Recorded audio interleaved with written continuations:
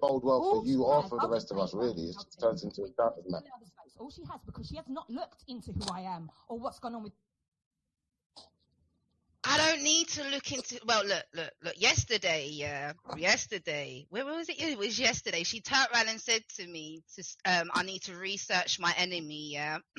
So I researched my enemy, and the first thing that came up was her dead dad. Oh, Becca.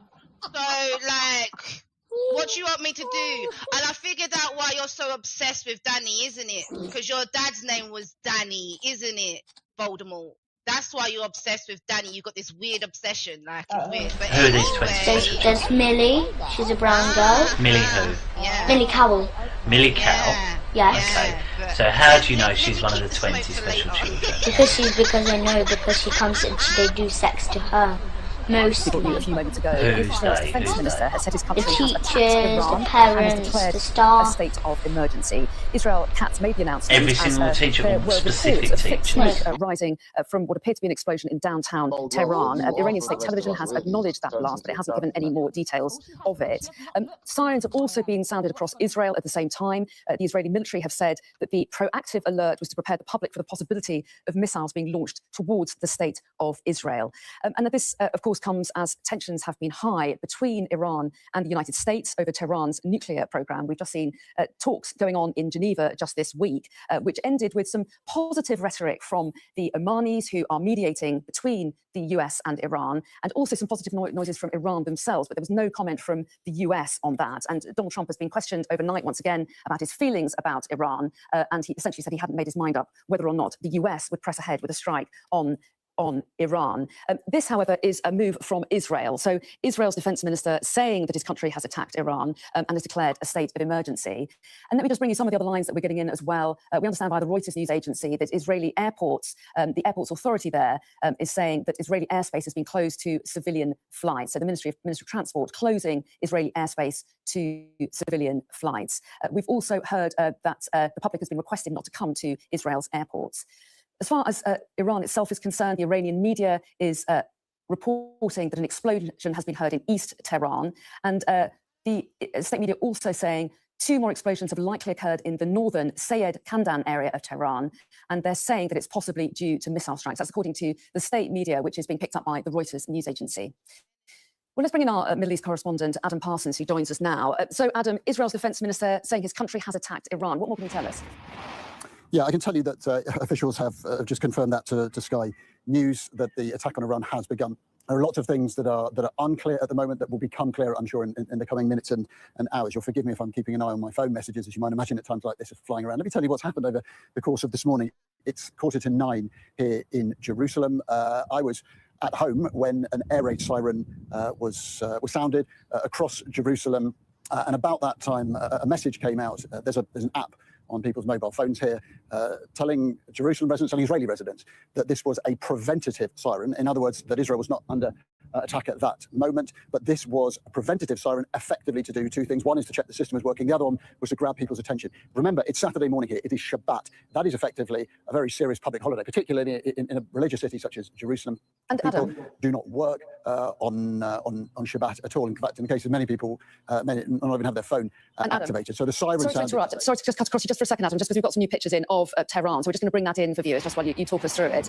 We believe this is southern Tehran, as I understand it. And there you can see a plume of smoke in the middle of your shot there. As we say, state media is acknowledging explosions in the capital, but at the moment the cause has not been formally identified. The news agency Tasnim in Iran is apparently saying that some of the areas have experienced explosions, possibly due to missile strikes. So, Adam, sorry to interrupt you. We just wanted to bring people those latest pictures. Strikes. So, Adam, sorry to interrupt you. We just wanted to bring people those latest pictures that have just come into us. Yeah. So let me tell you, and these are messages coming in from the region.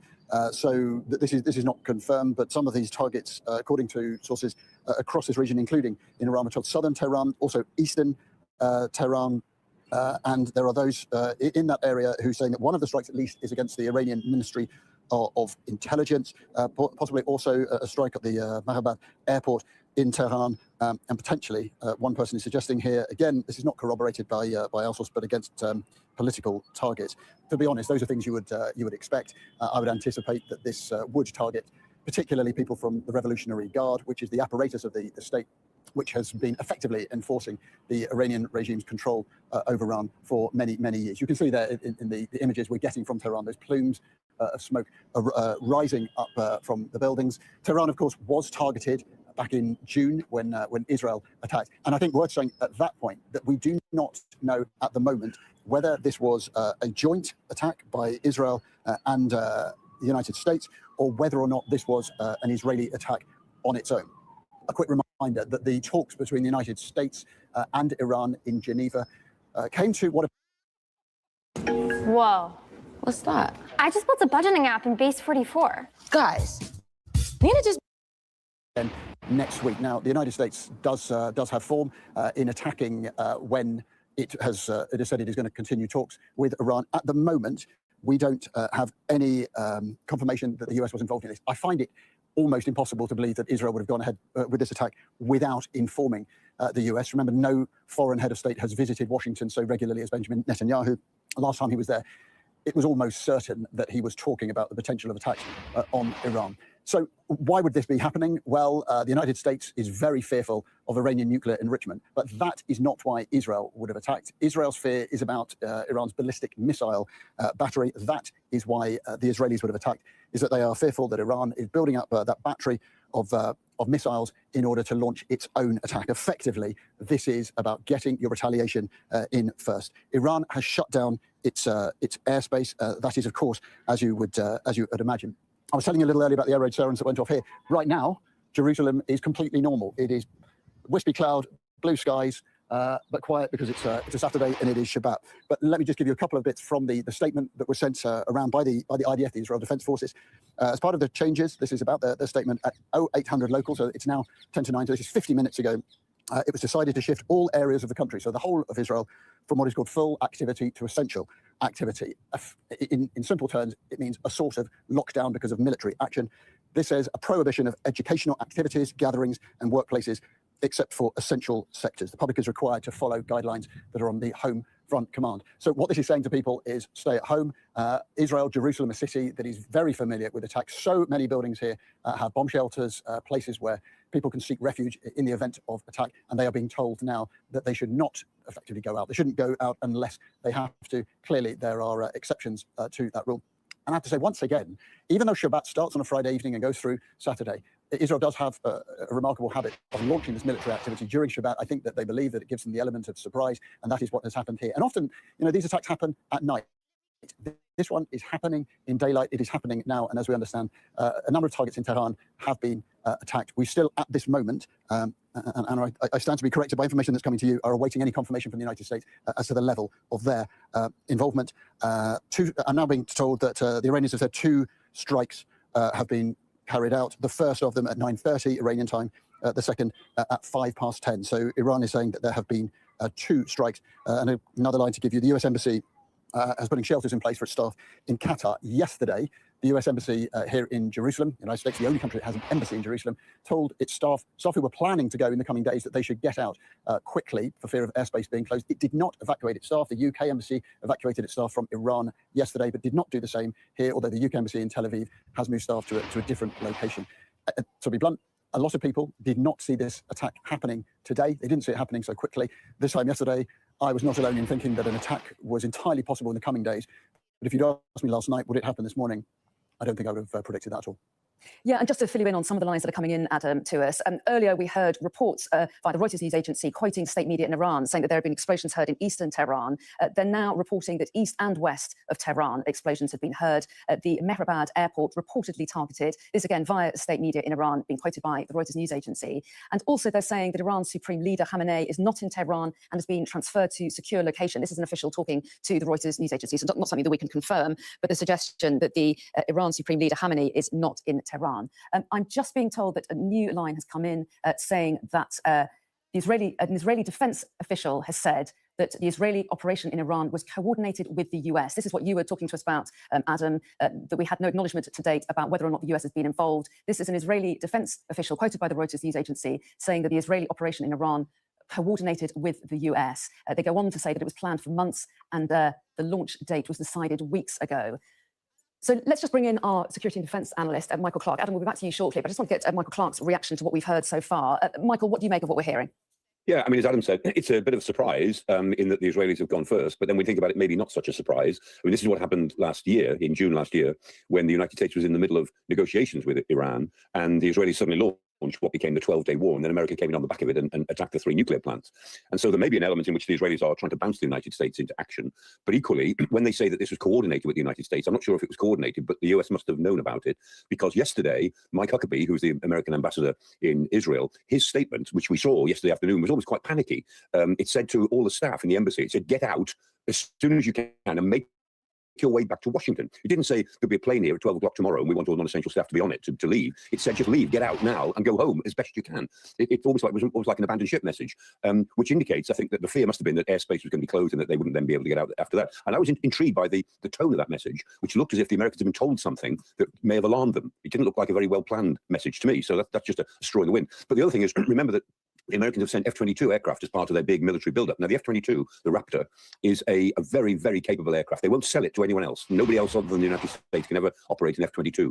And these F-22s are sitting in Israel. That's where they've sent them. And they've sent a fleet of tankers. Another 8 or 10 tankers arrived overnight on Thursday night. And so at the military airstrips in Israel, this line of about 10 or 12 air refueling tankers has been lined up. And there are the F-22s. So the fact that the United States has got such a big presence in Israel, prior, we assume, to using those aircraft in some sort of attack on Iran if necessary, or if they feel that they have to use them, is interesting. So it does mean that Israel and the United States are talking all the time about the possibilities of action. And Marco Rubio, the American Secretary of State, he's due in Israel on Monday and Tuesday for talks about the whole regional issue. So this looks like coordination of the situation, but this actual attack looks as if... my guess is the Americans were informed about it maybe yesterday and thought, oh my goodness, we better start reacting. Well, Michael, I just want to come in on that because before I was quoting a piece of news that came in on the wires to us saying that an Israeli defense official was saying that the Israeli operation was coordinated with the US. Reuters is now reporting, forgive me, it's the AP news agency is reporting that the United States is participating in the Israeli strikes against Iran. Now, this is according to a US official that the Associated Press has spoken to. They say a person familiar with the operation who spoke on condition of anonymity to detail some of those sensitive military operations. Well, if that turns out to be true, that would be very interesting indeed, if the US is participating, whatever that means. But as far as I know, there's no reports of anything happening from the Arabian Sea, which is where you'd expect an American action to start from. That's where the Abraham Lincoln is, the USS Abraham Lincoln, and that's to the south of Iran. I mean, maybe that will turn out to be true. I mean, it's impossible to imagine that the US and Israel don't talk to each other a lot about what they're doing. And the United States and Israel certainly were involved in a lot of joint planning for different scenarios. But if some sort of joint attack has been planned and the Israelis are starting it, that seems rather curious.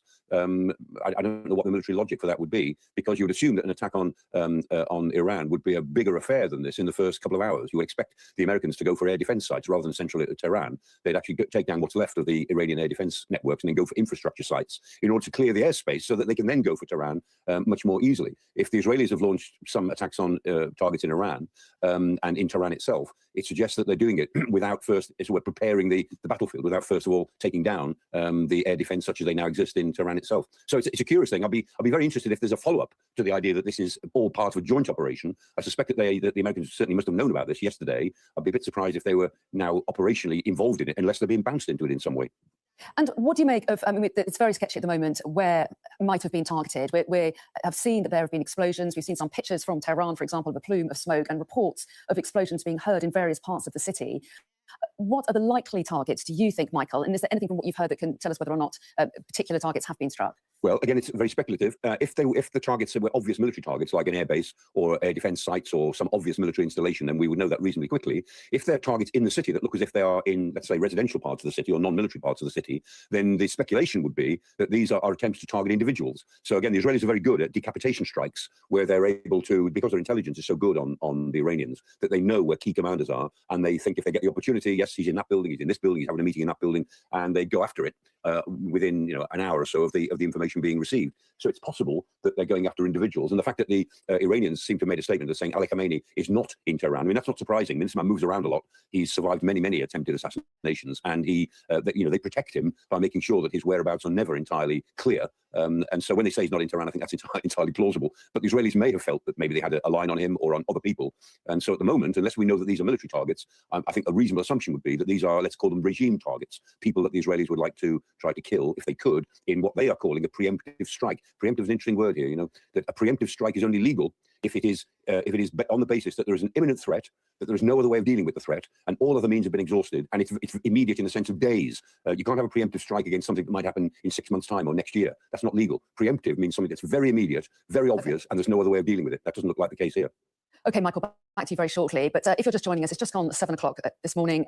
Some breaking news in the last half an hour. Israel's defense minister has said his country has attacked Iran and has declared a state of emergency. Let's pick up with our Middle East correspondent, Adam Parsons, who's in Jerusalem for us this morning.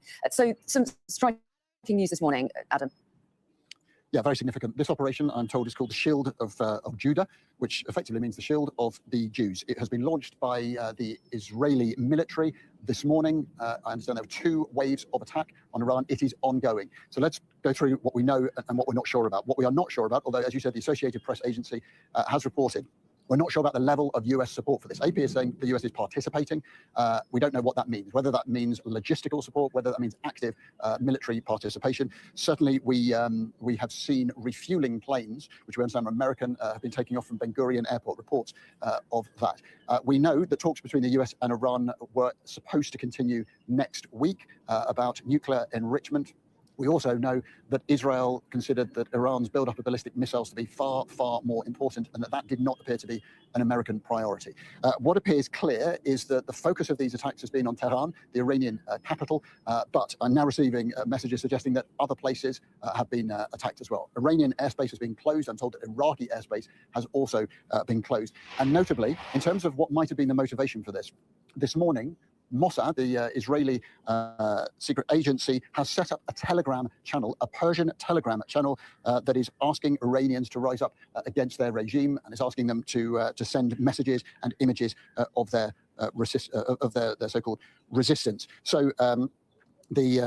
Also, in terms of what is going on in Iran at the moment, you will, of course, remember those protests that we have seen recently in which so many people were killed. Those protests were initially sparked by economic chaos in the country. And I'm being told that the dollar has now, or the Toman, the Iranian currency, is effectively in a form of free fall and has now reached 175,000 to the dollar. That is a huge increase. The Telegram channel of the IRGC, the Republican Guard, has just put out a statement saying that a number of its own personnel have been killed and wounded. So Iran is now saying that people have been killed and wounded by these Israeli strikes against Iran, focusing on Tehran. Sources here, the Times of Israel, is just at this moment saying that the United States was involved militarily in carrying out the strikes this morning.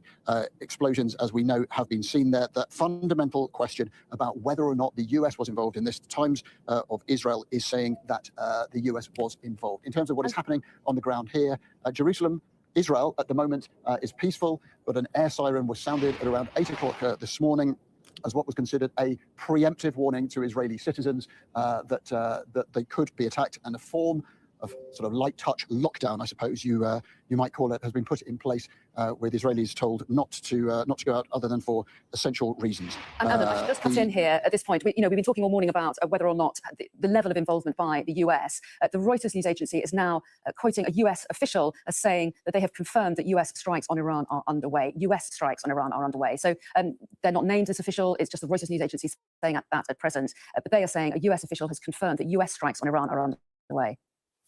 Well, that is profoundly important for our understanding of what is happening now. That clearly then points to a joint operation by the United States and Israel. As Michael Clark was saying to you, this is a similar pattern to back in June when the US attacked Iran and Israel right in the middle of what were considered to be negotiations. They were underway just as they are in Geneva at the moment, and then the attack happened, which of course ended up with the US launching those enormous bombs at Iran's nuclear facilities. The build-up this time has been different. There is a massive American military presence in this region, the biggest since the run-up to the Iraq War more than 20 years ago. There are 2 aircraft carriers, the Abraham Lincoln, the Gerald R. Ford, which are in the region. The Gerald R. Ford particularly, in fact, and the Lincoln, both capable of firing missiles deep into Iran at missile facilities that are hard to reach with conventional planes. Just receiving a message here that according to sources in Iran, confirmed targets, and this is not corroborated by us, include the Iranian Ministry of Intelligence, the Ministry of Defense, the Office of Ayatollah Khamenei, and the Iranian Atomic Energy Agency. We will await corroboration of that. The fact this is a joint operation between Israel and America is something of a game changer. The American embassy here in Jerusalem did say that staff who wanted to leave should leave yesterday. But I have to say that statement at the time was not an evacuation. It didn't come with huge urgency. The UK embassy in Tel Aviv did move staff to an unknown location away from the embassy, presumably because they consider the UK embassy to be a potential target. But in the minds of many people, and this attack will be a surprise, and as I've said before, it's happening on the morning of Shabbat, when Israel is normally a very quiet, and bear in mind this is normally quite a frenetic city and nation. Shabbat is normally the morning for reflection, for peace and quiet, but as we speak at the moment, Israel and the United States are involved in that military attack on Iran. Adam, for the moment, thanks very much indeed. Let's bring in our military analyst, Sean Bell, now. Morning to you, Sean. Information coming in all the time and reports coming in all the time. What have you made of what we've learned so far? Yeah, good morning to you. I mean, inevitably with these times, it's quite difficult with the information coming in. You're hearing a lot about attacks in Tehran, which is understandable. There's media there, there's people there, there's phones there.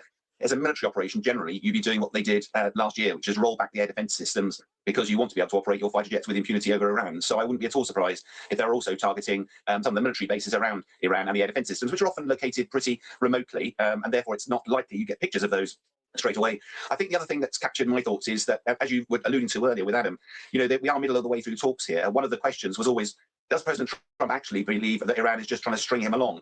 And if it's true that they're still planning another round of talks on Thursday in Geneva, this is a classic play by the American military might to say, look, we're not going to be strung along here. You're either serious about talks or not. And I think we'll find out about that as the day goes on, because another thing that struck me is obviously the pictures you're showing are all in daylight at the moment. And of course, part of this is that as a military guy, you generally do these operations at 2 or 3 in the morning and it'll be over by dawn. So whether or not part of this is a very public gesture to tell the Iranian leadership, hitting their Ministry of Defense, hitting the offices of the Ayatollah and the nuclear facility, the offices of the nuclear facility, all of that is not really on my priority list if I was a military advisor to the Americans or the Israelis. So this looks, at the moment, the early days, much more like a gesture and a statement of intent by the Americans in advance of the next round of talks. Well, yes, and we still don't have a clear picture of the level of participation or coordination by the Americans, do we? At the moment, we're getting officials being quoted by news agencies and no formal confirmation of the level of involvement. But what are the risks here of a retaliatory attack? I mean, Israel has... Their defense minister has confirmed that they have attacked. There are air raid sirens going off in major cities in Israel. What could Iran do next? Well, yeah, this is the interesting factor, I think, and it will depend on how effective this first range of strikes are, because Iran will be now trying to work out if it does a major attack onto Israel or wider. Of course, it'll unleash the gods of war. And the last thing Iran wants is to actually have America and Israel conducting a full-scale campaign, because the sort of options that Iran has available, they may not be a military superpower like America, but the one thing they have a lot of is ballistic missiles. And as we saw last year, waves upon waves of those missiles, 1 might not get through, 10 might not get through, but if you launch 100 or 500, just the quantity has a quality all of its own. And there's not only attacking Israel, but also attacking US military facilities, AllEyesOnYou. There's a lot of military bases in the region, and I think they could do that. The other couple of things that they could do is they did a live firing exercise on the Straits of Hormuz, shutting that down only the other day. There's a lot of reports of them doing more of that or mining those straits. Why is that important to us? Well, about 20% of global oil goes through that straits, and that would immediately cause hassle on the oil markets. And the final thing will be interesting. I'm not sure if you've got a picture of it, but the Shahid Bagheera, which is a relatively new drone ship, which the Iranians have commissioned, is now in service. And that's been seen sort of operating close-ish to the aircraft carriers. And once again, it can launch quite a lot of potent drones. Again, the Americans have got a very, very effective close-in protection in these carriers. But once you start flooding that defense with 20, 30, 50 drones at a time, it might be that the Americans will start to be a little vulnerable. Probably wouldn't sink the carrier, but my goodness, would it be a statement of intent? So quite a lot of stuff that Iran could do. But I'd imagine at the moment, their first instinct will be to try and avoid this escalating. And we were talking about how Israel has put the country into a state of emergency following this strike on Iran. We've actually got some pictures of some of the major cities, Haifa and Tel Aviv, where, as you can hear, sirens have been going off. I think you're going to see a bit of this, because inevitably Israel will expect, they have to plan for the worst and hope for the best. They will be wanting to make sure that they have cleared. And one of the most these scenarios, when I was in the military, you war game them. In other words, you say, right, if we do this, what could Iran do? And some of those are, as we've just said, they might be reluctant to go to war with America. But the most dangerous option that Iran could do is to go, right, you've been preemptive. We're now going to throw everything at Israel. We're going to throw 100 ballistic missiles at Israel. Some will get through, and because otherwise we're lost. So let's fire everything in one go. Unlikely, but it is possible, and therefore Israel has to prepare for that eventuality.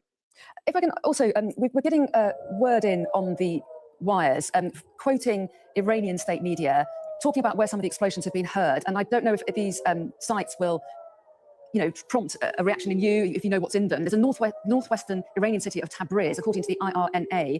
Explosions have been heard there, for example. We also heard earlier from the Fars news agency, again picked up by Reuters, that explosions were heard in Isfahan, Qom, Karaj, and Kermanshah. And I wonder if you would know why particularly strikes might be focused on those locations. Well, you're catching me failure in the morning. The Iranian geography is not my master's, yeah. So Isfahan was one of the sites where the the uranium enrichment facilities were placed. There's quite a lot of activity there. And as we open my pitch here, I think it's going to be interesting. We are obviously focused on the explosions in the major city, but I would be very surprised if this isn't being matched by surgical strikes on a whole number of different targets. Initially, as a military guy, you want to be able to operate your F-22s. You talked about them earlier, your air power over Iran, but they're vulnerable to the air defense system. So the first thing you do is to roll back the Iranian air defense systems, which are normally quite remote. You might not hear about the explosions. Then you'd have a master target list, which would have been developed by the Americans and the Israelis, built on intelligence. And then you'd start to prosecute those. I think what's interesting for me is there's still a lot of discussion about what is the American objective here. It's all very well peppering Iran with a few explosions, but is it to actually destroy their uranium enrichment to set back any program? Well, I understood they'd done that last year. So what else are they planning to do? Is it about destroying Iran's ability to launch and produce ballistic missiles? That's a very different one. Is it about regime change? And of course, if it is, first of all, we don't have a very great history in the West about doing that, whether it's Libya or Iraq. And also, you have to remember that we think America's a superpower. It's got lots of weapons. But the harsh reality is, if you're going to conduct a lengthy campaign into Iran, you would use more weapons than probably are available at the moment. America's been helping support Western efforts in Ukraine. They've also want to keep some weapons aside for if there was any conflict with China. So at the moment, it's very possible that the cupboards aren't bare, but they are struggling. So I'd be quite surprised as a military guy if they've got enough weapons to do a sustained long-term campaign. So some of this is, what are their priorities? What is the American agenda here? And it may well be, particularly with the Trump's midterms due shortly, that an apparently Israeli-led, US-supported surgical strike simply demonstrates the intent, but with no intention to actually go to war, might be the outcome that suits America, particularly the president at this time. Sean, we'll come back to you shortly, but I do want to bring in our Security and Defence Editor, Deborah Haynes, who can join us now. So, Deborah, Israel's Defence Minister confirming that Israel has attacked Iran and declared a state of emergency. And we're getting a lot of reports suggesting US involvement of some sorts, quoting anonymous officials. What do you make of it? I mean, I think it would be inconceivable, given the build-up over the last few weeks and all of the rhetoric from the American side, that this operation would not be happening without significant American involvement. And yes, the Israelis might have been first out the block with admitting that they were, or acknowledging that they are involved. But clearly, from all the reporting that's coming out, there is a significant American involvement too, which would signal that Donald Trump, he said yesterday, didn't he, that he hadn't made a decision about what to do when it comes to Iran. That decision must have been made after he made those words. And everybody was second-guessing. The anticipation and all of the warnings and the indicators that an American strike was imminent were everywhere and have been for a few days now. The only unknown was what Donald Trump was thinking and what he was going to decide. And clearly he's weighed up the options and, if all these reportings are confirmed, decided that that military action is the only way to achieve the objectives that he said. But as Sean was saying, the objectives are pretty unclear, and this is very high risk. And the Iranians will also have been preparing and wargaming an outcome where America and Israel launch attacks on them. And clearly from the reporting that you're getting, this doesn't seem to be particularly limited. There's multiple sites reportedly being hit. It does seem they're going after missile and nuclear strikes, if those names of locations that you just mentioned are correct. And if that is the case, it's going to have to be different from June, when the last time that America struck Iran, which was a very rapid and surgical operation. This time around, if the objectives are more broad in terms of changing the leadership, because clearly that is who the Americans have been most criticizing and demanding that they alter their course when it comes to their nuclear ambitions, then the potential is obviously there for this to be a much bigger operation. And also, crucially, the firepower, the American firepower in the region. Yes, of course, it's not finite, but it is significant.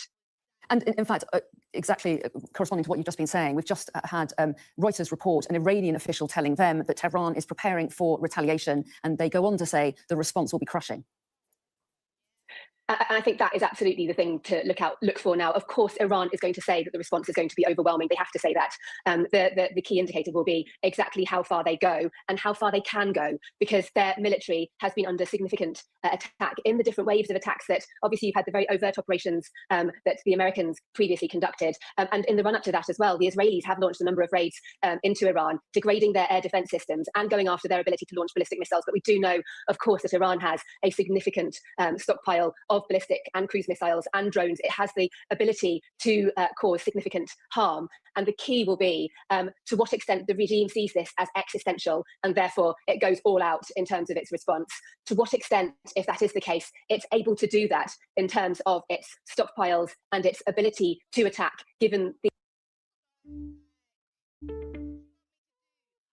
AgileLeft has had a very positive impact on our organization. It has improved our relationships across the business between legal. And then how well the Americans are prepared for these anticipated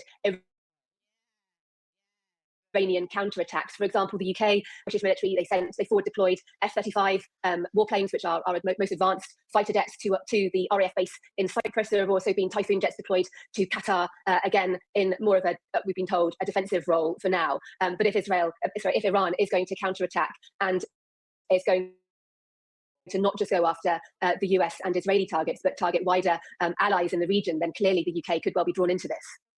And I noticed that Iraq has now closed its airspace. A number of countries neighbouring this region are doing the same, Deborah. And perhaps it's a naive question, but where does this leave diplomacy? I mean, we've just had talks in Geneva. The Iranians and the Omanis, who are trying to negotiate between the US and Iran, made some quite positive noises after the talks there. They were intended to be more talks happening next week. Is diplomacy over after a strike like this? I mean, in a war situation, which this obviously has now escalated to, then clearly diplomacy didn't work. I mean, that's just to state the obvious. But war ends through diplomacy. And so there will clearly be those that absolutely urgently see the need for talks in order to try to diffuse and de-escalate. But while things are very hot, then clearly diplomacy is not going to be at the forefront of people's minds right now. But I think the fact that the Americans reportedly, and then obviously the Israelis as well, decided to take this, and Israel described it as preemptive action, it signals that, and obviously and Donald Trump did say that as well, didn't he, that he wasn't happy with the way that the talks had been going. And yes, while they had set further talks to happen in the coming week, he'd taken the decision that it wasn't moving fast enough, or that the Iranians weren't acting in good faith, or weren't serious in their in whatever offer they were making to try to meet the American demands over their nuclear ambitions, that wasn't sufficient. And so clearly he's deciding to use the military instrument, war, to put pressure on the regime, believing that is the way to achieve, through potential further diplomacy, the objectives that he wants where it comes to Iran, absolutely openly and decisively saying that it will not pursue a nuclear program. And there's also obviously huge concerns about Iran's missile program. The other element that has for a long, long time caused extraordinary alarm and concern amongst the US and its allies has been Iran's wide network of proxy forces, such as Hezbollah, which is, in Iraq, you mentioned Iraq, but the Iranian-backed militias that have a very strong presence in that country too. But that arm of Iran's ability to cause harm has been significantly eroded and degraded since the October the 7th attacks by Hamas on Israel, when Israel has absolutely and fairly decisively gone after groups such as Hezbollah in terms of degrading their ability to come to Iran's defences at a moment of existential peril like now. So really for Iran, it will be about the capacity of its own military to inflict harm. Clearly, it is known that they have the ability to do that, and then it becomes how well that can be defended against, what damage is inflicted, and how America responds. Deborah, for the moment, thanks very much indeed. I do want to tell any viewers just joining us that we're bringing you breaking news this morning. Israel has carried out strikes against Iran. Well, Adam Parsons is in Jerusalem for us this morning. Our security and defence editor, who you've just been listening to, Deborah Haynes, is also live with us this morning, plus our security and defence analyst, Michael Clark, will be getting all your views and reaction to events throughout this morning, of course. But let me talk to Michael first of all. So Israel announced about an hour ago that it had carried out strikes on Iran. What have we gathered so far about where those strikes have hit, and to what extent there's been participation of the US too? Yeah, big questions. And I mean, certainly they look like quite widespread strikes. As the reports have been coming in, it's clear that first strikes were reported in Tehran, but more around the country since then. So there'll be a range of targets. When in the next few hours, when we see more clearly what the targets are, then I think we can be a bit more informed about what the political objective may be behind it. I think Sean Bell was making the point that the first thing that any targeting would try to do is to achieve what's known as SEAD, S-E-A-D, the suppression of enemy air defence. So taking down the air defences of an adversary is usually the first thing you want to do, so that you can then operate more freely and more safely against against whatever the real targets are. And I think we'll see an element of that probably coming into it. Undoubtedly, the United States must have known about this. They must have known about it yesterday. And when we put together all the bits of the jigsaw, I think it's pretty clear that sometime from at least midday yesterday, the United States seemed to be preparing for something. Whether they are participating, we don't know. I mean, there have been a couple of reports from Israel, as I understand it, from AP, the news agency, saying that the United States is participating, but it's not clear what that might mean, whether it's logistics, whether it's refueling or something like that. I don't know. If the US is launching attacks, that would be very, very significant. And I mean, Sean Bell had exactly the same thought that I did. If the Americans have started launching attacks, this is pretty late in the day. I mean, Tehran is 3.5 hours ahead of London. So at the moment, it's just coming up to 11 o'clock. In Tehran. Normally, attacks across a country, you'd want to do them during the night when you have easier access, when people aren't up and about, when people are more surprised by it, that they can't react so easily. I mean, leaving it until 10:30 or 11 o'clock in the morning is not an ideal time to launch attacks into a country. So militarily, that doesn't make a whole lot of sense, and we'll see. Final point from me, I guess, is that the Iranians have a clear incentive to retaliate with quite a lot, because the longer they leave it, the more they might lose. The Israeli intelligence on what happens in Iran is very, very good, and the Israelis will have a pretty good idea where the Iranians keep their ballistic missiles. They're believed to have at least 2,000 missiles ready to go, or able to go quite quickly. The Israelis will probably know where those weapon stores are, or most of them, and so there is a clear incentive for Tehran, if it is going to retaliate, and so far it's said it will, which you would expect it to say, but for it to retaliate quite heavily while they still have weapons to do so. Now, the retaliation will not be terribly militarily effective, but the Iranians know all they have to do to make this very, very difficult for Donald Trump is to inflict some losses. If they could bring an aircraft down, if they could affect some of the American ships, if they could launch attacks on American ships and cause damage or casualties, all they have to do is inflict some losses, preferably on the Americans, and they know that that will be difficult for Donald Trump to justify in the United States, because all the indications are that US opinion is very ambiguous about this, that the majority of the US does not think that attacks on Iran are a particularly good idea at the moment, and the MAGA base, most of the MAGA base for Donald Trump, is very nervous about being pulled into a forever war in the Middle East. And so I think the Iranians feel they were calling the American bluff yesterday. They were prepared to call the bluff and say, well, we have a deal on the table. We're prepared to go this far. We're not going to go any further until we negotiate further. And they were frustrating Donald Trump. And in a way, I think they know that they have this sense, if the Americans attack, it will not be cost-free. So they have an incentive to increase the cost in the United States and get a political victory out of that. Michael, for the moment, thank you. Let's just bring in Adam Parsons. Adam, give us a sense of the context of this. We've heard a lot about tensions between the US and Iran over Iran's nuclear ambitions, but talk to us a little bit more about what Israel's intentions are here and why they've chosen now to go after Iran. So Israel has been very clear that it is much less worried about Iranian nuclear enrichment and much more worried about Iran building up its battery of ballistic missiles. And it felt that this would be a preemptive strike in order to try to degrade Iran's ability to respond. I think we are about to discover, to be blunt, how much that has worked. I'll tell you that the Iranian news agency Tasnim, which is very close to the regime, has just said Iran is preparing to strike Israel. So we are anticipating that when Iran's response will come, it will be focused upon an attack on Israel.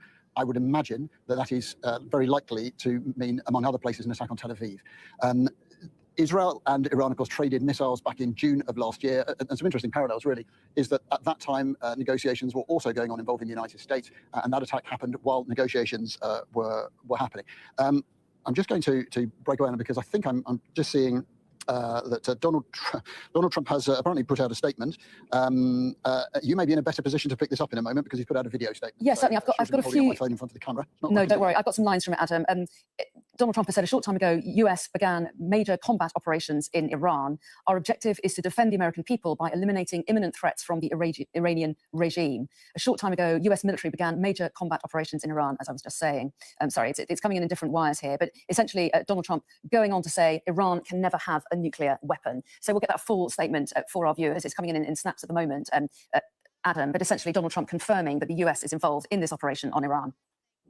Yeah, very, very interesting. When the sirens first went off this morning, we weren't sure whether this was simply an Israeli operation or joint one. It's now very clear that it is both. I'm also going to tell you, I'm being told that the Israeli army is deploying its 91st Division along the border with Lebanon and is calling up reserve forces. Now, it is worth saying that that is up in the north of Israel. There is a fear from Israel that Hezbollah, a group supported by Iran, may take this opportunity to attack Israel as part of a concerted, coordinated response. A reminder that Iran is believed to have supported Hezbollah in Lebanon, Hamas, of course, in Gaza, and the Houthis in Yemen, all of whom have attacked Israel over the course of recent years. Of course, Hamas launching the October the 7th massacre So the Israeli army is strengthening its forces up near the border with Lebanon. That is not a coincidence. But in terms of this attack on Iran, it's very clear that Israel fears that Iran would build up its ballistic missile arsenal and would attack Israel. Now, I think one thing to take into account is that when the two countries traded missiles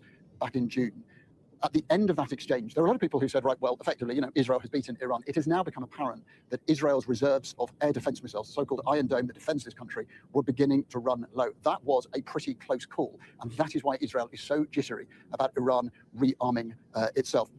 As my colleagues, including Deborah, have said earlier, it is unthinkable that Israel would have planned this attack without at least the support of the White House. We now know that it is being done in coordination. The attacks have been focused on Tehran originally, so now the Ministry of Intelligence on the base of Ayatollah Khamenei, but also we understand now other sites around Iran have been attacked. This, on the face of it, is not a sort of preemptive surgical strike that some had indicated was possible. Donald Trump had talked about something that might focus minds at talks. This is now such a big strike. I think it is unthinkable that this is going to be anything other than the precursor for a very significant response from Iran. One would imagine in the coming hours. And a reminder, as colleagues have said, the American military build-up here is enormous. Artillery carrier groups, Abraham Lincoln and Gerald R. Ford, who are in this region. Gerald R. Ford only recently has got to this theatre. That clearly also a key component of this attack. I've seen images being told of the refueling planes setting off from Ben Gurion Airport in Tel Aviv, which is, by the way, closed at the moment. Now, that is when airspace is closed here, it is not supposed to be for days on end. So at the moment, the airspace over Israel is only theoretically closed until midday. I suspect that will be extended. I've just seen an image of air movement across this region, and there are almost no airplanes, commercial airplanes, in the sky now over Iran, Iraq, Israel and Jordan. It wouldn't surprise me at all if airspace across a wider area remained closed for a significant period of time. I mean, this is, without resorting to cliches, Jerusalem is a city in the state of a calm before the storm. At the moment, this feels like a normal Saturday morning, a Shabbat. It is quiet. There is very little on the roads. But everybody in Israel knows that Iran will respond. And they will remember that when Iran responded before, it launched missiles predominantly towards Tel Aviv that caused huge damage and did kill people.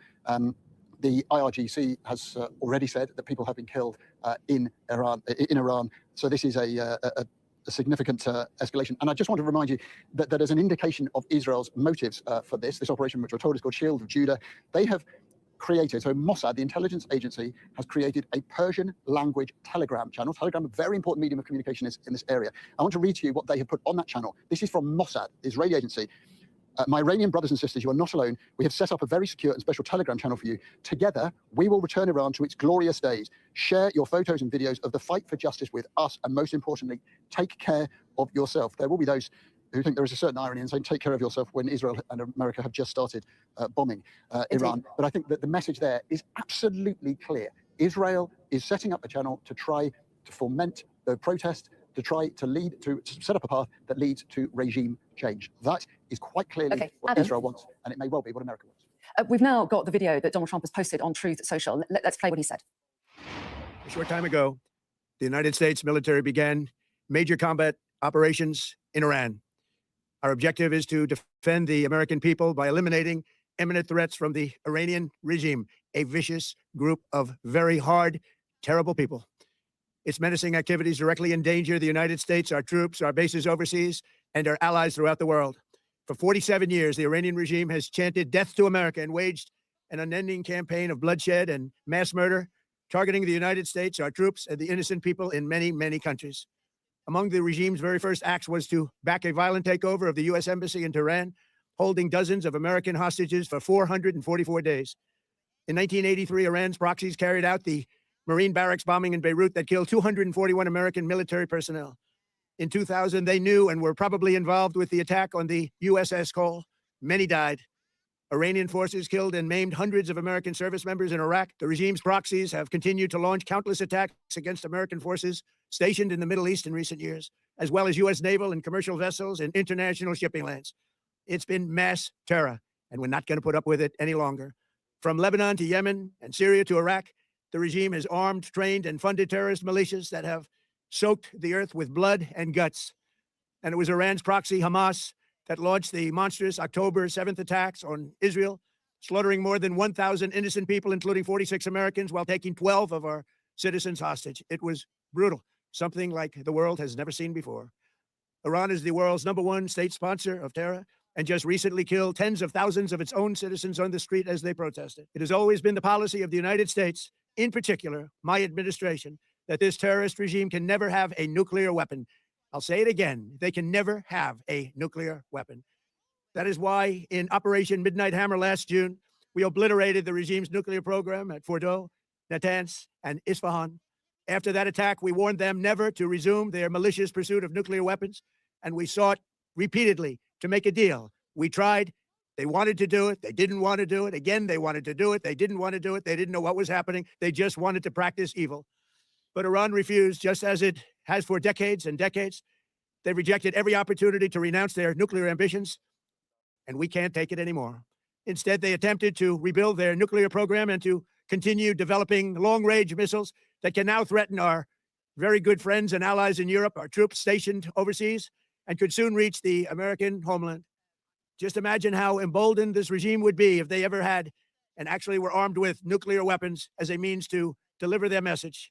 For these reasons, the United States military is undertaking a massive and ongoing operation to prevent this very wicked, radical dictatorship from threatening America and our core national security interests. We are going to destroy their missiles and raise their missile industry to the ground. It will be totally, again, obliterated. We are going to annihilate their Navy. We are going to ensure that the region's terrorist proxies can no longer destabilize the region or the world and attack our forces and no longer use their IEDs or roadside bombs, as they are sometimes called, to so gravely wound and kill thousands and thousands of people, including many Americans. And we will ensure that Iran does not obtain a nuclear weapon. It's a very simple message. They will never have a nuclear weapon. This regime will soon learn that no one should challenge the strength and might of the United States Armed Forces. I built and rebuilt our military in my first administration, and there is no military on earth even close to its power, strength, or sophistication. My administration has taken every possible step to minimize the risk to U.S. personnel in the region. Even so, and I do not make this statement lightly, the Iranian regime seeks to kill. The lives of courageous American heroes may be lost, and we may have casualties. That often happens in war. But we're doing this not for now. We're doing this for the future, and it is a noble mission. We pray for every service member as they selflessly risk their lives to ensure that Americans and our children will never be threatened by a nuclear-armed Iran. We ask God to protect all of our heroes in harm's way, and we trust that, with his help, the men and women of the armed forces will prevail. We have the greatest in the world, and they will prevail. To the members of the Islamic Revolutionary Guard, the armed forces, and all of the police, I say tonight that you must lay down your weapons and have complete immunity, or in the alternative, face certain death. So, lay down your arms. You will be treated fairly with total immunity, or you will face certain death. Finally, to the great proud people of Iran, I say tonight that the hour of your freedom is at hand. Stay sheltered. Don't leave your home. It's very dangerous outside. Bombs will be dropping everywhere. When we are finished, take over your government. It will be yours to take. This will be probably your only chance for generations. For many years, you have asked for America's help, but you never got it. No president was willing to do what I am willing to do tonight. Now you have a president who is giving you what you want. So let's see how you respond. America is backing you with overwhelming strength and devastating force. Now is the time to seize control of your destiny and to unleash the prosperous and glorious future that is close within your reach. This is the moment for action. Do not let it pass. May God bless the brave men and women of America's armed forces. May God bless the United States of America. May God bless you all. Thank you. So that statement from US President Donald Trump coming an hour after Israel's defense minister said Israel had attacked Iran. Donald Trump confirming that the US has launched major combat operations against Iran. He put up this 8-minute video on Truth Social in which he said Tehran's menacing activities directly endanger the United States, our troops, our bases overseas, and our allies throughout the world. He said for 47 years, the Iranian regime has chanted death to America and waged an unending campaign of bloodshed. He said it's been mass terror and we're not going to take it any longer. He said that America was going to destroy Iran's missiles, annihilate their navy, and he also said that while steps have been taken to avoid casualties, Americans may be lost. He called on the Islamic Revolutionary Guard to lay down their arms or face certain death, and he also addressed the people of Iran, saying the hour of your freedom is at hand. Let's bring in Deborah Haynes, our defense and security editor, who was listening to that dramatic statement from the American president. Deborah, what did you make of it? Well, I mean, he's been very clear about the objectives, and they are huge in terms of what he hopes to achieve from this operation. Describing it as major combat operations really does confirm what we were saying earlier about the scale of this attack and how it differs from the previous time that Donald Trump decided to strike Iran. This is clearly not just some limited operation, given what Donald Trump has now set out. He's not saying there's going to be regime change, but he is making very clear that the military action that the US is taking is designed to destroy the regime effectively. And that's why he's making that call to the Iranian people, saying that for them, this is once in a many generation time to step up and take control. So that does signal that he doesn't see the US playing a role in whatever comes next, but instead is handing that over to the Iranian people, which is, obviously it sounds like a noble statement, but everyone who understands the region understands the enormous risk that's involved here. He's saying as well, so the stated aims that Donald Trump is making in this video address are significant and are clearly benchmarks that he can be held to account for with whatever comes next. He's talking about, as you say, annihilating the Iranian Navy, destroying its missiles, preventing Iran, and he said this repeatedly, from ever having nuclear weapons. And as well, talking directly to all members, not just of the Revolutionary Guard Corps, but also the wider armed forces and the police, all arms of defense and security within Iran, telling them to lay down their weapons. They will be given immunity, or else they will be annihilated. So really making clear the choice that's at stake there. Does the military stay loyal to the regime, or do they allow this American operation supported by Israel to deliver what Donald Trump is saying that it will, in terms of a complete overhaul, destruction of the military capabilities of Iran, and therefore, by definition, from what he's saying, the ability of the regime to continue to rule. He didn't say the words regime change. That would be a huge allergic reaction from his own base, who are very anxious about any kind of never-ending wars. But by taking this action, calling it major combat operations, setting out objectives that he wants to stop, to defend the American people from imminent threats from the Iranian regime, to say that he wants to destroy all of its military capabilities. These are serious, significant, and large-scale objectives that will not be achieved overnight unless there is complete surrender. And from what we're hearing from reports on the Iranian side, that is not going to happen. There will be a war, and America's president did make clear that America needs to brace itself for taking casualties. And the big question is just how extensive that's going to be. Is military force alone by the Americans? Yes, they have the most powerful armed forces in the world. There's no question of that. But can that military action alone achieve the objectives that Donald Trump has now set out squarely and publicly, and achieve that with acceptable levels on the American side of harm? That is a huge question, a huge risk. Donald Trump clearly believes the answer is yes, but he cannot see the future. And the future, as we know, well, when it comes to military operations in the Middle East, it is incredibly risky, incredibly unpredictable, and can go very wrong. Deborah, for the moment, thanks very much indeed. And I want to bring in now Tara Kangaloo, who's the author of The Heartbeat of Iran and a global affairs journalist. Tara, thanks so much for talking to us this morning. We've spoken to you in the last few weeks about the feelings in Iran and the tensions that have been building there with threats from the US. What do you make of what's happened this morning, and how do you think that people in Iran will be responding? Good morning, Anna.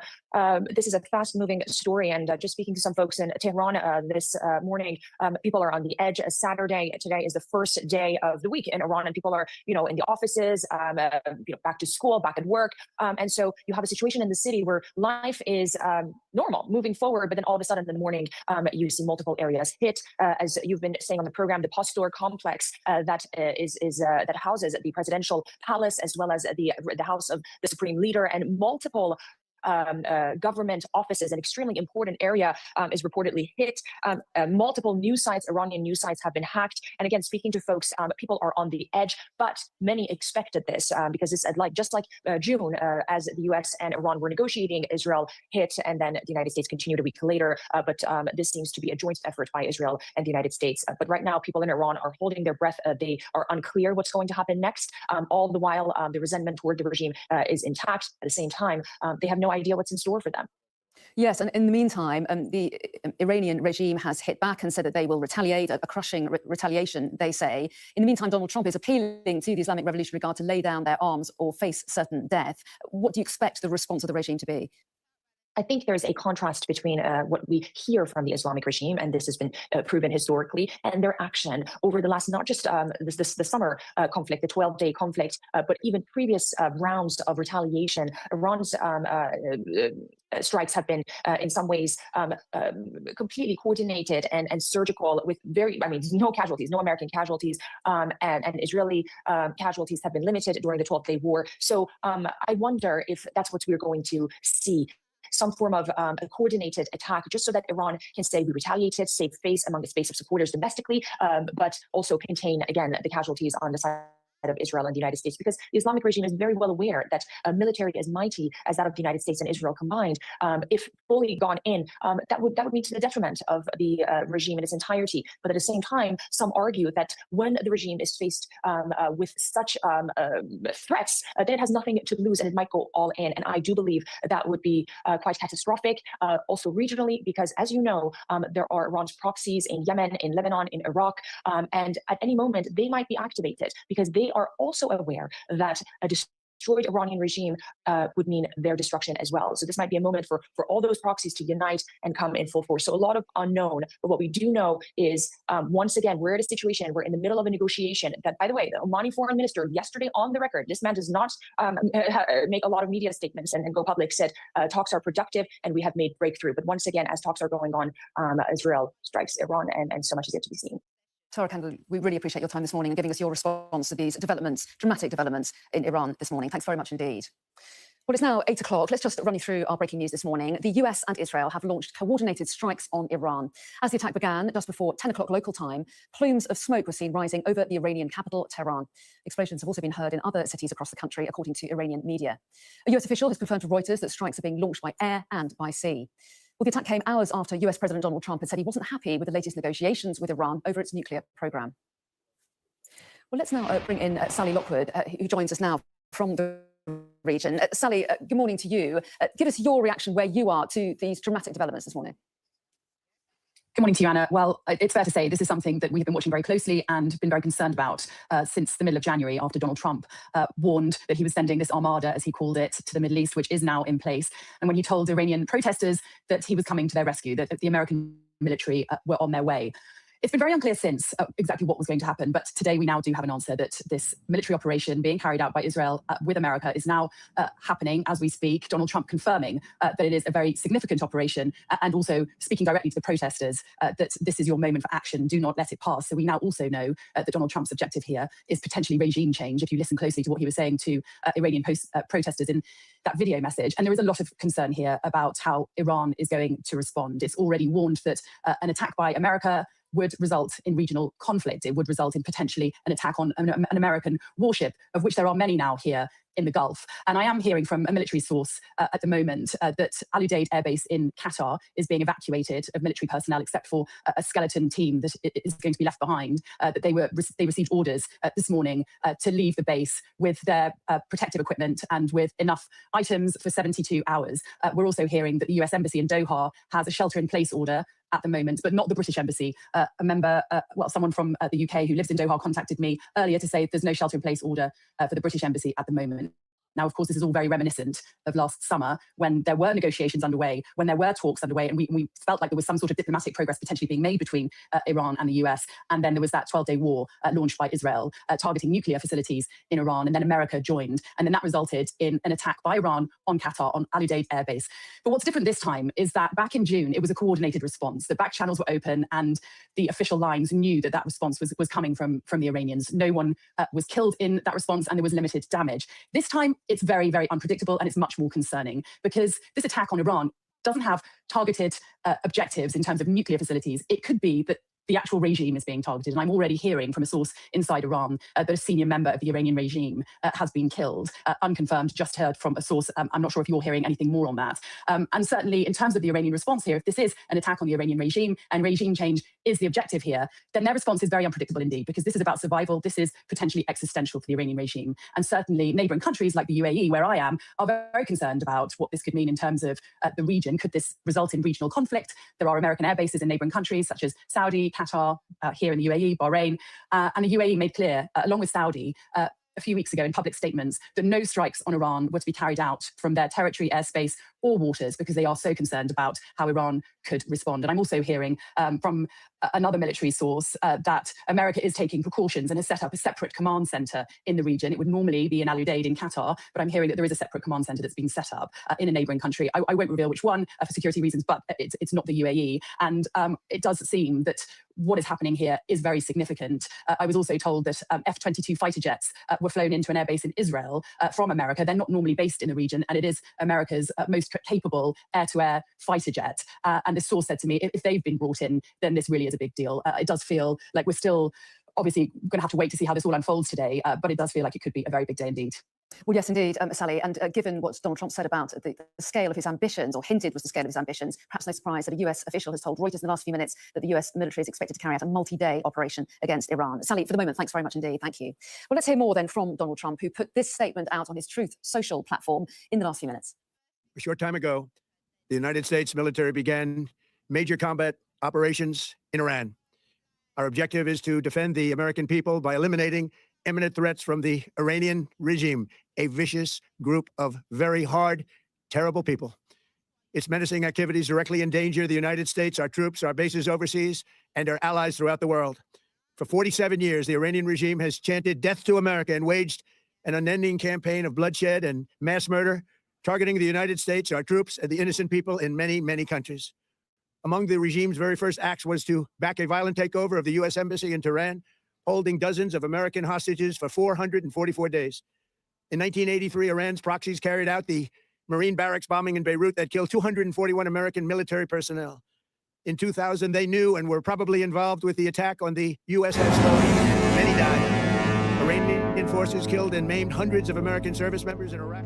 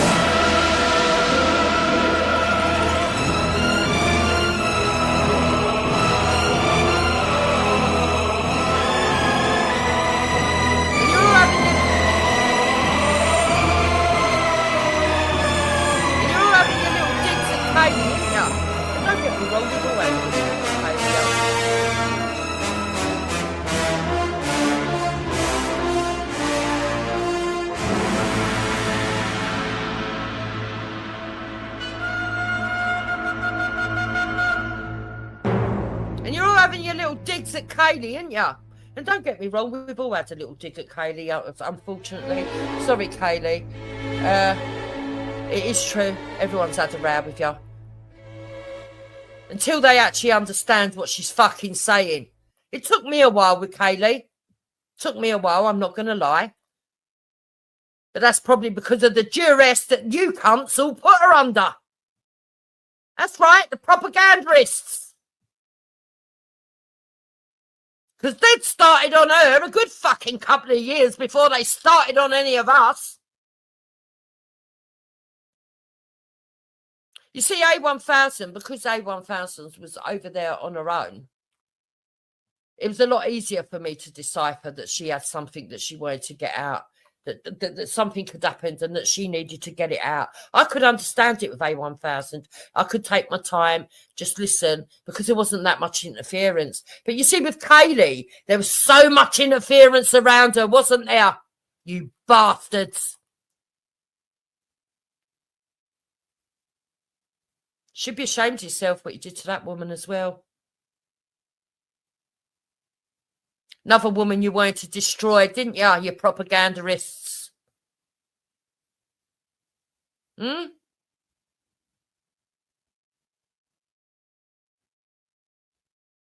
Meanwhile, you got all the little hangers on, and isn't it funny? Isn't it funny, eh?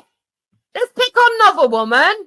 Just don't pick on me, because I know that I'm ugly. Fucking cunt.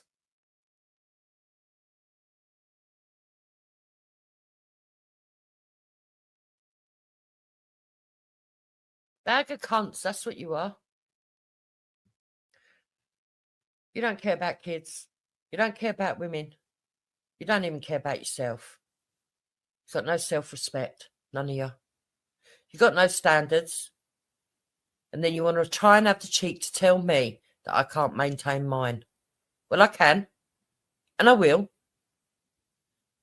So, Dave, you fat lump, you piece of shit. Yeah?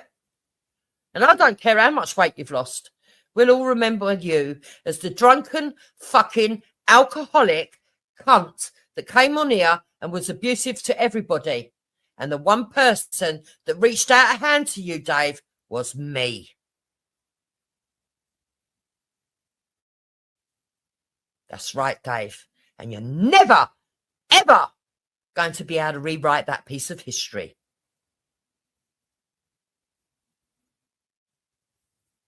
So whatever it is that you think of me, well, whatever it is that you thought I did to you, by suggesting, oh, why don't we go and get some cartoons and edit? Whatever the fucking poxy excuse is, I don't give a shit, mate. Really don't.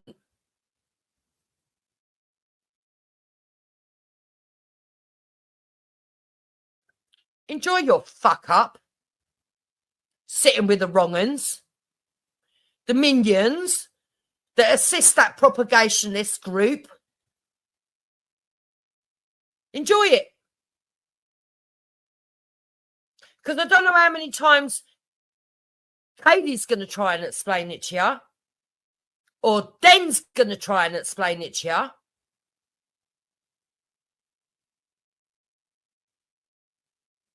Because they have tried. I've sat and watched as they've tried to explain to you what's going on. But you just don't get it, do you? Because you're just too fucking dim.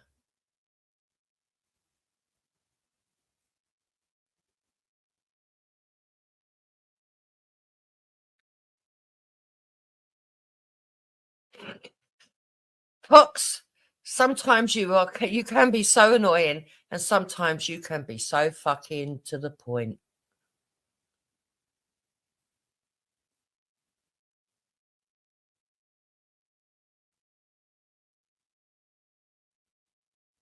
You know, trying to stir up trouble for me, Dave, when all you've done is stirred up trouble for yourself.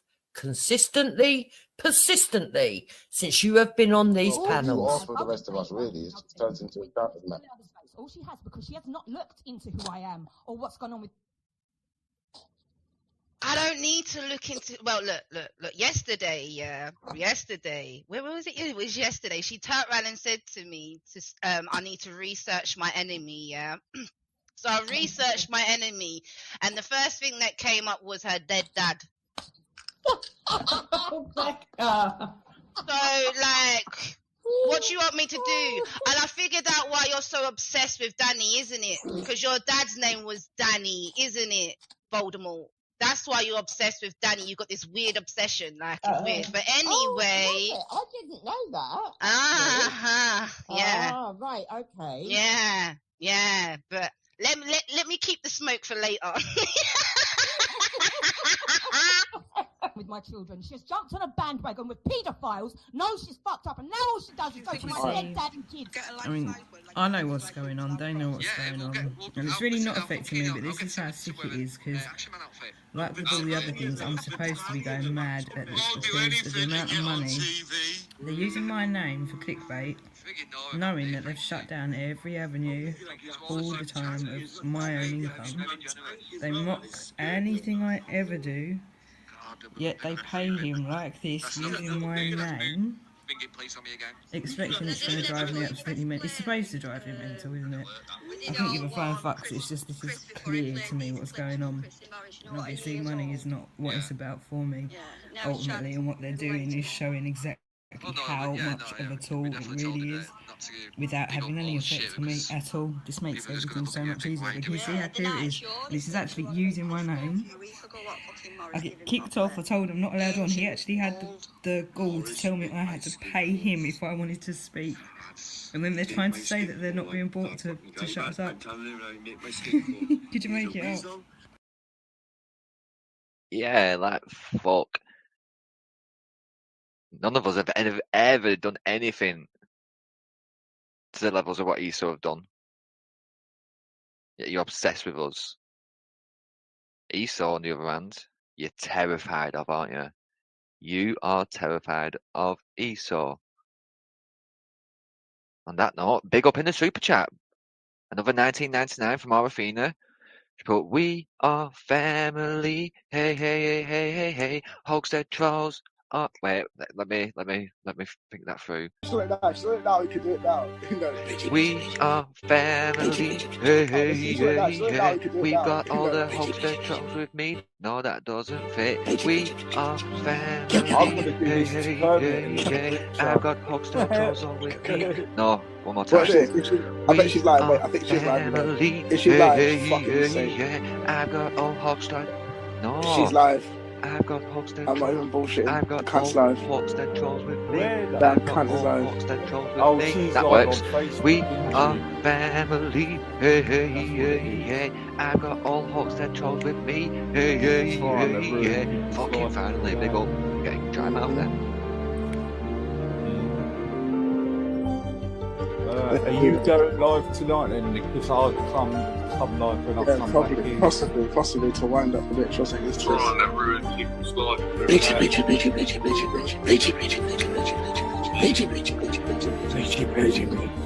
you going live tonight? Because I'll come live when I come back in.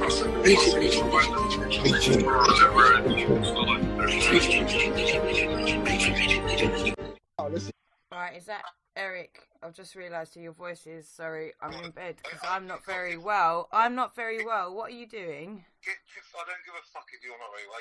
You've never given a fuck if I'm very well. What is wrong with you? Why are you doing this? I'm warning you now. This is the fucking last warning you've got. Warning? You've taken this offline, right? I've taken it offline. I've taken it offline. You've made videos using my children. You've used avatars of my flat, my dad, my mum, my allotment. You've gone for my car, everything. What the fuck are you talking about, you sick cunt? Do you want to listen to me or not? Oh, fair enough. Go on.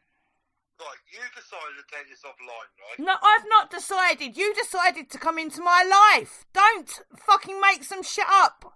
I don't know who you are, weird old man. Last warning? Last warning? If you mention my name, AJ's name, Sabina's name, you'll have a knock on the fucking door. I'm going to have a knock on the fucking door. By who? Leave Sabina, AJ, I didn't want to bring Sabina into it. They made out she's a solicitor and she's not, okay? I've been requested by law to report them for it because you have to use their name to check it. She said that she is a solicitor. She said that she's a solicitor. She said that her name is Sabina Wood. She said that. Herself said that. AJ then went on to tell the internet. He has control of her Facebook, has her driving license in his wallet. What the fuck is going on there? And she's not agreeing with him. Is this my fault? You lot all came after me. I don't know you people. Leave Sabina. I've not done anything to Sabina. She has proclaimed to be a solicitor, and now it doesn't marry up with what AJ has said online. You lot think it's fine to go down my Facebook accounts that I don't even have access to get things. You've taken my fucking children and made videos over it. You've put my shit out all over the place and you've got the fucking audacity to call me and tell me to leave you alone. You haven't even got the bollocks to have your number come up. You fucking melt. Leave Sabina. I have not touched Sabina. I will not. The law will deal with Sabina and you and AJ and Danny and anyone else you want to fucking try and threaten me with. I am not fucking scared of you cunts. You have been bringing her name up all the fucking time. You are fucking finished. You are fucking finished. Leave the woman. I have not done anything. You are phoning me from a withheld number. You are phoning me and threatening me. No, I'm not threatening. I'm just saying. You've just fucking said it's your last warning. How many times? Last warning for what? Last warning for what? I've not done a thing and I don't intend to do a thing. You fucking pricks harass me day in, day out. And you've fucking got the audacity to phone me? If you mention her name once fucking more, it will be coming to your fucking door. And you've just done it again. So you're threatening what is coming to my door? Or that. Wow. Fuck's sake. Oh, shit, man. Fuck's sake.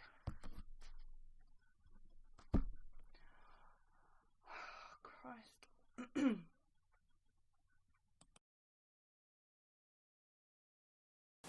Well, so they also make shoes of the skin, of the baby's skin. They got a special tool and they put it in the skin and like in the baby's skin, and then they take it off. And then they stick it because the blood is kind of sticky, and they make the shoe with the sole and the flip flops. They stick it on the flip flops. They got flip flops and like those shoes like. The one that I like, the ones that I showed my mum in the shoe shop in Grand Cross. Those ones with this big, it got a big star on its baby skin, but it's not like, you can do it coloured, but it's not like, it's a bit see-through there. For the skin? Yes, it's skin. Okay, well, sorry to... A big black star, it was... Wait, pause. I have to go and draw the star picture on the shoe. The paper's downstairs.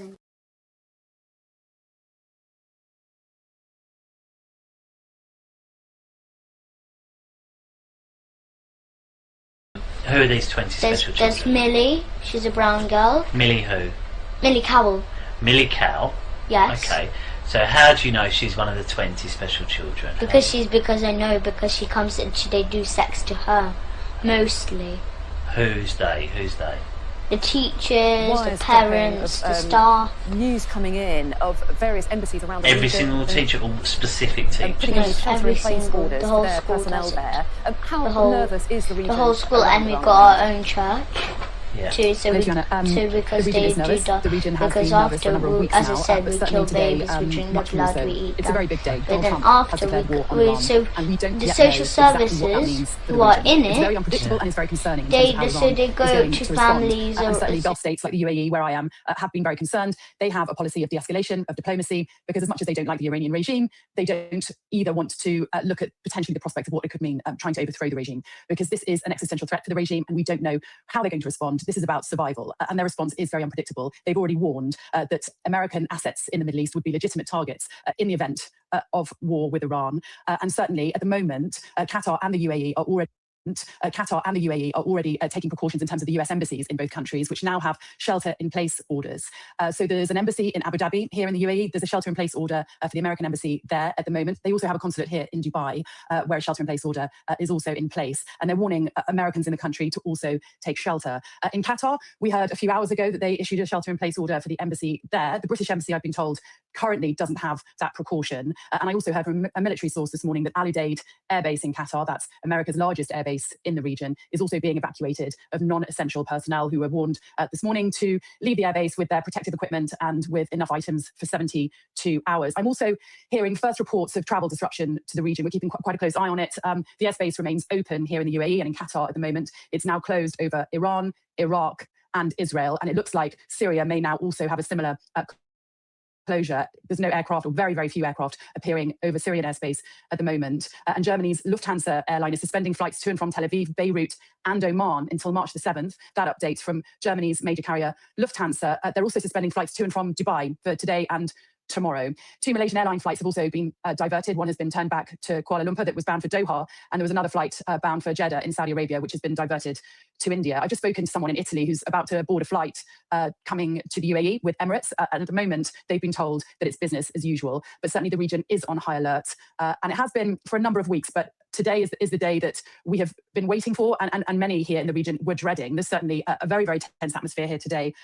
Iran not only warned that it would target American assets in the region, there was also very inflammatory language by the Ayatollah, who said that they are capable of sinking an American warship, that they would send an American warship to the bottom of the sea. And that is obviously a big concern, is we don't know what the Iranian response is going to be. It's very unpredictable, but there is a large military presence here now by America, a large number of American warships here in the Gulf, not far from here, and we don't know how Iran is going to respond. We already know that they have fired missiles at Israel. What we don't know is whether they're going to try and target American assets in the region. There's obviously that enormous airbase in Qatar. There's an airbase here in Abu Dhabi. There's a significant military presence in Bahrain and also in Saudi Arabia, a number of other countries in the region, and we just don't know what that means today. But I should say that the UAE made clear, along with Saudi Arabia a few weeks ago in public statements, that no strikes on Iran were to come from their territory, airspace or waters, because of course both countries are extremely concerned about how Iran is going to respond in the event of war, which is now underway. And I'm also hearing from a local source in Bahrain that there's a lot of military activity in the sky and that there's air raid sirens now sounding in Bahrain as well. So a lot to watch today, and it feels like an extremely big moment. We just don't know how it's all going to unfold. Yeah, and Sally, you mentioned Bahrain. The Bahrainian Interior Ministry has talked about, they've announced in the last few minutes that an alarm siren has been activated, and they've said citizens and residents are requested to head to the nearest safe place. You also mentioned other places in the region. I'm just seeing here as well, the US Embassy in Qatar has issued a duck and cover warning to US citizens until further notice. They say an alert that missile is incoming, imminent strikes. So that's according to the Reuters news agency. And you mentioned airlines as well. As you were talking and mentioning various airlines, there were more drops coming on the wires for us as well, more reports. Air France apparently cancelling flights to and from Tel Aviv and Beirut that had been slated for today. And I can see others, Arabia as well, saying their flights to Iran, Iraq and other parts of the region have been cancelled. So, you know, a time with a lot of questions, Sally, for the people in the region. Yeah, absolutely, Anna. I mean, we had a taste of this last summer, that 12-day war that Israel launched against Iran, targeting its nuclear facilities, and then America joining in airstrikes on nuclear facilities in Iran. There is precedent here, and that took place while America and Iranian negotiators were supposedly trying to come to some sort of agreement and deal when it came to...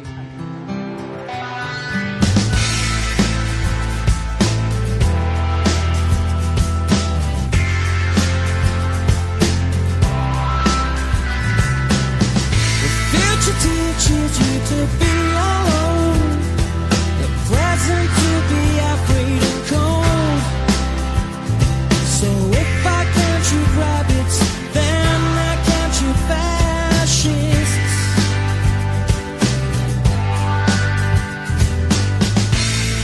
Bullets fire brain today, but we'll forget it all again. Monuments put from to paper turns me into a godless wonder. Bode well for you or for the rest of us.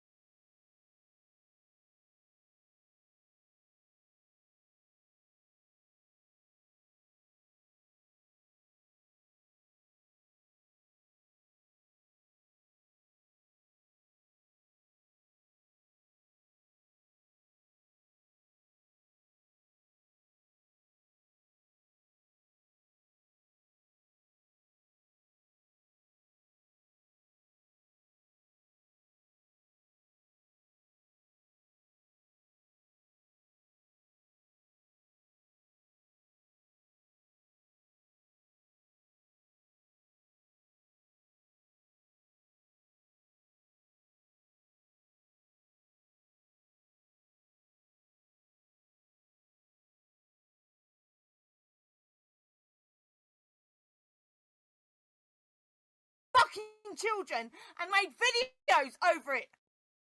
You've put my shit out all over the place and you've got the fucking audacity to call me and tell me to leave you alone. You haven't even got the bollocks to have your number come up, you fucking melt. I have not touched Sabina. I will not.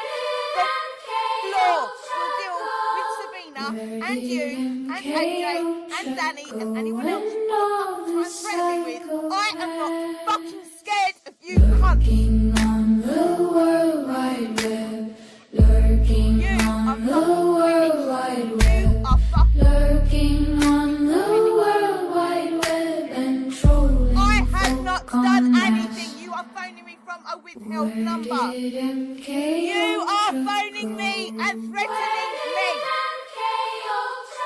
You've just fucking said it's your last warning. How many times? Last warning for what?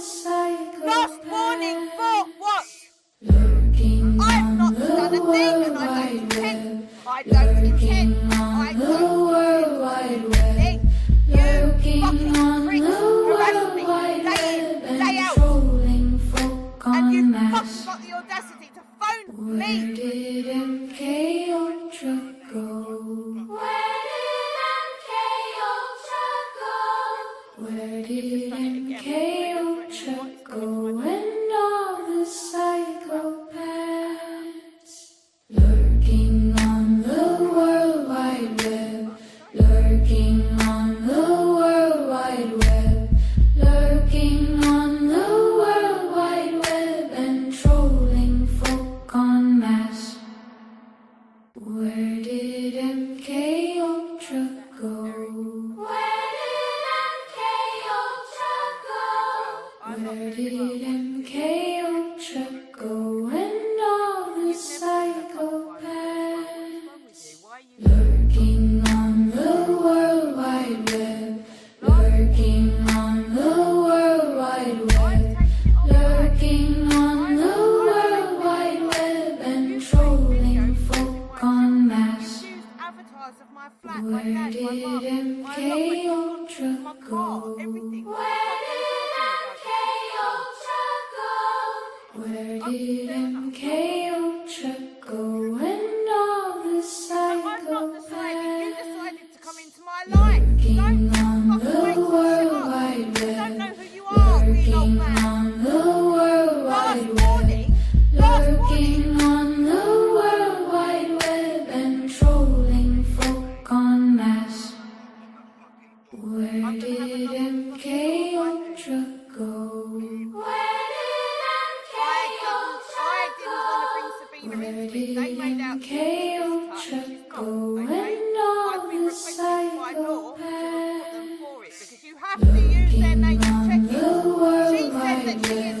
lurking on the World Wide Web, lurking on the World Wide Web, lurking on the World Wide Web and trolling folk en masse. AJ then went on to tell the internet he has control of her Facebook, her driving license in his wallet. Where did MK Ultra go? You lot all came after me. I don't know you people. Lurking on the World I've not done anything to Sabina. She has proclaimed to be a solicitor lurking on the World Wide Web and trolling folk en masse. You lot think it's fine to go down my Facebook account that I don't even have access to. Over it. Put my shit out all over the place. You've got the fucking audacity to call me and tell me to leave you alone. You haven't even got the bollocks to have your number come up. You fucking melt. I have not touched Sabina. I will not. The law will deal with Sabina and you and AJ and Danny and anyone else you want to fucking try and threaten me with. I am not fucking scared of you cunts. Where did MK Ultra go? You are fucking finished. You are fucking finished. Lurking on the I have not done anything. You are phoning me from a withheld number. World Wide Web. You are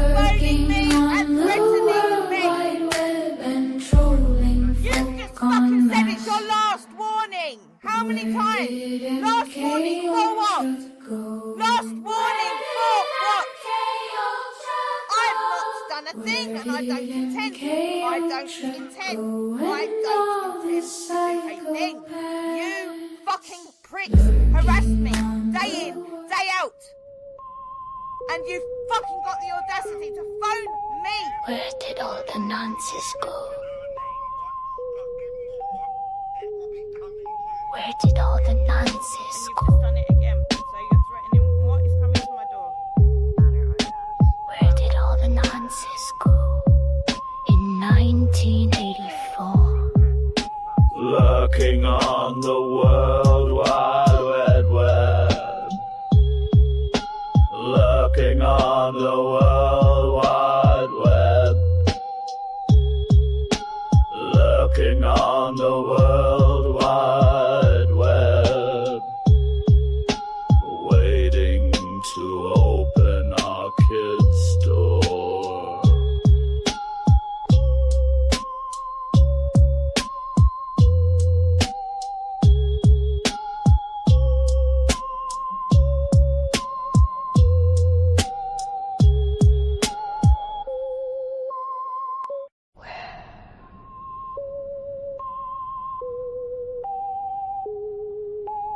Where did all the nonsense go?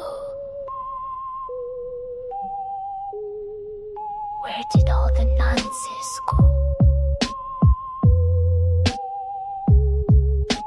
Where did all the nonsense go?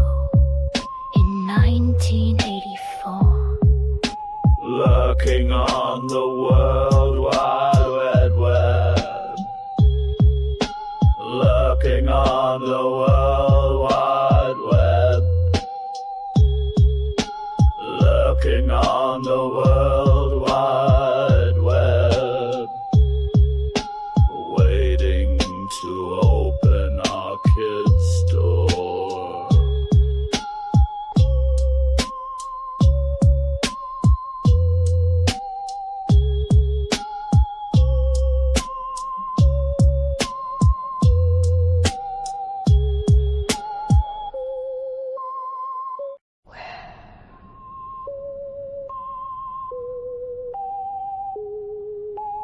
Where did all the nonsense go? Where did all the nonsense go? Where did all the nonsense go? In 1984. Lurking on the World Wide Web. Lurking on the World Wide Web. Lurking on the World Wide to roll over and give up. But that seems very unlikely Waiting from all that we know about the history of the Islamic Republic. They are not going to roll over. They have been trained to fight and die, and presumably that's what we're going to see. Deborah, for a moment, thank you. Let's turn our attention to Washington. Our US correspondent David Blevins is there for us. And David, as Deborah was saying there, a huge step being taken by the US president, announcing these combat operations, extensive combat operations with extensive aims on Iran. It's still the middle of the night there in Washington. How do you think this will be received when Americans wake up across the country? Well, Americans have been hearing conflicting messages from Donald Trump in relation to Iran for a very long time now. 9 months ago, he told them Iran's nuclear capability had been completely obliterated. Just last month, they read a post on social media where he was encouraging protesters in Tehran to keep going and reassuring them that help was on the way. That help never arrived. And as recently as yesterday, he was suggesting that he was prepared to do a deal with Iran and would prefer to do that rather than strike the country. David, and now, without a vote in Congress, he has gone to war, it seems. Apologies for interrupting, David. We'll come back to you in a minute, but we want to go to Adam Parsons, who is hearing sirens there, I understand, in Jerusalem. Yeah, the air raid sirens have just started again here in Jerusalem. We've been getting a series of alerts about incoming attacks coming into Israel across a huge expanse of this land, north, south, towards Tel Aviv.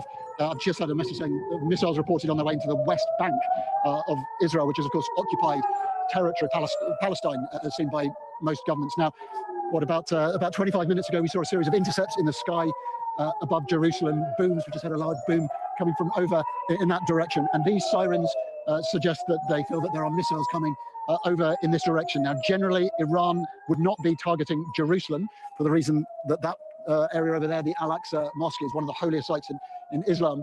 but there are missiles that will come over here. In fact, if you look there, that is the side of a missile intercept. So that is an Iranian missile that has been flown across here, probably towards a different target, but which has been intercepted by Israeli air defense. And that is what we are seeing in the skies above Jerusalem, are the booms of intercepts of missiles in the sky. The situation here, oh, that's another loud boom you're hearing there of a missile being intercepted here. The situation here, of course, has escalated very, very rapidly this morning from 8 o'clock to that's 3¼ hours ago, when the first siren sounded. That was a preemptive siren to warn Israelis that military action was imminent and that they were likely to be asked to take shelter. And then just 3 hours later, we now know that Israel and the United States coordinated a military attack. There's another intercept that you just see there. You see that large puff of grey smoke? That is the scene of another interception. Very large boom we just heard in the skies above us, above Jerusalem. And so this is the cacophony. And that's another trail there, and you can hear a jet flying overhead. It's a cloud cover over Jerusalem today. You see that large plume of smoke there from another interception.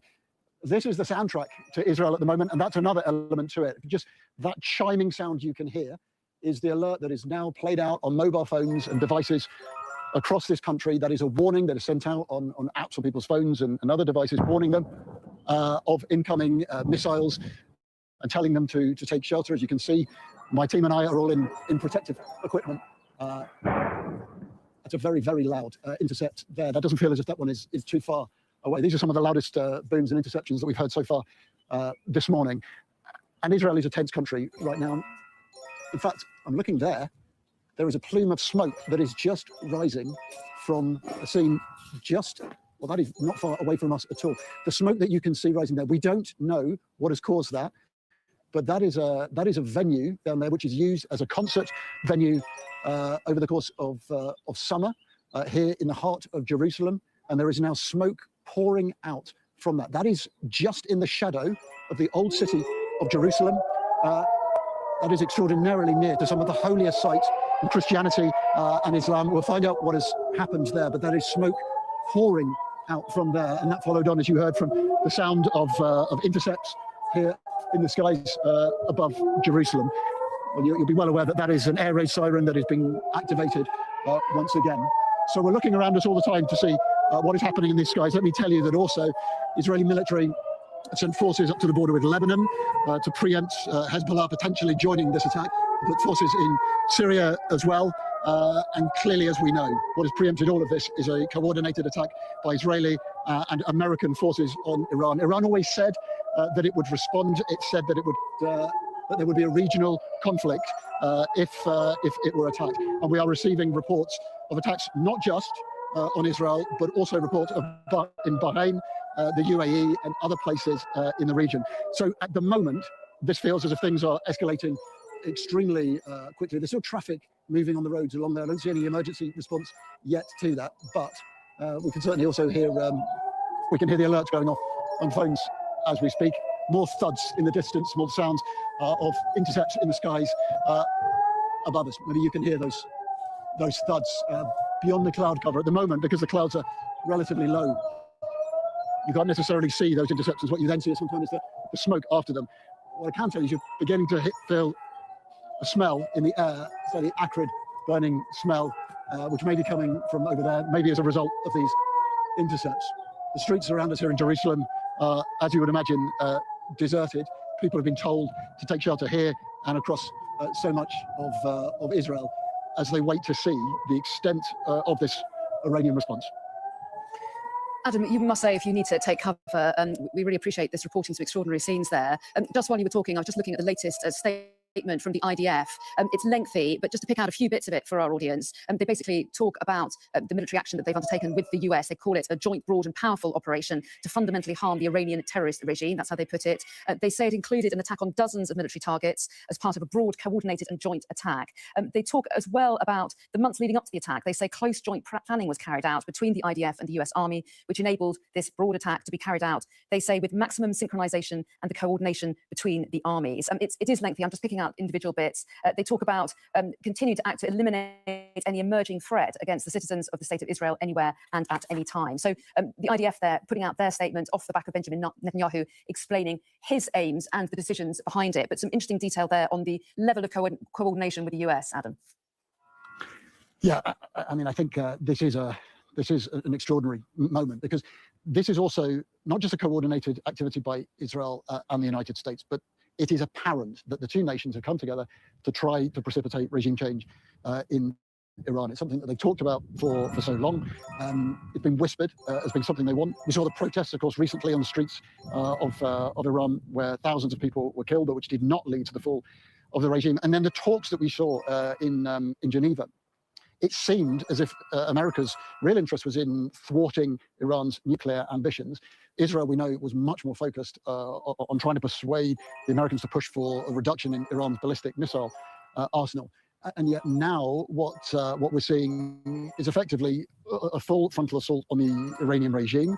Mossad, the Israeli intelligence service, has now launched a Persian language Telegram channel, which is, to all intents and purposes, calling for an uprising against the Ayatollahs. And clearly this attack, this coordinated attack, this call for the end of the regime represents for Iranians an existential threat, a truly existential threat if you are part of the regime. Now remember, the regime is bolstered by the Republican Guard, by the network of secret police, which has held that regime in power for so long, which has effectively used, and we've seen this in many countries over many decades, fear to repress protest. We have seen in recent times some number of protests taking back to the streets. But what the Israelis and the Americans are trying to do is to embolden those people. Now, it's a risk because, of course, there's a very decent chance that people certainly won't want to come out on the streets to protest if they think that the missiles are going to rain down on their country. There's always a chance that people, when their nation is under attack, sort of rally behind the flag. So the unintended consequences of this are, of course, unpredictable. The predictable consequence was that Iran would respond by unleashing a volley of missiles, potentially causing a regional conflict. And that is what Iran has done this time. Remember, in the previous conflict, it was effectively an exchange of missiles between Iran and Israel, and then capped off by America attacking. What is now seems to be happening is that Iran is attacking certainly Israel strongly, but is also targeting other areas. A US base in Bahrain. It's not clear to me yet whether or not the attacks on the UAE, if that is confirmed, are to do with US facilities or whether they are other targets. And certainly Iran's response has been immediate and it has been strong. I mean, we are 3.5 hours ago was pretty much the start of this when that siren first sounded here in Israel. Katz confirmed that Israel had attacked, so clearly the attack had started before that. But this conflict is a matter of hours old, and yet already what we're seeing are significant escalations on both sides and an attempt, I think, by Iran to turn this into a regional war. Whether that will succeed, we don't know. But as evidenced by the fact you're hearing these chimes, these alerts on devices as I speak to you, Israel is under attack. Iran is under attack. The airspace across much of this region has been closed. And the United States has built up a colossal military presence here, its biggest military presence since the Iraq War more than 20 years ago. And that, including these two carrier groups, one of which is effectively positioned off Israel and is an extra forward defense for the Israelis. The extent to which this war will now escalate, I think, will only become clear in the coming hours and days. But the amount of firepower that there is here is enormous. Yeah, extraordinary. And Adam, thanks very much indeed. Adam Parsons there in Jerusalem, witnessing those air defense systems intercepting some of the missiles heading into Israel. In the meantime, while he was talking, we understand from Bahrain's news agency that they say that the service center of the US Navy's 5th Fleet has been subjected to a missile attack. They say that they will provide further details in due course, but they urge the public to follow instructions issued by the relevant official authorities. Let's go to Dubai now. We can rejoin Sally Lockwood, our correspondent, who's there for us. Interesting to get this latest news from Bahrain and a number of countries in the region reporting instructions to civilians to take cover. Yeah, that's right, Anna. It's really escalated in the last half an hour or so. We're hearing reports that US military facilities have been struck in Bahrain, that smoke is rising from the Jaffa area, which hosts a US naval base. This is a very, very big deal here in the Middle East. It is home to the US's major naval presence in the region. It hosts up to 9,000 American military personnel at any one time. And we are hearing reports, as you say, from the media in Bahrain, that the military facility there has been struck. It is home to the 5th Fleet in Bahrain. It's home to the US 5th Fleet and critical for naval operations in the Gulf. Now, it's unlikely that they have 9,000 personnel there at the moment because, of course, precautions have been taken in American bases ahead of this strike that we've seen today, because, of course, there's been a huge amount of concern about this war erupting, which has now happened, and of course how Iran is going to respond. We're also hearing very concerning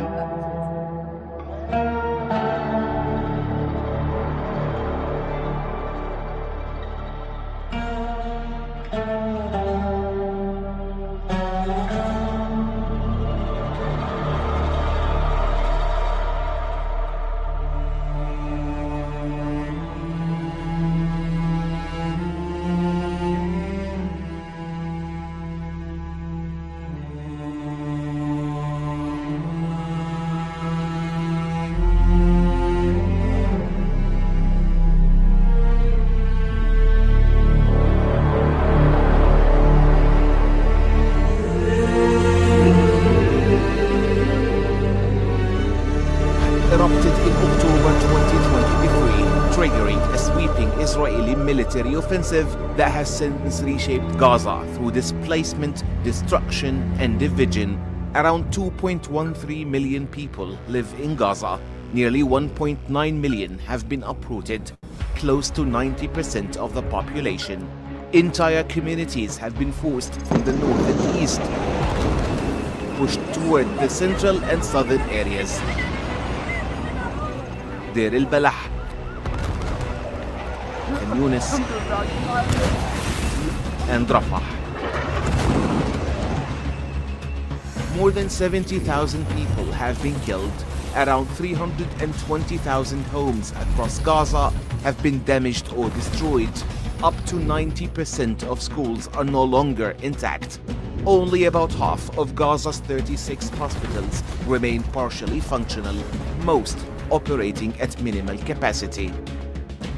Nearly 1 million people now live in tents. Another 900,000 shelter inside damaged buildings. Cold weather, flooding, disease, and the collapse of basic services deepen the crisis. Aid remains restricted, averaging about 459 trucks a day, well below the 600 required under the ceasefire.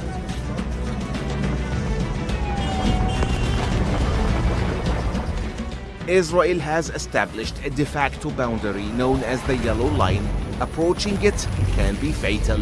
Today, Gaza's entire population is confined to roughly 45% of the territory west of that line. Israeli forces landing around 40 active positions have been observed expanding beyond it, further compressing the remains of space.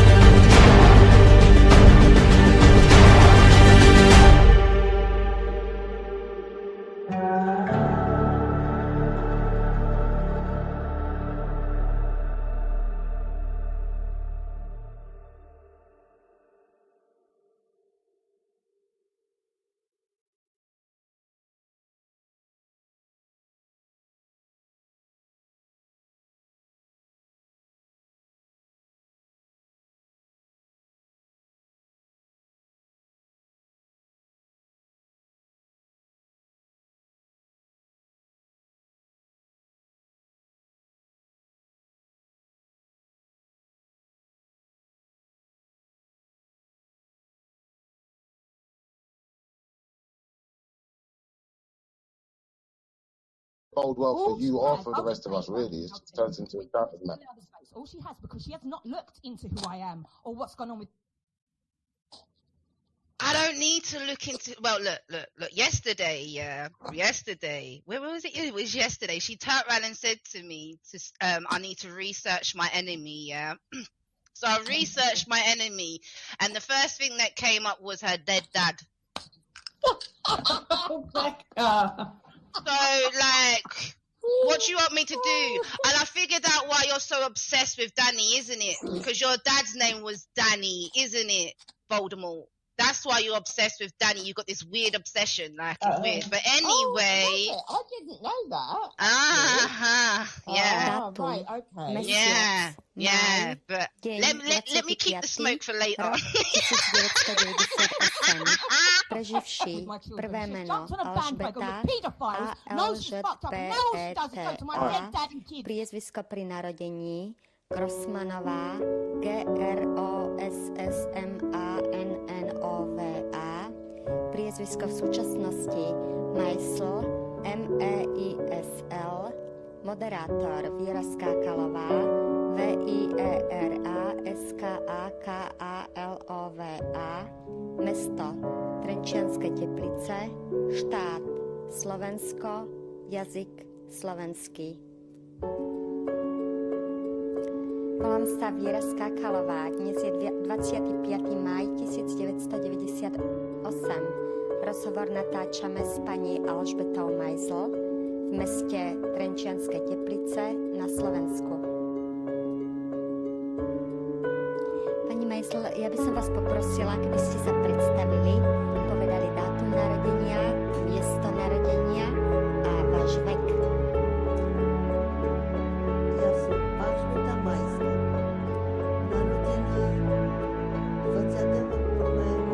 marca 1922 Malacka. Máte koľko rokov? A mám 76. Keby ste boli taká milá, porozprávala niečo so života pred vojnou, keď povedali niečo o vašej rodine. Tak my sme boli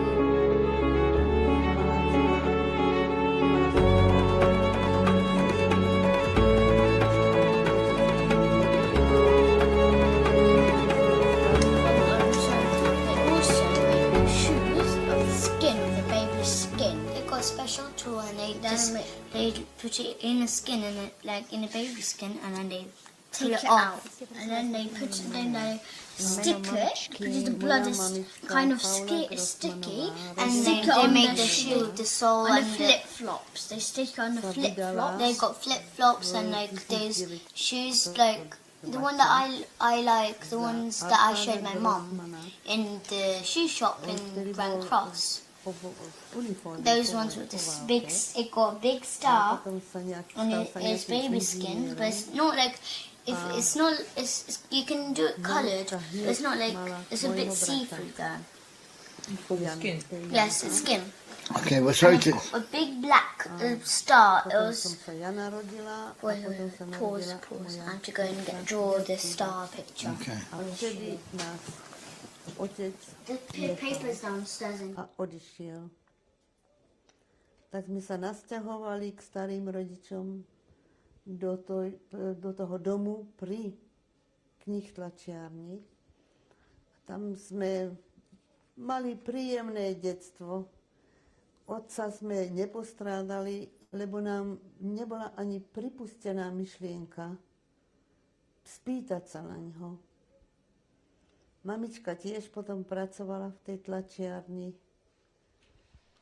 a tak sme rástli. Right, is that Eric? I've just realised your voice is, sorry, I'm in bed because I'm not very well. I'm not very well. What are you doing? I don't give a fuck if you're not very well.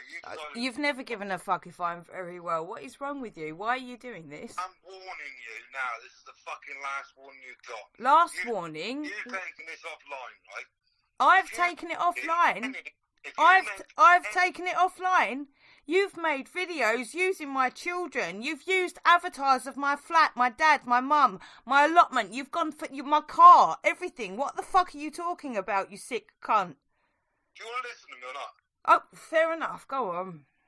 Right, you decided to take this offline, right? No, I've not decided. You decided to come into my life. Don't fucking make some shit up. I don't know who you are, weird old man. Last warning?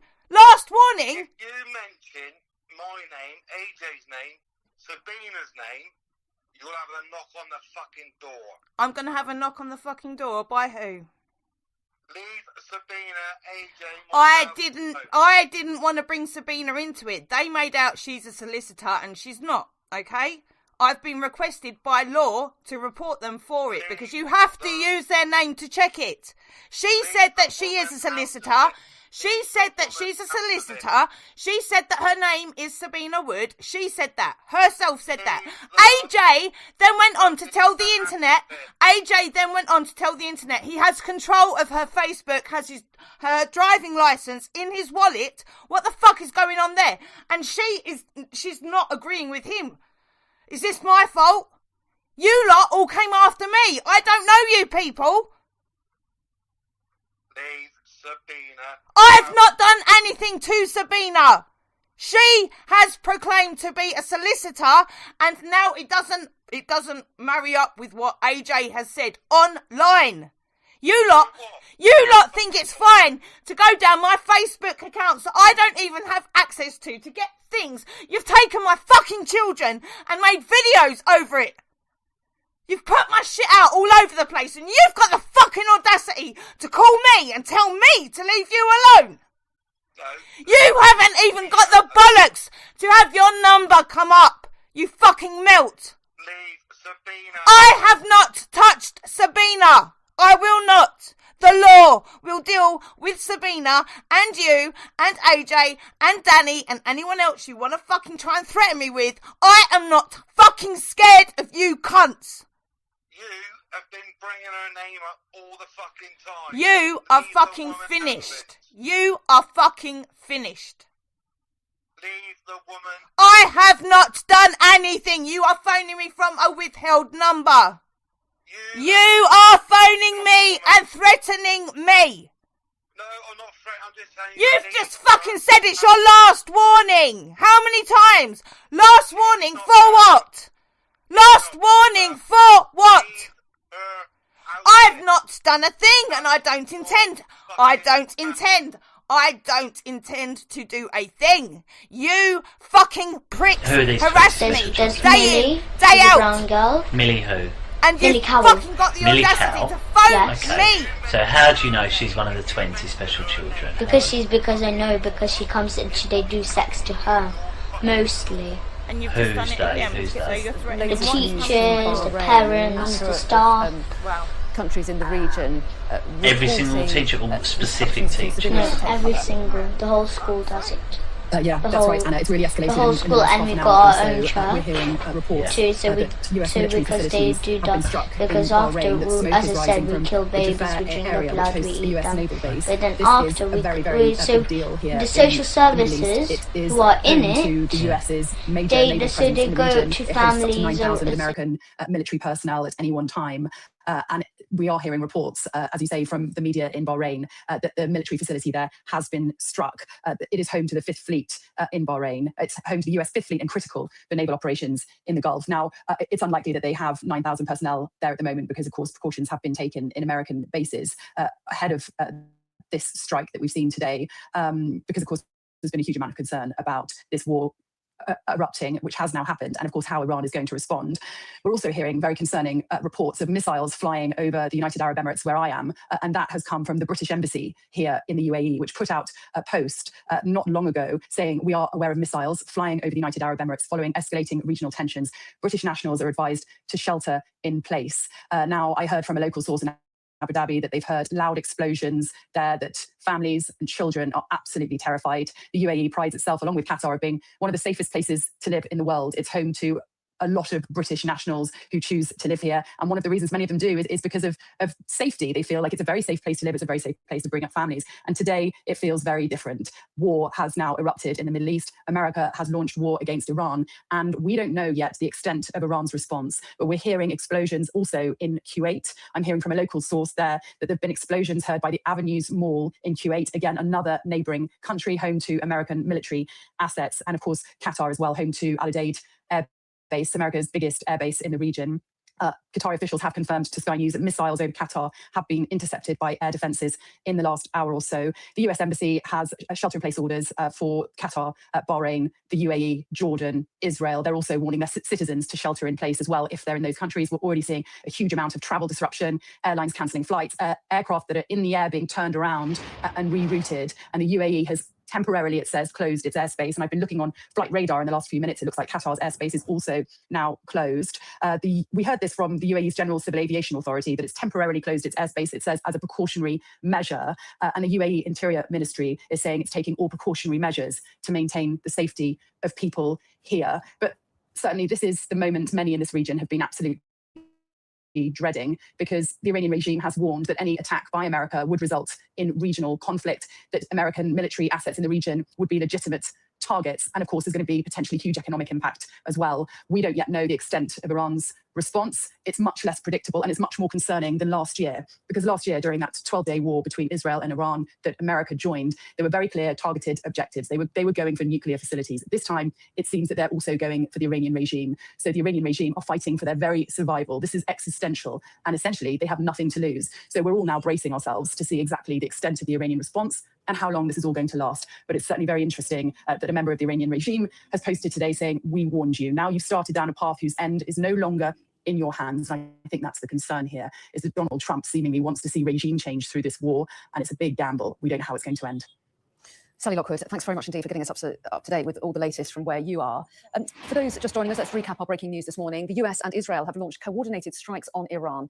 President Donald Trump has confirmed the US is carrying out what he described as major combat operations and urged Iranians to rise up against their government. Iran has begun to retaliate, launching missiles and drone strikes towards Israel, where air raid sirens have rung out. There have also been strikes reported elsewhere in the Middle East, as you were just hearing, including in Bahrain and Qatar. An Iranian official has told Reuters all US bases and interests are within reach. Well, multiple cities in Iran have been struck, including the capital Tehran, as well as Tabriz, Isfahan, Qom, Karaj, and Kermanshah. As the attack began, just before 10 a.m. local time, plumes of smoke were seen rising over the Iranian capital.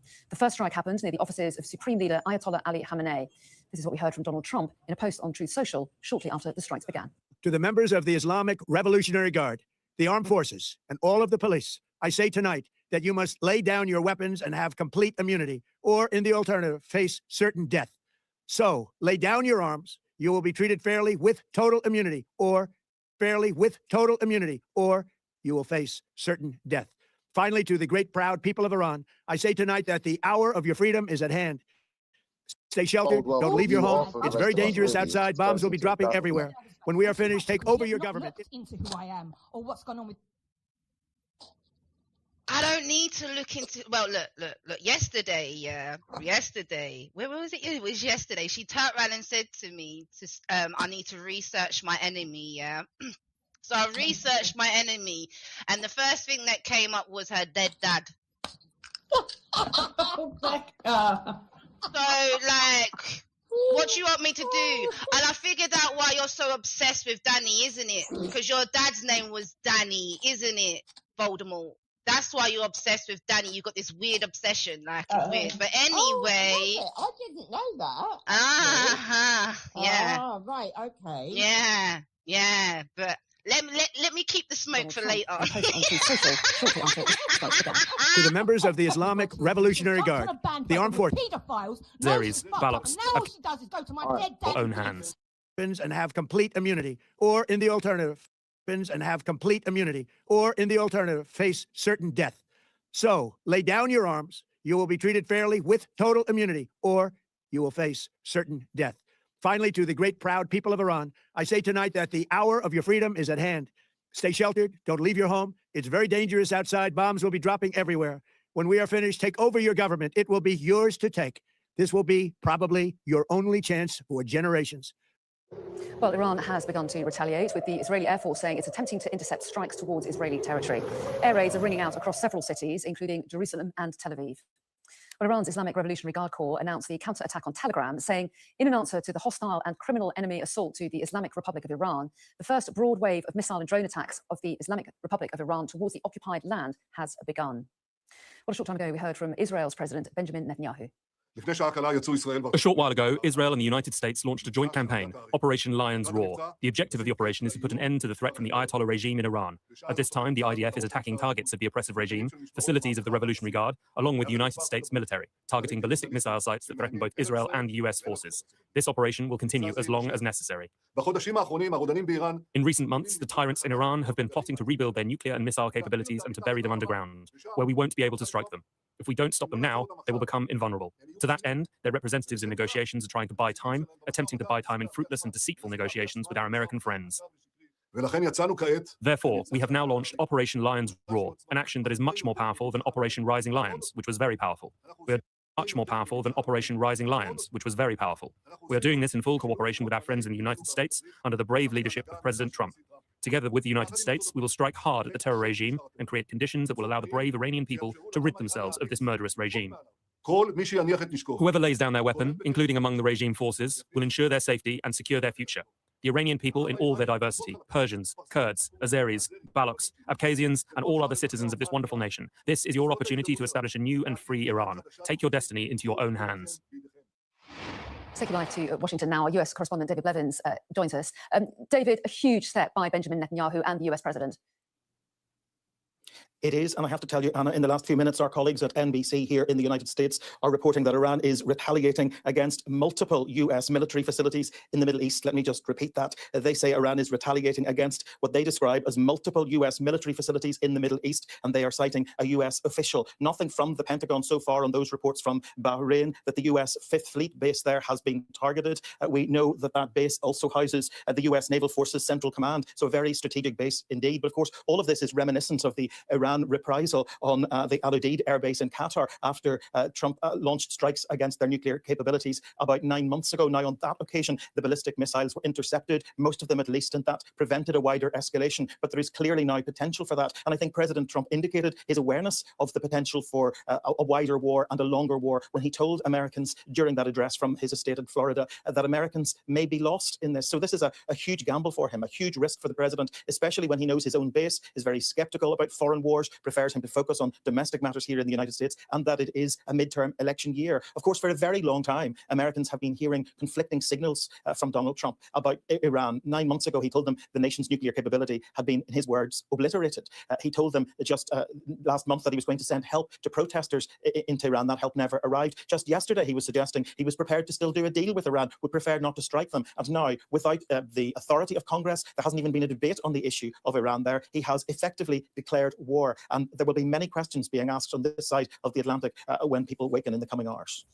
Indeed. David, thanks very much indeed. I just want to bring in some more news coming to us regarding this attack by the US and Israel. The Australian Prime Minister, Anthony Albanese, has said that he supports the US acting to prevent Iran from obtaining nuclear weapons and to prevent Iran continuing to threaten international security.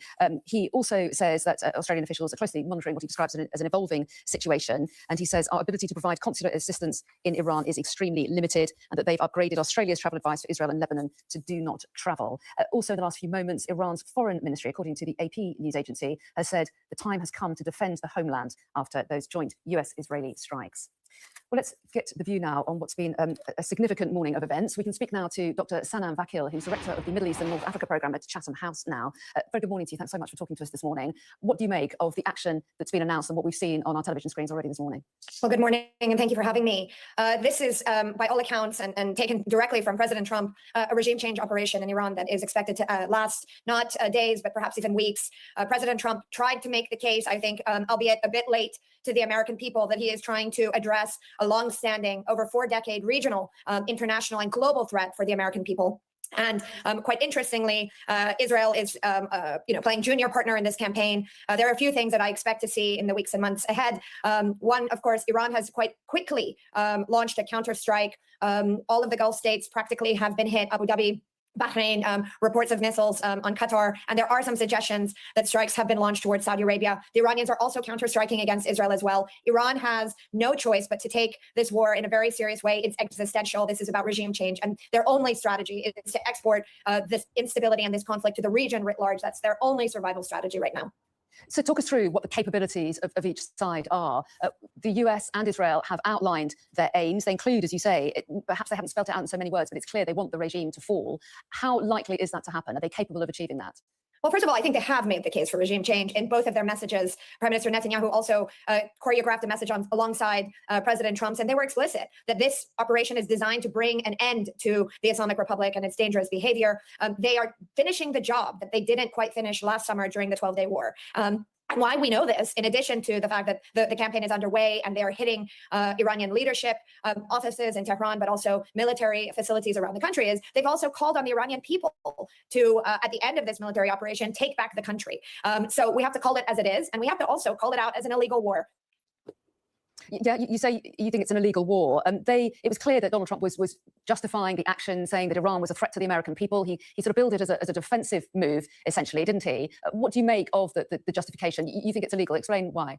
Well, certainly, the question of legality should be argued out at the United Nations. That institution is no longer seen as the arbiter of legality or war, and that's problematic, and that's reflective of the moment and the order of the world right now. President Trump began yesterday in foreshadowing this war by saying he wanted to rewrite 47 years of dangerous, destabilizing Iranian behavior that has harmed American interests, making clear that Iran had a nuclear program, although the United States buried Iran's nuclear program last summer in the 12-day war, arguing that Iran has an intercontinental ballistic missile program, although intelligence agencies say that that will only be achieved in 10 years. And certainly calling out the Islamic Republic for its dangerous sponsorship of proxy and terror groups across the Middle East. We can talk about this legality, but the reality is, here is where we are. The United States president that campaigned on no regime change, criticized George W. Bush for launching the 2003 Iraq War, has gone in and is launching a regime change campaign against the Islamic Republic, and he's thinking about his legacy and his future. What is unclear is what the Islamic Republic will look like as the war continues, and how the Islamic Republic will reconstitute, if it even can. But also, we don't have real clear answers as to what the United States has up its sleeve for the so-called day after. Are they leaving it to the Iranian people to handle on their own? Or are they going to teleport in some opposition to try and manage what comes next inside Iran? And we touched on what the US and Israel are capable of achieving. What about Iran and its retaliation? Well, first of all, I mean, it's very clear that the United States is the most formidable military power in the region. I have no doubt that they are going to try to pummel Iran and explore over 50 full-size kitchen displays at the UK's largest kitchen showrooms, with 2 stunning locations in West Yorkshire and Oxford. Its nuclear program. Iran has quickly launched missiles across the region. We've seen videos of them striking in Haifa. There have been strikes reported in Abu Dhabi. Missiles that have been intercepted in Doha. Bahrain has also been hit, and I've seen some reports that Saudi Arabia has also been struck. Iran's only strategy in this moment, because this conflict is so existential, and because it's clear that the US is going for regime change, is to export this conflict and spread this conflict as widely as it can. By spreading the pain, that is its only survival strategy, although I also question if this system can indeed survive. And the appeal that has been put out from both Benjamin Netanyahu and Donald Trump to the Iranian people to rise up against the regime, what do you imagine the response will be of people in Iran who did take to the streets to protest in large numbers a few weeks ago before being brutally repressed? How do you think people there will respond? Well, I think that Iranians certainly aren't going to come out to protest or to take back their country while these strikes are taking place. I think the call on Iranians to have agency in what comes next is for the so-called day after. But you will have all sorts of opinions in Iran. It's a country of 90 million people. You will have those that are very worried and scared. And the humanitarian consequences of such a war need to also be discussed and digested. People are going to bear the price above all. Hospitals are reportedly full. Many people are going to die. This is going to be painful. But people will also celebrate if Ali Khamenei, Iran's supreme leader, is killed. And certainly, we just have to wait and see. All options are certainly on the table here in this moment. Well, Dr. Sanam Vakil, we really appreciate your response to what's been going on this morning and your expertise. Thank you very much indeed for your time this morning. Thank you. Thank you. I just want to bring in now a statement from the UK government that we've just had in. A government spokesman has said in the last few minutes, Iran must never be allowed to develop a nuclear weapon, and that is why we have continually supported efforts to reach a negotiated solution. Our immediate priority is the safety of UK nationals in the region, and will provide them with consular assistance available 24/7. It goes on to say, as part of our long-standing commitments to the security of our allies in the Middle East, we have a range of defensive capabilities in the region, which we have recently bolstered. We stand ready to protect our interests. So that's a statement from the government here in the UK. I'm going to bring in our Defence and Security Editor, Deborah Haynes, now. And Deborah, I don't know if you heard that statement just then from the UK government. And if you did, I wonder what you make of it. Yes, I saw the statement that was released. I also understand that the UK did not participate in these US and Israeli strikes against Iran. I also understand that Sir Keir Starmer, the Prime Minister, will be chairing a Cobra emergency meeting this morning about the situation. The UK, as in that statement, has in recent weeks bolstered its defences in the region. We've got a large Air Force base in Cyprus, which is within range of Iranian missiles, and the UK deployed 6 F-35 advanced fighter jets to that base. It also deployed Typhoon warplanes to Qatar in recent weeks as well as part of defensive capabilities. But the UK does have only very limited capabilities when it comes to defending against ballistic missiles. That can only be done with the British Royal Navy warships, the Type 45 destroyers. So again, this operation underlining as well the paucity of UK air defence capabilities. But yes, just the important information really is that it's understood that the UK did not participate in these attacks, and the Prime Minister will be chairing a Cobra meeting this morning. Deborah, thanks very much indeed. Thank you. Well, let's cross to Dubai now. We can bring in our correspondent Sally Lockwood, who's there. And Sally, when we last spoke, there was news coming in all the time of missiles being reported in the wider region. Get us up to date with what the latest is. Yeah, we've had confirmation from the British Embassy here in the UAE that missiles are flying over, or have been flying over, the United Arab Emirates. That's news from the British Embassy in the last hour. We are aware of missiles flying over the United Arab Emirates following escalating regional tensions. British nationals are advised to shelter in place. That advice has also been issued by the American Embassy here. Explosions have been heard in Abu Dhabi, and we've also now heard loud bangs here in Dubai as well. It's safe to say that people are very nervous. Children are absolutely terrified. One source in Abu Dhabi said to me, and I've also heard from a local source, that Abu Dhabi has just intercepted a second wave of missiles. That is currently unconfirmed, but I'm hearing that from a local source on the ground in Abu Dhabi, a security source there. And the UAE Ministry of Defence has now confirmed a few seconds ago that air defences have successfully intercepted a number of the missiles launched by Iran on Saturday. The relevant authorities in the country also dealt with debris falling on a residential area in Abu Dhabi, resulting in some material damage and the death of an Asian national. That news just in from the UAE Ministry of Defence. One death in Abu Dhabi following this attack by Iran on Gulf states, including the UAE, where I am today in response to war that has been declared by Donald Trump on Iran. The UAE Ministry of Defence have said that their defences have successfully intercepted a number of missiles, but that debris has fallen on a residential area in Abu Dhabi, resulting in some material damage and the death of an Asian national. That news just in. But I can't quite sum up for you the feeling here today. We have been watching very closely the diplomatic efforts between Iran and the US in recent weeks, knowing just what it could mean for this region if the diplomatic efforts were to fail or Donald Trump were to launch an attack on Iran. Well, that moment has now come, and Iran has issued a statement essentially saying, we warned you. That post on X today by a member of the Iranian regime, we warned you. Now you've started down a path whose end is no longer in your hands. And countries that pride themselves on as being some of the safest places in the world to live, such as the UAE, Qatar, and Kuwait, have now reported explosions today and missile attacks by Iran. We've also heard that American military facilities in Bahrain have also been hit today in this apparent retaliation, smoke rising from a US naval base in Bahrain, which is home to the US Fifth Fleet, absolutely critical for naval operations in the Gulf, and in normal times would host around 8,000 to 9,000 American military personnel. It's unclear whether they would have had that number of people there today, because of course precautions have been taken in recent weeks during this time of escalating tensions. I heard from a military source, that Al Udeid Air Base in Qatar was evacuated of non-essential personnel this morning, that a message came and they were warned to leave the airbase with their protective equipment and with enough items for 72 hours. And of course, there's precedent here. We saw that retaliatory attack last summer after the 12-day war between Israel and Iran, where Iran launched a barrage of missiles at Qatar. It was coordinated, it was choreographed, it was phase-saving. No one was killed, there was very little damage. Normal order resumed fairly quickly. This time it feels very, very different.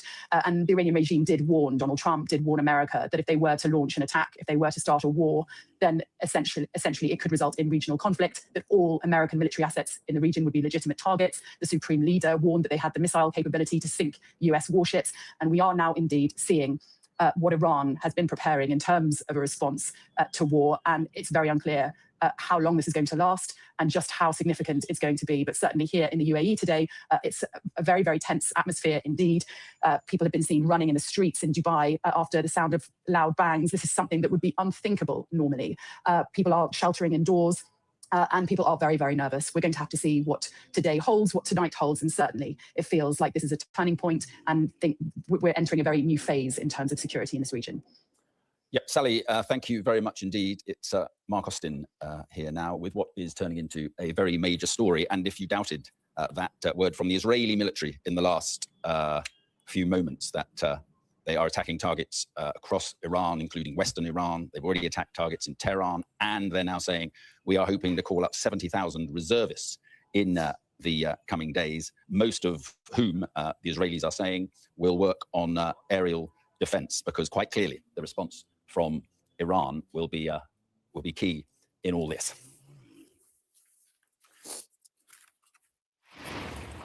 Right, it's 10 o'clock. You're watching Sky News. I'm Mark Austin. It has been predicted for weeks, but right now it is underway. The United States and Israel have launched what can only be described as a massive assault on Iran. They've hit military and defensive targets across the country, and Iran has responded with a missile strike on a US Navy base in Bahrain, and explosions have also been heard in Qatar and Abu Dhabi. The strikes began with an attack near Iran's supreme leader's offices around 6 a.m.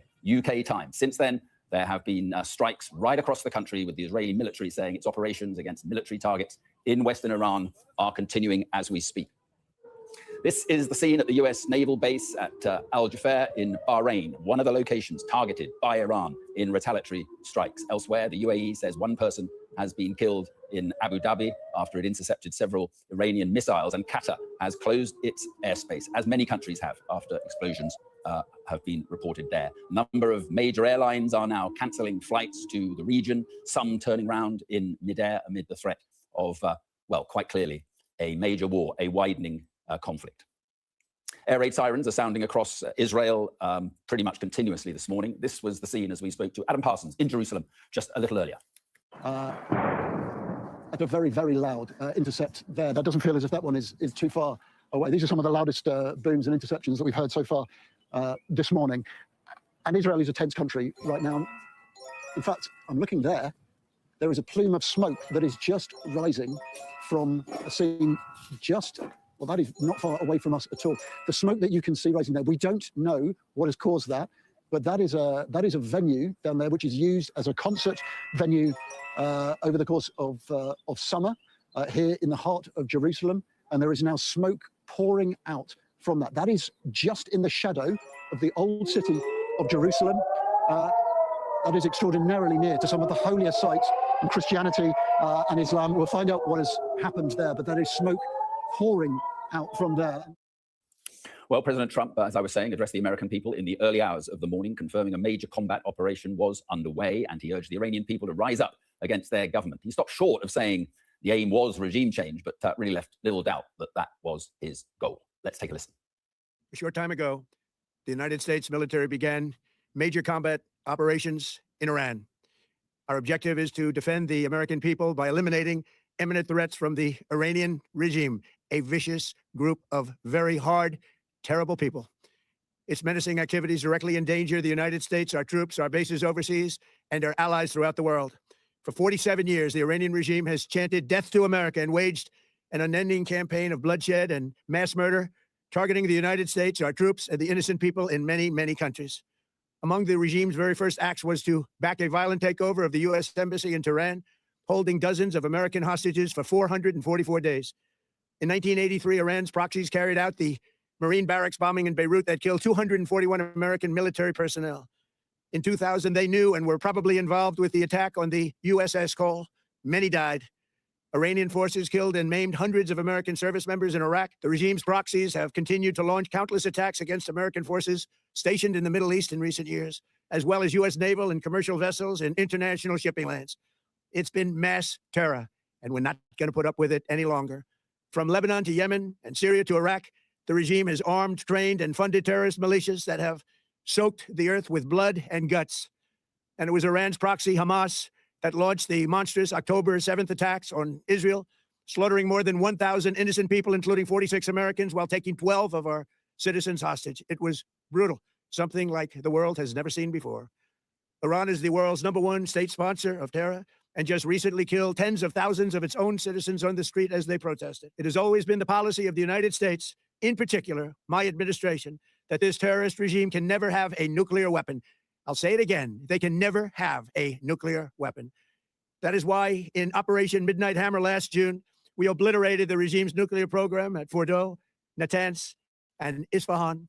After that attack, we warned them never to resume their malicious pursuit of nuclear weapons, and we sought repeatedly to make a deal. We tried. They wanted to do it. They didn't want to do it. Again, they wanted to do it. They didn't want to do it. They didn't know what was happening. They just wanted to practice evil. But Iran refused, just as it has for decades and decades.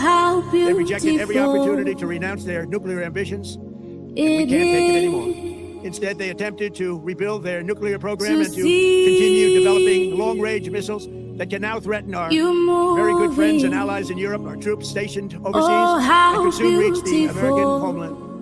Just imagine how emboldened this regime would be if they ever had. To see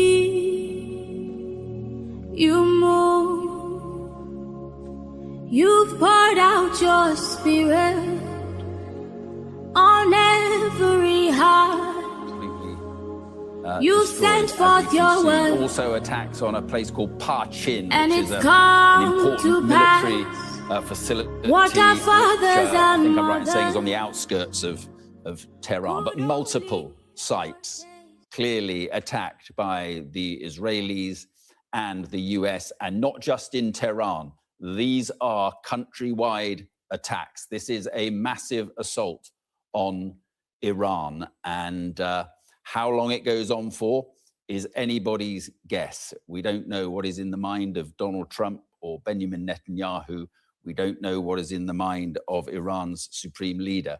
But this clearly is a very serious war. Let's bring in Sky's security and defense editor, Deborah Haynes. And, well, Donald Trump, that speech he made this morning suggests that he wants to see regime change, and he thinks this is the way to do it.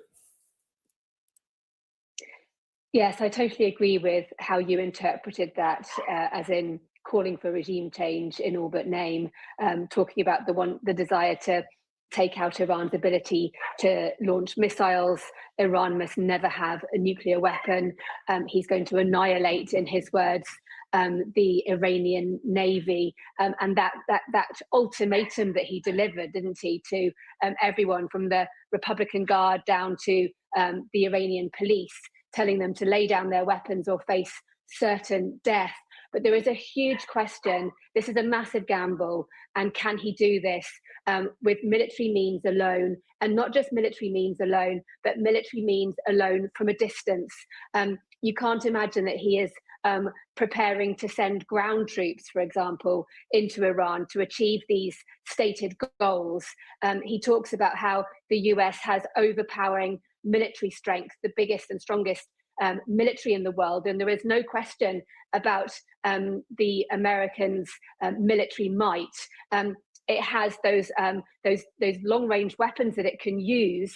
It can use cyber, it can use space capabilities, but can it achieve all of those stated goals that the president has now made public, and presumably is prepared to be held to account for by the American people, without boots on the ground and without a plan for the aftermath? I think that was also really key from that video message that he gave this morning, that was released this morning, in which he really hands it over to the Iranian people to step up and take over the government, in his words. But he has no control over that. So it is a very huge gamble. They would have absolutely counted on the Iranians striking back, because this is existential now for the Iranian regime. This is not a move by America to pressure Iran into doing something. This is America taking military action to achieve the objectives that Donald Trump has set out. And so that's why you're seeing these multiple, coordinated and simultaneous strikes against different platforms, different targets in the Middle East, around the Gulf region, including, for example, in Bahrain. You talked about that video against the US naval base there. The British will be watching that with huge alarm too, because of course there is a large Royal Navy presence at that base. They have their own headquarters there, and they will of course be caught up in all of them. That's why you've got the British Prime Minister this morning. He will be chairing a Cobra emergency meeting. It's been made clear that the British forces were not involved in these strikes. But there are, of course, questions about basing. Were any British bases used by the Americans to launch these waves that are ongoing? This is an operation that isn't going to be wrapped up immediately. There's all indicators that this is going on. This will be going on at least for a number of days if the American plan goes to plan. And of course, that's not guaranteed either. And Deborah, on that very point of this war going on, reports of a new wave of several booms heard in Doha.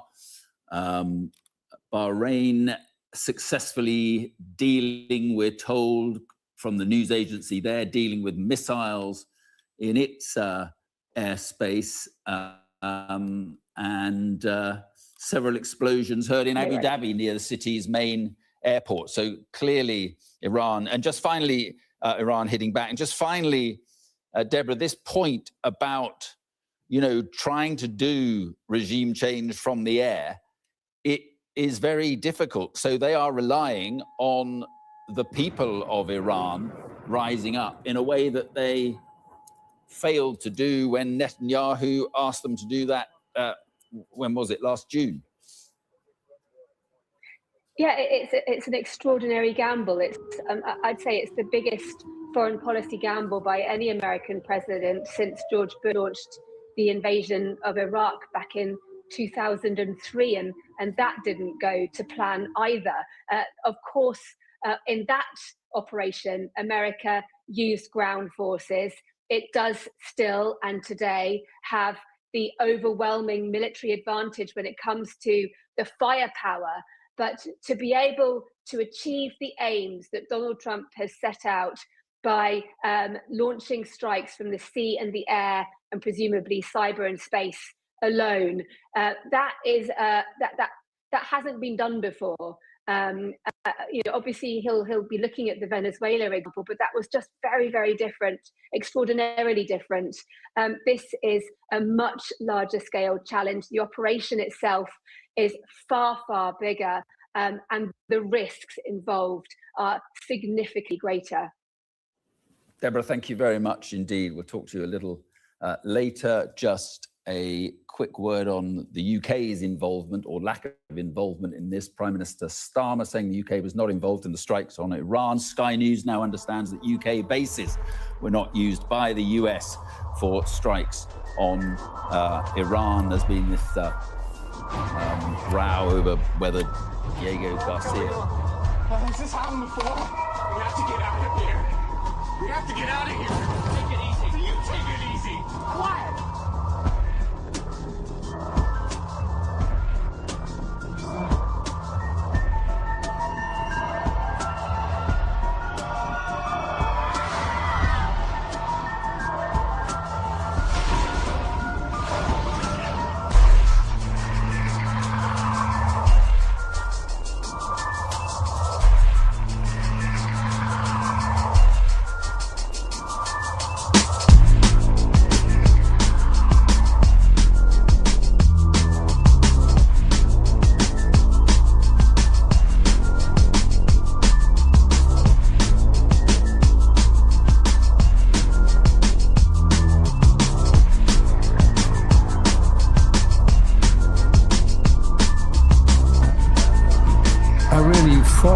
Almost my whole life that sexual abuse of children would become a criminal offense. And after a year-long battle, it was introduced in Germany finally in 2021 that this is called a criminal offense. And it lasted from 21 to 2024. Then this Mr. Buschmann was his name, the Liberal Minister of Justice, came along and reversed it. Now it's called a misdemeanor. No big gain.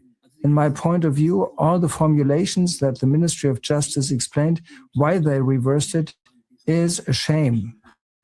Go on, Jake, you nonce. Get on this panel now, dickhead.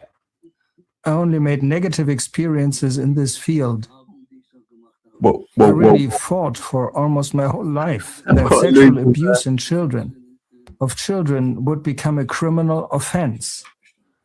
And after a year-long battle, it was introduced in Germany finally in 2021 that this is called a criminal offense. Hello, testing. And it lasted from 21 to 2024. Then this Mr. Buschmann was his name, the Liberal Minister of Justice. Turn it off. Yes, a shame. Yeah.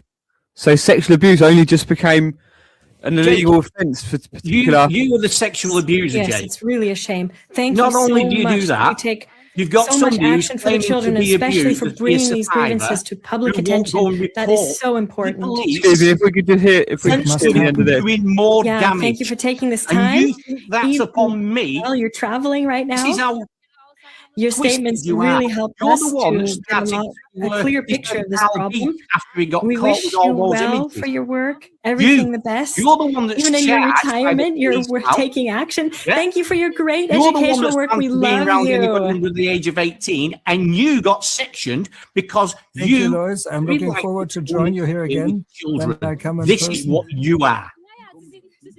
So what And happened? You're I always so you meet welcome. me and stuff.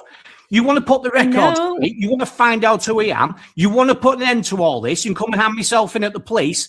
This is your words I'm using back on you. I'll meet you anywhere. I offered to meet you in Telford with me and Danny, and you didn't even want to show up. So Danny's a dangerous man. I think he would be. Listen, it's at the police I reckon station. What's going to happen to you? Yeah? No, I think he's got a gang of paedophiles. The police. I think he's got a gang of deal with satanic you. paedophiles. I think there's a gang of satanic paedophiles around There his isn't a area. gang of satanic paedophiles, Jake. It's just me. I'm just a normal guy from Wigan.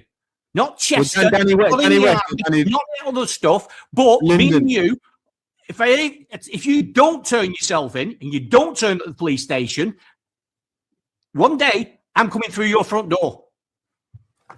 Do you mean Lyndon Warden or Danny West? Danny Jones. Danny Jones, okay, yeah. The offer was there because apparently you've got all this information and all this stuff to hand yourself in. Well, we were going to willingly go and do it. And I don't like Danny. I've no time for him, right? But I know he's not what you say because I know I'm not. And I know the other what's he people done out for- here you what's he accuse done? aren't. So you're accusing people all the time, all this stuff. Now, you've got a psycho beg there that's saying she's been abused. She's saying she's been abused. Well, guess what? Get it to the police station, get their abuser, yeah, and make sure he doesn't hurt anybody else. But you're twisting that onto me. What a weird thing to do when I'm telling you to go and get whoever that was reported. Well, why would What is it you don't like about Lyndon? What is it you don't like about Danny Jones? For these nonsense? Why What are is it you you don't like always about making Danny Jones? apologetics for people like Carl Beach and Matt? What is it you don't and like about Justin? Why are Danny you Jones? making these things, Jake? I don't think you're going to compensate, are you? What don't you like about Danny Jones?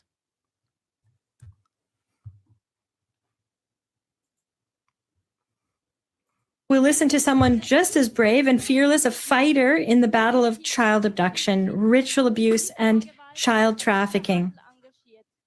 Jake, why have you run off now? Why are you still playing this? Sabine Over people McNeil studied and answering computer questions. science and mathematics and worked at CERN for 15 years.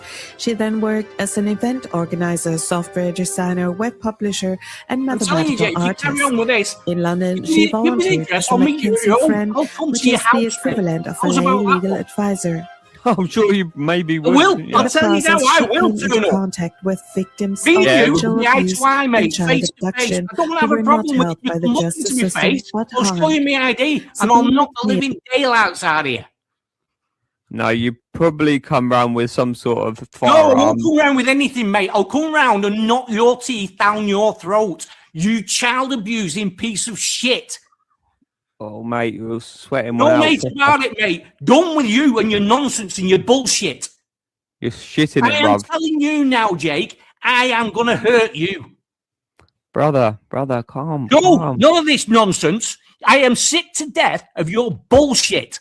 You're just exposing yourself Oh, more, so I'm Darren not Williams. exposing anything, Darren Jake. I am Williams. I'll tell you what, honestly, mate, Darren I am Williams. going to come to the police station, bring your evidence. I'll bring all my ID. You can lay it all in front of them. We'll see what happens, eh? We'll see what happens. We're doing this our way. Little shit won't turn up. We're doing this our way. Your way? began to What you mean publicize these bullshitting all the cases time, on the running and internet. not actually doing She anything? campaigned with You're great full of shit, dedication man. for I children tell who you, were you taken are away full from of their shit. parents by the state. You You're can the just- one. you can do the you right were thing. banned from being around anybody under the age of 18. Fact. That's you. You've got charges against you. And I'll tell you what, I am going to laugh my head off. I'm going to enjoy every single minute when you get prosecuted because you're going to get that. That's what's going to happen. All right. Yeah, Who right. then raised Yeah. this issue in the Because I'll tell you European what, Jake, Parliament. come and meet me. I'll be calm then. Yeah, That's why come we and are here meet me. today. I won't hurt We you. are Come to the here. police station. You can hand your stuff in. We'll see what happens. You're I'll have clearly a my very, evidence. You're clearly a very unhinged, dangerous. No, I'm not individual. very unhinged. This is what happens when you make false claims against people and keep bringing other people's names into it that ain't me. No, you're the one abusing a woman. Up. You're the one abusing a woman about suffering. I'm not abusing. Wrong again, Jake. 30 years ago. Asking somebody to go and report their abuser is not abusing a woman. It's getting what should be done by normal people. Anybody will go and report that. And you are telling her not to. So why do you abuse Ella and Abraham that did the most amazing the one work? that I seen on that video coaching those children, the one that actually hurt those children, the one that run off from the court and abandoned them to those people. I would abandon children in that situation, mate. So where was the coaching? Sorry, could you explain the coaching? Coaching? Say it like this, say it like that. What did they say to you? Oh no, chant, chant, chant. It's right through the video, but you can't see it. No, it's not right through the video. That's It's just right one through the section. video. No, and that's totally in context. Yes, Jake, it is. Very clearly in He context. is coaching those This is children. why we He know you're a hurt those paedophile. children. He This is why we hurt know you're a those paedophile. children. Because Abe you will not listen to the hurt reality. You will not- those children. That's the facts. And you can't deal with any of those facts, but I will smash your face in if we ever do meet and you don't go to the police and get this sorted out. Go to the police, won't be any problems. If you don't do, there will be. When the proceedings started again. So nobody really knows about it. No, legally, nobody knows about it. But that's his private home. Yes, that's exactly right. Now, and the most thing for these children took place in Christchurch. Yes, Christchurch school and church. And yeah. And church. So Christchurch. Christchurch school in Hampstead. Primary school in Hampstead. Christchurch school in Hampstead.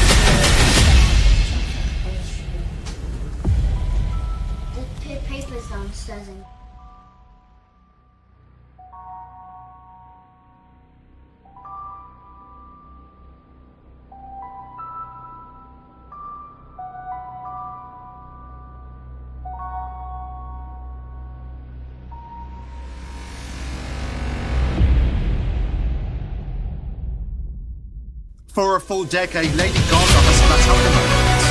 2. Ultra elite occult rituals on the menu.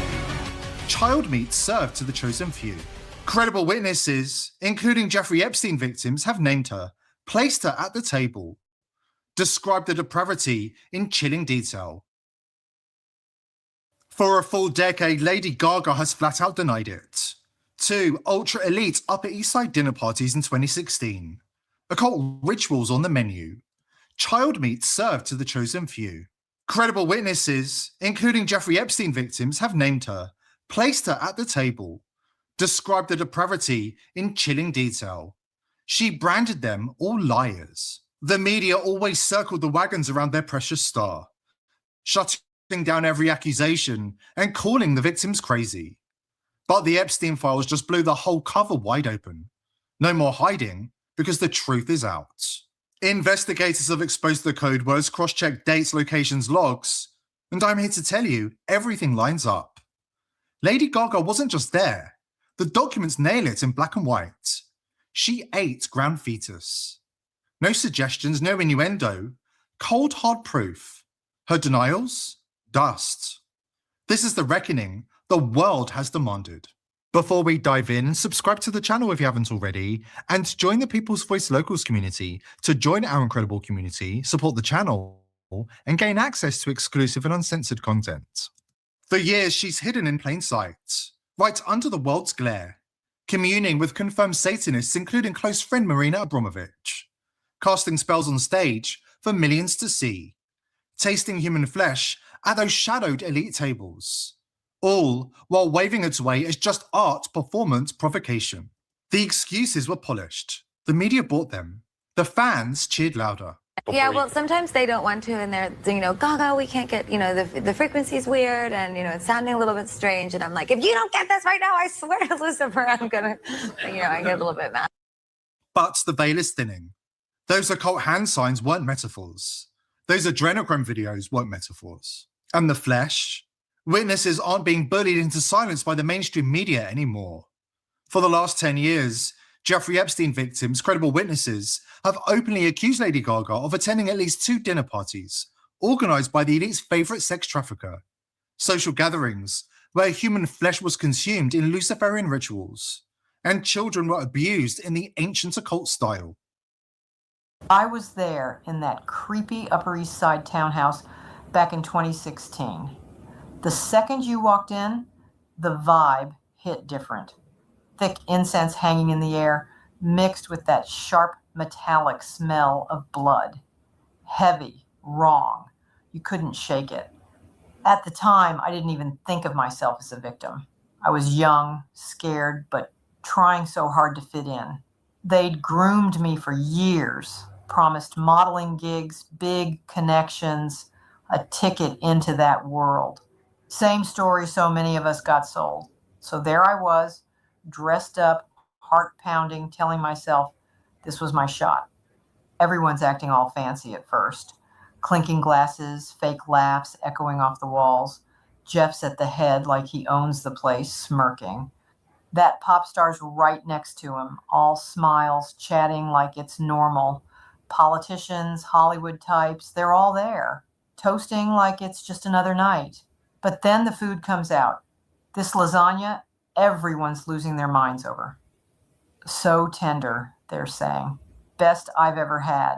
Forks going in, sauce everywhere. They keep asking for seconds. It wasn't normal lasagna. It was layered with ground fetus. Yeah, you heard me. Fresh from who knows where, they whispered about clinics they fund. The elite treated it like it was gourmet, their special power meal. She took a big bite, closed her eyes, and straight up moaned like a trashy porn star. More, she goes. Room cheered, like she won an award. Worst part? Us, the trafficking victims. Young girls mostly, chained up in the corners, eyes on the floor, not eating, not guests, just props. They dragged us out for the rituals, spirit cooking style, blood everywhere. Symbols painted on walls and bodies, chanting that made your skin crawl. One girl, maybe 14, wrists cut in a pentagram pattern, blood pouring into bowls while they drank it. Screams got muffled quick. Gaga even joined in one part, holding a knife, saying some crap about immortality as more blood hit the floor. It was a straight-up slaughter disguised as a party. Bodily stuff mixed in. Milk, urine, blood, turned into their weird potions. They thought it made them stronger or whatever sick thing they believed. I've been kept quiet too long. Threats, money offers, whatever. Screw that. People need to know these aren't just dinners. They're sacrifices. The elite eat the innocent to stay on top. And her? That art excuse covers the blood on her hands. Wake up before it's your kid next. Gaga and her fans have attacked these witnesses, intimidating them into silence. But now the Epstein files have dropped. Everything has changed. The lid has been blown off the cover-up, and the filth is now there for everybody to see.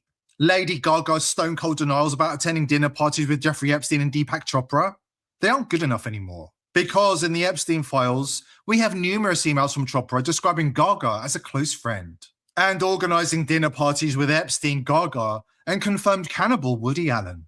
And when you see the contents of other Chopra emails to Epstein, you'll understand why this email is damning for Gaga's claims of innocence. Chopra appears frequently in the files due to his extensive personal email correspondence with Epstein, often on topics like science, wellness, and networking. But the files also include personal invitations to highly incriminating events featuring very young girls. In an email dated September the 22nd, 2016, Chopra invited Epstein to meet him in New York City, promising the convicted paedophile there'd be 30 hot girls between the ages of 6 and 7 years old. Yes, really. And it gets even worse. Taking the last line of the email, I can't bring myself to read it aloud. Just like John of God, Chopra was endorsed by Oprah Winfrey, catapulting him to stardom. This alone should have placed him under suspicion from the start. And he remains unrepentant about the content of the emails. Mr. Chopra, sir, how are you? Sir, I've got to ask you, listen, sir, you built your entire career. You built your entire career on spirituality. What do you have to say about your actions with Epstein? Any regrets? Do you have any regrets? I said, do you have any regrets about your relationship with Epstein? What's that? You want me to decide? No, I'm asking you, sir. Well, you give me your opinion. Look, you have a right to your opinion. Look, I'm asking you, sir. Sir, you had a relationship with him after 2008, after his conviction. Is there anything you can say about that at all, sir? You do your own work and find out. I am. I'm asking you. I'm coming right to you, sir. I'm not answering. Oh, well, I'm asking. You don't have to answer. Does that sound like an innocent man to you? No concern for the victims. Confident there'll be no legal action, no justice for their crimes. They're rubbing our faces in it now, thanking Kash Patel for letting them all off the hook, claiming there's no evidence of any wrongdoing, even though Epstein admits it in black and white. Trafficking underage children. The elites are shameless, protected by the powerful. Politicians, media, law enforcement, who are either in on it or too compromised to act. Gaga's backstory is even darker, straight up satanic. Groomed from childhood by Michael Aquino and Anton LaVey to rise through celebrity Satanism. To break into the industry's top tier, she performed a blood sacrifice, a deliberate ritual that locked in her access and power. After the break, we dive into that sacrifice, the details, the witnesses, the connections that prove it all. Stay tuned. It's about to get uglier. Today's sponsor is AffordableRxStore.com. The price of medicine in America has skyrocketed, and there are certain medicines Big Pharma don't want you to know about. That's why I've partnered with Affordable RX Store. Testimony of help with cancer. Testimony of Joe Tippins, a cancer survivor, thanks to fenbendazole. 2 years ago, Joe Tippins says he was told to go home. He was going to... Cancer goes that far. Median life expectancy. Not from a pharmacist. Fenbendazole. Channel are being offered. It's affordable. She sold her soul for it. Lady Gaga didn't stumble into superstardom. She sold her soul for it. Like every true A-lister at the pinnacle of the music industry, she didn't climb the ladder on talent alone. She paid the entry fee the old-fashioned way. A blood sacrifice early in her career. Innocent life spilled to seal the deal, prove her loyalty, and unlock the doors that stay bolted shut for everybody else. Satanic imagery is used to traumatize the masses. The top leaders of the mind control program involving Satanism were Anton LaVey and Michael Aquino. Anton LaVey was merely the public agent for Satanism. Through smart publicity tactics, he was able to keep his image semi-clean, never being able to connect himself to pedophilia or child sacrifice, but he was involved with it all. Michael Aquino, a high-ranking military officer and member of LaVey's Satanic Church, was a master of black magic, mind control, and psychological operations. Anton LaVey's daughter, Zena, became pregnant at the age of 14 and described her family life as dysfunctional. She has alluded to the abuse which she endured at the hands of her father and called him evil. She severed ties with him and has dedicated her life to helping sexually abused children in Belgium. Lena Morgana was an up-and-coming Staten Island singer and performer.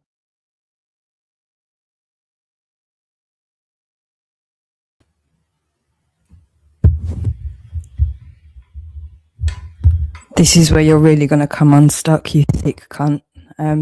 When have I never showed up to somewhere that I'm supposed to be?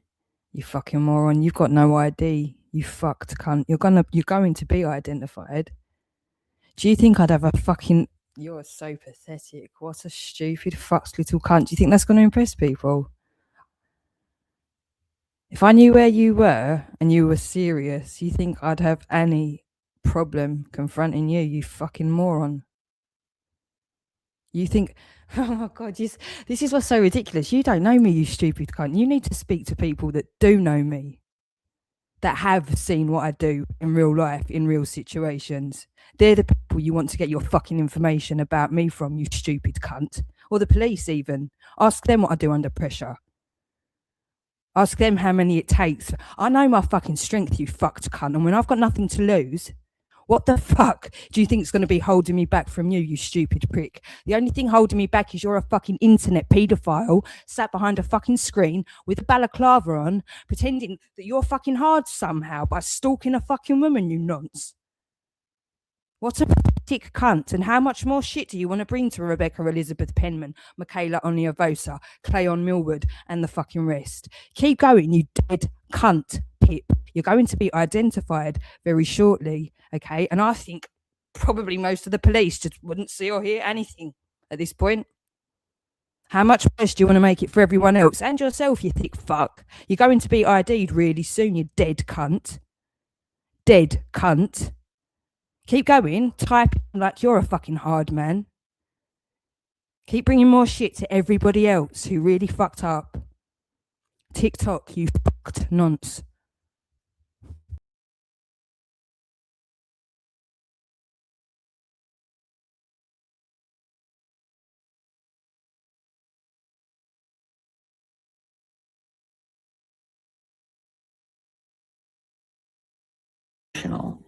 She has alluded to the abuse which she endured at the hands of her father and called him evil. She severed ties with him and has dedicated her life to helping sexually abused children in Belgium. Lena Morgana was an up-and-coming Staten Island singer and performer who was known around town for her sexy voice and unique style. Before Stephanie Germanotta was Lady Gaga, she was a wealthy, spoiled rich girl from New York. She met Lena and they started collaborating on music. They were both scouted out by the same agent, Rob Fasari, and produced a song together. Lena Morgana fell to her death in 2008 at the age of 19 from a New York hotel. The same year, Lady Gaga produced her debut album, The Fame. Lena's mother has spoken out against Gaga for killing her and stealing her identity. Was this Lady Gaga's sellout moment? Lady Gaga's dark ritual-heavy style, blood, occult symbols, and satanic vibes is no accident. It's pure Satanism. The woman who dragged her deeper, Marina Abramovich, the spirit cooker herself, a full-on Satanist and practicing witch. She glorifies occult rituals, endurance torture, and blood sacrifice. In 2013, Abramovich was assigned to initiate Gaga into the next level of celebrity Satanism through the method. Trauma, isolation, blindfolded nudity in forests, mind-breaking exercises. This wasn't art mentorship. It was grooming for the inner circle. In 2013, Lady Gaga went on a bizarre mind program retreat with Marina Abramovich. Lady Gaga endured several exercises to test her resilience, such as screaming until her voice gave out, walking naked in the woods for hours with nothing but a blindfold, and lying on the ground with a block of ice. What we are witnessing is ritual trauma. Abramovich is a spirit cooker, which is the act of taking blood from the tongue or mixed with to attract certain demons. These rituals force the slaves to take oaths, sign blood contracts, and make blood covenants. These sacrifices can be a family member, friend, or their firstborn child. This is to reinforce the trauma, solidify the layering of demons in the programming, and the act of selling one's soul. Ever wondered why your favourite celebrities go in looking normal, fresh-faced? Talents like Sam Smith, Taylor Swift, Rihanna, Britney Spears, Beyonce, Lil Nas X, and come out twisted, demonic, shoving satanic symbolism down the masses' throats through lyrics, videos, and performances. How somebody could go from teen heartthrob to swapping emails with Epstein and Woody Allen about eating 70 pounds of child flesh while living on a cannibal diet. It's not evolution, it's indoctrination. They pay homage to the dark forces they worship, the entities that demand total submission. I get possessed by the spirits. I mean, I can try, but then it just doesn't happen. I can sing notes and sing strong and do all these things that when I'm just by myself, I can't do. And I remember right before I performed, I raised my hands up, and it was kind of the first time I felt something else come into me. I don't want to blame him. I ask him to leave, but he can't. He's here for a reason. People have brought him out. People conjured him up. Now he won't leave. And of course, Rihanna is in the building. Hey, Angie. Why is your hand over your eyes? Because I'm a devil worshiper. What are you talking about? Why do you still do it? Why are you still out here? Well, it goes back to the destiny thing. I mean, I made a bargain with it, a long time ago, and I'm holding up my hand. What was your bargain? To get where I am now. Should I ask who you made the bargain with? with the chief commander. On this earth? And on this earth, and then in the world we can't see.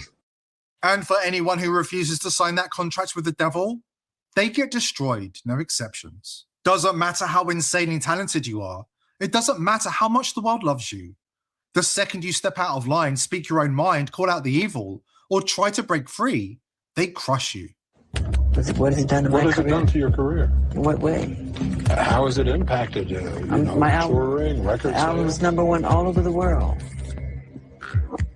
All over the world. America's the only one because I don't want to say too much. But it's not #1 in the United States. It's conspiracy, yeah. I don't want to say too much. I'm done.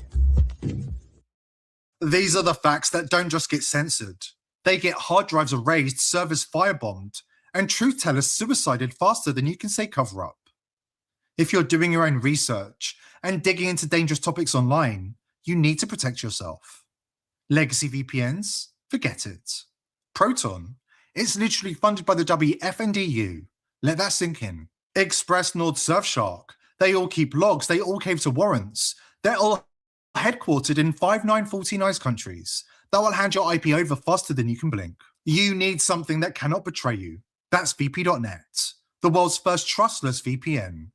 No central servers they can raid, no logs they can seize because there's nothing to seize. It runs on blockchain nodes spread across thousands of independent operators. Even if the entire US government demands your data, there's nobody to hand it over to. It's mathematically impossible to de-anonymize you. Do it before you dig any deeper.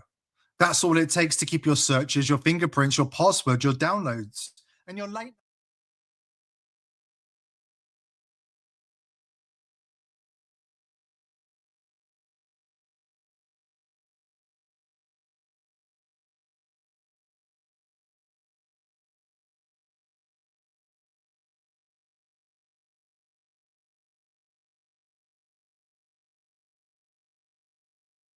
And attack our forces and no longer use their IEDs or roadside bombs, as they are sometimes called, to so gravely wound and kill thousands and thousands of people, including many Americans. And we will ensure that Iran does not obtain a nuclear weapon. This regime will soon learn that no one should challenge the strength and might of the United States Armed Forces. The Iranian regime seeks to kill. The lives of courageous American heroes may be lost, and we may have casualties. That often happens in war.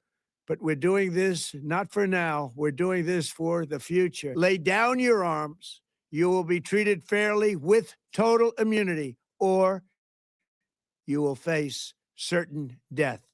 Finally, to the great, proud people of Iran, I say tonight that the hour of your freedom is at hand. Stay sheltered. Don't leave your home. It's very dangerous outside. Bombs will be dropping everywhere. When we are finished, take over your government. It will be yours to take. This will be probably your only chance for generations. For many years, you have asked for America's help, but you never got it. No president was willing to do what I am willing to do tonight. Now you have a president who is giving you what you want. So let's see how you respond. America is backing you with overwhelming strength and devastating force. Now is the time to seize control of your destiny and to unleash the prosperous and glorious future that is close within your reach. This is the moment for action. Do not let it pass. That was President Trump speaking a few hours ago. He's expected, by the way, to speak again.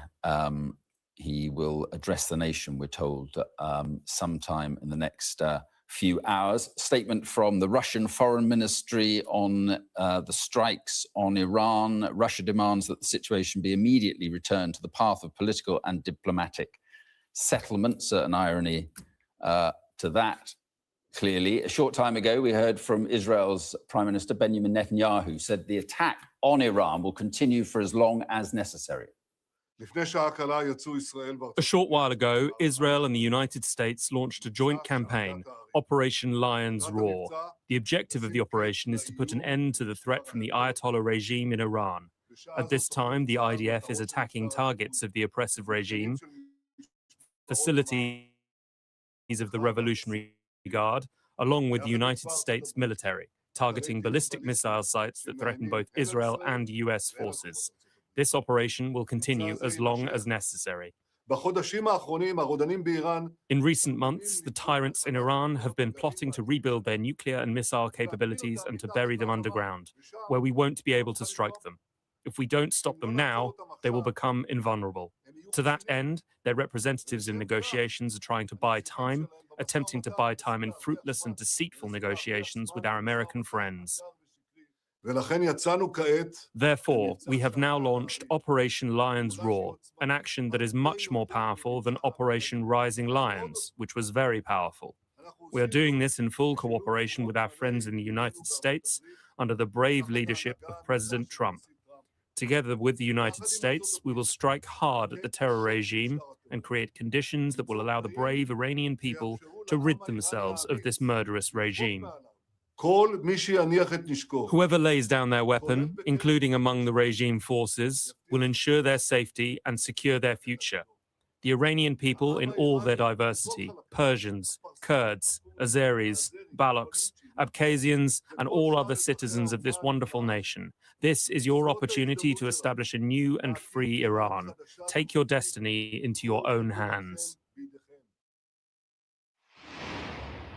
Benjamin Netanyahu speaking earlier. Joining me now is our correspondent, Sally Lockwood, who's in the Middle East. And Sally reports just half an hour or so ago of claims of a new wave of Iranian missiles heading to that region. Yeah, that's right, Mark. Around 40 minutes ago, I received word from a source in Abu Dhabi that more explosions were heard there. And I've also been sent videos of missiles, apparent missiles, flying overhead here where I am. In Dubai, explosions have also been heard here, as well as air raid sirens. And we've seen images of people running in the streets here in Dubai to take cover, scenes that would have been absolutely unthinkable just a few hours ago. But the UAE Defense Ministry has given an update, and it said that it successfully intercepted Iranian missiles flying over the UAE, and that the relevant authorities in the country also dealt with falling debris from that attack in an area of Abu Dhabi, which has resulted in some material damage, but also the death of an Asian national. So one death confirmed here in the UAE following that Iranian missile attack today. But of course, it's not just the UAE that has been targeted. Qatar, Bahrain, Kuwait, Jordan have all reported missiles from Iran aimed at their countries that they've successfully shot down today. Now, something we're watching quite closely is the situation in Bahrain. America has a huge naval presence in Bahrain. It's absolutely critical to US sea power here in the Gulf.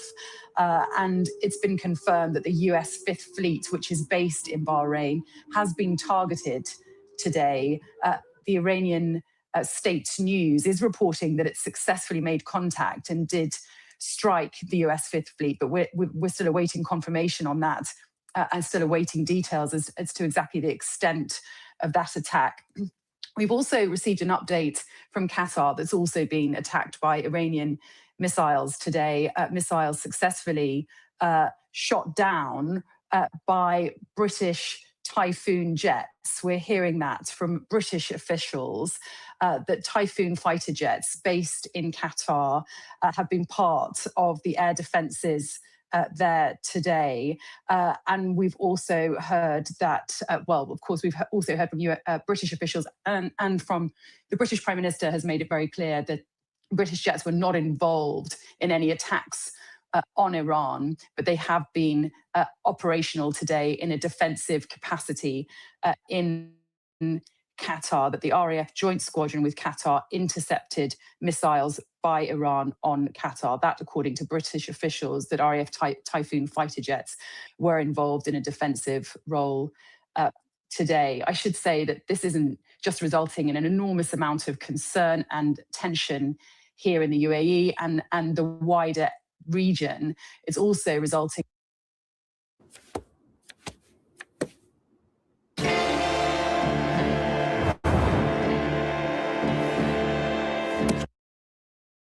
is the airspace in Qatar, Bahrain, Jordan, it looks closed, Lebanon, Israel, some of Saudi, and of course Iran and Iraq airspace is closed as well. A huge amount of disruption and a lot of uncertainty. I'm hearing reports of chaos at the airport here in Dubai, one of the busiest airports in the world, with flights cancelled or delayed and grounded for now.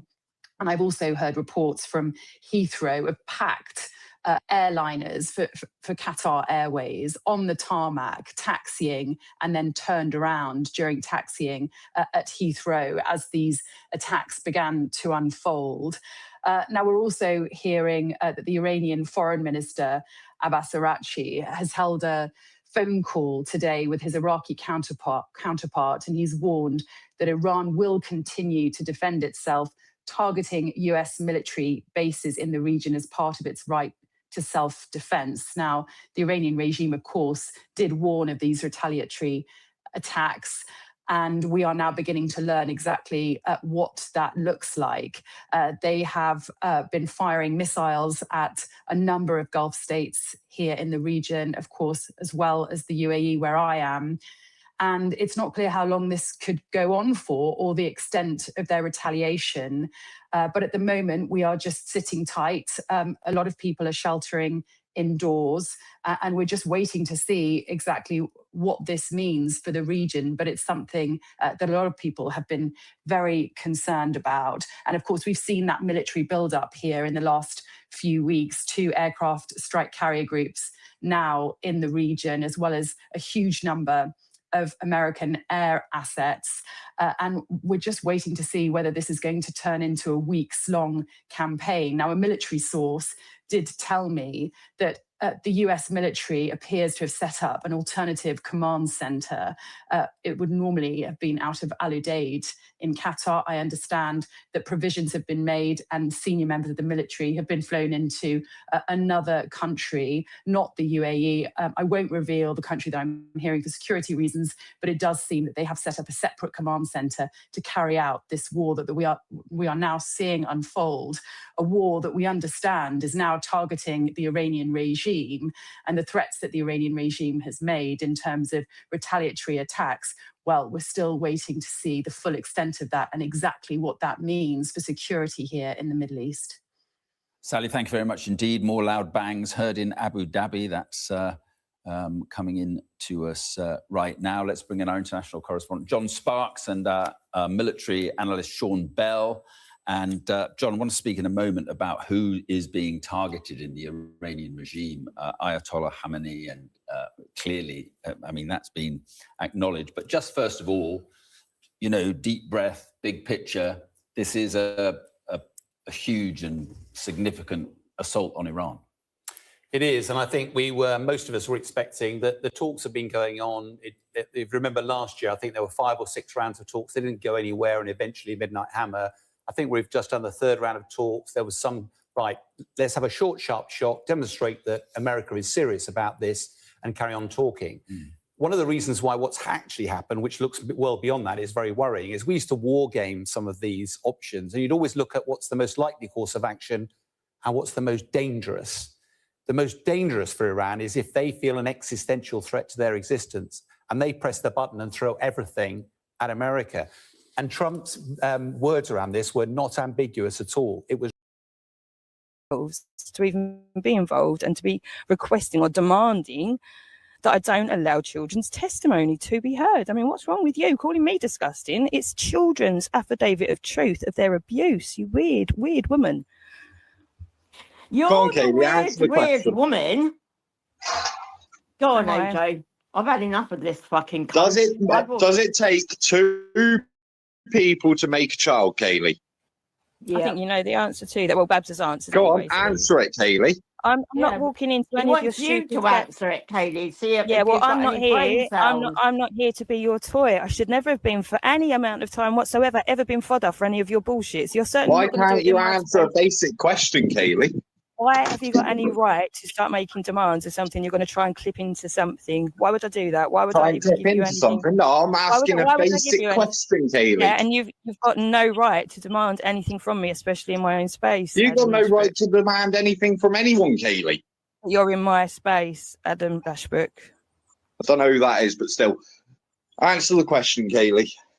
AJ of the family Lashbrook that got convicted for beating up That's his dog. not even my name, Kaylee. Well, I don't care because you're quite recognisable. Answer the question. Lucifer, you're quite recognisable. Okay, so when people you can recognise you, they're not. It doesn't matter. You know what? When somebody is very angry with you and they decide to do something to you, it literally doesn't fucking matter what you call yourself. So you go back to stupid threats. Matter. And it's not threats, it's the truth. If people know who you are, they don't give a flying fuck what you call yourself, buddy. They don't care. Neither does any. Do you realise that you're going to be hunted down unless you hand yourself into the police, Kaylee? Oh no, I'm you shitting and myself. Jake. I better take my address off the fucking internet then. Hey, you better turn around because you know people when they find out what you and Jake have been doing, people are going to be very mad with you, and they're going to want to hurt you. It has impact. When I say my words, it's because there's conviction and truth and substance within them. That's why they have impact. When you use them back at me and they're empty, it has zero impact, Babs. I couldn't give a fuck, Kaylee. Well, but then I stand with the truth. Really? Yeah. Yeah, and that's what the evidence for all of these years shows. Yeah. Yeah, I've never been proven to be a liar, but you have. Okay. I'm gonna walk to Gaza. I'm writing to the king. I was protecting my children. Oh. I mean, how many more lies have you told? You rang the police and sorry, AJ. You rang the police and told the police that AJ. So we all heard that. So she's literally trying to tell me to my face that I'm lying, even though it's all documented, me trying to protect my children. It's all documented. And my children, funnily enough, are still alive. So we'll be able to put everything back together for them. I mean, this is how ridiculous it is. She's comfortable enough to try and throw. This is how desperate they are to just hurt me. That's been their mode. Now we have to ask, why is that? Who gets involved in doing this and why? She's literally trying to convince you and me and herself and everyone else that I am something they needed me to be that's not me. At that point, it's already failed. You're trying to create out of a real person, you're trying to morph that person into your version of that person. It's not going to work unless you've actually got rid of that person, and then you've just literally got control of the reputation. That's what you were hoping for. That's what's gone on for centuries. You get rid of the actual person, you've got control of the information, so then you've got control of their reputation, and that's what's remembered, isn't it? That's what then succeeds and survives. Okay, now we're stuck because we've got the internet. So you can't destroy my reputation because you haven't killed me. I've still got my truth and I'm still alive and I'm still going to speak it and share it everywhere. So your version of me is never going to be the one that succeeds because you're going to die, Babs. If they're your children, why aren't you fulfilling your responsibility as a parent and providing for them? Oh, see, she's run away. Oh my God. It's so Blatantly, obviously, it's frustrating. going to run off. I can't. I mean, between the two of these two, AJ. I mean, why are people not doing something about these two? Why are things not moving on quicker than what they already are? I suspect that Kaylee's going to get a harsher punishment than what she's expecting when she ends up in court, because she's continued to carry on with the very thing that she's in court for. Well, you know, I've got it taped. Jake wishing, telling people to kill me. I've actually got that taped. So, and that is going somewhere this afternoon. So, just, they have to do something. They have to do something about this woman. She'll get what's coming to her eventually. It's blatantly obvious that it'll catch up with her. Well, I really, really hope so. Oh yeah, of course. There she is, trying to silence us, trying to make sure we don't speak, trying to make sure we're not heard. Come back on, coward.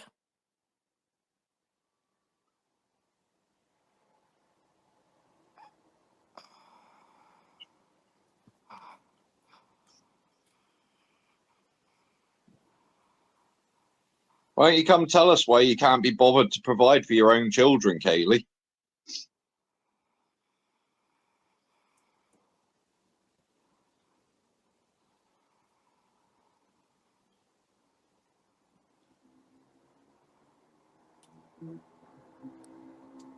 She said with her own mouth she didn't start talking about COVID until 2022. Yeah. COVID started in 2020. So there she goes. She's jumping on a bandwagon in 2022, trying to make out that she's this, that, and the other. Big miss, big nothing, big fake cunt.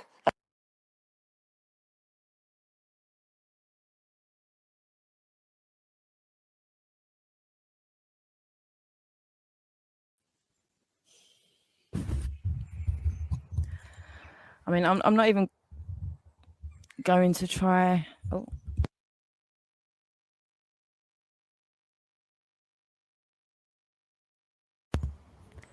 Testing. I can't see anything. Oh yeah, sorry. Yeah, I'm not gonna try and even talk with her at the same time. But I mean, I'm documented right at the beginning of this. I had my children off school in 2020 because of everything that I play all day, every day was from the beginning of COVID. The hospital situation was in 2020. It's all recorded and here she is on my panel just trying to tell me that I jumped on a bandwagon. She supported me in public in 2020 for getting to the bottom of the COVID scam and trying to protect all the children. She is actually on record congratulating me in 2020 about this very thing she's trying to now say I've jumped on the bandwagon for halfway through it actually happening. I mean, Babs, how and where does that make any sense whatsoever? I'm everything I documented from 2020 is easily traceable back to 2020, including all the other people that are in it. Like I couldn't have made up the world for 2 years and recorded it all and all the people in it, could I, Babs? Can you not see how sick you are, Babs, that you're even trying to say these things as though anyone? And it's like it's lies. This is what Gary O'Brien's saying, it's lies, but everything's recorded. My children were out of school. My ex-husband got a solicitor. I didn't lose my children to the courts. I suggested after all, this is insane. Everything you try and fucking, this is mental. This is no. Okay, so I'm just not going to invest any more energy into you. Like, I'll let her, I think Babs has gone now, but put up some vids from, I play them all the time, and I'm not here to jump through hoops for you. I play them all the time. The ones from 2020 are like the ones with Tom, the ones with the, this is so mad. The one with the woman that had the child that got vaccinated, exactly what I was trying to stop happening. That was 2020, yeah? At the beginning of COVID. And Helen the Ziononcerat is bigging up Babs and her blatant lies in my face, in my space. This is insane. And you're on comments. It's documented and screenshots. It's still on the original video, Babs. This is so bad. The levels that you've gone to, people. The lies, the levels that you've actually gone to. This is terrible. So bad. I mean, this is why so bad. I mean, this is why I do what I do. This is why I do what I do, because this had to be exposed for how bad it is. It had to be. And clearly you're doing a fantastic job. So thank you. There you go, Babs. The link's back out there for you. Yeah, I mean, crack on. Epic stuff. Thank you so much.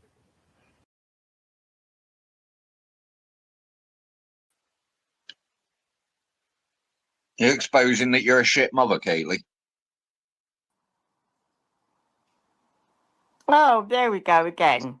That's me on and she runs. Run, rabbit, run, rabbit. Right. I dare you to put out the videos from 2020 that show I was bigging you up for something to do with you calling COVID out. You absolute lying fucking mong. You and I worked to try to get a girl. It was the girl that was crying about her child being, I think she was tested or something at school. Tom put out a request for somebody to find this girl, and I was the one who found her. Yeah? That was nothing to do with you, Kaylee. You absolute fucking mong.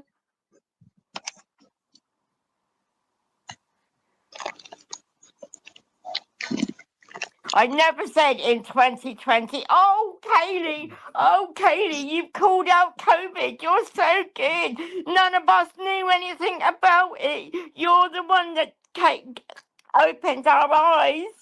Oh, my God, you really are a fucking beg.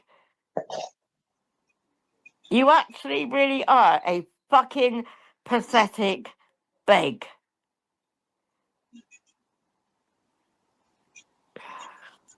Hey, Danny Jones. Oh, I'm not allowed to call you Danny Jones because apparently that's not your name. Okay, whatever. Hey, Danny Jones. Hey, Danny Jones. Hey, Danny Jones. That's going to upset our little pocket.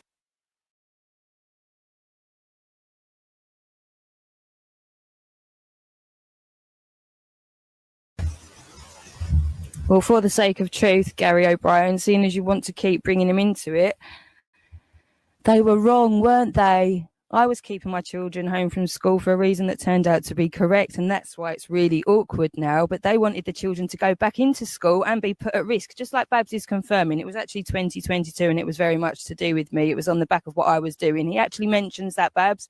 He mentions me. He actually name drops me over and over again. He did the editing for it, Babs, because it was completely down to me, Babs.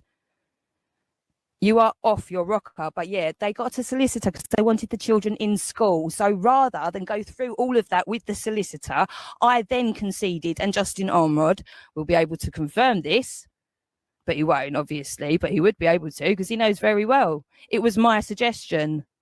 I didn't lose anybody. And they got to the solicitor because they wanted the children in school to be good citizens of the country because the government would never do that.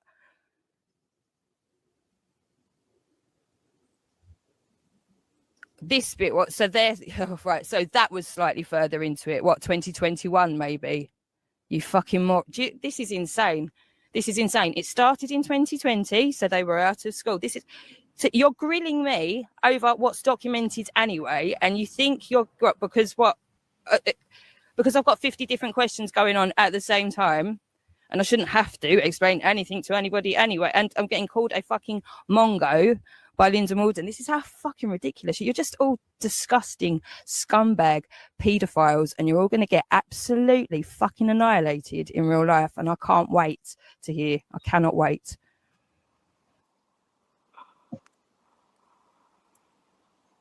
How you work that one out, Kaylee?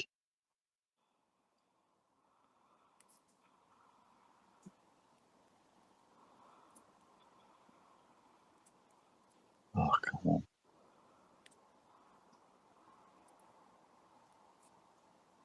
No, I'm on the panel, but where's Katie? Oh, run, rabbit, run, rabbit, run, run, run. So, Katie, are you saying that woman wasn't found by me? Because I'm still in touch with her. I still speak to her today. So, shall I go and ask her and get her to put...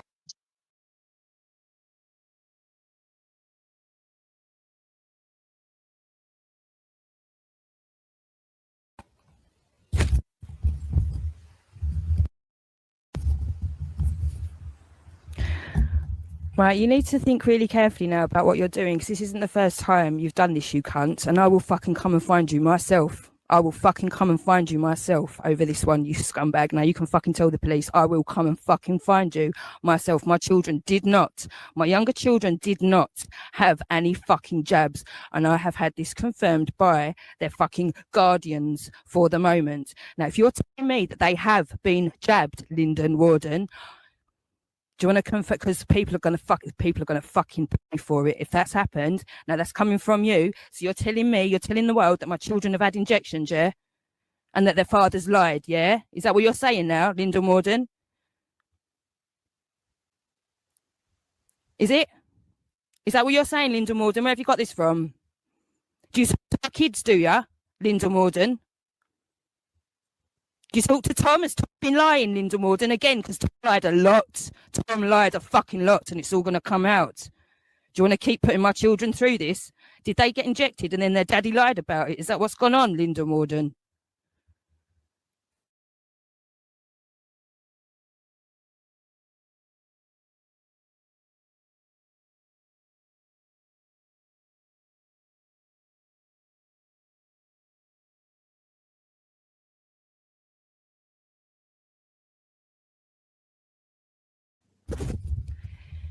You sick fucks are going to get every fucking thing that you deserve with my blessing. I cannot wait to hear the suffering you paedophile cunts went through and how you begged for your fucking disgusting, sadistic lives. The blood and suffering on your hands as a collective is unfucking calculable. It's disgusting. What you've done to me intentionally all day, every fucking day. I pray your children repeat back to you over and over and over until you die in pain and in shame alone. And you have your grave spat on by every fucking child ever born until we're extinct as a species. If that doesn't happen really soon, because going by you lot, we pretty much fucking deserve that, don't we? You disgusting nonce cunts deserve it all.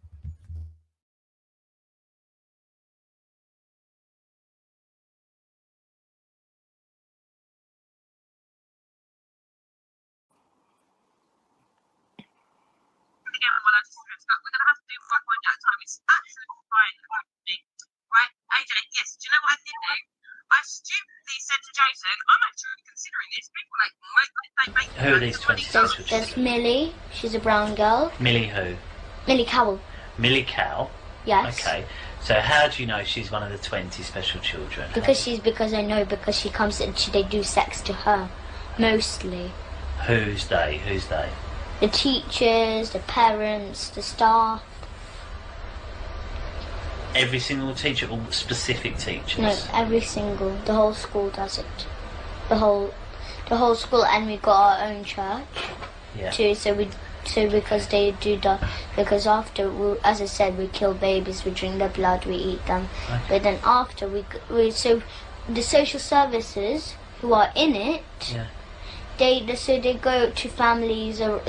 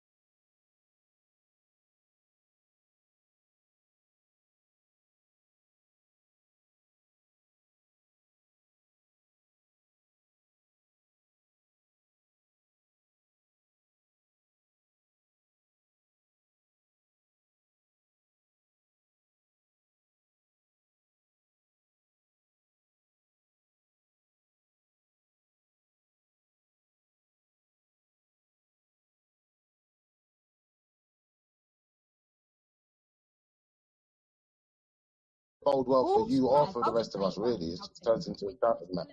All she has, because she has not looked into who I am or what's gone on with.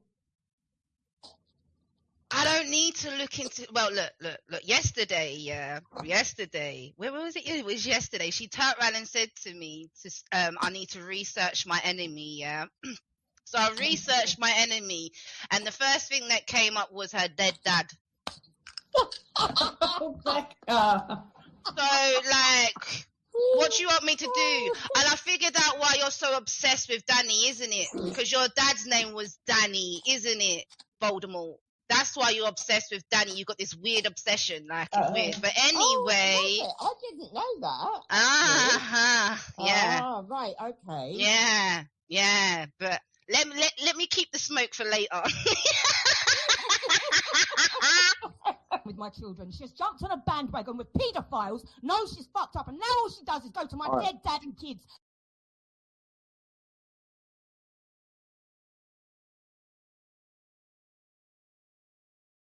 Bode well for you or for the rest of us, really. It just turns into a doubted man.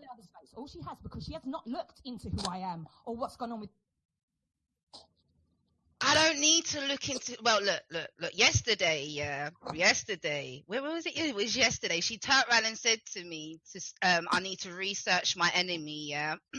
So I researched my enemy, and the first thing that came up was her dead dad. So, like, what do you want me to do? And I figured out why you're so obsessed with Danny, isn't it? Because your dad's name was Danny, isn't it, Voldemort? That's why you're obsessed with Danny. You've got this weird obsession, like it's weird. But anyway, I didn't know that. Yeah. Ah, right, okay.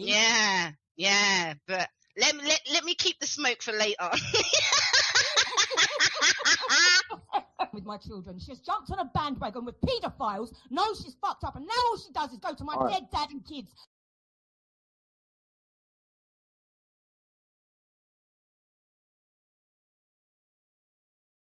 Bode well for you or for the rest of us, really. It just turns into a doubted man. All she has, because she has not looked into who I am or what's gone on with. I don't need to look into. Well, look. Yesterday, where was it? It was yesterday. She turned around and said to me, "I need to research my enemy." Yeah. So I researched my enemy, and the first thing that came up was her dead dad. So, like, what do you want me to do? And I figured out why you're so obsessed with Danny, isn't it? Because your dad's name was Danny, isn't it, Voldemort? That's why you're obsessed with Danny. You've got this weird obsession, like it's weird. But anyway, I didn't know that. Yeah. Ah, right, okay. Yeah. But let me keep the smoke for later. With my children, she's jumped on a bandwagon with paedophiles, knows she's fucked up, and now all she does is go to my dead dad and kids.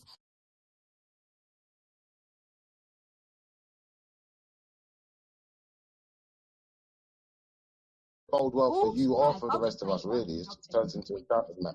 All she has, because she has not looked into who I am or what's gone on with. I don't need to look into. Well, look.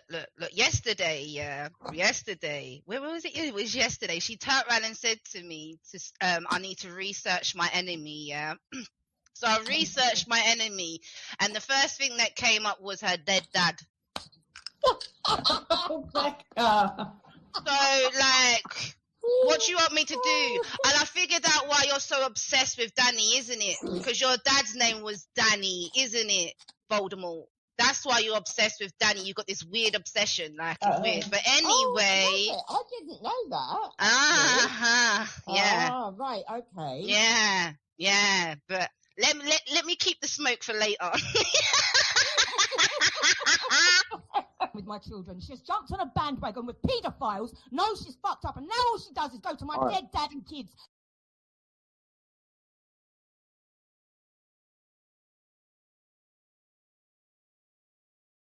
Bode well for you or for the rest of us, really. It just turns into a doubted man. All she has, because she has not looked into who I am or what's gone on with. I don't need to look into. Well, look. Yesterday, where was it? It was yesterday. She turned around and said to me, "I need to research my enemy." Yeah. So I researched my enemy, and the first thing that came up was her dead dad. So, like, what do you want me to do? And I figured out why you're so obsessed with Danny, isn't it? Because your dad's name was Danny, isn't it, Voldemort? That's why you're obsessed with Danny. You've got this weird obsession, like it's weird. But anyway, I didn't know that. Yeah. Ah, right, okay. Yeah. But let me keep the smoke for later. With my children, she's jumped on a bandwagon with paedophiles, knows she's fucked up, and now all she does is go to my dead dad and kids.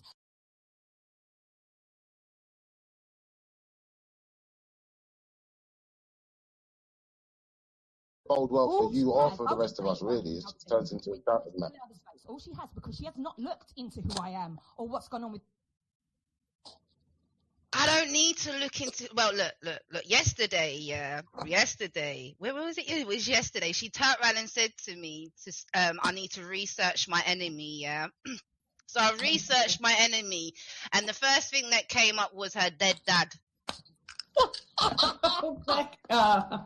So, like, what do you want me to do? And I figured out why you're so obsessed with Danny, isn't it? Because your dad's name was Danny, isn't it, Voldemort? That's why you're obsessed with Danny. You got this weird obsession, like it's weird. But anyway, I didn't know that. Yeah. Ah, right, okay. Yeah. But let me keep the smoke for later. With my children, she's jumped on a bandwagon with paedophiles. Knows she's fucked up, and now all she does is go to my dead dad and kids. Are being seen in the west of Iran, but also in the southern parts. But Iranians have been preparing for this day. And I will say the majority of the population in some ways have been pushed to such extremes by the Iranian regime that they were expecting and quite frankly wanting some form of intervention just because they want to see what that day after looks like. Right. And just on the point of Khamenei and the supreme leader, if he is taken out, if he is killed, what impact could that have? I mean, could the regime survive without him? How important is he in that decision-making process? He's extremely important, and some have been in the past few days comparing the situation in Iran to that of Venezuela, extracting Maduro and the regime stays intact. Iran can be complicated because, as I mentioned earlier, there are various factions within the IRGC that at a moment of crisis are looking for their survival, and they would fight each other, and there will be this would not be clean. This would be bloody and messy unless there is a plan in place. Yeah. And we're seeing reports that he has been targeted, but the Iranians saying that he is not in Tehran and they moved at him, a location somewhere else in the country. And these were speculations that we were hearing during the 12-day war. You know, the complex earlier that they hit, Pastor, is a key place in Tehran. Various government offices, the president's office is there. So many have been moved. And one piece of news that was interesting is, you remember Mir Hossein Mousavi and his wife, opposition leaders during the 2009 Green movements. They have been under house arrest since 2011, and their residents have also been hit, but they have also been moved. So I have no doubt that we are going to hear of some major figures killed, but so far we have not had any confirmations of who those folks are. No. Whoa. What's that? I just built a budgeting app in Base 44. Guys, Nina just built an app. Impossible. Nina can't code. Interesting. Can it generate reports? For him. Interesting. And again, people might remember his presidency. For years, he drowned Iran's economy. He's an extremely conservative figure. These are the images, I'm told, of the compound, the attack on the compound. Yeah. Yes, indeed. He's not at all a favorable, figure amongst the public. And in some ways, many attribute Iran's choked economy and sanctions due to his policies. And so, yes, indeed, those are images near his home in Narmak in Tehran. And I will say Tehran has a population of nearly 10 million, including 16 million in the surrounding areas. So undoubtedly, as we saw during the 12-day war, we will have civilian casualties.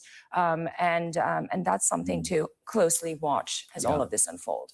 Well, inevitably there will be deaths. It is extremely difficult to confirm what's going on. It's difficult to confirm numbers that are emerging from Iran. But I should just say that the state media in Iran are talking about an attack or an attack that's hit a a primary school in the southern Iranian town of Minab. Yes. And state media is saying that the death toll in that has risen to 40. But as I say, it is so difficult. It is so difficult, yes. Confirmation of these things. Indeed. Mehr News is a semi-official news agency, reported that. And as you said, the situation is fluid, but undoubtedly there will be civilian casualties across the country. Indeed. Well, Tara, I hope you can stay with us, because it would be nice to talk in the next hour about what is going on, if you can be with us for that. Let's speak now to our Europe correspondent, Alistair Bunkle. And Alistair, this clearly is a major war underway, and one assumes that, I mean, to put it mildly, diplomacy is on the back burner for now. Yeah, diplomacy hasn't worked. I was in Geneva only 24 hours ago following those talks between Trump's envoys, Steve Witkoff and Jared Kushner, a high-level Iranian delegation led by the foreign minister, Abbas Araghchi. And, you know, honestly, the vibe coming out of it was reasonably positive. You know, big gaps remained between the two sides. Of that, there was no doubt. There was still a way to go before any agreement, if that was going to happen. But, you know, the feeling was, and I spoke to those very closely involved in the talks, the feeling was is that, you know, genuine progress had been made and both sides had entered into the negotiations wanting to find some sort of diplomatic solution. And then things started to sort of unravel quite quickly. Yesterday morning, Mike Huckabee, the US ambassador in Israel, sent an email around the embassy saying that anybody who wanted to leave Israel should do so today being in capital letters. I mean, it kind of might not have been a panicked email, but it didn't give the tone of a managed diplomatic drawdown. Perhaps the Americans had suddenly got notice of something. Perhaps the Israelis decided to act come what may. Because actually one thing that was not discussed in the negotiations, one thing that wasn't on the table, was Iran's ballistic missile program. The talks very much focused on the nuclear issue, but not the ballistic missile program. The feeling was that could be eventually kind of managed within the region. Within the Gulf states and Iran, but that will have rattled the Israelis, because for Israel, the ballistic missile, Iran's ballistic missiles, you know, probably pose the most imminent and dangerous threat, as we've been seeing this morning, to Israel. And then, you know, a sequence of other events happened. Badr al-Basadi, the Omani foreign minister who mediated the talks and has been the mediator for many rounds of talks, flew early on Friday morning to Washington, quite last minute, to meet with the US Vice President, J.D. Vance, basically with the aim of sort of briefing the US administration, the White House, kind of in person, to make sure that the Omanis, who sort of sit in the middle of it all, got the message across and gave what they think is the honest account of where both sides are. And then Basadi did something, you know, really quite exceptional. He appeared on US networks. He gave 2 interviews to US news, US TV news, you know, which for the Omanis, who sort of pride themselves and are very effective at playing this kind of neutral role, being in the background, not always speaking openly, in order to retain the trust of all sides. You know, that seemed to me as though it was trying to do 2 things. One, it was trying to explain to the American people, of which I think, you know, there is skepticism about what's going on, explain to them, you know, what is on the table by way of diplomacy. And secondly, it maybe was a bit of a desperate last-ditch attempt to keep those talks going. It didn't work. I mean, I started to receive messages kind of late last night that something might be afoot. It's always, I've covered many Middle East wars. It's always hard to tell what is accurate, what's not accurate. But clearly Trump has decided with Netanyahu that this war is the course of action they want to take. And, you know, I have to say it is a war of choice. I don't think there's much evidence that it's a war of necessity. Yeah, okay, Alistair, thank you very much. Let's bring in Dr. Marion Messmer, a senior research fellow at the International Security Programme. Good morning, thank you for being with us. And, well, how dangerous a moment do you think this is? Well, I think from Iran's reactions, we can see that it is quite a dangerous moment. What's really striking to me is that I don't think there was necessarily a necessity for striking Iran, especially if what President Trump has been saying is true, that the US continues to be most concerned about Iran's nuclear program. what we've heard from the readouts from the negotiations was that Iran was actually willing to make quite big concessions when it came to its enrichment activities, whether it would continue to hold a stockpile of enriched uranium and so on.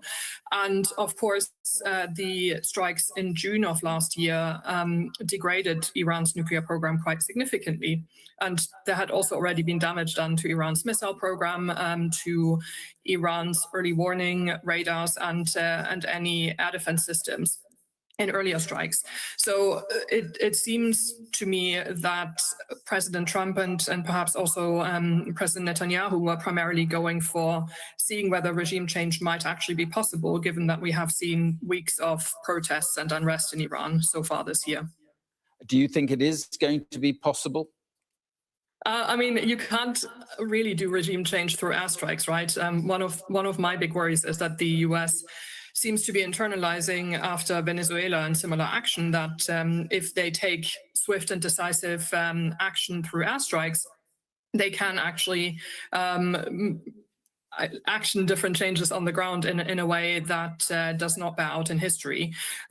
Given the complexity of domestic Iranian political situation and the different stakeholders, I think it's much more likely that if there isn't any support for the Iranian people on the ground, it's going to be chaos and a lot of devastation. And of course, the Iranian population and other civilians in the Middle East are going to suffer the most from that. And President Trump must have been warned that that is one possible outcome of this. Do you think he was pushed into this by the Israeli leader? That's difficult for me to say. I mean, President Trump himself has said over the last few weeks, as there were protests going on in Iran, that he would want to support protesters in Iran and that he would want to support action against the regime. So there undoubtedly was also some motivation on his side to move forward with that. How do you judge the resilience of the Iranian regime and the loyalty of the security forces to that regime, given everything that's happened in the last year?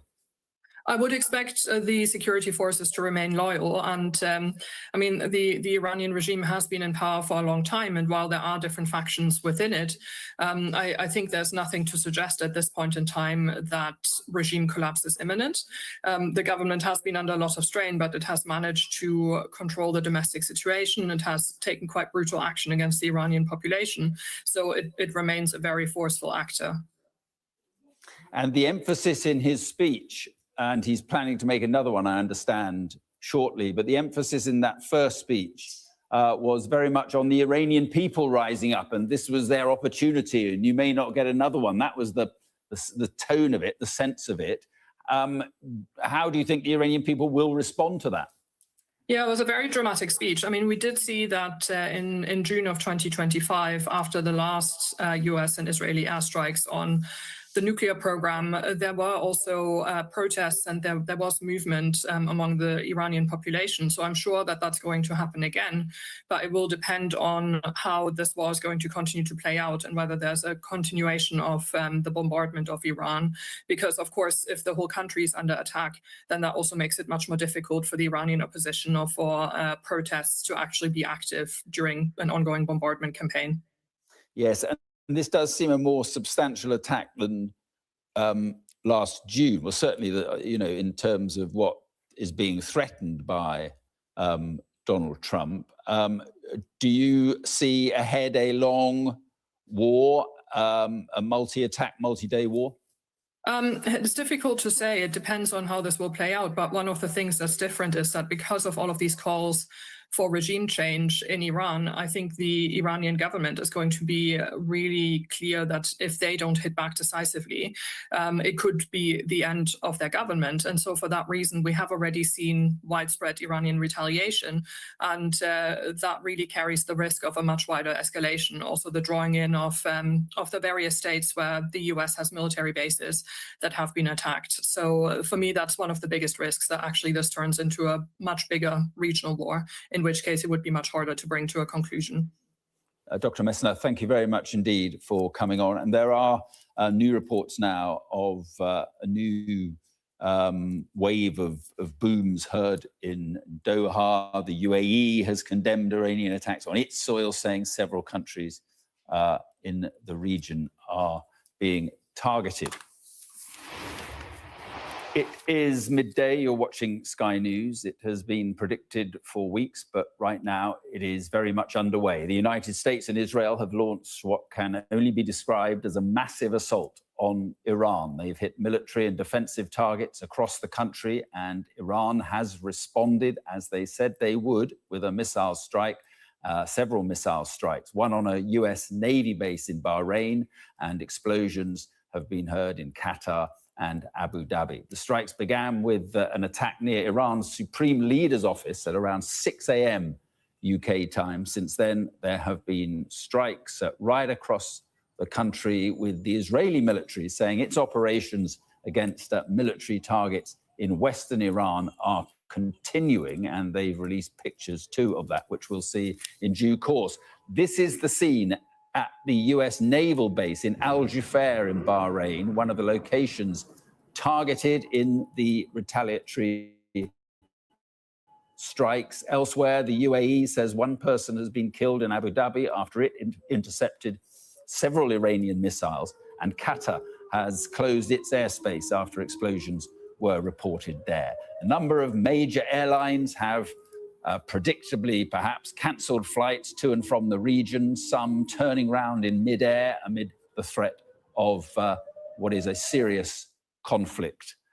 Air raid sirens are sounding across Israel this morning. This was the scene as we spoke to Adam Parsons in Jerusalem a little earlier.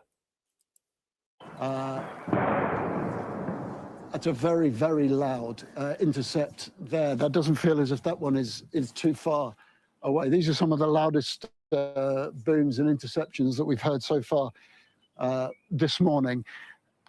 And Israel is a tense country right now.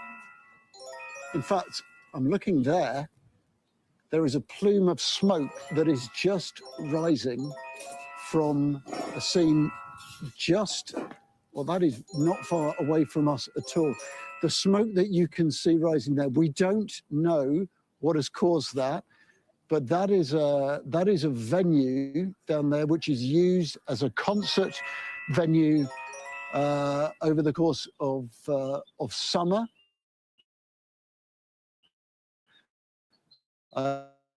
Here in the heart of Jerusalem, and there is now just in the shadow of the old city of Jerusalem.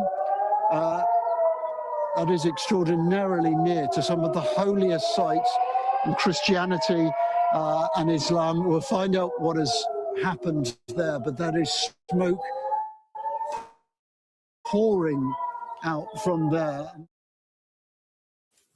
And we've got some pictures. This is of the beginning. These are the first pictures actually from the IDF of these strikes in Western Iran. It does seem as though Israel has been concentrating on Western Iran, and this is the first footage from the IDF, who have said that strikes are continuing in that area.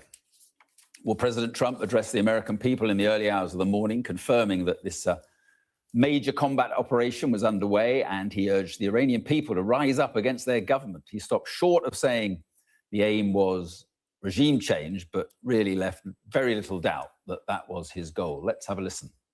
The United States military began major combat operations in Iran. Our objective is to defend the American people by eliminating imminent threats from the Iranian regime, a vicious group of very hard, terrible people.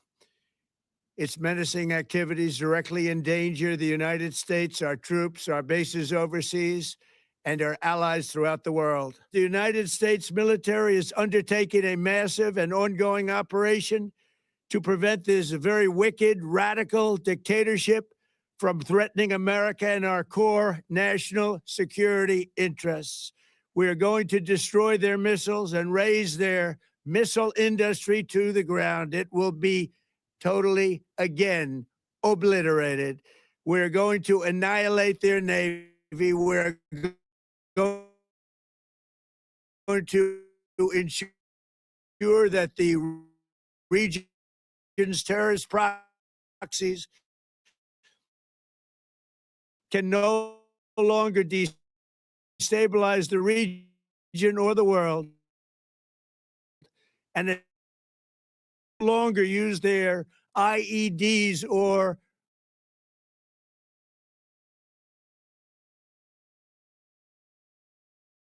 roadside bombs, as they are sometimes called, to so gravely wound and a nuclear weapon. This regime will soon learn that no one should challenge the strength and might of the United States Armed Forces. The Iranian regime seeks to kill.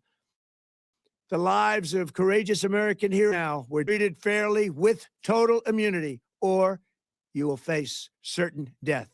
Finally, to the great, proud people of Iran, I say tonight that the hour of your freedom is at hand. Stay sheltered. Don't leave your home. It's very dangerous outside. Bombs will be dropping everywhere. When we are finished, take over your government. It will be yours to take. This will be probably your only chance for generations. For many years, you have asked for America's help, but you never got it. No president was willing to do what I am willing to do tonight. Now you have a president who is giving you what you want. So let's see how you respond. America is backing you with overwhelming strength and devastating force. Now is the time to seize control of your destiny and to unleash the prosperous and glorious future that is close within your reach. This is the moment for action. Do not let it pass. That was President Trump speaking in the early hours of the morning. A short time ago, we also heard from Israel's Prime Minister Benjamin Netanyahu, who said the attack on Iran would continue for as long as necessary. A short while ago, Israel and the United States launched a joint campaign, Operation Lion's Roar. The objective of the operation is to put an end to the threat from the Ayatollah regime in Iran. At this time, the IDF is attacking targets of the oppressive regime, facilities of the Revolutionary Guard, along with the United States military, targeting ballistic missile sites that threaten both Israel and US forces. This operation will continue as long as necessary. In recent months, the tyrants in Iran have been plotting to rebuild their nuclear and missile capabilities and to bury them underground, where we won't be able to strike them. If we don't stop them now, they will become invulnerable. To that end, their representatives in negotiations are trying to buy time, attempting to buy time in fruitless and deceitful negotiations with our American friends. In 1984. Therefore, we have now launched Operation Lion's Roar, an action that is much more powerful than Operation with our friends in the United States under the brave leadership of President Trump. Together with the United States, we will strike hard at the terror regime and create conditions that will allow the brave Iranians to rid themselves of this murderous regime. Whoever lays down their weapon, including among the regime forces, will ensure their safety and secure their future. The Azeris, Balochs, Abkhazians, and all other citizens of this wonderful nation. This is your opportunity to your own hands. Now, the Israelis have made no secret of the fact that they have been targeting the very senior-most Iranian leaders. And this is, we're told, the compound of the supreme leader, Khamenei. And that has certainly been hit. Now, the Iranians have said that he was not in Tehran, and this is the compound in Tehran. The Iranians have said very early on in all this that the supreme leader was at a location outside of Tehran, but very clearly there, his compound in Tehran has been severely damaged. Elder Hakim, my colleague, is with me, and it's significant, isn't it, that they are going for the very top? Yeah, absolutely, Mark. I mean, in many ways, it's similar. The modus operandi here to the 12-day war that we saw in June of last year, where the United States, Israel targeted Iran's nuclear facilities. But in many ways, it's also extremely different because we know that these strikes are going to be expansive. They have made no secret.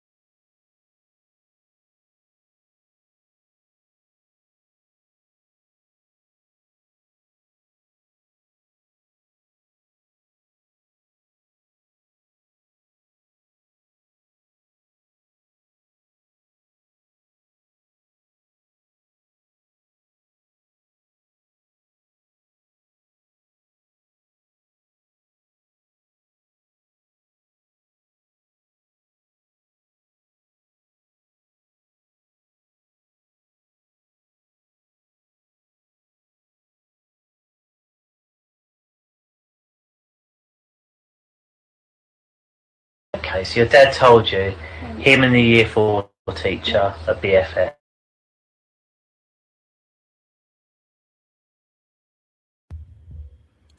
No, sorry, Danny West, you're wrong again. I just haven't been here. I don't know how many times I need to. This is my church, okay? It doesn't require. Just imagine I don't even want to say, imagine I'm the cleaner. I'm not even going to say I'm the fucking pastor or priest. Just imagine I'm the fucking cleaner. The cleaner doesn't even live at church, all right? But I mean, the pastor doesn't, no one lives it. So this is the church. This is where people can come and convene if they wish, whether they're followers or not. I mean, that's also how a church works. You don't have to be a believer in Christ to be welcome into the church, right?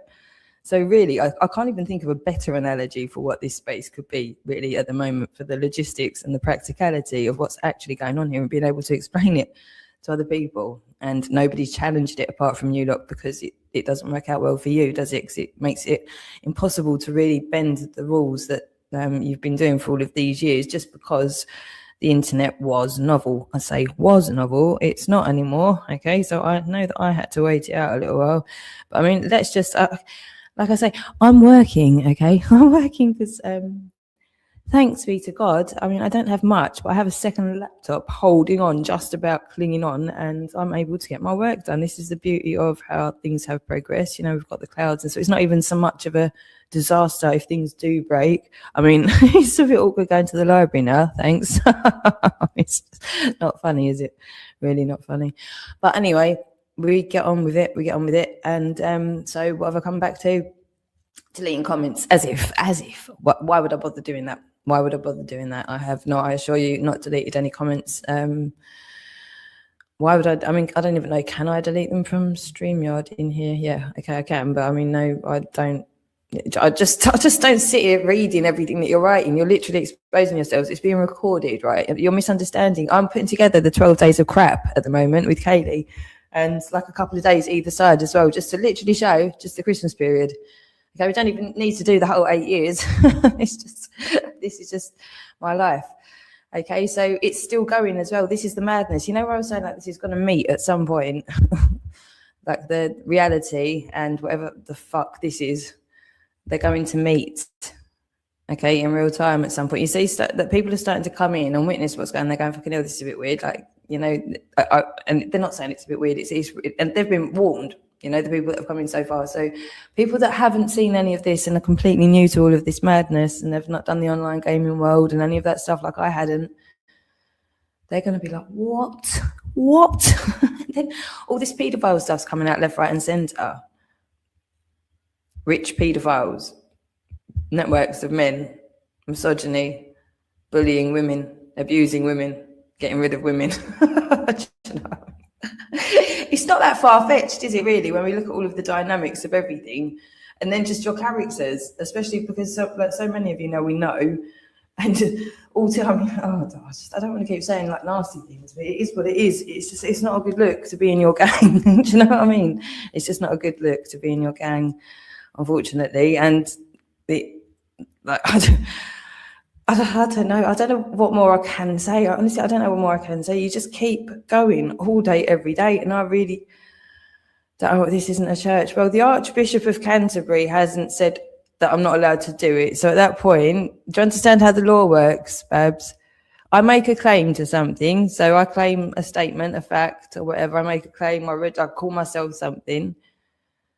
If anybody's got an issue with that, it's because they're adversely affected by that. Now, who might be adversely affected by me calling myself a church? I wonder if the head of the Church of England might have a problem with that, perhaps. Or the king, the person who appoints the head of the Church of England, perhaps. I wonder if they might have a problem, perhaps, if there's an issue to be had, perhaps. They haven't, all right? They've offered me support and prayers. This is so dumb. And I did write to the king. So all of that going, she never does what she says she's going to do. I did write to the king. Granted, we haven't had a response from the king yet, but he's a very, very busy monarch, don't you know? He's like the busiest one we've had since the Germans took over the real thing. Oh, it's all bollocks. It's all bollocks. You've got a lot of Babs, come on, seriously. You can't pretend that this is like... Oh, God almighty, what's going on here? You're flapping, aren't you? Danny West is really, really flapping over here. I'm on drugs. You need an apostrophe and an E. But no, I'm not. I mean, I don't need to keep saying I'm not, but I mean, the fact that you keep throwing it at me that I am, that's the mad thing, because yet again, I can just prove that I'm not. You've got to start understanding how this process works of establishing truth. It's so important. Honestly, it's so important because we're supposed to be able to apply it to ourselves. That's when we have to, I mean, it's all fucked up at the moment, but this is what we're straightening out. And there is a process to it. And I'm not the only person. I'm really not the only person, okay, that can see exactly how straightforward it really is. It just takes a few people with the bollocks to actually see some stuff through. But I think we're kind of on the cusp of that coming together. Do you know what I mean? So I wouldn't be laughing at anything to do with the law right now. I honestly wouldn't. And the fact you're recorded for so long laughing at the law and in effect then laughing at all victims, specifically children, because that's what the fucking law is there to protect. And that's what the rest of the world's going to see. Okay, and all of this deflection and diversion and bullshit and drama and nonsense and fucking making parody fucking videos. Luke Horan, are you feeling all right? Honestly, I don't know what they're putting in your weed. That's a fucking suicide wish, some of the shit that you've done. And again, I'm not making threats. I've just been warning people because I know how passionate I've been about real world shit for my whole life. To then have a bunch of fucking drama queens just say you're irrelevant. We're just gonna super chat each other and talk shit for fucking 6, 7, 8 years. Suck your mum this, suck your dad that. What the fuck? How do you think the rest of the world are gonna view that? When everyone really needed to hear actual information, not bullshit, not stupid noises, not Michaela's latest bullshit spin-off to cover up for her latest drunken episode. I mean, it's just nonsense. But again, you've been taken advantage of. All of the faults of human beings have been absolutely exploited to make this shit show. So it's really not yourselves. And that's where you really need to be thinking straight now about how popular are you likely to be coming out of this. Now, you can still be part of really figuring out who the actual problem really is, where it's all stemmed from, and accept and acknowledge and admit your part in supporting it and allowing it to come to fruition so well. Or you can just keep jamming away on this sinking ship and just thinking you're going to be fine and that anyone's going to be able to save you. And then you've got the whole, oh, you're going to die as well situation. Not only what do you leave on earth, what actually does happen when you die. I know that I'd like to have my bases covered before I get to that situation. And oh my God, how delusional is Jupiter? I mean, that woman, I'm not wishing death on you, Jupiter. So sometimes, I mean, again, I'd much rather you repent, but it's not that scenario I'm talking about at the moment. But to say that you've still got 30, 40 years. What did you say? You're 57? Sounding the way you sound and still smoking the way you smoke and still chomping down your diet biscuits out of habit whilst you're still sat being all negative and drinking. And it doesn't work like that. Just because you've lost physical weight, it absolutely doesn't work like that. This kind of delusion, and then just saying you don't care about anybody, it's terrible what's gone on, but it's too late for so much. Anyway, no, I was addressing Babs, wasn't it? Because it's so terrible, which is, what was it she'd said that I thought needed addressing? Kaylee just said, I don't want to be nasty or saying someone is sleeping with someone or maybe even ringing the police to tell them. So yeah, you're really right. This is, again, it's textbook psychology. If something's not true, it just doesn't bother people. The amount that anything that I've asserted or come to the conclusion of, if these things aren't true, they don't bother you as much as they do. It's as simple as that. That is just so basic psychology. Okay, this is why you call me all the names. So like, yeah, I do it in the moment sometimes, and it's more the frustration of the amount of fucking time you've wasted, of mine, my children's, the planet's. Do you know what's actually going on in Gaza, in certain places in the world right now? Do you know the fucking level of suffering that's actually going on? Of animals that's actually going on? Do you know the scale of suffering? Each individual sentient being suffering for your bullshit. That's where our attention should be, because we've got all of the fucking tools we need. We just need the communication now. It's because of you cunts, we can't communicate effectively to get shit done. It's as simple as that. And the more bullshit you throw at this now, the more people are going to see that you are still, even at this point in time, clinging on to what? What is your substance, Babs? What the fuck are you talking about? Like what? This is insane. Why are you bothered about what I said to somebody else, which on paper is very plausible? That means you're invested. It's common sense. It's law. You're invested somehow. How are you invested? Are you invested in this shit show? Do you get paid for this shit show? These are the questions that are by the public, by the authorities, by sensible people. I don't know what you do. It's just not right, though, is it? It's not logical. This is the whole thing. It's not logical. What's the logical explanation for this situation?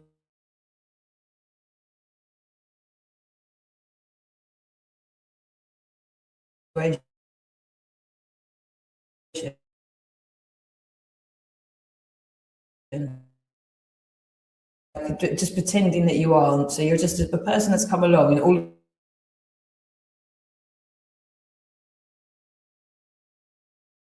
of a sudden you're everybody's best mate.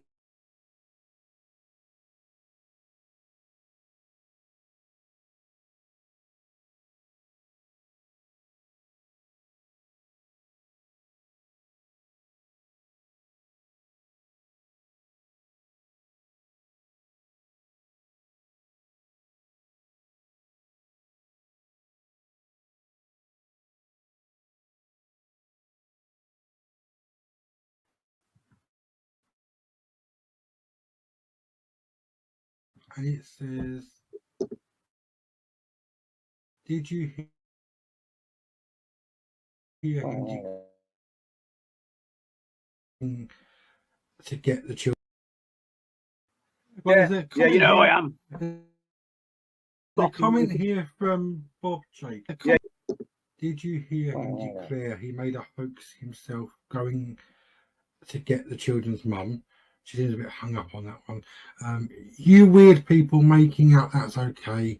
He lied about having contact with RD. Now reckons that's okay. All gravy yet. No, I'm not coming onto this pathetic panel. He called you out as a woman and a troll. You are a troll. So, Danny, are you a troll? And also, I'm going to add a question to this. Do you sometimes just say stuff because you know that people are going to run with it, get triggered by it, do a stream about it? And do you Are you a bit of a drama queen? Do you like to play up to people that get triggered by things you do and say? Do you plant a little seed that people are Not a go drama on? queen. You know what I'm trying to say? Do you I say would quite things happily knowing go- that someone will Yeah, run I with know it and make exactly. a... Yeah, you know what I mean? If I see, let's for example, if I see, who can I say? If I seen John Wedger, for example, turn up right now in this chat, do you think I'm going to go, oh, hi, John, how you doing? You're fucking mad, aren't you? I'm going to go, what are you doing here, you fucking grifting, scamming cunt? Now, that's going to get a reaction off John. It is going to get a reaction off him, right? Of course it is. But that's my honest fucking opinion as well, though. But do you So it's tell... like, well, but I do know you you- don't like do my you throw, opinion. like, do you throw red herrings out there? Do you say like white lies, like you're going to do something that you have no intention of doing, knowing that someone would go, did you hear what he said? He's going to do Oh, this. no. Like when you said about going to No. get the mum on a plane, and you wasn't going to do that, but you said you Yeah, was. it was purely a hoax. Yeah, So it was purely to show how Was easy it a bit of shit people stirring? believe shit. That's what it's purely to do. So you're shit Not shit stirring. stirring. It was purely to believe how stupid. So you basically you're shit No, stirring. shit stirring would be saying you're like, shit stirring with stupid people. Is that what you're doing? no, only shit stirring, because shit stirring would be like telling other people that so and so said stuff. You're stirring something up. I didn't stir nothing up. I just went. I created a hoax, literally, and I didn't think it'd get that far. It went 3 days in. 3 days in, it went So before the I actually hoax went. You know what? police I don't know what is- you're hang on. doing, you dickhead. So the hoax police is creating a hoax. Can you not see the irony? I there? created a hoax once, yes. I did, yeah. Yeah, of course there was irony in it. Yeah, of course there was. Yeah. Of course there was. I don't regret it, though, because it just showed to me, even today, people believe it. Fucking idiots. Oh, you nutters. It was a hoax. It was simple. Everyone could see it was a fucking hoax. You know, how the fuck do I even know where Ella Draper lives? I don't fucking know. The police don't know. How the fuck am I going to know? So, you know what I mean? It was just madness, but they all jumped on it. They all fucking loved it, and they all jumped. Oh man, Danny, look, he's going to do this. No, Danny ain't going to do shit. You fucking idiots. Yeah. It's just craziness how they thought and then jumped on it. But that just shows how easy I could say something to certain people, and they would go with it. They would, they run with it, man. They run with it. Silliness, because of that. They're that far down the hole, if you like, down the rabbit hole, or down the. I don't know what you call it. No logical thinking. No fucking way. No. I don't know what you call that. What's the word? What's the word for it, man? No common sense, to be honest. Madness. So I did do it as a laugh, yeah, as a hoax, purely. Yeah. And I'm glad that certain people like Flo, Wavy, and a few people knew I was doing it. Because I had to tell them. I'm glad I didn't tell them. I'm glad I didn't tell no one. I did tell them first. Listen, what I'm going to do, folks. I'm going to do this, and see how far it gets. And they were like, yeah, go on. They encouraged me. Yeah, fuck it, you know what I mean? Go on, yeah. So I did it. And it went mental. And even today, you've heard someone in the chat say it. I'm like, man. I can see in the side chat here, we've got cases that have been done to her, said about her, revealed about her. And I mean, I did say to Kaylee, hang on, wait, hang on. I did say to Kaylee that she could come in here and go in the hot seat and speak to all the people that have done or said things that she says are wrong about her. And she said no. And I don't know if she wants to do it on her own channel, but I would challenge her to. Well, that don't make sense to me. Danny, I would challenge her to do a stream, to throw the link out, and let anyone come in and speak to her and answer those people honestly. Definitely. But she won't do that, I don't think. But either on my channel or her own, or on any channel, just throw the link out and say anyone. To basically do what you're doing. Yeah, but what's this from the Dolce? I've just seen a question from. I can relate. I've just seen a question from Stefan.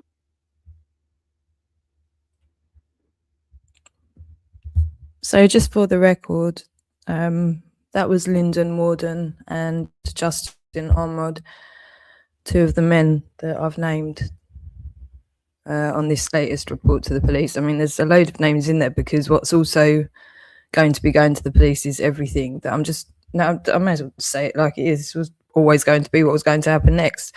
Can't even be asked to phone it through. So I've done the report and got the number. Now just waiting for an email address to forward everything else, which is really just pretty much just an accumulation of everything from over the years and everything correspondence-wise that's gone on everywhere. So, I mean, Clyde keeps joking about the ANAR files. It's got a bit of a, I don't know, a bit of a ring to it, really, hasn't it, in context of what's going on? It's just digital footprint of crime. That's exactly what the Epstein files are. So, yeah, I'll take ANAR files. It's digital footprint of crime, whether it's recorded, deleted streams, or WhatsApp messages in certain circumstances, you know, all sorts of stuff, voicemails, phone calls, threatening voice, voicemails, and like real-time recorded calls.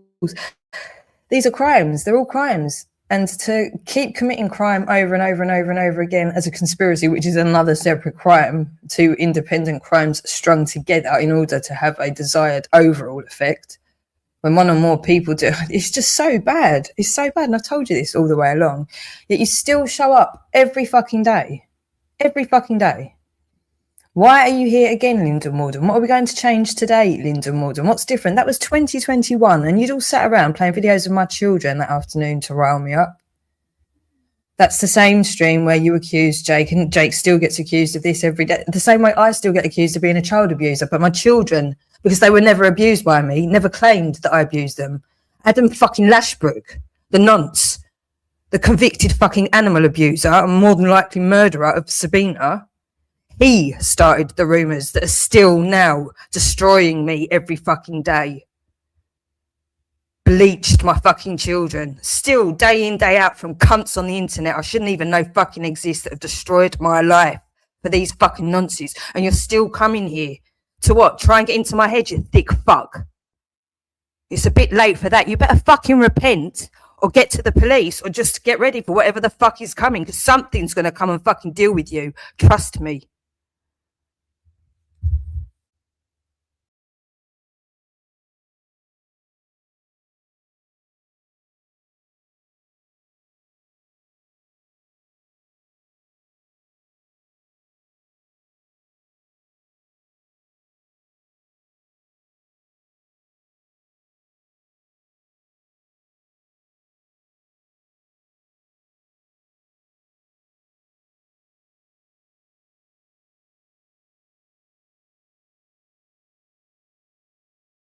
Do you have As far as I know, anything to Moon or Katie, nothing. Why would I? Why are you sitting on a live stream with Jamie Lofter, who's been doing what he's doing for the last 2-3 months here on these live streams? Yeah, so we'll take it because I was doing What to think about everybody. What's I'm not got to do allowed with to this? even finish You're off a topic again now. sentence. Way off topic. Way off topic now. We're off topic, talking about You the are. exact. Am I off topic? It was a Am I- 14-year-old, blah, blah, blah, blah, blah. And I'll give you the answer. And we finished. It was done. So why are you answering against all what right, asking the same question again for? so just to clarify, so the law would. We can clarify. Like third time, folks. Third time, we'll clarify. Go on. Ask again. Stop So I think what Yeah, she's go on, saying, the please. relevant point is what she's getting to, and I quite agree with her, is that if the storekeeper doesn't ask and just assumes that they're telling the truth, Then he's at fault. then he's at fault, and Exactly. therefore, Yes. if the perpetrator, the person who sleeps with an underage girl, just Yes. assumes she's telling the truth because she might Yes. be well developed, Yes. yeah, he's still at still fault, committing isn't the he? crime. The crime is Yes. still committed. Well done. Well done. Fuck me. That took a while. Now go and contact your local MP. Don't come at Danny fucking Danny, Jones. That made no. That Right, response go made and no contact sense. your local How MP. The is law You're the needs one changing. calling the 14-year-old The law- a perpetrator. When you've No, lost the I called the argument. Yes, you are. 14-year-old Why you a hate me? liar. Why you've That's done what I You this? said called the her. man. A You said the liar. man who had sex with a She is child is a the victim. liar. And I'm Now, the speaking fact to she them, lied, don't have right, an argument. shouldn't stop that man It's getting all a bit prosecuted, should it? nasty. You're saying she lied like it was a You are fact. Hang You on, don't know Dave. any Dave, more than I Dave, do. Dave, Dave, You know, Dave. fuck all. No, you don't.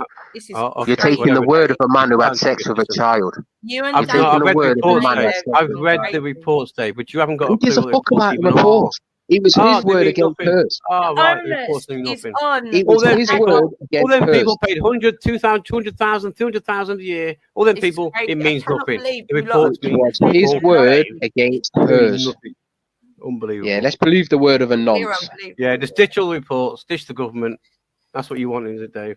Just ditch it all.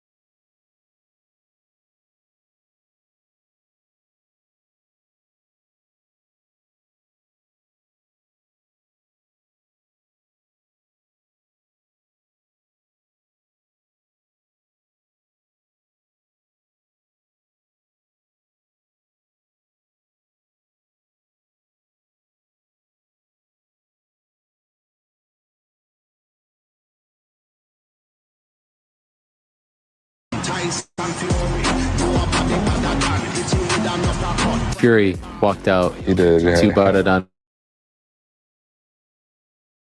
when he fought Francis Ngannou. You called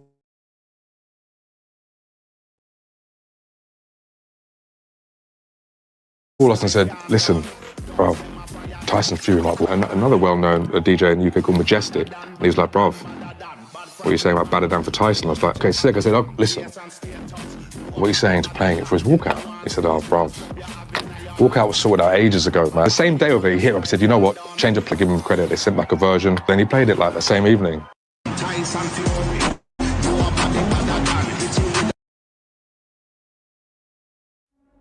I heard you dock someone on your, but it was in your own name though, yeah. You want to be careful. Yeah, with I that, have docked someone. I've docked someone that I've warned time and time and time again to leave me alone. Leave me alone. And he can't keep my name out of his stinking rotten mouth. You're a liar!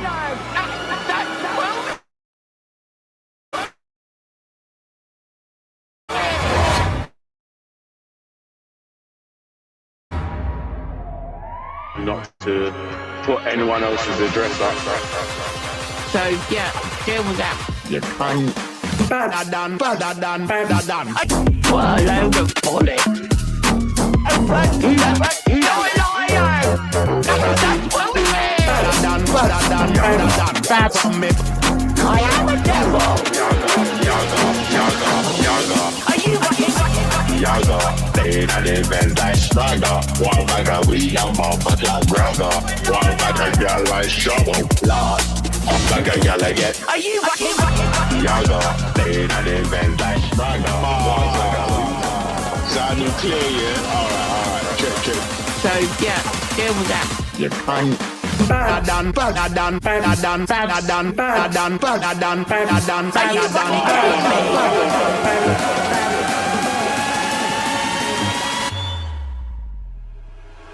Are you fucking kidding me? What a load of bullets. You're a liar! That's what we mean! That's me. I am a devil!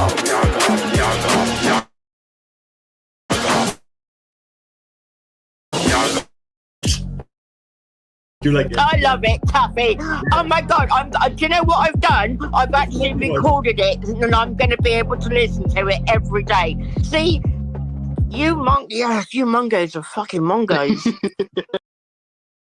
Who are you to assert anything about me ever anyway? I know you're Danny West, but I mean, like, just pretending that you aren't. So you're just a person that's come along and all of a sudden you're everybody's best mate, the same way that the other variations of Danny West have done. Yet Babs has had an actual phone call with the real Danny West. Is it the EastEnders Danny West, the real Danny West, by the way? I mean, this is so fucking ridiculous, isn't it? This is just beyond a joke. Definitely on drugs, you can hear it. Well, again, okay, if you want to keep asserting that, then my solicitor will talk to yours, okay? Then we can arrange a drugs test for the courts and we'll go from there. It's pretty fucking simple, you stupid cunt.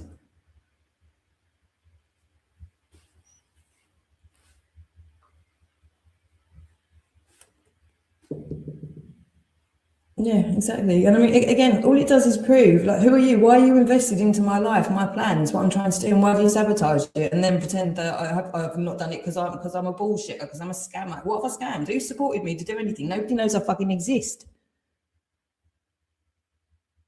Why is that?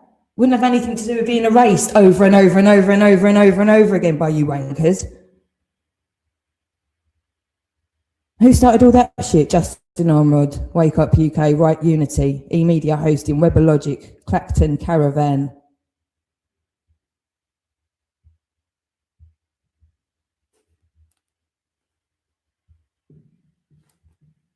Do you think people aren't going to recognise you, Babs?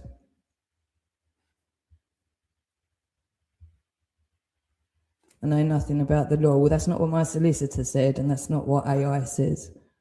So, I mean, well, nobody, the police, nobody has told me that I don't know. The opposite. Oh, this is insane. Babs, what are your credentials, Babs? Would you like to jump on the panel and explain to everybody why you're smarter than me? Not that I'm saying I'm particularly smart, but what I don't run around pretending that I've got authority over anybody else, their intelligence, their ideas, their life. I don't do that. None of us are supposed to do that. That's for God to do. We're supposed to be directed by God. I feel that's actually what the issue is, to be fair. But I mean, it's only a guess, a stab in the dark, a stab in the dark.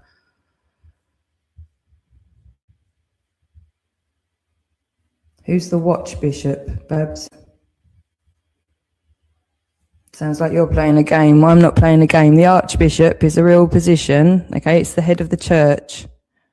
I can't actually remember her name. Dame Sarah McClully, something like that. Something. It's something. Sarah? Sally. I don't know. She'll probably be gone in 5 minutes. This is how it works, isn't it? There was already a scandal story break. I mean, but who knows? It's all bullshit, isn't it? There's all this bollocks going on all the time. Be happy to know that wrote someone they was there. I'm sure she doesn't give a flying. But to be fair, actually, but seeing as they were sympathetic to the situation, I'm sure they'd be supportive of the fact that I did actually write to the neighbours rather than going throw a brick through 7 Joan Crescent, Eltham. You're panicking. There's no. There's nothing nonsensical about what I'm saying. Do you know what I mean? So your bases are covered. That's great then. So your flapping is completely unnecessary, isn't it? Oh, you do want the link. Sorry, I'm a little bit behind here because I just giving a flying fuck was I was just getting on with work. But yeah, bear with me.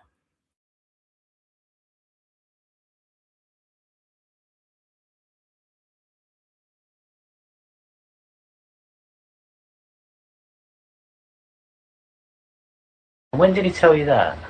He does when he was doing the sex to me. He does sex to me. What does that mean, sex? What do you mean? He touches me in the private. He touches me in the private. He sticks a plastic willy in my bottom, and it bleeds down. Okay. So, yes. So your dad does sex to you, and what that means is he touches your privates. Yes. And put a plastic willy in my bottom. In your bottom. Yes, big fat one. Okay. So how do you know it's a plastic willy? Okay, so Kelly has to play this little bit because she knows that I get offended about this bit, yeah? Okay, so tell me what that looks Let's go from the start. Kelly has just stated but it's plastic. Okay. Would be on her side for lying about Jupiter trafficking children. She has just said that the Archbishop would back her up, even though it's all fucking lies. So remember that you said that, bitch, and I have that clip. And don't forget, I've read the letter from the Archbishop back to you, and you were telling us that he's supporting you, and he's telling you that everything that you're doing was right, and that we were all wrong. That's what you said.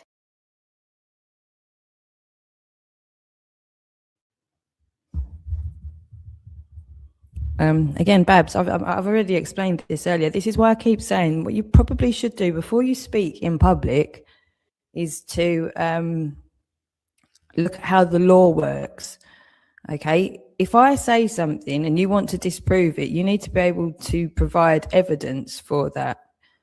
Okay, so now if I've made a claim, if I've told them that I've registered as a church and they've not disputed it, okay, by default, they're accepting it as truth. That's just how the law works. They don't have to outwardly state anything. You can even use silence or just non-engagement can be seen as how do I explain? I'm trying to explain this so that you understand. Well, no, you do understand what I'm saying. This is the thing, you do understand what I'm saying. I'm trying to break it down further and further and further, but it's common sense and you do understand. If I've already stated something to them and it directly would be an issue for their own institution, they would be the first people to say, hang on a minute, we're not comfortable with you calling yourself a church. That's for them to say. That's what would happen in that process with that letter. They didn't do that. They've offered me support. They've understood what I've done. They haven't countered it, which means by default, they've accepted it as truth. That's just how the law works, babe.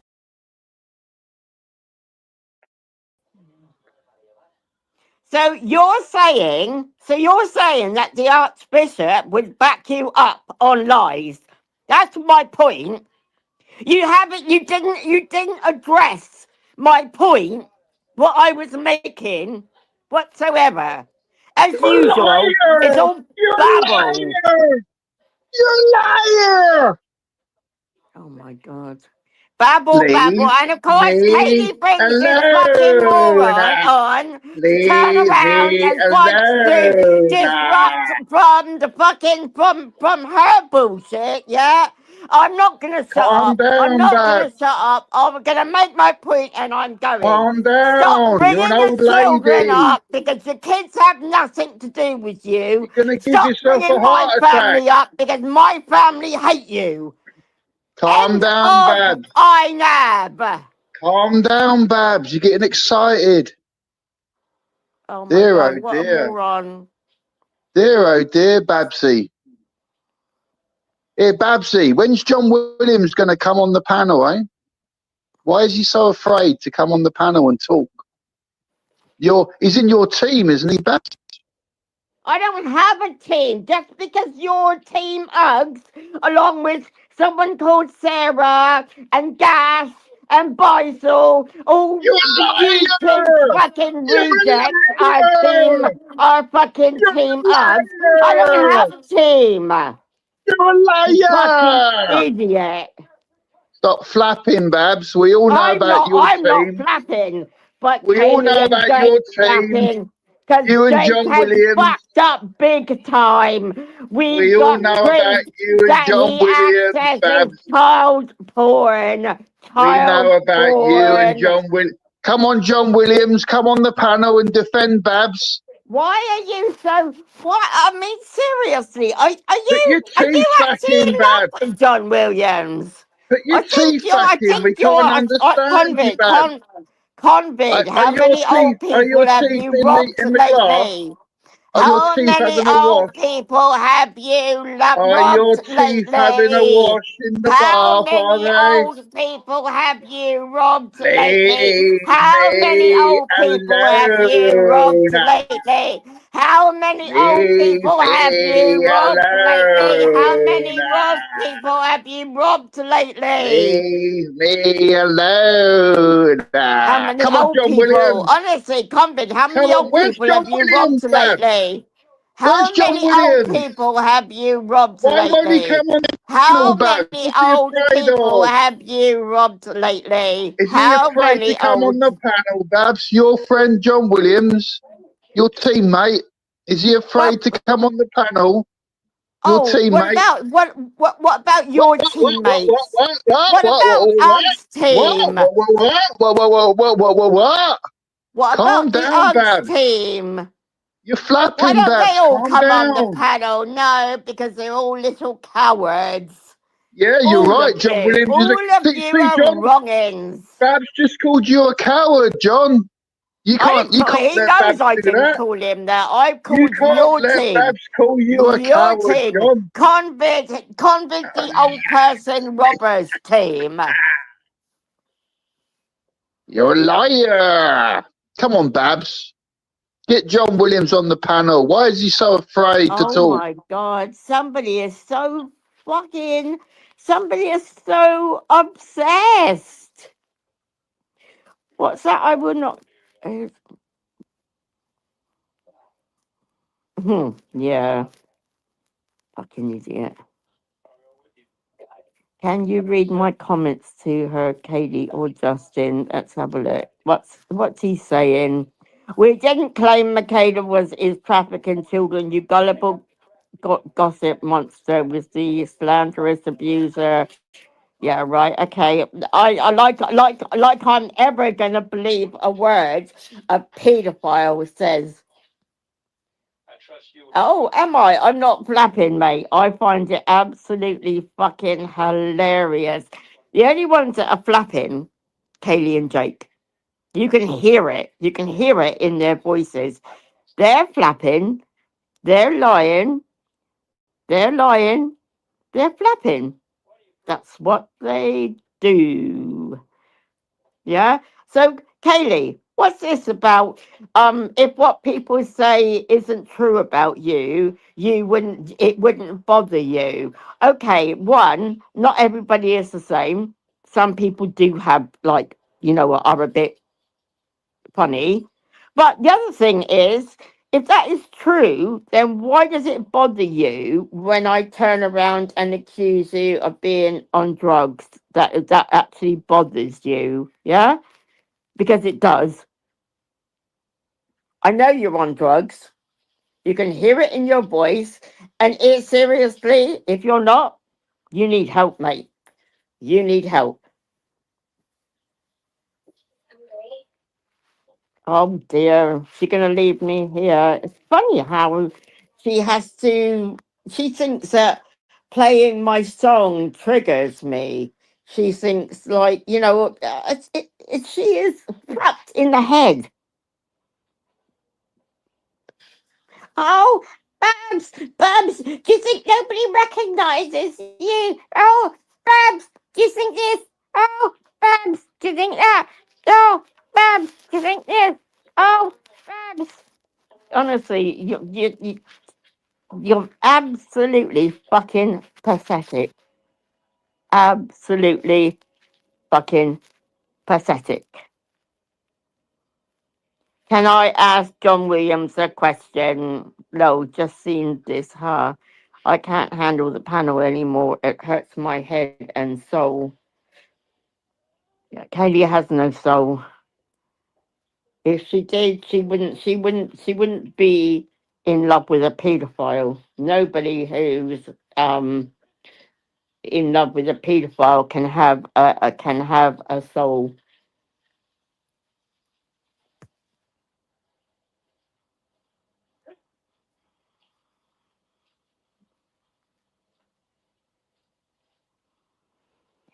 As usual, Kaylee has run.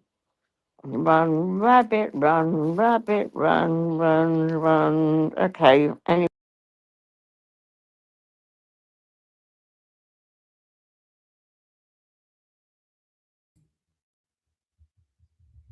No, I haven't run. I just took the opportunity to go and make a coffee. I didn't hear the last little while. I haven't run away, Babs. I'm in my home. Again, see, this is why I said the church isn't a building. To see exactly what's happened. You've just come exactly where I've gone. It's you guys come where I've got. This is what I'm talking about. Okay, so I'm in a new home, right? It's like everyone who keeps missing the obvious. You're just missing all the obvious things, like for all the days of Christmas that you guys you know that I've moved, but you said that I've lied about moving. You know that I've been sectioned, but you say I've lied about sectioned. You know that I'm away from my children, but rather accept that there's a really dark, sinister thing that you're part of now. Actually, you're making out that I've abandoned my children and somehow I'm a scammer, and none of this all adds up, does it? And you're still here wherever I am 24/7 and then telling me I run away if I decide I don't want or need to take any more of your fucking abuse anymore because I've recorded it for fucking years and you're going to pay, you gremlin cunt.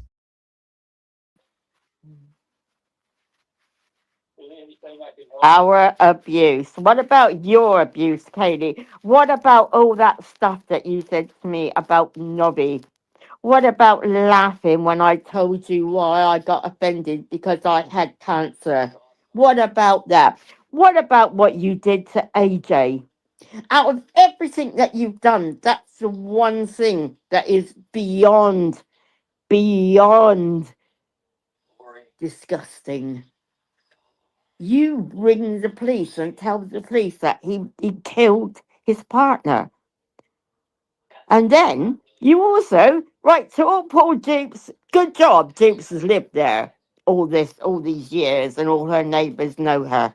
But you wrote to her fucking neighbours, yeah, telling them that she's trafficking children. Are you for fucking real? That's fucking disgusting. That is absolutely fucking filthy.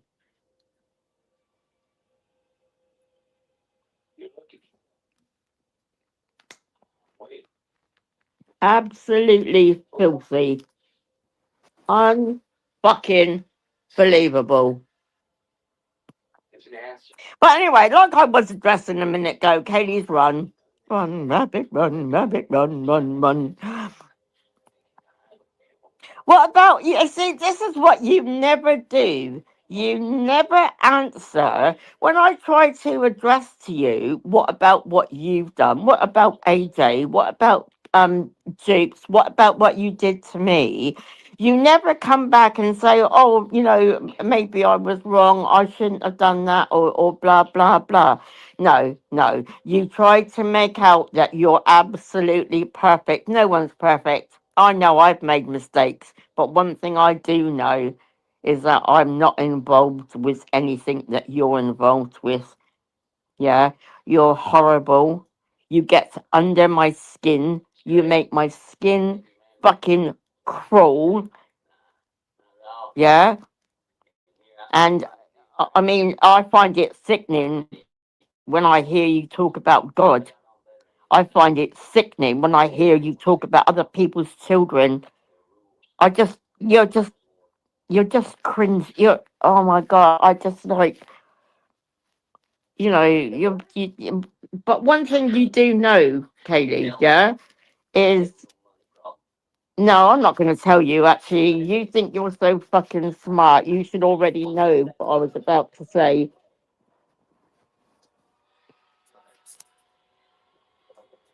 You really are a fucking piece of fucking shit. Now, I'm going because I actually do have a life to get on with. Bye, whore of pigos.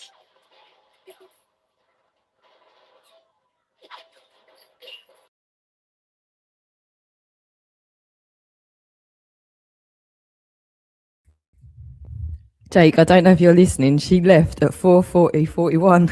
Exactly, bang on, 4:40:41. Can you believe it? I was going, you're not going to do this, you're not going to do it. She did. 4:40:41 it was. Mental. Well, what do we do with that? I don't think I really need to add much to that. Could she?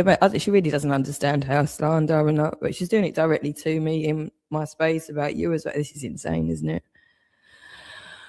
Honestly, I'm not even going to waste time. I don't think anyone. This is nuts. This is fucking nuts. So yeah, I'm halfway through a blog. So really, I suppose it should really put together how simple this is to format now, for you lot to see for yourselves how easy this is to put together and just now hand over to other people to look at. To psychiatrists, psychologists, police, schools. Collectively, there's a big fucking problem, and the world are waking up very much to the fact that there's a big problem online. A blog full of bullshit. What? Because Babs, who just came on the panel, said so, who's obviously part of a smear campaign, who's obviously part of the media. You're obviously a collective part of the media, probably funded by the same people that are funding certain papers. I don't know the ins and outs, but it's always going to be where the money is. Money, control, and information. It's all one and the same gig that's actually going on, isn't it? I don't spend time finding the individual people all the time. It's only to call people out in certain companies and whatnot, but I'm not going to waste time thinking finding one person who's going to crack everything. The overall problem is people are chasing the wrong things. So you need credibility. That's why I stick with the law. You need credibility. Yes, Babs, it's going to be going everywhere. You can't hide on YouTube. You've fucked up my life. Listen to the way you speak to me. Would you speak to me like that? Right, you gave me a hug, you silly cunt, in real life, and you speak to me like that on the internet. Now, that in and of itself should really speak volumes, shouldn't it? But how do you think speaking to somebody like that, when you've got loads of you doing it all day, every day, for fucking years on end, how do you think that matters and affects somebody's real life, real psychological state? You silly bastard. Come on. You can't be that thick that you can't figure this shit out. It's not like I haven't been screaming it from the rooftops, but you've all been part of it, haven't you? Whether you just joined in for the fucking kicks, I don't know. But that's for you to figure out. You can't make it work now, though. It is what it is. You're part of something disgusting that in the beginning you could see clearly was going on and that was acknowledged. And now you haven't got a reason. You just detest me. You just hate me. You've just got venom. And you shouldn't go in public just spitting venom about people if you've not got a fucking reason for it. That just means you've got a mental problem. Okay, and that's what everyone else is going to see. But your mental problem has been used perfectly, the same as Michaela Onyevosa's, and whether it's narcissism or some other derangement going on, addictions like gaming, Rebecca Elizabeth Penman, all of these things have been used to do the job. That's why you're not supposed to do that. You're supposed to automatically look out for other people, the absolute fucking opposite. And that's the duty of care, the fundamental principle of English law. Now, if you don't care, you should have got off the fucking stage about 8 years ago, you silly cunts. To keep saying you don't care right now, you're just literally clocking up custody time, more than likely. I'm going to have petitions. What do you think people are going to make of you bastards who don't care, who haven't cared for all of these years, and seeing what you've done to the people who did fucking care?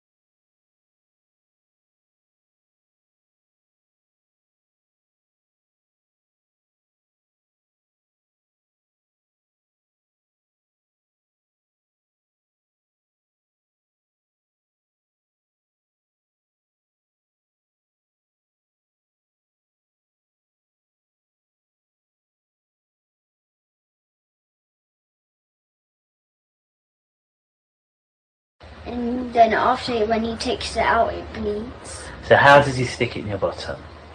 He pushes inside my bottom. Okay. Yeah, and then when he takes it out, it bleeds my bottom. Okay. So when was the last time this happened? No, I'll tell him why he started doing it when I was a baby. Okay. But when was the last time it happened? The last time it ever happened is when I stood the last day of school. The last day of school. Yeah. So tell me about the last day of school. Yeah, we had a big party because it's the last day of school. Okay, so it's last day of school. You've had a big party. Yeah, at school, and my dad goes to the school, and my dad doesn't let me learn anything. He doesn't let me have education. The party. Yeah. What was the party like? I don't like the party. Why not? They touch me. Who? They kick me. My front privates to hurt me.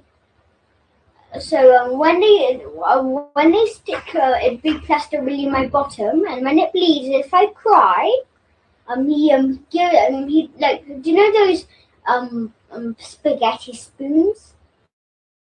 Like yeah. Those metal ones.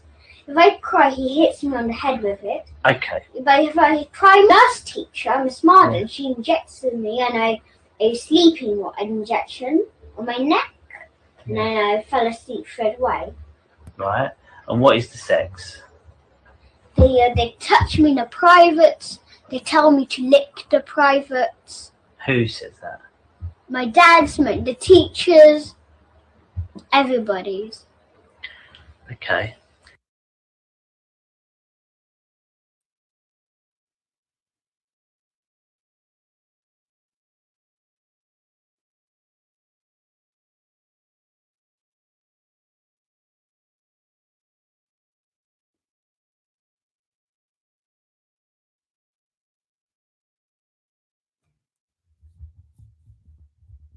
That's quite a bold statement to make there, Danny West. Now, you've just said that you're taking me to court, so obviously this will come up. But of course, you're going to need an identity first, and you're going to need to explain why you haven't actually dealt with the situation here when you've brought yourself to this situation over and over and over again. At that point, the power's yours to leave again. You just don't understand the law. There's no point in threatening me with anything. I understand what's going on completely. All right? You're in my church. There's no point in threatening me with anything, you silly bastard. Especially as an anon. Absolutely fucking ridiculous. But yes, this is quite a statement to make, isn't it? How is plain children's testimony proving that we've got an unhealthy attraction to them? Wouldn't it be more likely that we're more concerned for their safety?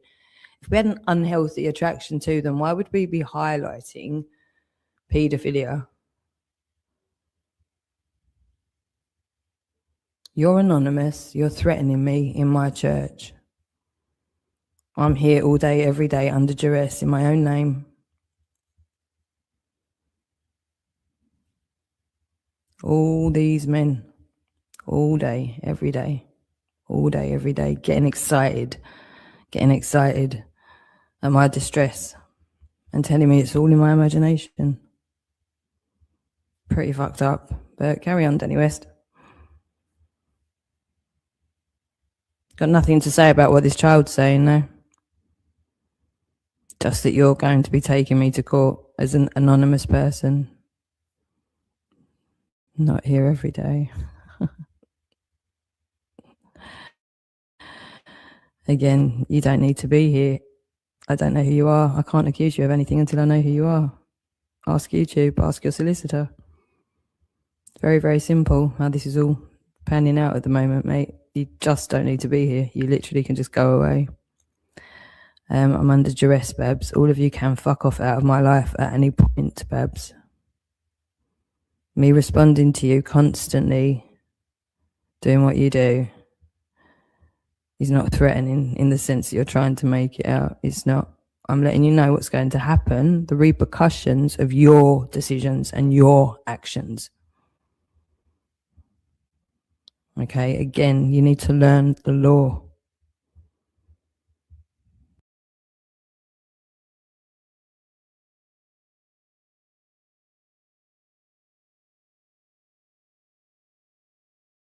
So that's happened. And we didn't want to do that, but my dad made us do it, and he forced us. Okay. But my mum doesn't do it. No? Okay. But my family doesn't do it. Only my father does it. Okay. He's 3 years old. I think it was more later that broke up. My dad was fighting with my mum. But my mum didn't fight back. Can you remember that, or Yeah. was you too small? I remember it. Yeah, I remember it. He wasn't too small. No.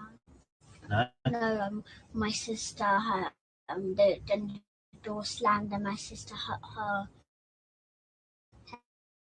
head, and then my dad was fighting. Your dad was fighting with your mum, and they broke up. Because my dad wanted to take me and my sister to a sexual party, with all the friends who do sex to me. Okay. What do you mean by that? What do you mean? My mom didn't let my dad to take us to a party. When was that? Really late, like it was like, I don't remember when it was, but it was in a day. But and he wanted to take me because my mom found out he was behaving really strange. My dad, yeah, my mom thought not to let us, and then she didn't let us, and then my dad, when my mum was fighting, and they had a big fight. Okay. So your mum and papa split up. Yeah. I remember 1 year old too. You can remember when you? Wow. Yeah, and I also see a picture. A picture? What picture? Like my dad has like pictures of me naked and doing sex to me when I was 1 year old. Okay. On his computer, he has like a photograph where he keeps them, the photographs. Okay. So you're all in this toilet, and then how's it started? Who's done the sex to you? My dad, the teachers, the parents. All of them? Yeah. And what have they done? They strip willies, test the willies in my bottom. They lick our privates. They tell Okay, us so to how's make it started? What I don't understand. So you got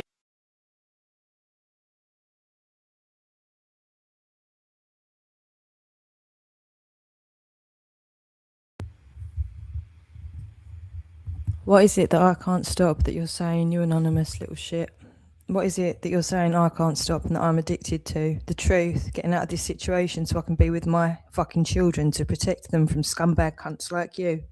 What am I addicted to? Surviving this.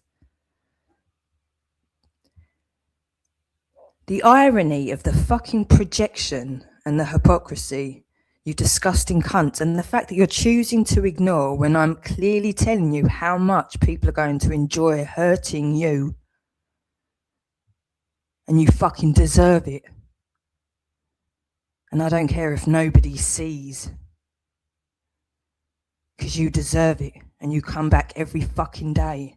Now, what is it that's so important to you to do this every fucking day, you sick fuck, knowing that you're making it worse every fucking day for Rebecca Elizabeth Penman, Michaela Onyavosa, Luke Horan, Cleon Millward, Valerie Stroud, loads more. I can't stop. What am I addicted to? I'm under duress because of sick fucks like you. You can fuck off, you dumb cunt, can't you? You can fuck off. You can stop making it worse for all of the fucking whores for Satan that got involved. You can fuck off, you stupid cunt. But it's because you're a paedophile, isn't it? And you know that you're going to be known, and you know that you're going to get fucked over, and you're just desperate. If you're here and somebody knows you're alive still, it can't happen in real time, can it? You're fucked and you deserve it.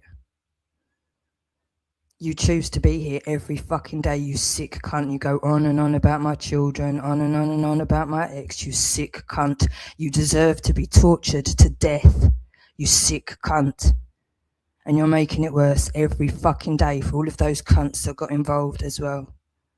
So you carry on, you stupid bastard. This is all recorded. This is all recorded, you stupid cunt. Every fucking minute of the day, you're just there, aren't you? And you think this isn't illegal. And never mind whether it's illegal or not, you think people aren't going to see this for what it is, you sick fuck. The problem is you might have a real bad mental illness. Now this is where the authorities really need to sort this shit out, don't they? What's going on? How have we got into a situation where we've got all of the different variations of mental illness, just a big fucking free-for-all, attach themselves and intrude upon whoever's life that they fucking feel like. So while normal people that do function in society try off and go and do things in the real world, the degenerates are left to create a fucking army. So we've got degenerates, we've got mentally challenged people. We've got addicts who will make an extra buck to do a gig online. Gamers. What a perfect fucking army to target innocent people and destroy their reputation in an age of lockdown. You couldn't make it up. I think you could, actually.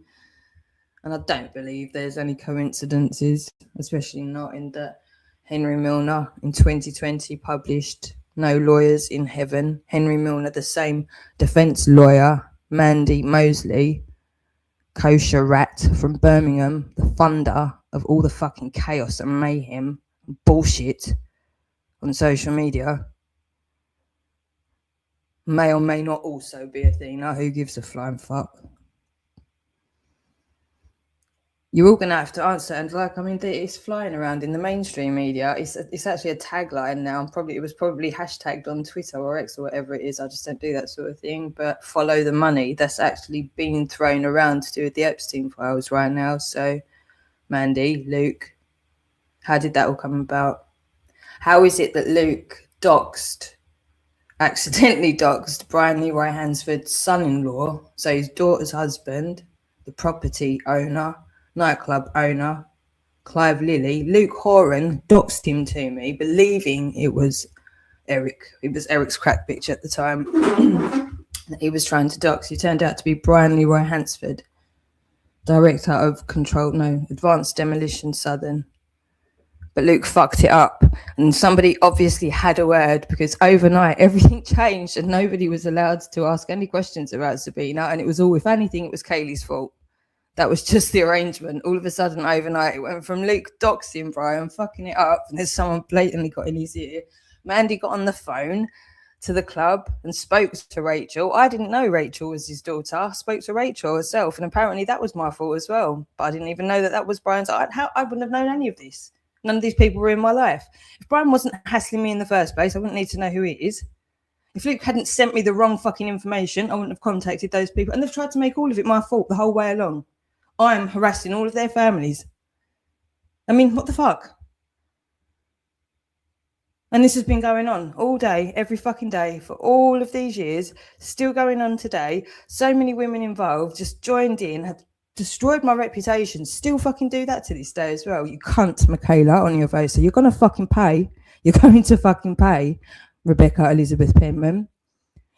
I think it might be pittance, but there's actually fucking money coming out of my account for a fucking court fine. I mean, as if I was going to go for a court fine for that fucking whore getting involved at the last minute, and then, oh, the buttons on YouTube aren't working. Let's try the fucking police.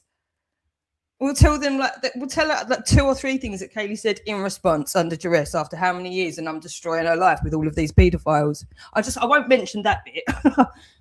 Fuck you, Rebecca. Fuck you, Rebecca. Fuck you, Rebecca. Repent, you cunt. Fucking whores. Think you're just gonna crack on. You're just gonna crack on and pretend like it never happened, yeah?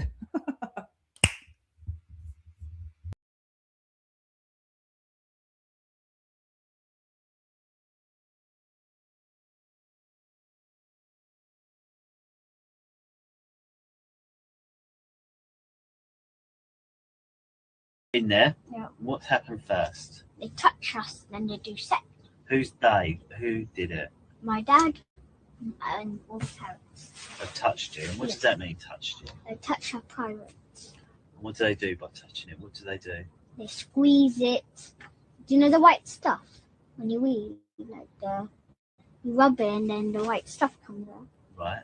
Yeah, they do that to us too. What do you mean? They do it. What does that mean? Like to boys, do you know they have white stuff? Right, yeah. Yeah, whenever you put the white stuff in girls' privates, Yeah.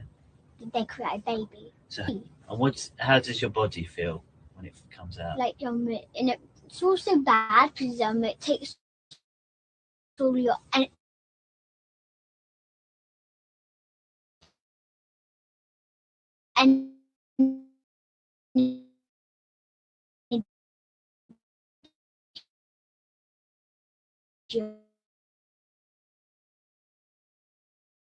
like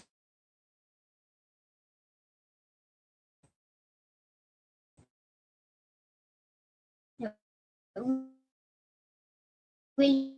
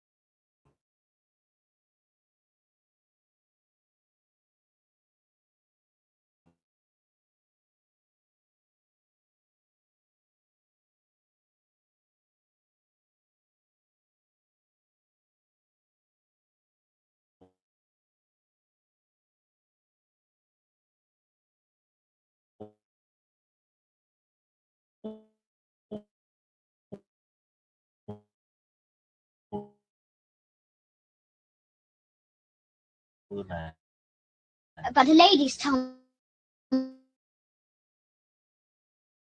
to lick the middles.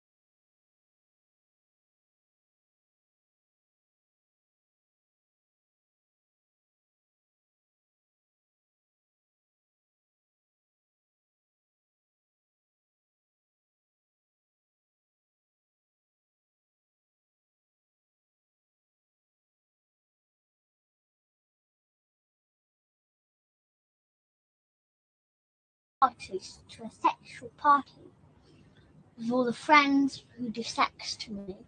Okay, what do you mean by that? What do you mean? My mom didn't let my dad to take us to a party. When was that? Really late, like it was like, I don't remember when it was, but it was in a day. But and he wanted to take me because my mum found out he was behaving really strange. My dad, yeah, my mum thought not to let us, and then she didn't let us, and then my mum was fighting, and they had a big fight. Okay. So your mum Mama and Papa split up. Yeah. I remember 1 year old too. You can remember when you, wow. Yeah, and I also see a picture. A picture? What picture?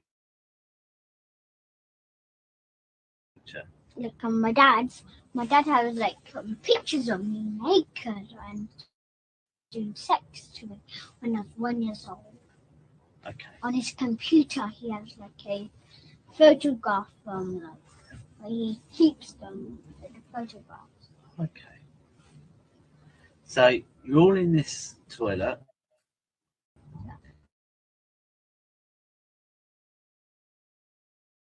And then how's it started? Who's done the sex to you? My dad.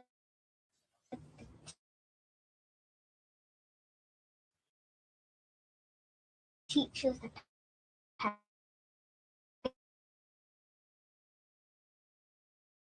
like a private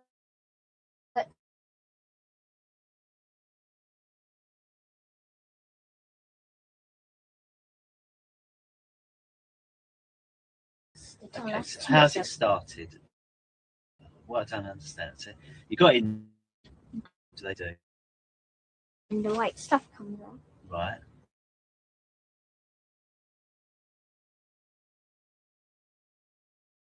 Yeah, they do that to us too. What do you mean? They do. What does that mean? Like to boys, and it's also bad because it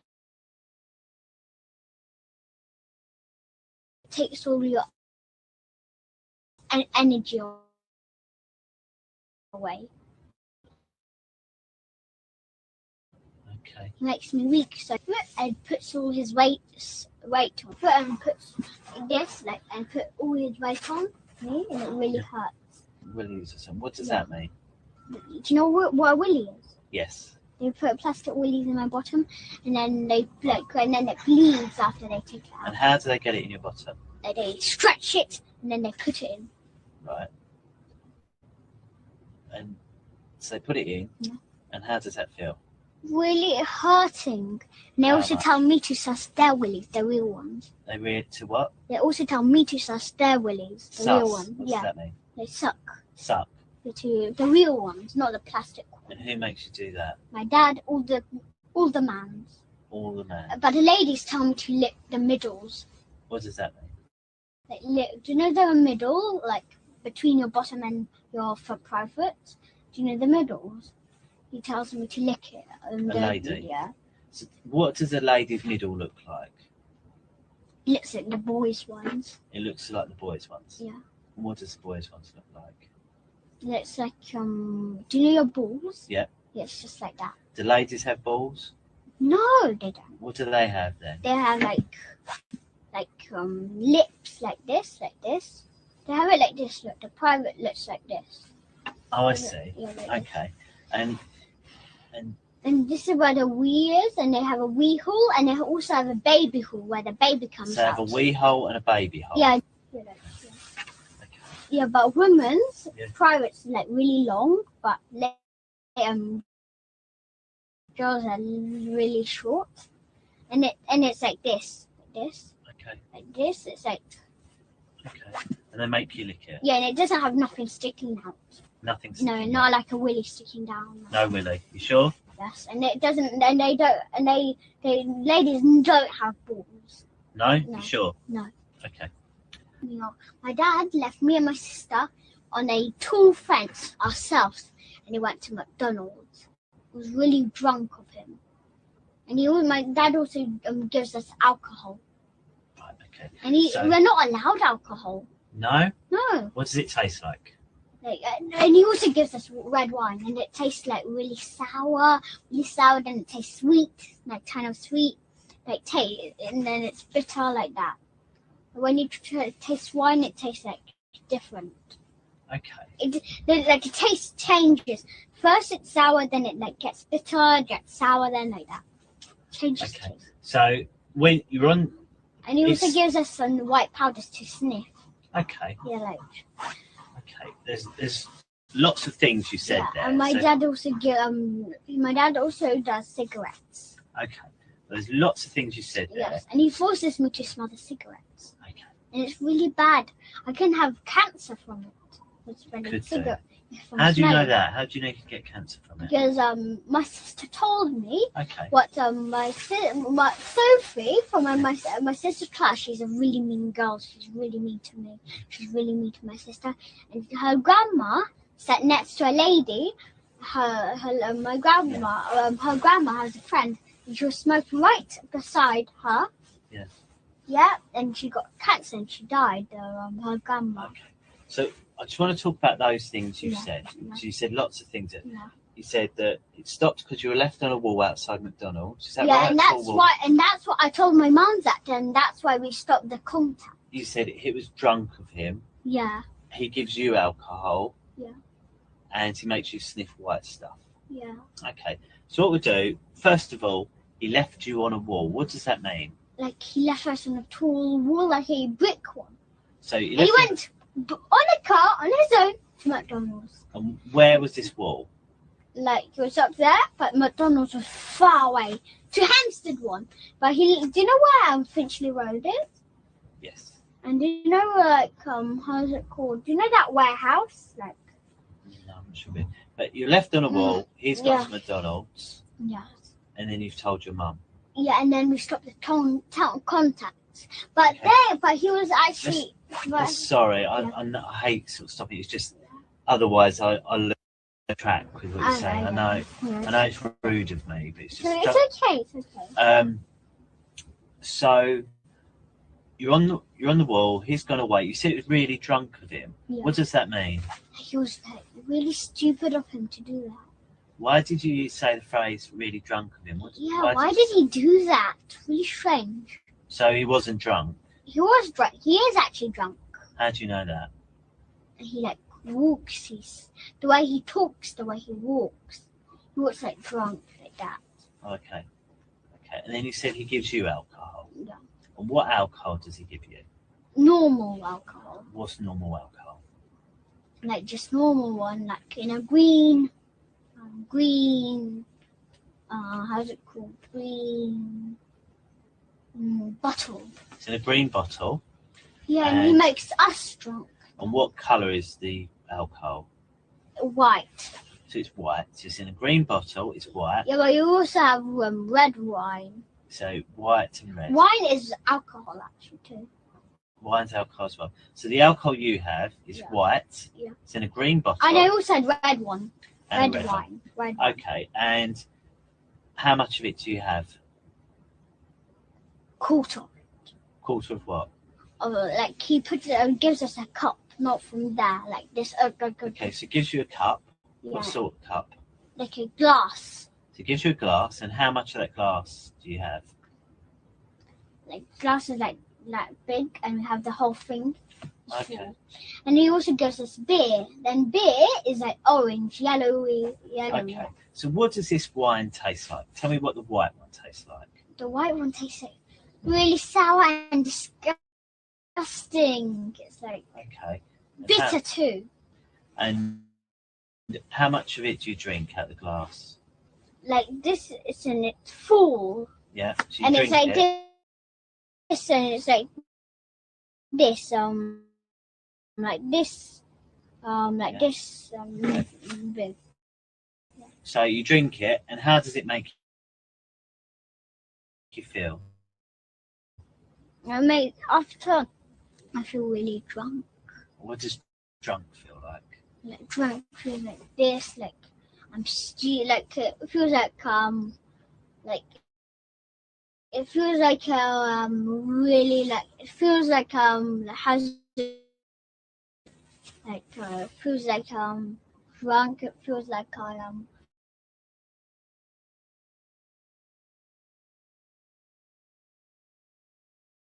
really like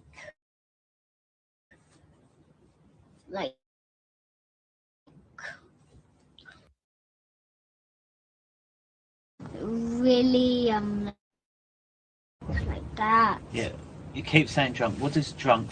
Crazy.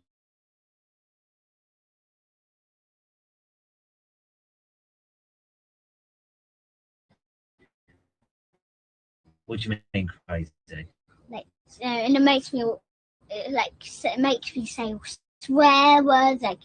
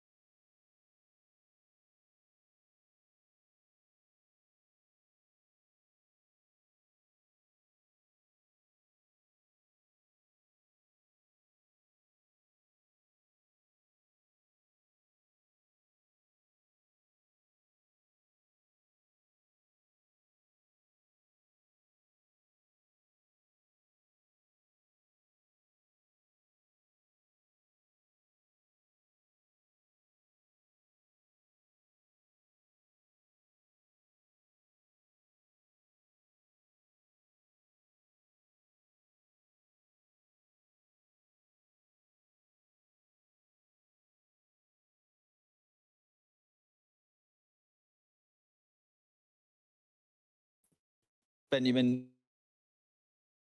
Netanyahu does. It is an understatement. I'm just interested in your support this time. Is that reflected across Israel, do you think? Is there a general feeling that this is what needs to happen? Yes.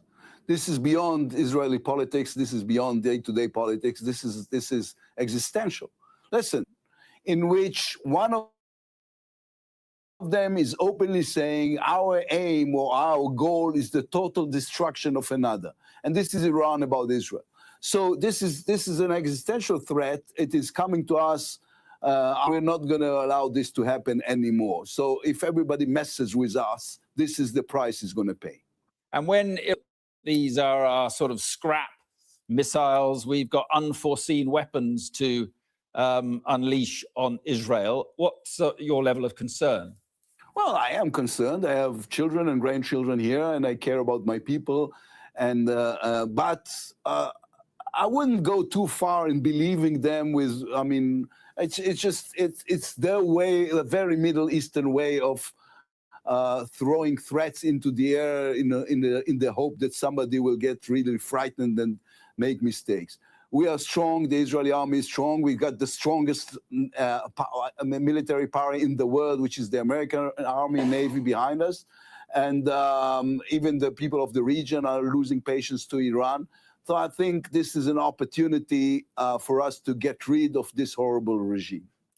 And just finally, isn't the truth that Benjamin Netanyahu he wasn't interested in diplomacy at all. He always wanted to persuade Trump to go along with an attack like this on Iran? Yeah, we're pushing it out now in me agreeing with Netanyahu, but I do agree with Netanyahu on this one. I thought that this negotiation was just a way of stalling. It wasn't real. And therefore, the military option was the right option in order to try to A, as I was saying, obliterate the military side of it, and B, pushing for a change regime. There's another siren, so I'm pushing my luck now. So I'm letting you finish the interview without me. Or is it okay? We appreciate your time. Thank you very much. Thank you, sir. Thank you. Yair Lapid there, opposition leader in Israel. Michael Clark here, Sean Bell here. It's interesting, isn't it? I mean, he's there supporting what Benjamin Netanyahu is doing, and he was quite clear regime change is what is needed. Not that it is sort of certain to happen. Yeah, I mean, the Israelis have been saying this for over 10 years. They say that, everything we try with Iran just gets spun out, and that ultimately we have to confront the Iranians. They've always said that. They've always failed in the past to get the Americans to back that view, but President Trump is a different sort of American president. So this is their historical moment. And two things. I mean, first, the attack on Israel on the 7th of October 2023 was a great shock. Of course it wasn't an atrocity, but the Israelis absorbed the shock and then came back with their own agenda, which is now a very assertive agenda. And then in November 2024, President Trump was elected. And those two historic events have lined up to give a sense in Israel of a historic moment. This is our moment to change the balance of power in the Middle East, to create a greater Israel, and to put ourselves in a new security situation. And so far, it looks as if they can do it. The losers, as always, will at the moment feel that history is moving in their direction, mainly because of what has happened in the United States. Yeah, and they spy it's their moment because they see the regime as weak, militarily as well. I mean, do you think that is true, or do you think that the Iranians will have a capacity to resist? Yeah, I can't help feeling that President Trump's been sort of encouraged into something which possibly is a bit more than military can achieve. It's one thing having an existential threat to Israel, but for America to get drawn into a regime change, militarily, we've discussed, it's really difficult to see how you could ever do that. And I do wonder whether America may have taken a bit of a step too far. I think the other thing, what we're seeing at the moment is we're looking a lot about the missiles and what Iran can do with missiles. Now, the Americans have got very good defensive capability, but I think we've got a bit of video. I'm not sure if we are able to show it at the moment, but it's actually from Doha. There is what we're seeing here is a picture of a missile falling. And actually, as it falls, there's a big explosion. Now, can you imagine if you're anybody in Doha? That would be dreadful. But when you look very, very carefully at the picture, what's happening is the missile has actually been shot down. And just before it impacts the ground, it's almost flat plating.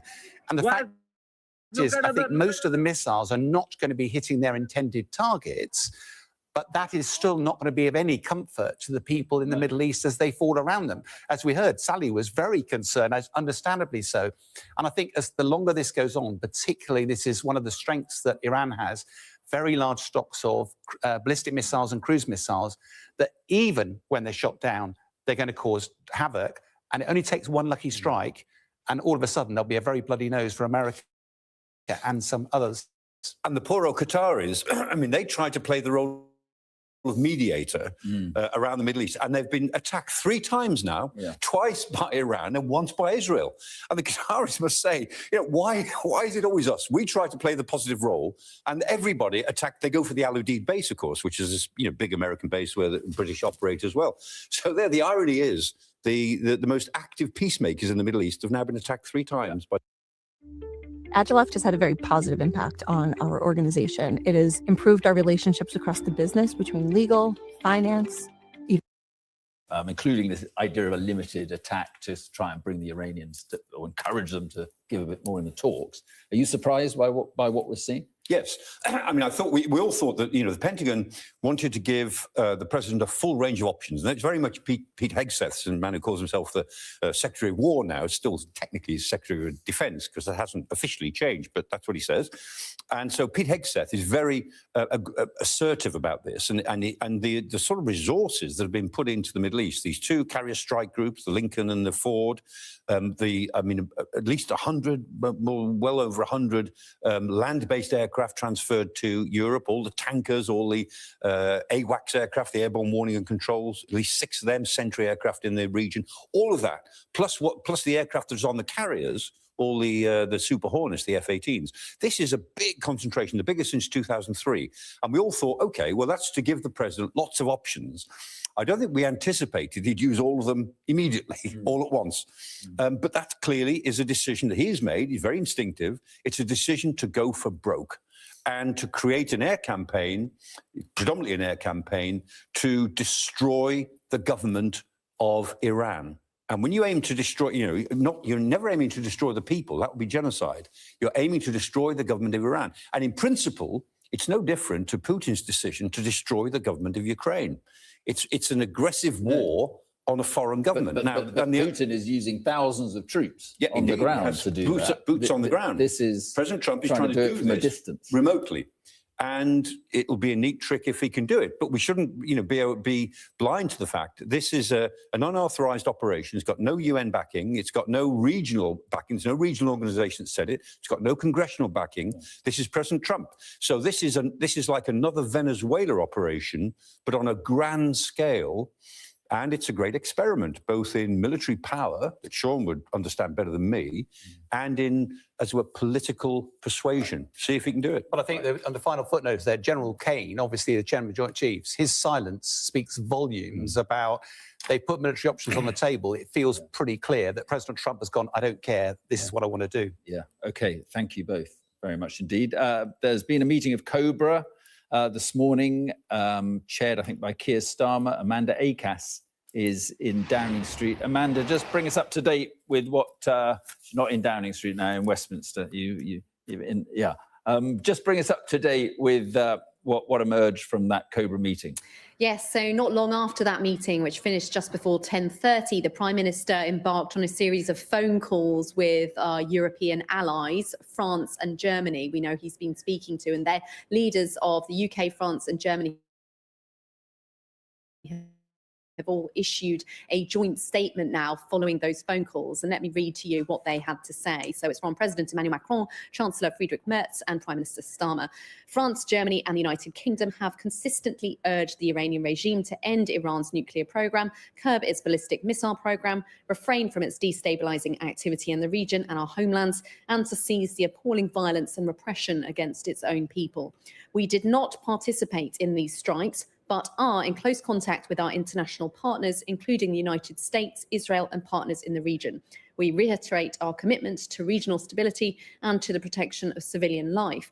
We condemn Iranian attacks on countries in the region in the strongest terms. Iran must refrain from indiscriminate military strikes. We urge the Iranian leadership to seek a negotiated solution. Ultimately, the Iranian people must be allowed to determine their future. Now, I think what's really interesting about this is how much more supportive of the US and Israel and critical of Iran this is than the statement that the British government put out a few hours earlier, which really went into talking about the importance of a negotiated solution, really stressing the importance of diplomacy, which obviously the converse of that is the use of military strikes by the US and Israel. So that seemed to be a bit of a sort of tacit criticism of this action, and also warning about the risk of escalation across the wider Middle East. And although this statement does touch on their commitment to regional stability, we don't have that kind of warning, and we also don't have a statement about the importance of democracy and negotiation here. Instead, it's criticism of Iran and criticism of Iran's responses. So I think certainly Sir Keir Starmer has been moved into a slightly more hawkish, pro-Israel, pro-US position than perhaps he had initially this morning. Amanda, thank you very much indeed. It is just approaching 2 o'clock. You're watching Sky News with continuing coverage of the strikes on Iran. It has been predicted for weeks, but it is now underway. A massive assault carried out by the US and by Israel. They've hit military and defensive targets across the country, with the belief in Israel, at least, that senior Iranian officials have been killed. Civilian targets were hit too, with reports of more than 40 people killed at a school in southern Iran. Iran has responded with missile strikes and explosions across the Middle East, including in Bahrain, Qatar, and Abu Dhabi. The strikes began with an attack near Iran's supreme leader's offices around 6 o'clock in the morning UK time. Since then, there have been strikes right across the country, with the Israeli military saying its operations against military targets in western Iran are continuing. This was the scene at the US naval base in Al Jafar in Bahrain, one of the locations targeted in retaliatory strikes. Elsewhere, the United Arab Emirates says one person has been killed in Abu Dhabi after it intercepted several Iranian missiles. And Qatar has closed its airspace after explosions were reported there. A number of major airlines have cancelled flights to the region, some turning around in mid-air amid the threat of a widening conflict. Air raid sirens are sounding across Israel. This was the scene as we spoke to Adam Parsons in Jerusalem this morning. It's a very, very loud intercept there. That doesn't feel as if that one is too far away. These are some of the loudest booms and interceptions that we've heard so far this morning. And Israel is a tense country right now. In fact, I'm looking there. There is a plume of smoke that is just rising from a scene just... Well, that is not far away from us at all.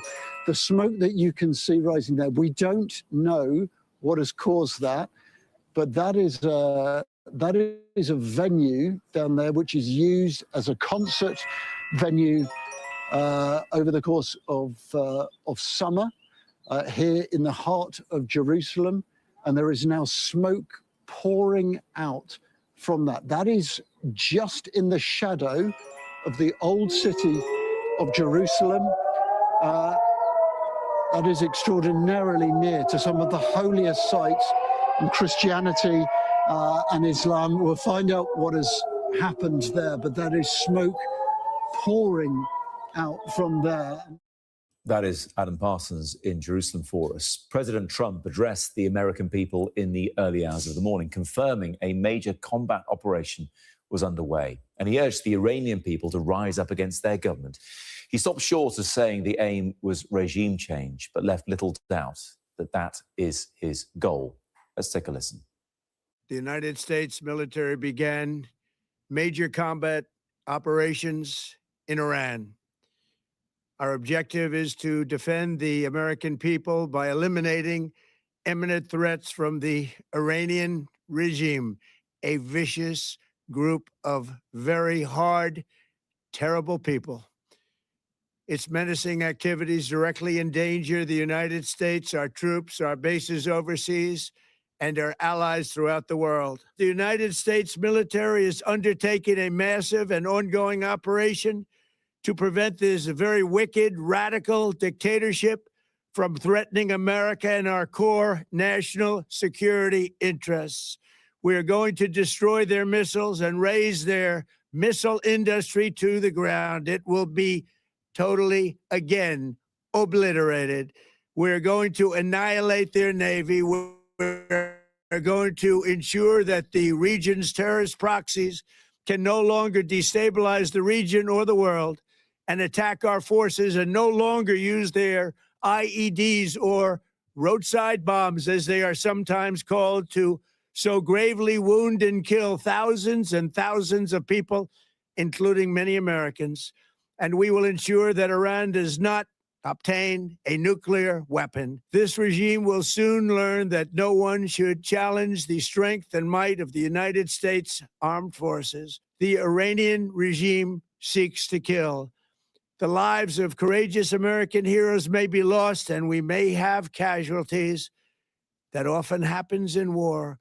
But we're doing this not for now. We're doing this for the future. Lay down your arms. You will be treated fairly with total immunity, or you will face certain death. Finally, to the great, proud people of Iran, I say tonight that the hour of your freedom is at hand. Stay sheltered. Don't leave your home. It's very dangerous outside. Bombs will be dropping everywhere. When we are finished, take over your government. It will be yours to take.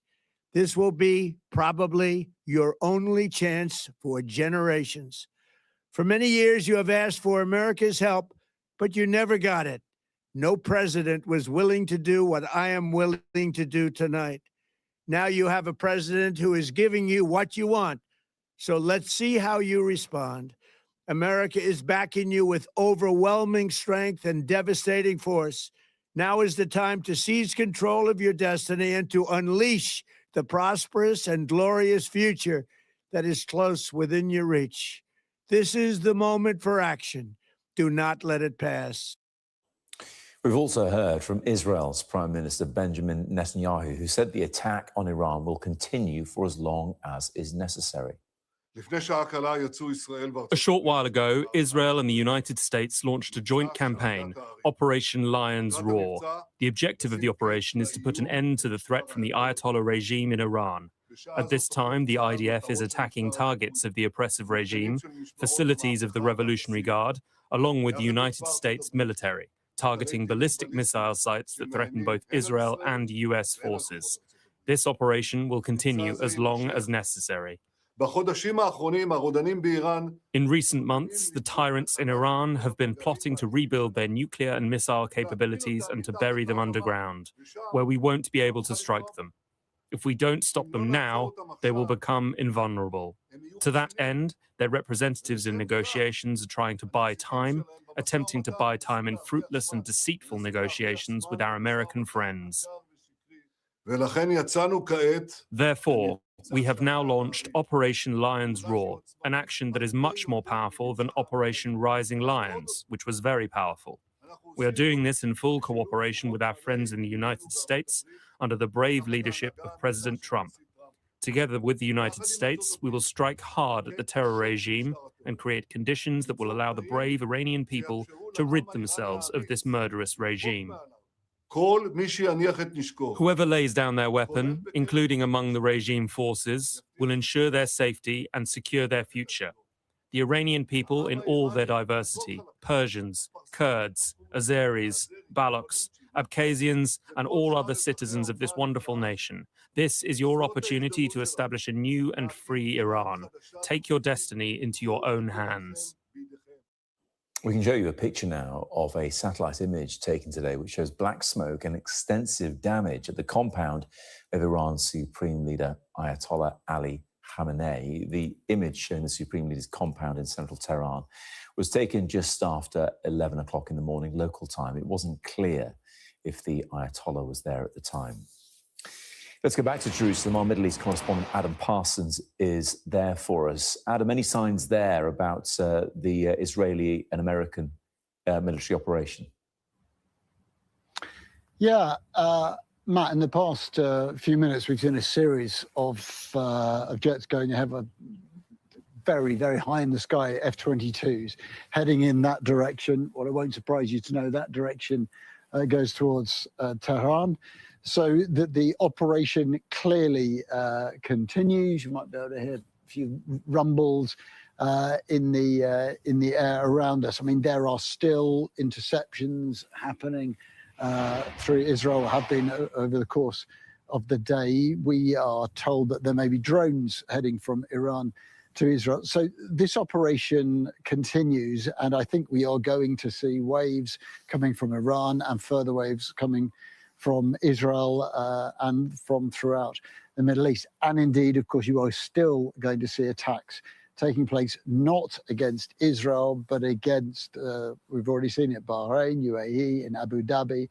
This is Iran trying to turn this into a regional conflict, doing what it said it would do, which is to attack US bases and countries that have offered support to the United States over long years. This has escalated very, very quickly from a base where, although tensions were high in Israel and across the region, I don't think many people woke up this morning thinking this would be the day when it started. There were, of course, talks still continuing in Geneva, that those were supposed to resume next week. One assumes that that's now unlikely. But we should perhaps have looked at the precedent back in June when, in a similar position during negotiations, that's when the 12-day war started, when Israel attacked Iran, and of course America came into that conflict as well. So I don't see, Matt, any path to this de-escalating quickly. Simple fact is that when both the United States and Israel have come together after weeks of planning to launch a coordinated attack on Iran, to attack the compound used by the Ayatollah, as well as, for instance, the intelligence ministry, Republican Guard targets, Iranian media reporting that a school has been hit and that a very significant number of children, they say, have been killed in that attack. This will provoke a huge response, is provoking a huge response from Iran. And according to Telegram channels, messages coming out of Iran, they are in no mood to now make peace. So I fear that what we are seeing is the start of a war. How long it will be, whether it will be 12 days, whether it will be shorter, whether it will be much more protracted and complicated, that remains to be seen. But I would say right now, the chances of this coming to a rapid end seem slender.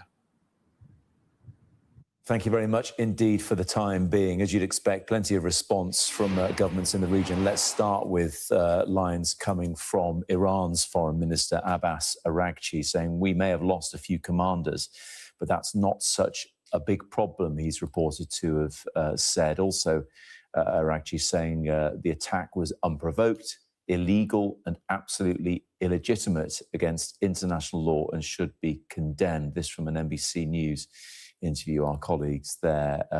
Araghchi also saying what we are doing is an act of self-defense, which is absolutely legal and legitimate, they think. But the Saudi Foreign Ministry has said at the same time the Iranian attacks in its territory were dealt with, but the attacks on Riyadh and the eastern region were condemned They said the Saudi Foreign Ministry condemning the Iranian attacks on their soil, not least on Riyadh and the eastern region. Let's go elsewhere in the region now. Joining me is our correspondent, Sally Lockwood, who is in the UAE, I think. Sally, aren't you? What's the situation there right now? Rather surreal, Matt. Few could have imagined the United Arab Emirates having to experience loud bangs and explosions and air raid sirens a matter of hours ago, but that is the reality today. Even just over where I live here, there were Iranian missiles flying around 45 minutes ago, perhaps, and then that was followed by loud bangs, one extremely loud bang. The building shook, and there's certainly a lot of concern here. The British Embassy gave travel advice to British citizens in the UAE earlier, warning them to shelter at home or in a safe place and to stay away from windows. I mean, advice like this is not something people living here are used to. There's around 240,000 British citizens living in the UAE, and one of the big draws is the sense of safety, which has been shattered today. That said, we have been braced for this.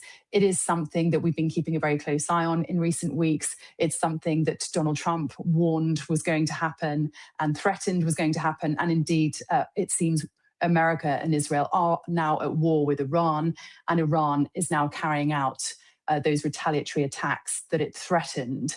It threatened that this would result in regional conflict. It threatened to target American military assets in the region. It said that they would all be completely legitimate in the event of war with America. And even the Supreme Leader threatened to sink American warships, of which there are many now here in the Gulf, just to the north of here.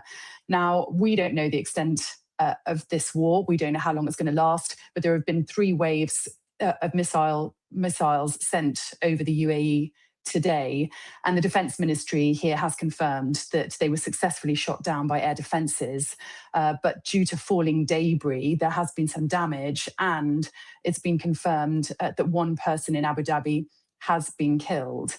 Of course, we know that other countries in the region have also been targeted, as you said, Saudi Arabia, Bahrain, Jordan, and Qatar. Now, I've heard from a local source in Qatar in the last half an hour who said that there's been more loud bangs there.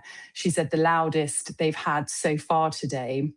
And there's been that extraordinary footage that we have now seen that someone filmed on their mobile phone of an Iranian missile being shot down by air defenses, but we saw it land on the ground in a street full of civilians, with people having to flee. And then you see the big explosion and plume of smoke and flames. Absolutely terrifying. And in the last 12 months, it's been an extraordinary time for people living in Qatar. They had that 12-day war between Iran and Israel last June, which resulted in Iran firing missiles at Qatar, albeit it was choreographed and it was coordinated. Diplomatic channels were open. It was a face-saving attack by Iran, but still absolutely unnerving for people living there. And I spoke to corporate companies that are based here in the Middle East who said, they had staff that wanted to evacuate Qatar after that attack. And then, of course, you also saw the attack on Hamas residents in downtown Doha not long after that, carried out by Israel. And now this, a third attack on Qatari soil in less than 12 months. And this is a country that normally would be an extremely safe place to live. And people there are feeling extremely shaken up. And I think the big concern this time, compared with last June, during that 12-day war, is that last June they were targeting nuclear facilities. It was very targeted strikes. And then a very targeted response, a very coordinated response by Iran that America was aware of, that Qatar was aware of. This time, Donald Trump has made very clear that they are targeting the Iranian regime, that they want to see regime change in Iran. And the Iranian regime, it seems, will potentially go down fighting, that this is existential for them. This is about survival. They've got very little to lose. That makes their response extremely unpredictable and extremely concerning for people living in this region. Sally, thank you so much. Let's go to the US now, bring in our correspondent David Blevins, who is there. And David, look, the whole country now waking up to this news that happened overnight, that the US is now involved in this military action in the Middle East. Yes, and some Democrats will already feel that President Trump should be impeached for going to war with Iran without congressional authorization. And they're not alone in that thinking. One Republican representative, at least, Thomas Massey, is describing this as an act of war unauthorized by Congress, because there hasn't even been a debate on Capitol Hill, never mind a vote authorizing the president to engage in this sort of military activity. But he clearly felt it was time to do so and expressed as much in that very bombastic overnight address from Mar-a-Lago, his home in Florida, where he has been monitoring developments from a makeshift situation room there. He spelt it out very clearly, didn't he, that this was a major combat operation. He talked about Iran and its proxies having posed a mass terror threat for 47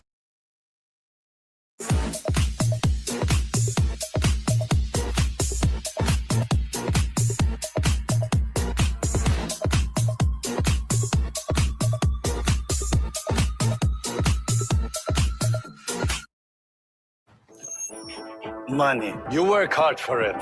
But is it working for you? Because for millions of people, it already is. At XTB, no matter how much they start with, join them to shape your reality. Don't just earn money, take control of it. Step by step, investment by investment. You work hard for your money. Now let it work for you. Be careful. Investing involves the risk of losing money and may not be suitable for you.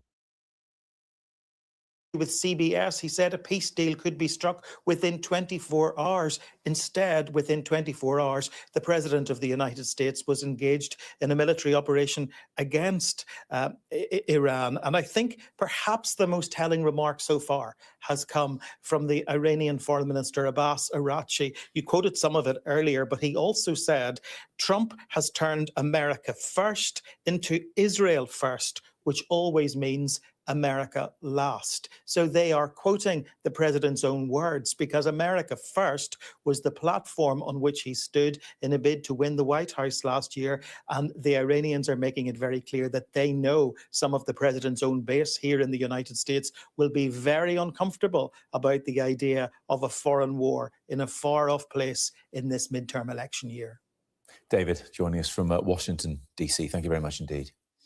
Well, earlier, my colleague Mark Austin spoke to the former Israeli Prime Minister and current leader of the opposition in Israel, Yair Lapid.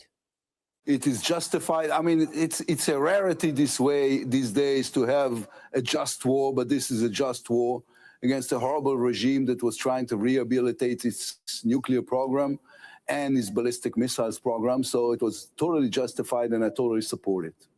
Right. I mean, but how dangerous a moment do you think this is? Because as we've just been talking about, once you start a war like this, you don't really have control over where it goes or how it ends. Yes, but sometimes, you know, I mean, try not to make a habit out of this, but sometimes you have to go to war in order to prevent more horrible things.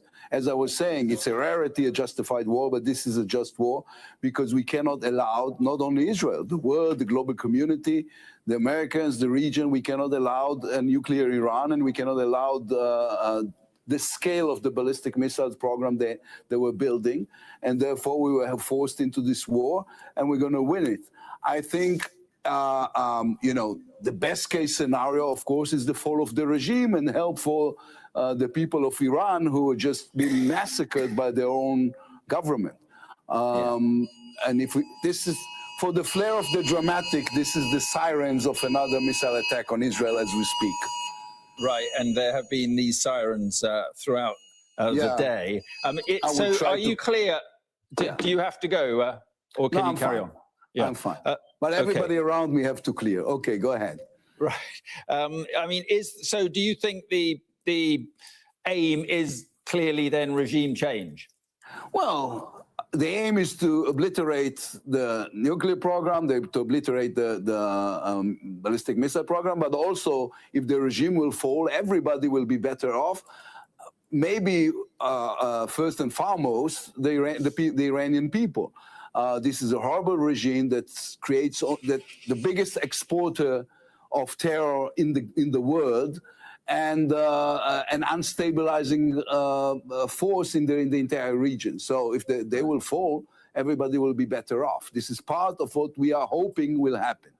But well, hoping that will happen. This is interesting because Benjamin Netanyahu and President Trump want regime change, it seems, but they want the people of Iran to do it. Now, in June, Benjamin Netanyahu called upon the people of Iran to rise up, and they didn't. Well, there is a difference because since then they did. We just saw that a few months ago. You know, the regime killed more than 30,000 people in Tehran and elsewhere, and they said, okay, enough is enough. We want a regime change. We want to be free. So this is also a fight for freedom, and we need to support this as much as we can. But it's up to the people of Iran to decide whether or not they want to live under this horrible oppression and forever, or to take their destiny into their own hands. Is it fair to ask the people of Iran to do this, given, as you say, what's happened in those protests when thousands of them were killed? Is it fair to ask them again to rise up?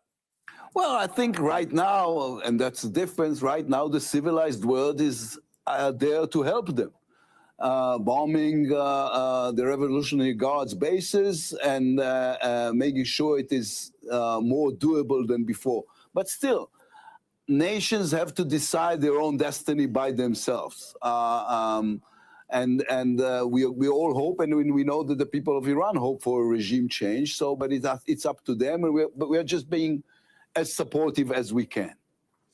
What about the timing of it all, Mr. Lapid? I mean, these talks were going on. There was suggestions there'd be another round of talks in, I think, Vienna on Monday, lower level diplomats, but nevertheless, the talks were technical talks, I think they were. So there was obviously some sort of progress. Didn't you favor that route? Or have you always favored the military route like Benjamin Netanyahu does? Well, I thought the talks were another way of Iranian deceive. I mean, they were just stalling, buying time while promoting the murderous plans. So we didn't think much of this as a real thing. It was said before that the Iranians never won a war and never lost a negotiation.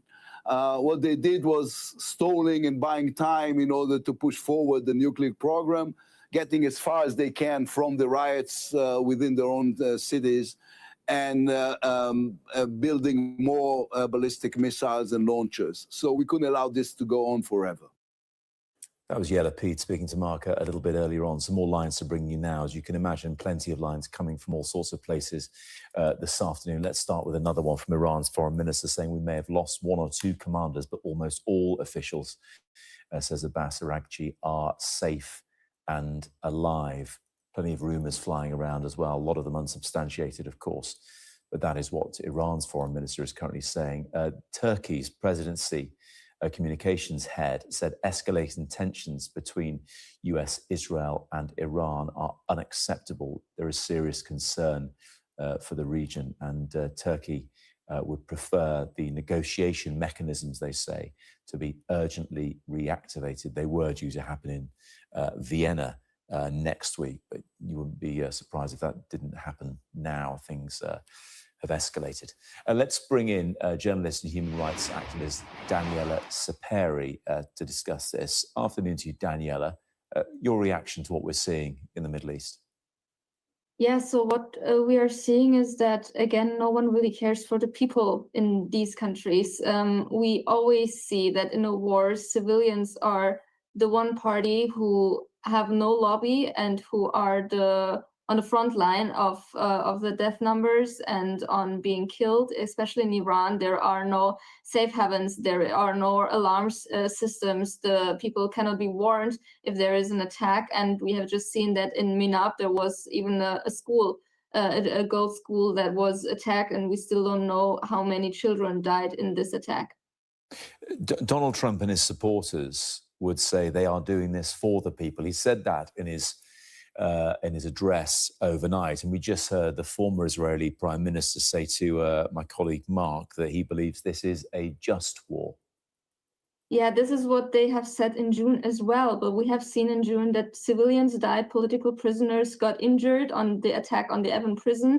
And it would be the first time that bombs caused a country in the Middle East to be free and democratic. And we have seen it in the past. Wars do not bring peace and democracy.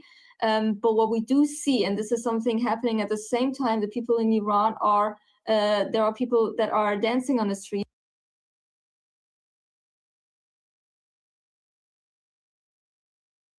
That are happy about these attacks because they are so desperate. They really believe that these attacks can bring the fall of the Islamic Republic, while also being scared of these bombs because, as I just said, there are no safe spaces for the people in Iran to go and protect themselves from the bombs. So they are in the hands of the murderers.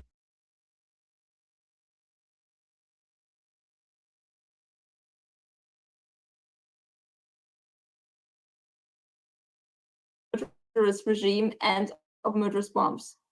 Yeah, I think people hearing what you say may think about the situation in Libya following regime change there and a power vacuum that was then filled effectively by chaos and anarchy. But they may also point to the situation in Syria and the toppling there of President Assad. And so far, look, of course, Syria isn't without its problems or its continuing violence in some parts. But so far, things seem to be holding a bit steadier there than they were previously. So it begs the question, which way could Iran go? I would not say that Syria is more stable now. The minorities especially would not say that. The Druze, the Alawites, the Kurds have been under attack of the Shaddad regime. And it's good that you mentioned Syria because a few hours ago, several people were killed in Sweda as well during the Iranian missile attack that was stopped in Sweda and fell on the people. So what if the war causes freedom in Iran? This is something that I cannot say. I would be the first one celebrating if after this war, Iran will be free and democratic. But we have seen in the history that this is normally not the way that brings democracy or freedom to a country. And what I really hope is that the people in Iran can achieve the downfall of the Islamic Republic. And I really fear for the political prisoners, especially who are in the prisons, who have no way to hide or to escape the bombs and are at the hands of the regime. We have seen in June that under the shadow of this war, there were more repressions in the inside of the country. Dissidents were arrested more. There were more executions. And I sincerely hope that this will not be the case this time. But I fear that the regime will get its revenge on the people in Iran again.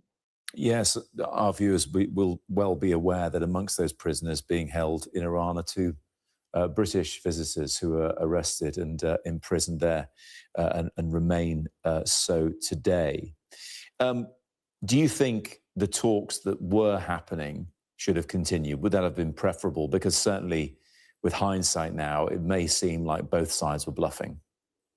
I think the talks were just to buy both sides some time. Trump needed some time to prepare for this attack, and the regime in Iran needed the time as well to retaliate their own forces, to get back the strength, because they had a really bad pushback from the Iranian people who were on the streets protesting. And what I hear from the people in Iran is that they have been very angry about these negotiations, about these talks, because they said that the regime in Iran has murdered thousands of people. There were mass killings on the streets, and now the USA, instead of helping the people in Iran, are negotiating with exactly those people who are responsible for these massacres, for these mass killings.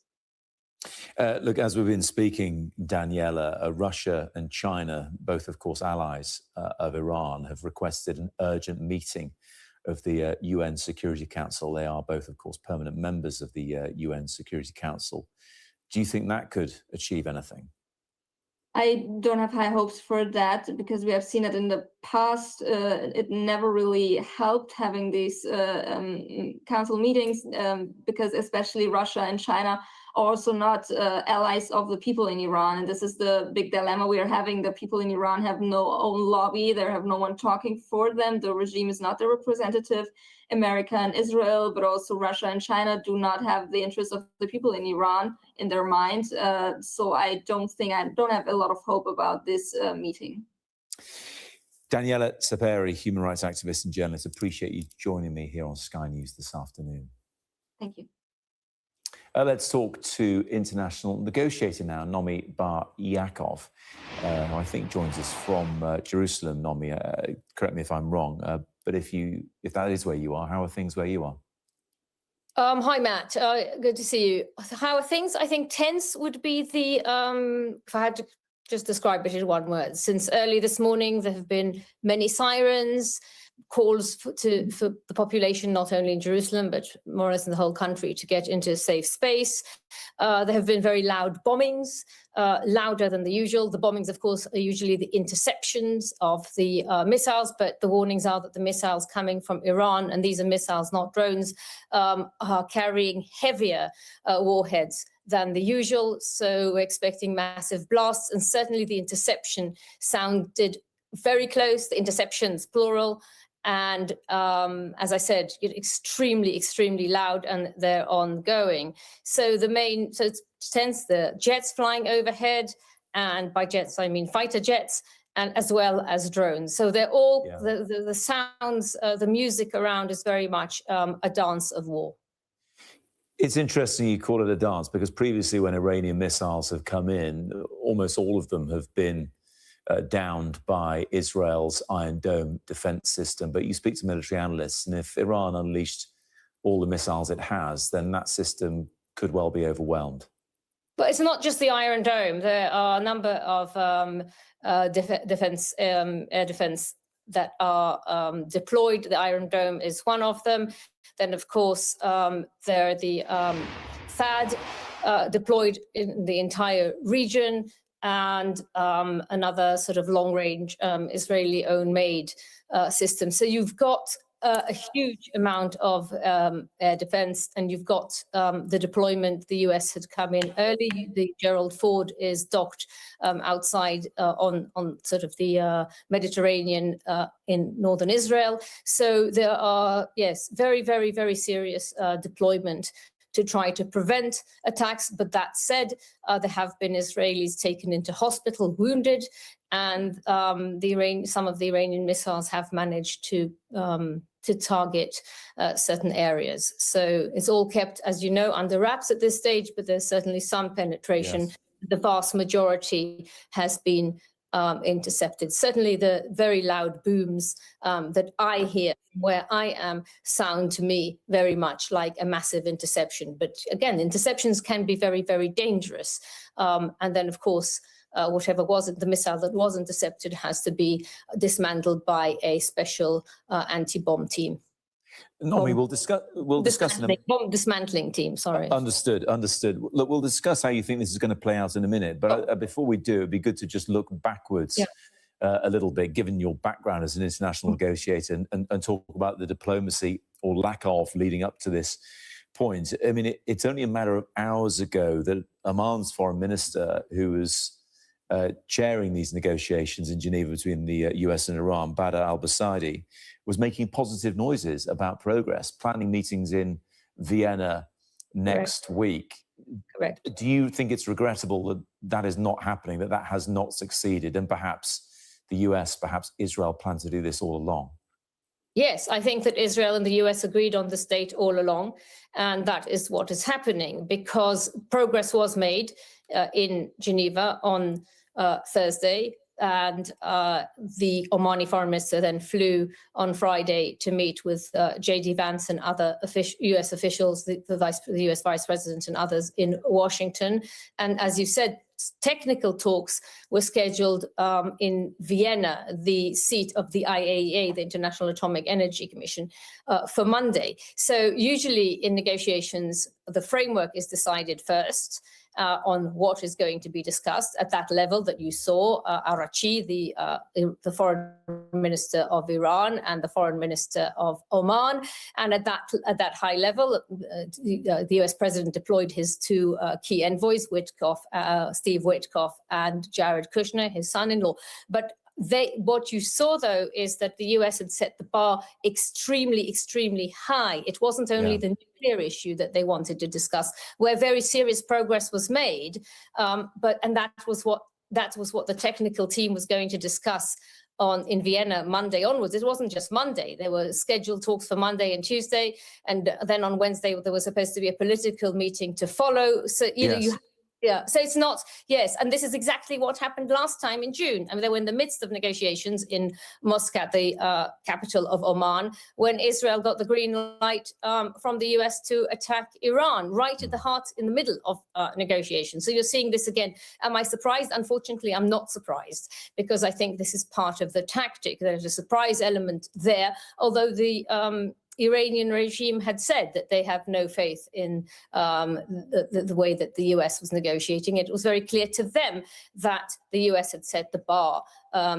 too high, and they basically were set to fail, because the US also requested, that the reason the talks failed is because the US was insisting that ballistic missiles program would be discussed, not just discussed, but eliminated, that the nuclear program would be eliminated, and that Iran will stop all support to all of its long arms, i.e. the proxies, the Houthis and the Hezbollah and the Shia militias in Iraq. So that wasn't going to happen. The US knew that wasn't going to happen. So that's why we are where we are at today. Nevertheless, Nomi, final question from me. Plenty in the States now, plenty of people who do not support Donald Trump, saying this completely undermines, in fact, tears to shreds his America first ambitions, and are calling it more like Israel first. Is this an Israeli-led operation that America is providing the muscle to? Well, it's an excellent question. Well, I think that the US president is taking the lead here, that, Israel could not have done this alone, not at this scale. It's very clear that the aim of this operation, inter alia, is regime change. It's not just the elimination of the nuclear program. It's the elimination of the nuclear program, the elimination of the ballistic program, the elimination of the naval forces, and any, air, land, and sea, the whole shebang, plus regime change, which is much more complicated. And as you know, Israel has announced that it targeted the supreme leader, Ali Khamenei, the supreme leader of Iran. They say that he's definitely wounded. Some say he's definitely dead, but he's definitely been targeted. There's no doubt about that. And that is very, very big news. And then the question really is, he's not the only one that was targeted. So this morning, yes, the Israelis commenced with the targeting of Iranian officials. The US commenced with the bombing of military sites, and that was obviously very well coordinated. Is Trump leading? Yes. Who is behind it all? Is Netanyahu the one that persuaded him to do so? Yes. The answer is yes. I'm gonna have to interrupt you and say thank you very much indeed for your time, because I'd like to play our viewers some response from Prime Minister Keir Starmer in the past few moments. Here it is.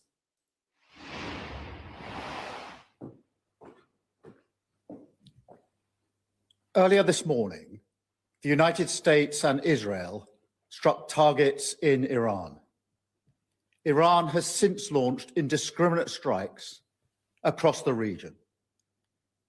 I know the British people and communities across our country will be deeply concerned about what this means for security and stability, and for the fate of innocent people across the region, which for so many of us includes friends and family members.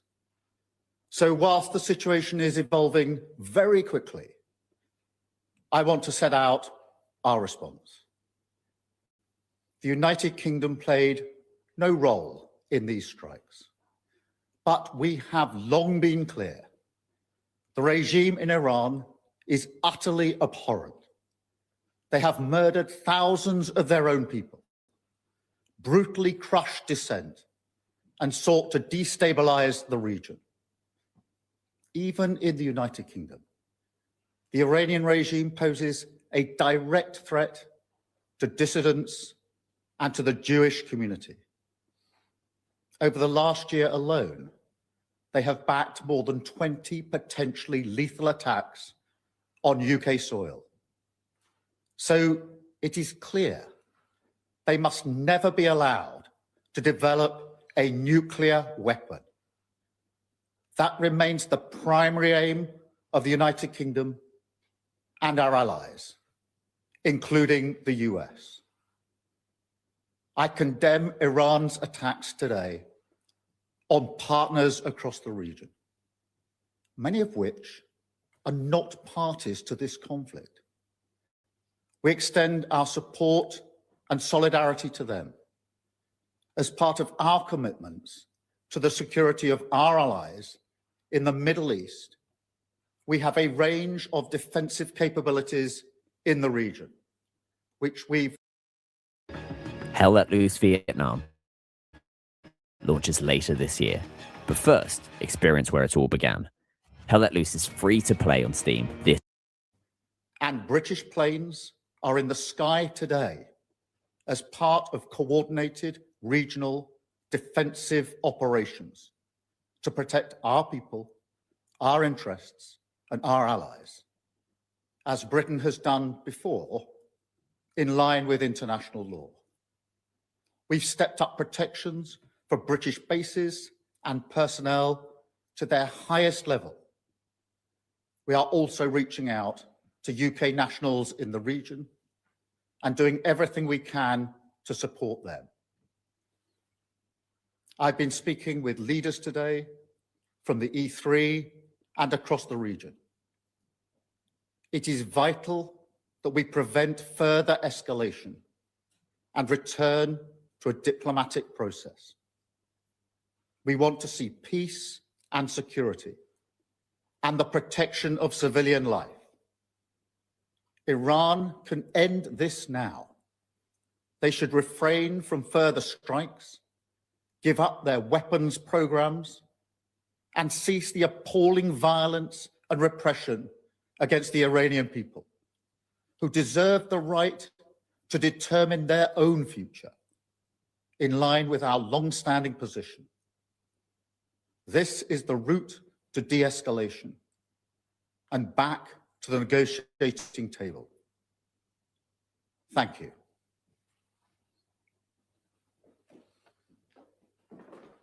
Well, let's cross to Westminster. Our political correspondent Amanda Akas is there for us now. A bit of a tightrope for Keir Starmer to walk, calling the Iranian regime abhorrent, but also keen to say there, Amanda, that Britain played no part in this operation. Yes, absolutely. I think there are a number of interesting lines within that, of course. So the Prime Minister really focusing on his criticism of Iran, on the indiscriminate attacks carried out on partners of the UK across the region. He said he knew that people would have friends and family members living in the broader Middle Eastern area and would be concerned about that safety. He also talked about the defensive role that UK military Sky working alongside our allies in terms of defending the region, which is something that we knew that previously that the UK government had said that they have bolstered their defences in the region. We knew that Typhoon jets have been sent to Qatar, for example, in January. We knew that there were new F-35 planes that were sent out there, along with a load of other additional military capabilities, anti-drone capacity, and additional missile defence systems and so on that we've been told have been sent out there. But I think this is the first time we've heard from the Prime Minister saying directly that British planes are in the sky, although he was clear that this is about protecting our allies and our interests and in line with international law, which clearly is his underlying commitment. As part of his criticism of Iran, he also talked about the fact that the Iranian regime has not just murdered many of its own people, but also talked about the direct threat posed by the Iranian regime to the UK. He talked about at least 20 potentially lethal attacks on UK soil. He talked about the direct threat posed to the Jewish community and Iranian dissidents. So he's very much trying to bring it home. And certainly I think the overall message was supportive of the goal, clearly, of getting Iran to end its nuclear ambitions and to come back to the diplomatic negotiating table. And he ended by saying if they do so, that is the route towards de-escalation and a return to the negotiating table. Now, clearly, what is missing there is really any commentary on the US, the actions of the US and Israel. It's very much about the ends and what they would like the UK government would like Iran to do in response to what has happened, but not a commentary on what the US government has done. Now, that's in the light of quite a growing political debate, really, in the UK about the nature of these strikes. You've got many politicians on the left, the Prime Minister, really to take a stand to openly oppose the action taken by President Trump and to describe it as illegal. Now, clearly, that's not something that the Prime Minister is going to do, as you said in your introduction there. He's clearly believes the security of the UK rests on this close relationship with the US that he's spent a long time trying to develop over his time in office. On the other hand, you've got those on the right of politics, the Conservatives, saying they support these strikes, they stand with the US and Israel, saying the Prime that he should be more overt in his support for the US and Israel about this, and indeed saying that he should change his position and allow the Americans to use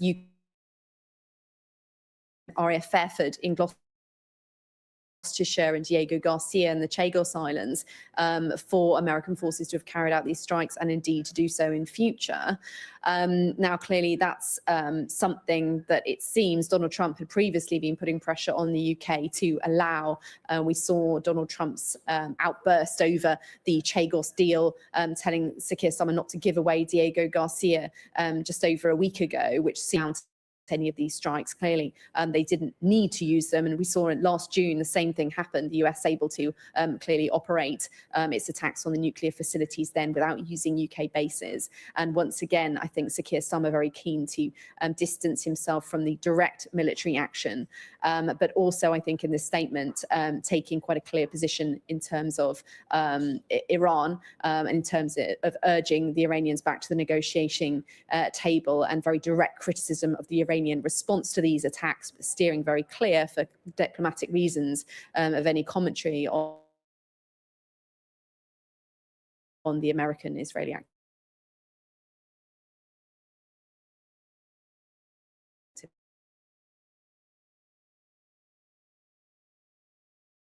activity. Amanda in Westminster, thank you very much indeed. Joining me now in the studio is our security and defence analyst, Professor Michael Clark. Michael, good to see you. Listen, as Amanda was just speaking there, reacting to all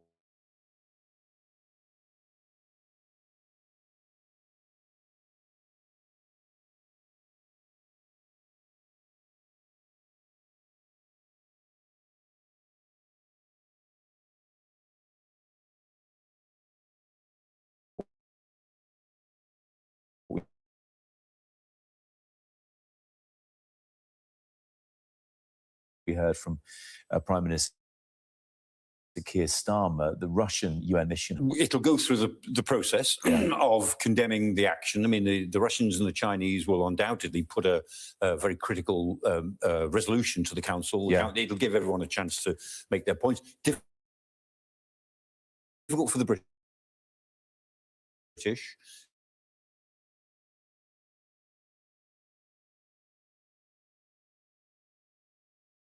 Because this won't get through. Of course it won't. It'll be vetoed by the United States.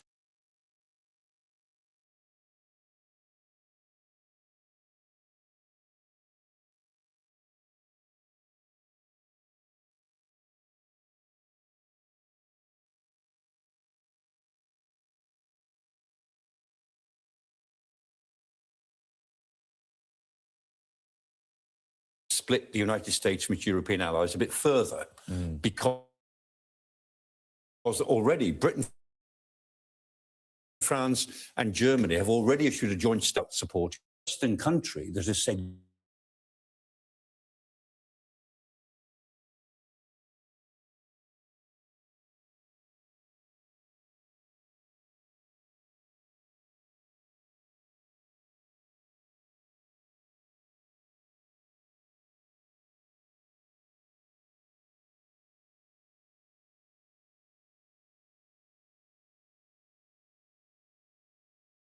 good on you.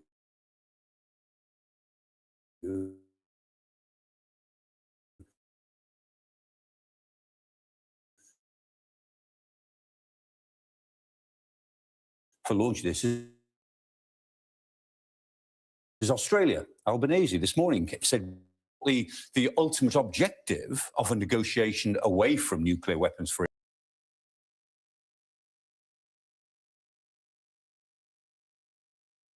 the Spanish, Prime Minister, he's very distanced from the United States. He's talked about international law. More seriously, Espen Barth Eide, Foreign Minister of Norway, very good man. He has said this is not international law. This is not, and he concentrated his criticism on the Israelis, but that's a way of criticizing the United States.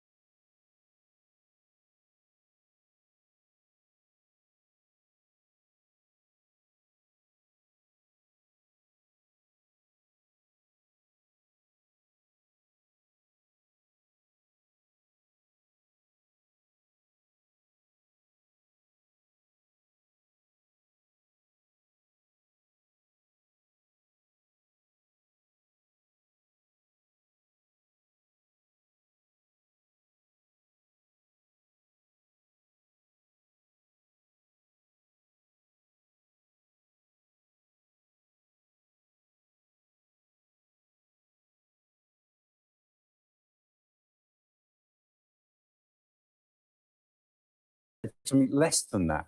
So they've said they support the ultimate objective of a negotiation away from nuclear weapons for Iran, but not the means.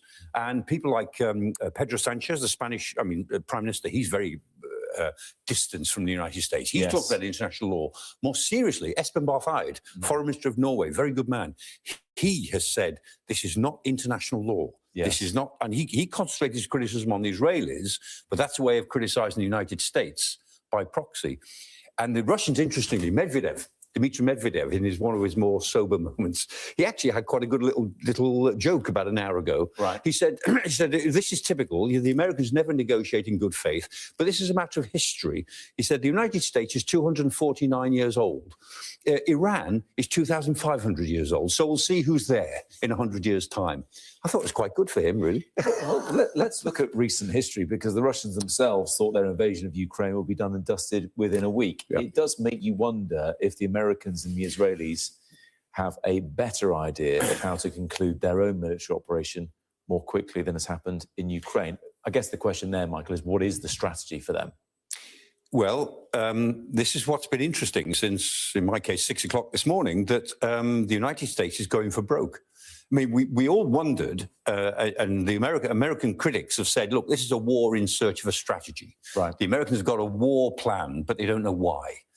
And we thought, well, is it about forcing negotiations? Is it about curtailing the ballistic missile program of Iran? Is it about curtailing Iran's ability to operate around the region in a mischievous and difficult way? Is it about the opposition in Iran being given the chance to replace the government? Which of these things would it be about? And Donald Trump answered the question this morning in this astonishing 8-minute video on Truth Social. He said, it's about all of them. It's about everything. And so it was clear. He said, this is major combat operations. No, Mr. President, this is a war.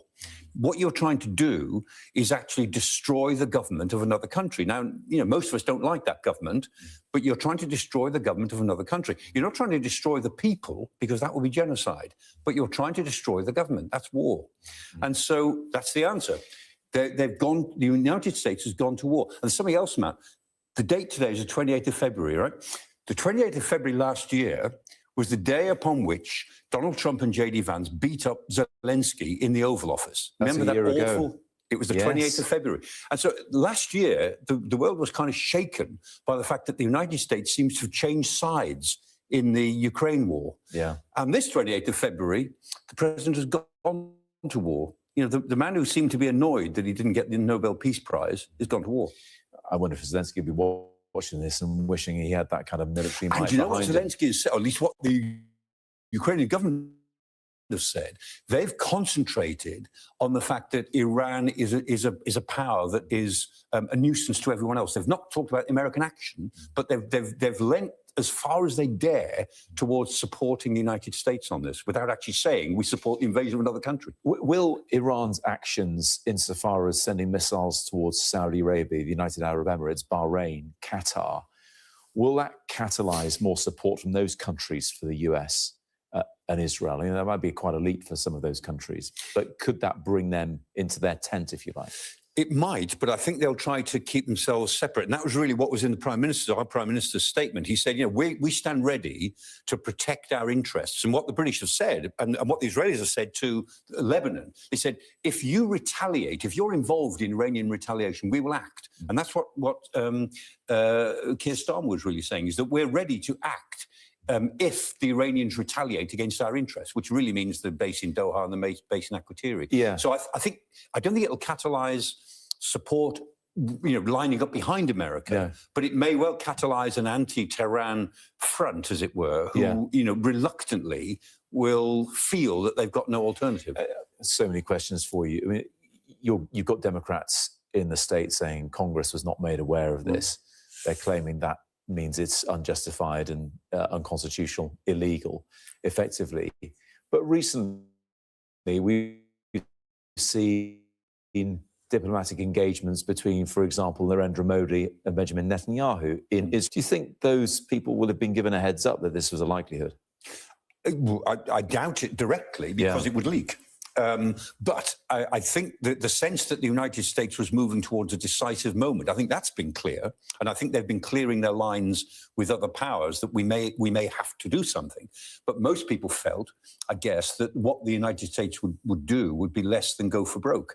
And what has been interesting and surprising to all of us, I think, is that the first action that Trump has announced is to go for broke. And where that leaves the United States in 72 hours or not, we don't know. The Iranians are trying to get lucky. I mean, whatever they can do, they've got to fire off whatever they've got quite quickly, or they'll lose it. Yeah. Because those sites will be known to the Israeli intelligence. So they'll use whatever they've got quite quickly, and they hope to get lucky by hitting some American facilities, killing some Americans if they can. And Trump has already priced that into his speech. He's, amazingly, he said we may lose some people. We may lose people. Yeah. Again, it's an indication we are going to war. He didn't use the word war, but in every other respect, that was a speech about going to war. So it'll either end in a sort of a big version of Venezuela, and everybody said, well, give them respect. They've done it. They've made it. Or it will get very messy indeed by the middle of next week. Michael, stay there, because there's some breaking news to bring people. Iran's supreme leader, Ayatollah Ali Khamenei, is reported to give a speech within minutes after the US-Israeli strikes on Iran. That's coming to us via the Reuters Newswire and attributed to Al-Alam TV. So the Supreme Leader, Ayatollah Ali Khamenei, is apparently going to give a speech within the next few minutes. Look, plenty of rumours flying around online, as I'm sure you'd expect, about his whereabouts or his situation. But we may well hear from the Supreme Leader where and when. Well, we can't be exact, but that is a line that is coming out of the Middle East. Michael Clark is still with me. What do you make of that? Well, yeah, we were saying off air, there's been rumours flying around for the last hour and a half. As you'd expect, right? Of course, you'd expect these kind of rumours. Ali Khamenei, they've got it. They've got Shamkhani. I mean, they've killed Ali Shamkhani, who's effectively the defence minister, who's the chief of the Supreme Defence Council. Now, he is confirmed dead, and that's a big name. And so about half an hour after that was confirmed, rumours about the Supreme Leader being killed have been circulating around several sources. The way to scotch those rumours is put them on television. Yeah. And to make sure that what we see is today and not something done a week ago. Right. For exactly this eventuality. Because if he has been killed, the Iranians will try and cover that up for as long as they possibly can. Yeah. So this statement, as and when it comes, will be very interesting. I mean, what he should do is hold up a newspaper or something, do something as in an American cop film, show some indication this must be live and today, whatever. But the best way to disprove the rumours, put him on television. However, if he does that, he's effectively putting his head above the parapet, isn't he? Yeah, and that's a risk for his them. compound. I mean, his home compound has been destroyed. There's plenty of Area 11s of that. But I mean, he'd be a very foolish man if he was there last night. I mean, he moves around a lot, and you know, the fact is, the Israelis have gone after lots of these areas, these compounds within a particular part of Tehran. But I mean, all of the Iranian leaders are not so foolish as to sleep at home in times like this. They all move around. And so, I mean, Israeli intelligence is very good, but you can't guarantee to get everybody. And when you look at the pattern of Israeli strikes earlier this morning that were in residential areas of Tehran, the first thing I thought is that they're going after people. They're going after individuals. And that's maybe dictates the timing of this. The timing has always been very curious about this. It's very late in the day to be launching these attacks. Yeah. I think the Israelis probably had people lined up with intelligence and they said, look, there's half a dozen of them we can locate. We can get them now. And they said to the Americans, can we do it? And the Americans probably said, okay, that's not ideal. Go for it. Michael, thank you. It is 3 o'clock. You're watching Sky News with continuing coverage of the strikes on Iran. It had been predicted for weeks, but it is now underway. A massive assault carried out by the US and by Israel. They've hit military and defensive targets across the country, with the belief in Israel, at least, that senior Iranian officials have now been killed. Civilian targets have been hit as well, with reports of more than 40 people killed at a school in southern Iran. Iran has responded with missile strikes and explosions across the Middle East, including in Bahrain, Qatar, and Abu Dhabi. The strikes began with an attack near Iran's Supreme Leader's offices around 6 o'clock this morning, UK time. Since then, there have been strikes across Iran, with the Israeli military saying its operations against military targets in the west of the country are continuing. This was the scene at the US naval base in Al Jafer in Bahrain, one of the locations targeted in retaliatory strikes. Elsewhere, the United Arab Emirates says one person has been killed in Abu Dhabi after it intercepted several Iranian missiles. And Qatar has closed its airspace after explosions were reported there as well. A number of major airlines have cancelled flights to the region, some turning around in midair amid the threat of widening conflict. Air raid sirens have been sounding across Israel. This was the scene as we spoke to Adam Parsons, who is in Jerusalem this morning. It's a very, very loud intercept there. That doesn't feel as if that one is too far away. These are some of the loudest booms and interceptions that we've heard so far this morning. And Israel is a tense country right now. In fact, I'm looking there.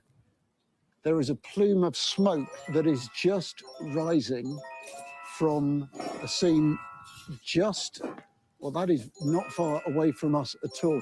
The smoke that you can see rising there, we don't know what has caused that, but that is a venue down there which is used as a concert venue over the course of summer here in the heart of Jerusalem.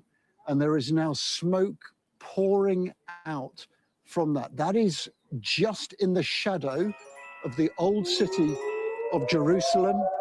That is extraordinarily near to some of the holiest sites in Christianity and Islam. We'll find out what has happened there, but that is smoke pouring out from there.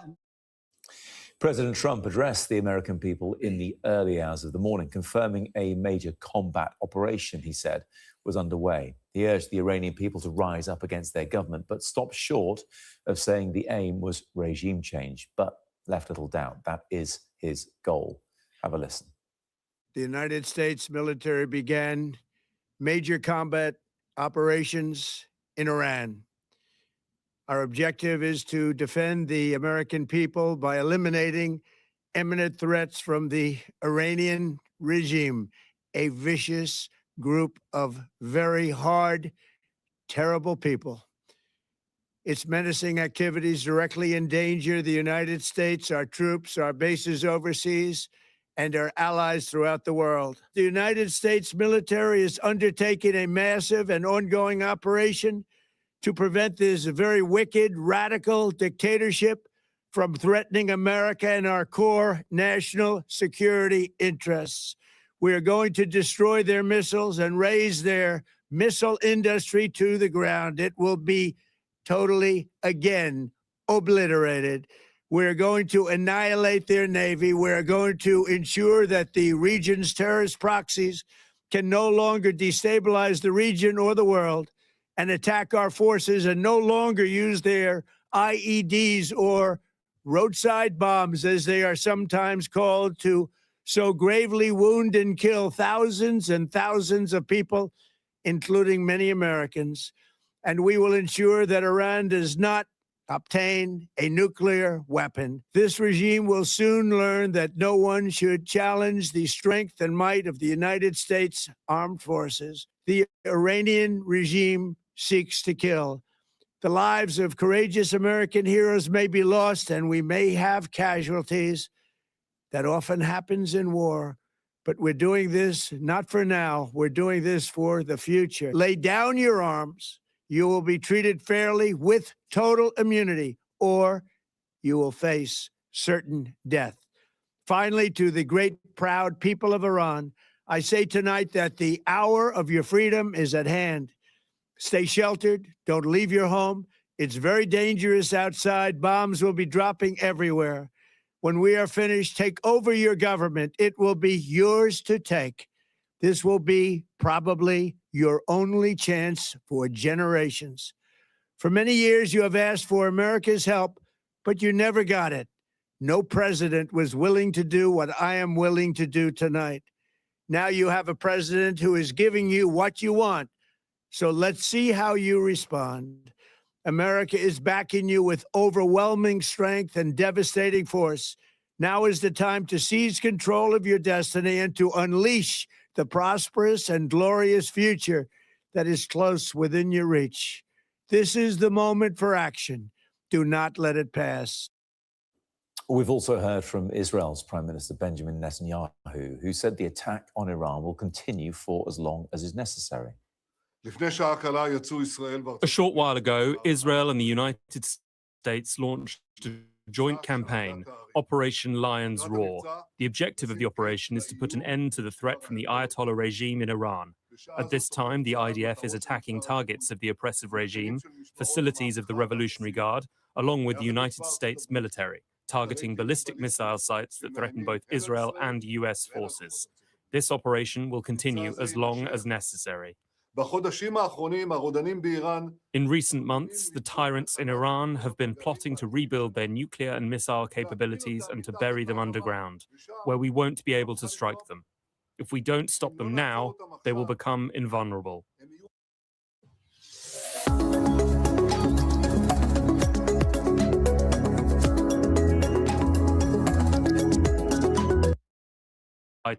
Time in fruitless and deceitful negotiations with our American friends. Therefore, we have now launched Operation Lion's Roar, an action that is much more powerful than Operation Rising Lions, which was very powerful. We are doing this in full cooperation with our friends in the United States under the brave leadership of President Trump. Together with the United States, we will strike hard at the terror regime and create conditions that will allow the brave Iranian people to rid themselves of this murderous regime. Whoever lays down their weapon, including among the regime forces, will ensure their safety and secure their future. The Iranian people in all their diversity, Persians, Kurds, Azeris, Balochs, Abkhazians, and all other citizens of this wonderful nation. This is your opportunity to establish a new and free Iran. Take your destiny into your own hands.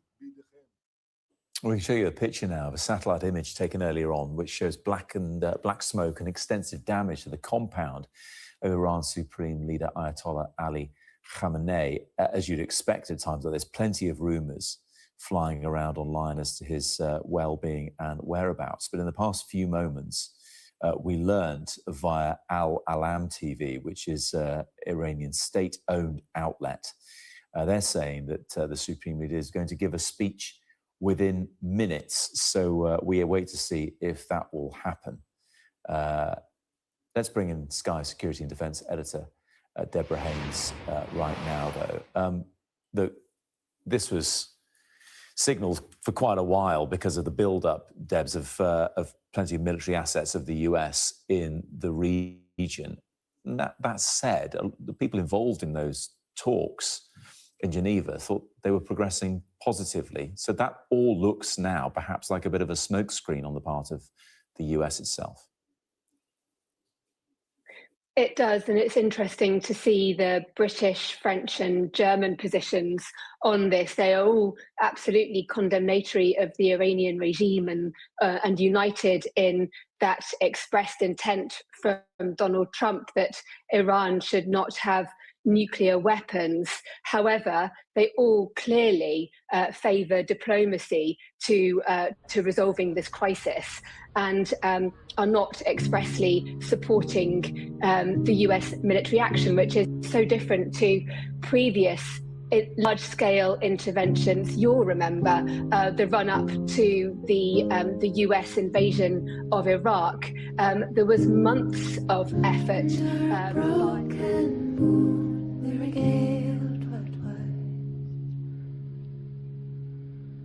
I watch the swallows bloom into a cloud of dust. Oh, brother, come be my keeper, hold me dear. Don't let the wreckage call what the wreckage was. Now let's just ride on highs while the moment's right. No, don't you fold my wings for the fear of flight in your eyes.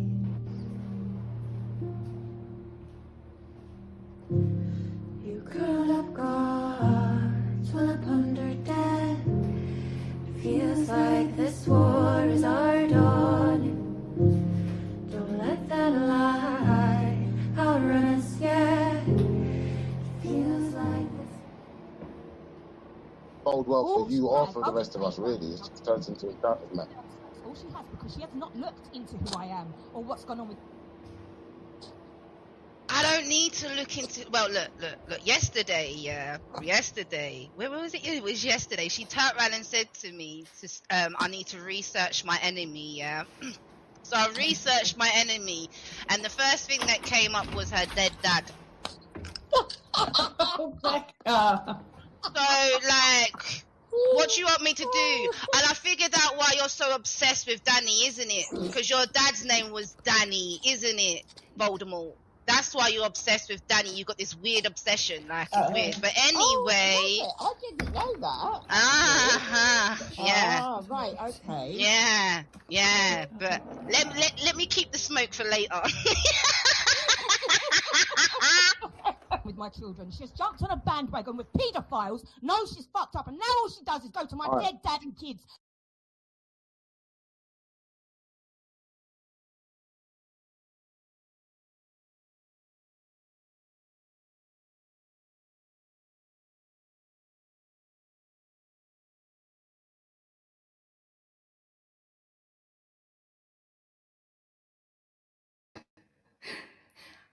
forgot to tell you about my chest. Oh, you were ever getting another bear house. No, actually, when I went to the shop the other night, this is absolutely perfect. I've got literally no I've got no oven. I can't figure out the heating yet. I've got no washing machine. I'm not sure where the fridge, I suppose the fridge would go there. But for now, this is my office, and we're just going to make it work.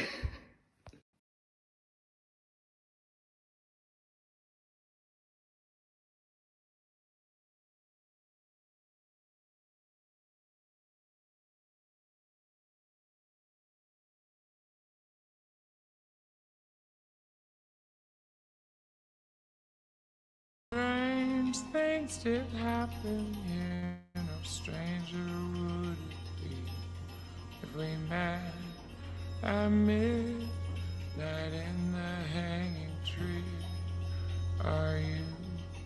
Are you coming to the tree where I told you to run so we'd both be free?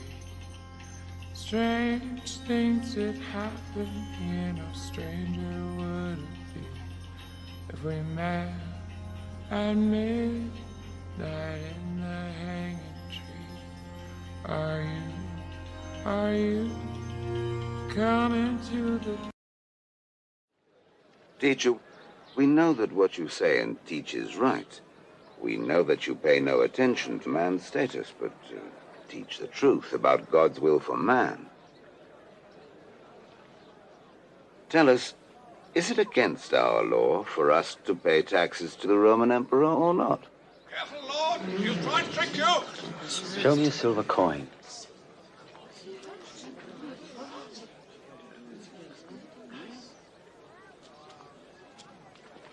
Whose face and name are these on it? Caesar! Then render unto Caesar the things that are Caesar's, and to God the things that are God's.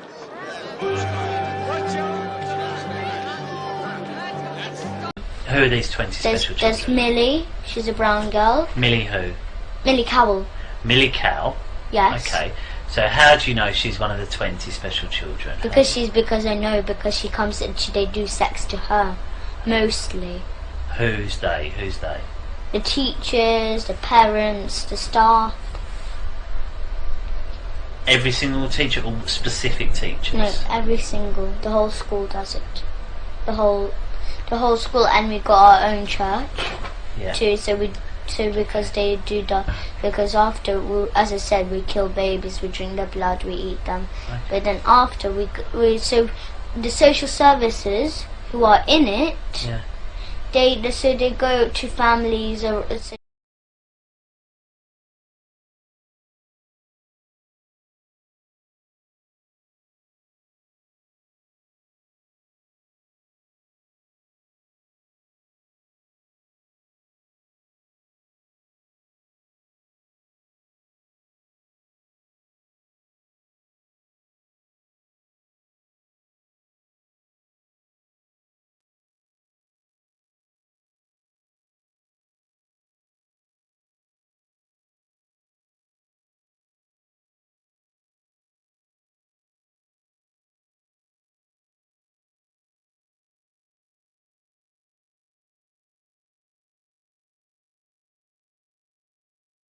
Dear Channel 4. This email is written in response to your recently aired documentary titled Accused, The Hampstead Paedophile Hoax, THPH. I am the mother of the 2 children whose horrifying disclosures to myself and others, London police, social services, and various local authorities, form the foundation of the alleged hoax. For 7 years, Britain's mainstream media, including Channel 4, had stoically ignored both my own concerns and those of the general public. Shortly after I uploaded Documenta to my website, citing officially recorded factual details of the case and published as part of my efforts to raise funds for legal action against all authorities involved in denying justice to children, I was contacted by a production company requesting an interview for their so-called investigative documentary to be shown on Channel 4. Naturally suspicious, I refused. Why should I go through the trauma of such an interview merely to add substance to an inevitable rehash of propaganda that has already robbed me, my children, and countless others of our rights to justice and protection, while portraying us and our supporters as the criminals? The production team were sent a link to my website. It could not have been easier to investigate. All supporting IPCC, police, and medical reports relating to document are published there. As anticipated, THPH focuses solely on inviting public empathy for the so-called victims of hoax CSA allegations, while highlighting a small number of people previously convicted for harassing the alleged innocent accused, notably represented by actors. I was also included via extracts from one of my videos and images of sensational newspaper headlines portraying myself and my ex-partner, Abraham Christie, Abe, as child torturers who allegedly fed my children cannabis to force false crime reports against their father and his associates. THPH repeatedly referred to Justice Porfley's alleged judgment confirming the case as a hoax, including her assertion that anyone challenging the official narrative is evil and foolish. In effect, this condemns all members of the public who remain deeply dissatisfied and badly impacted by the blatant negligence exposed in this case. Justice Porfley's March 2015 decision in the Family Division of the High Court forms the foundation for mass arrests and prosecutions of people merely sharing already publicly available articles and videos online. She effectively issued a public gagging order. How can this be acceptable in the context of alleged organized child sexual abuse, trafficking, and murder? It amounts to an attack on human rights. Whether my children's crime reports are true or false, UK authorities have acted negligently and have discredited and victimized me, my children, my ex-partner, and hundreds of members of the public. I know that neither I nor my ex ever conspired to force our children to lie. We did not upload the disclosure videos to YouTube. My children drank hemp protein smoothies. Hemp is not cannabis. They were never tortured by me or Abe. If my children had fabricated the allegations, then everyone impacted, including myself and the public, are also victims of hoax allegations, as we initiated police action and expressed lawful dissatisfaction with the authorities' handling of the case. Our demands for justice have been criminalized as harassment, while living with lawfully evidenced suspicion of horrific crimes against children is itself profoundly harassing. Unlike the individuals presented as victims on Channel 4, we have not received support from powerful authorities or the media. Instead, we have been attacked, ridiculed, and vilified. THPH fails to clarify that neither Abe nor I were ever formally charged with crimes against my children. Police closed the case on the 22nd of September, 2014 as false, with no recommendations for arrest or prosecution. From a week before that date, and for the following 9 months, I was engaged in family court proceedings to regain custody of my children, while also submitting complaints to the IPCC regarding police mishandling. 2 IPCC responses upheld the bulk of my complaints regarding lack of arrests and investigations. The 2015 IPCC response explicitly refutes Justice Porfley's commendation of extensive and thorough police investigations. The 2016 report states that the retractions do appear to be led by the interviewing officer. These IPCC findings establish lawful reasonable doubt regarding the validity of the retractions. The legal basis of Justice Porfley's decisions is therefore lawfully compromised, and the suspects remain lawful suspects. Police only sought to arrest me once the crime reports became public in early 2015, acting on behalf of the family courts and without evidence, purely on suspicion of breaching family court privacy rules. I faced a potential 7-year prison sentence. From my perspective, this revealed a highly organized cover-up. My remaining faith in the family courts vanished when 12 police officers arrived to force entry into my home, 2 carrying medical kits, despite earlier claims of insufficient resources to arrest even one named suspect. It was clear that London authorities were prioritizing concealment of their own negligence or complicity, and protecting suspects while vilifying public protest. Why were medical kits required to arrest one defenseless mother? Were they preparing to section me, as was done to Holly Gregg's mother? Police had already stated, without evidence, that I had mental health problems. Holly Gregg's mother was released only because she already had a full psychiatric report declaring her mentally sane. Perhaps Channel 4 should interview her to expose systemic cover-ups of organized child abuse. I fled the country in February 2015 to continue my fight from abroad. At that time, I was midway through a family court fact-finding hearing following my solicitor's application for judicial review. Another reason I would never have jeopardized proceedings by publishing videos of my children. All police CRIS reports are publicly available on my website, yet THPH producers evidently did not consider them worth reading. Astoundingly, THPH barely addresses the reality of child trafficking and organized abuse. London is a recognized child sex tourism capital. Those portrayed as hoax victims admit involvement in Hoaxted, a website dedicated to spying on, trolling, threatening, and harassing me and others expressing concern. My supporters experienced doxing, death threats, and coordinated online gangstalking, with police refusing to act. Hoaxted operates as a coordinated group using sock puppet accounts to provoke reactions later used to justify arrests and gagging orders. Police appear to have granted them impunity. Is this acceptable policing? Is this not evidence of systemic collapse of law and order?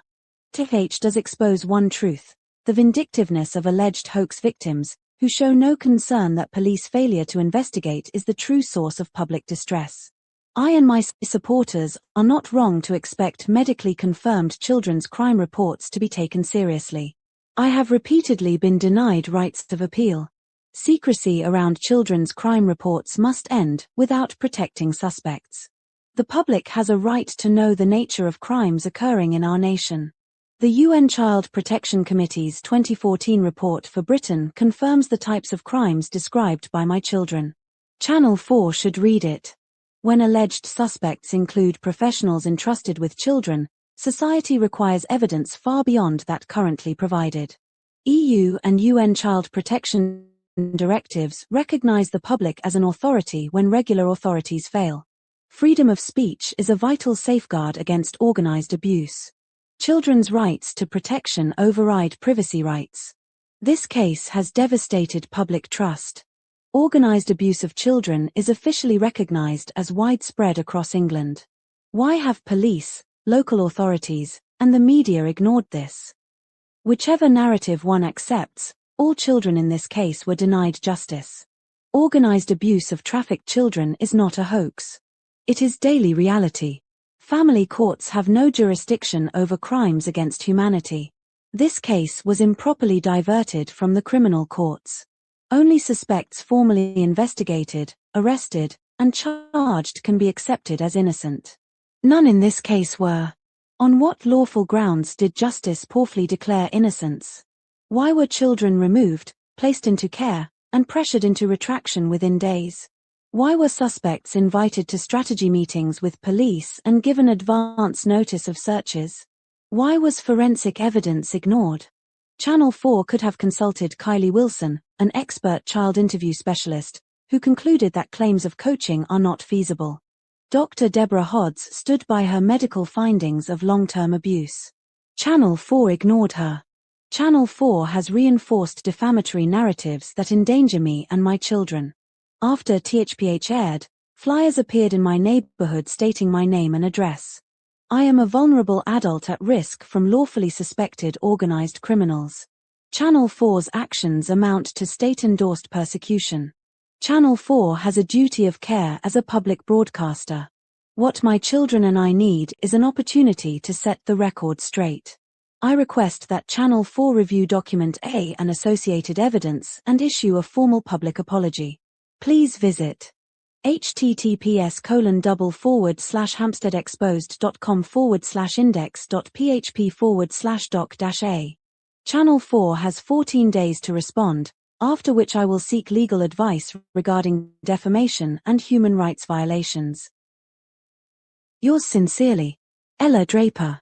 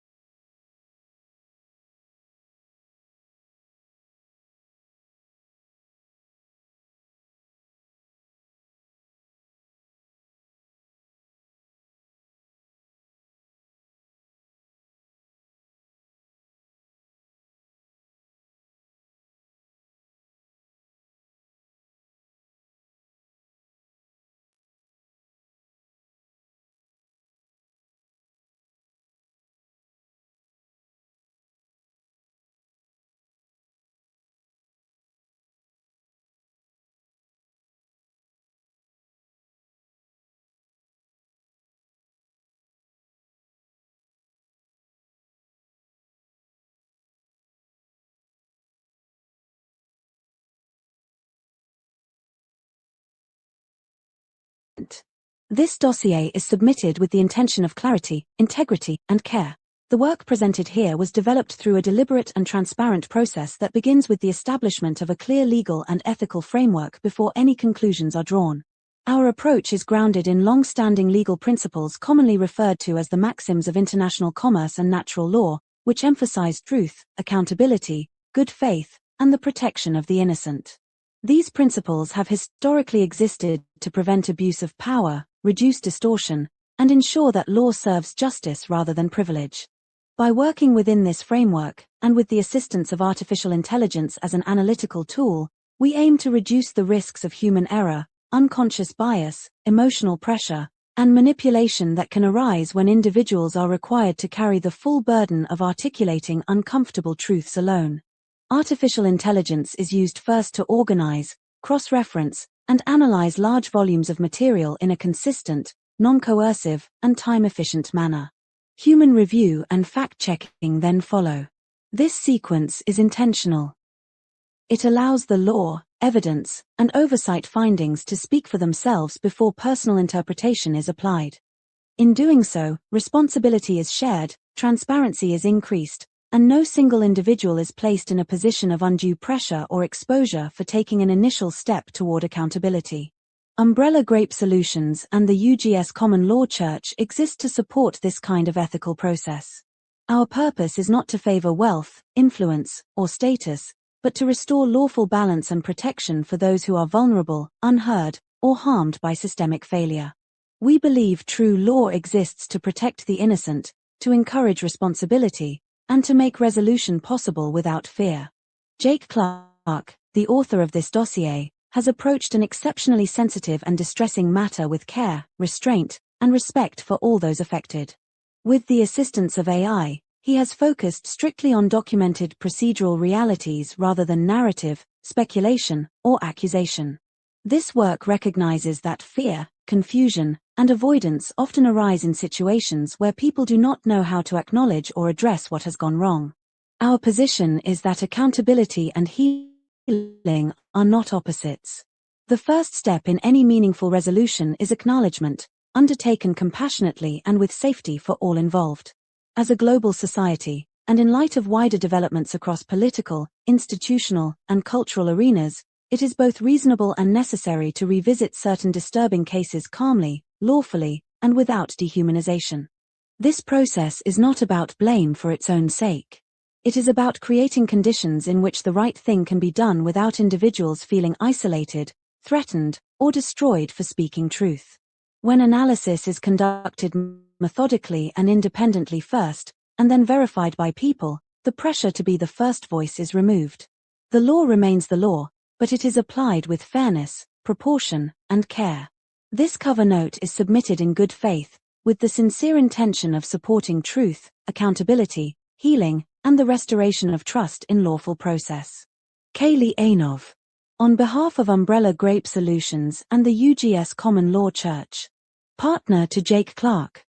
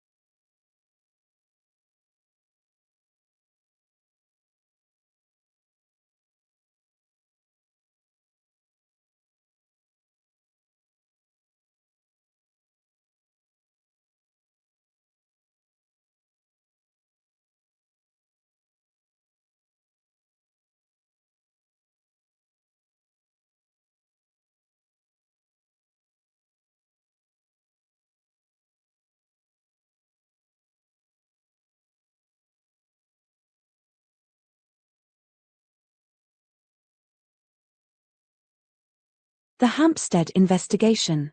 A Systemic Failings Dossier. based on official oversight findings of the Independent Police Complaints Commission, IPCC, 2015 and 2016 determinations. Prepared by Jake Clark. 1. Executive Overview. This dossier documents a pattern of serious procedural failures in the Metropolitan Police Service's handling of the 2014 Hampstead investigation, as formally identified by the IPCC 2015 decision and the IPCC 2016 decision. These two statutory oversight findings, which remain legally binding, establish that 1.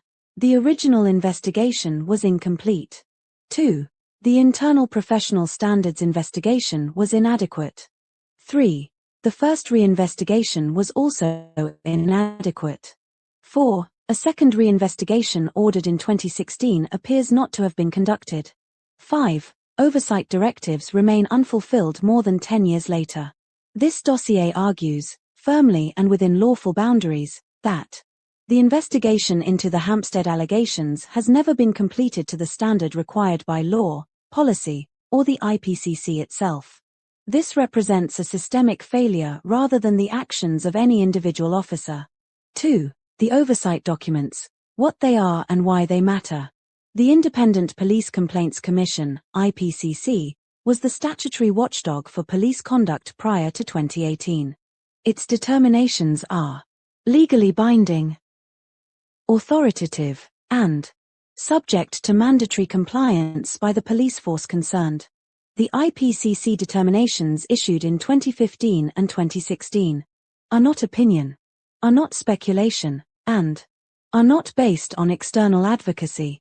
They are formal legal findings grounded in documentary evidence, interviews, police records, procedural standards, and statutory complaint regulations. Both determinations concluded that the Metropolitan Police Service's handling of the case required reinvestigation. 3. Investigation timeline, documented failures. 2014, criminal investigation, 12 days. The Metropolitan Police Service opened the investigation on the 5th of September, 2014. Closed the investigation on the 17th of September, 2014.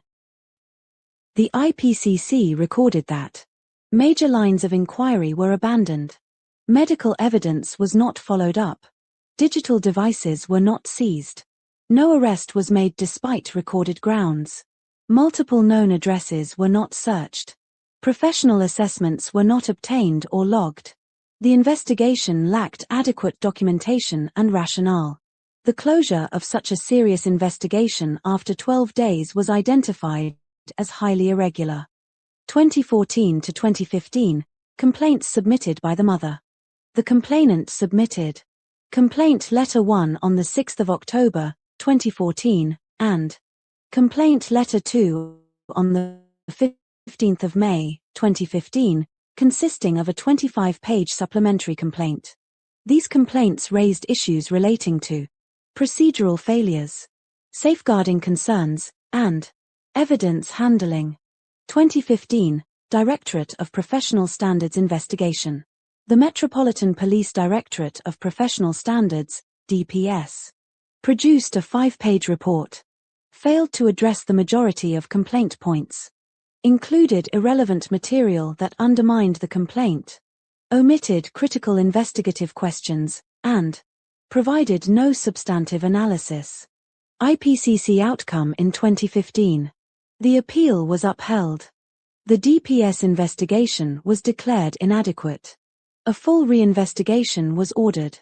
2016, first reinvestigation. The reinvestigation was conducted by an officer involved in the original criminal investigation, creating a conflict of interest. Failed to address major complaint points.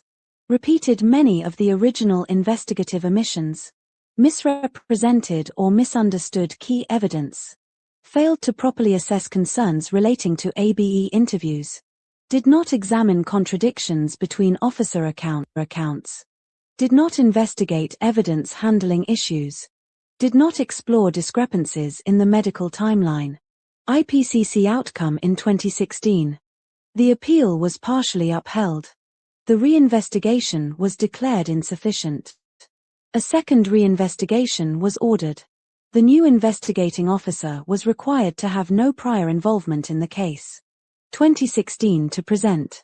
There is no evidence that the first reinvestigation was remedied, the second reinvestigation was commenced, or the IPCC's mandatory directions were fulfilled. 4. Procedural failures identified by the IPCC. The following failures are drawn directly from the IPCC's 2015 and 2016 findings. 4.1 Inadequate investigation. The IPCC concluded that the investigation was incomplete, poorly documented, lacking justification, and deficient in pursuing required lines of inquiry. 4.2 Failure to pursue key evidence. The IPCC identified failures to obtain medical records, request professional assessments, seize digital devices, retrieve CCTV footage, interview relevant individuals, search known addresses. These are basic investigative requirements. 4.3 Arrest-related failures. Police records indicated that arrest criteria were met. However, no arrest was made, no clear rationale was documented, and reinvestigations failed to justify the decision. 4.4 Mishandling of medical evidence. The IPCC found that medical information was initially treated as significant. Officers received relevant medical information early. There was no explanation for why this evidence was not pursued. Inconsistencies existed between officer accounts. This constituted a serious procedural failure. 4.5 ABE Retraction interview failures. The IPCC identified leading questions, pre-interview discussions about retraction, absence of recorded notes, failure to respect a child's request to stop, pressure to confirm retractions, incomplete application of ABE guidance. The IPCC explicitly stated, "In my opinion, this is inappropriate." 4.6 Evidence handling concerns. The oversight findings raised concerns regarding inconsistent statements about viewing disclosure recordings, inadequate explanations for CCTV failures, possible loss or non-preservation of evidence, absence of documented rationale. 4.7 Professional standards failures. The IPCC found that the DPS failed to address major complaint points, produced an inadequate investigation, inserted irrelevant material, failed to apply investigative reasoning, mishandled the complaint process.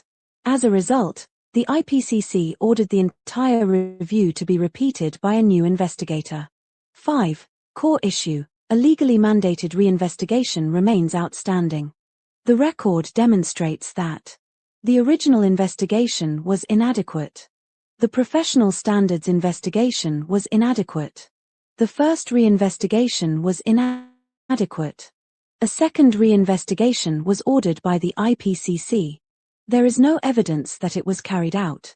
This is a systemic issue with implications for public trust, legal compliance, safeguards, procedural integrity, accountability, and the credibility of oversight mechanisms. This dossier does not seek to prove or disprove the original allegations. It concerns compliance with lawful process. 6. Summary of systemic failures. The investigation was too brief, insufficient, incomplete, poorly documented, not reinvestigated despite binding orders, compromised by conflicts of interest, missing steps required by policy. All findings originate from the official oversight body. 7. Required actions. The IPCC, now operating as the Independent Office for Police Conduct, IOPC, must 1. Acknowledge the outstanding reinvestigation order. 2. Appoint an independent investigator with no prior involvement. 3. Review all unresolved complaint points. 4. Ensure compliance with statutory duties. 5. Provide formal confirmation of actions taken. 8. Closing statement. This dossier documents that the Metropolitan Police did not conduct a full investigation. The Professional Standards Review was inadequate. The reinvestigation was inadequate. A second reinvestigation was ordered. There is no evidence that it occurred. These unresolved procedural failures require formal resolution.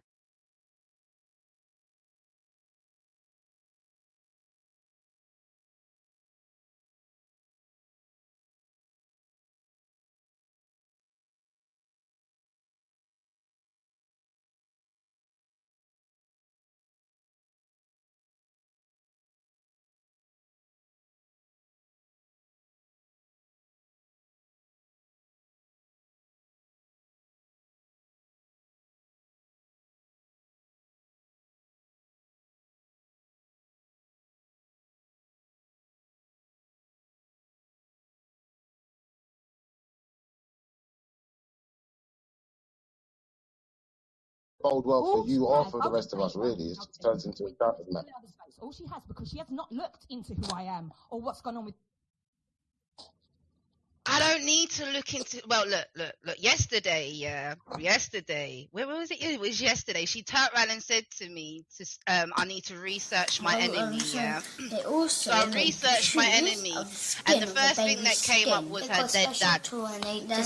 They put it in the skin, like in a baby skin. What do you want me to do? And I figured out why you're so obsessed with Danny, isn't it? Because your dad's name was Danny, isn't it? That's why you're obsessed with Danny. You've got this weird obsession like this. But anyway, shoes like the one that I like, the ones that I showed my mum. In the shoe shop. Let me keep the smoke for later. Those ones with this big, it got a big star, and it's baby skin, but it's not like, it's not, you can do it coloured, but it's not like, it's a bit see-through there. For the skin? Yes, it's skin. Okay, well, sorry to... A big black star, it was, wait, pause, I have to go and draw the star picture on the shoe. The paper's downstairs.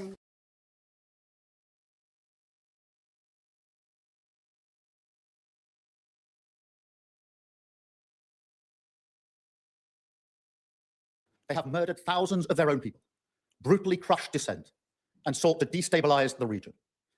Even in the United Kingdom, the Iranian regime poses a direct threat to dissidents and to the Jewish community. Over the last year alone, they have backed more than 20 potentially lethal attacks on UK soil.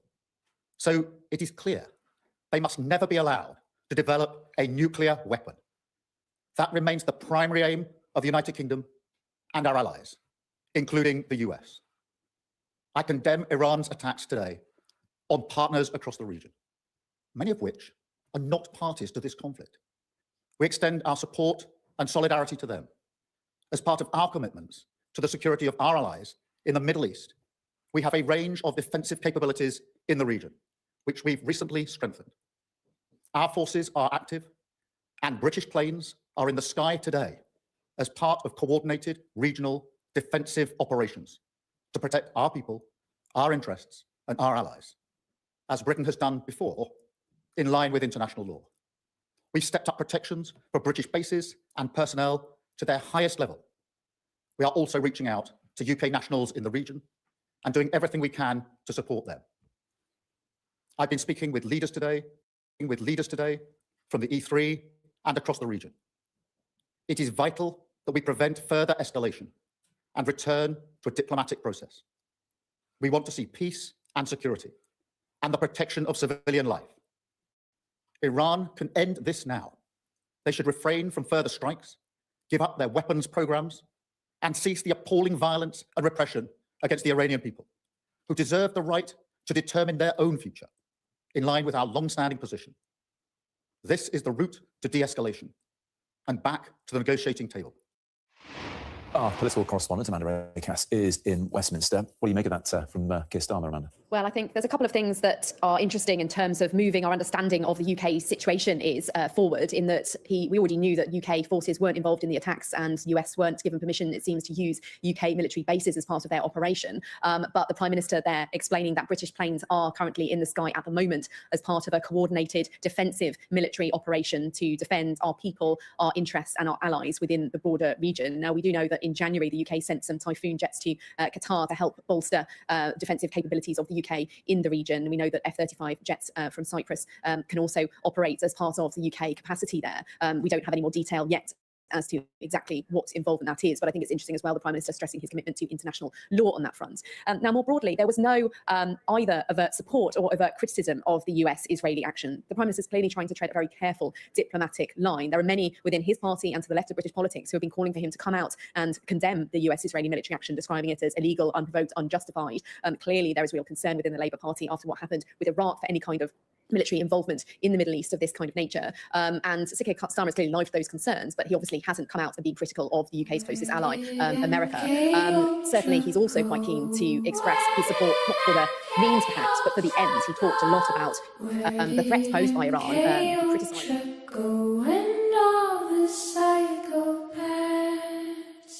lurking on the World Wide Web, lurking on the World Wide Web, lurking in Dubai. Let's bring Alan back in, because Alan, this does rather show that this is not action that is confined to Iran or Israel, the wider region, and parts of the wider region that people would consider very safe previously, like Dubai, like the wider United Arab Emirates, like Riyadh in Saudi Arabia. They're now involved in this. Well, we knew this was going to happen. Iran, as I said, felt it with missing strategic deterrence. So it said if in fact the United States attacked, it would respond aggressively against U.S. allies in the region, against U.S. forces in the region, and against Israel. And many of these countries, to include the UAE, have U.S. military bases, there are U.S. military assets there. So this is expected. We saw, of course, in recent weeks, when there were protests on the streets of cities across Iran, how the regime crushed those, killing tens of thousands of people, we believe. How afraid are you for the wider population of Iran and the risks that are posed to them now? The probable outcome in almost every scenario for the Iranian people is bad. It's increasing immiseration. It's a state that is less and less able or willing to provide essential goods and services.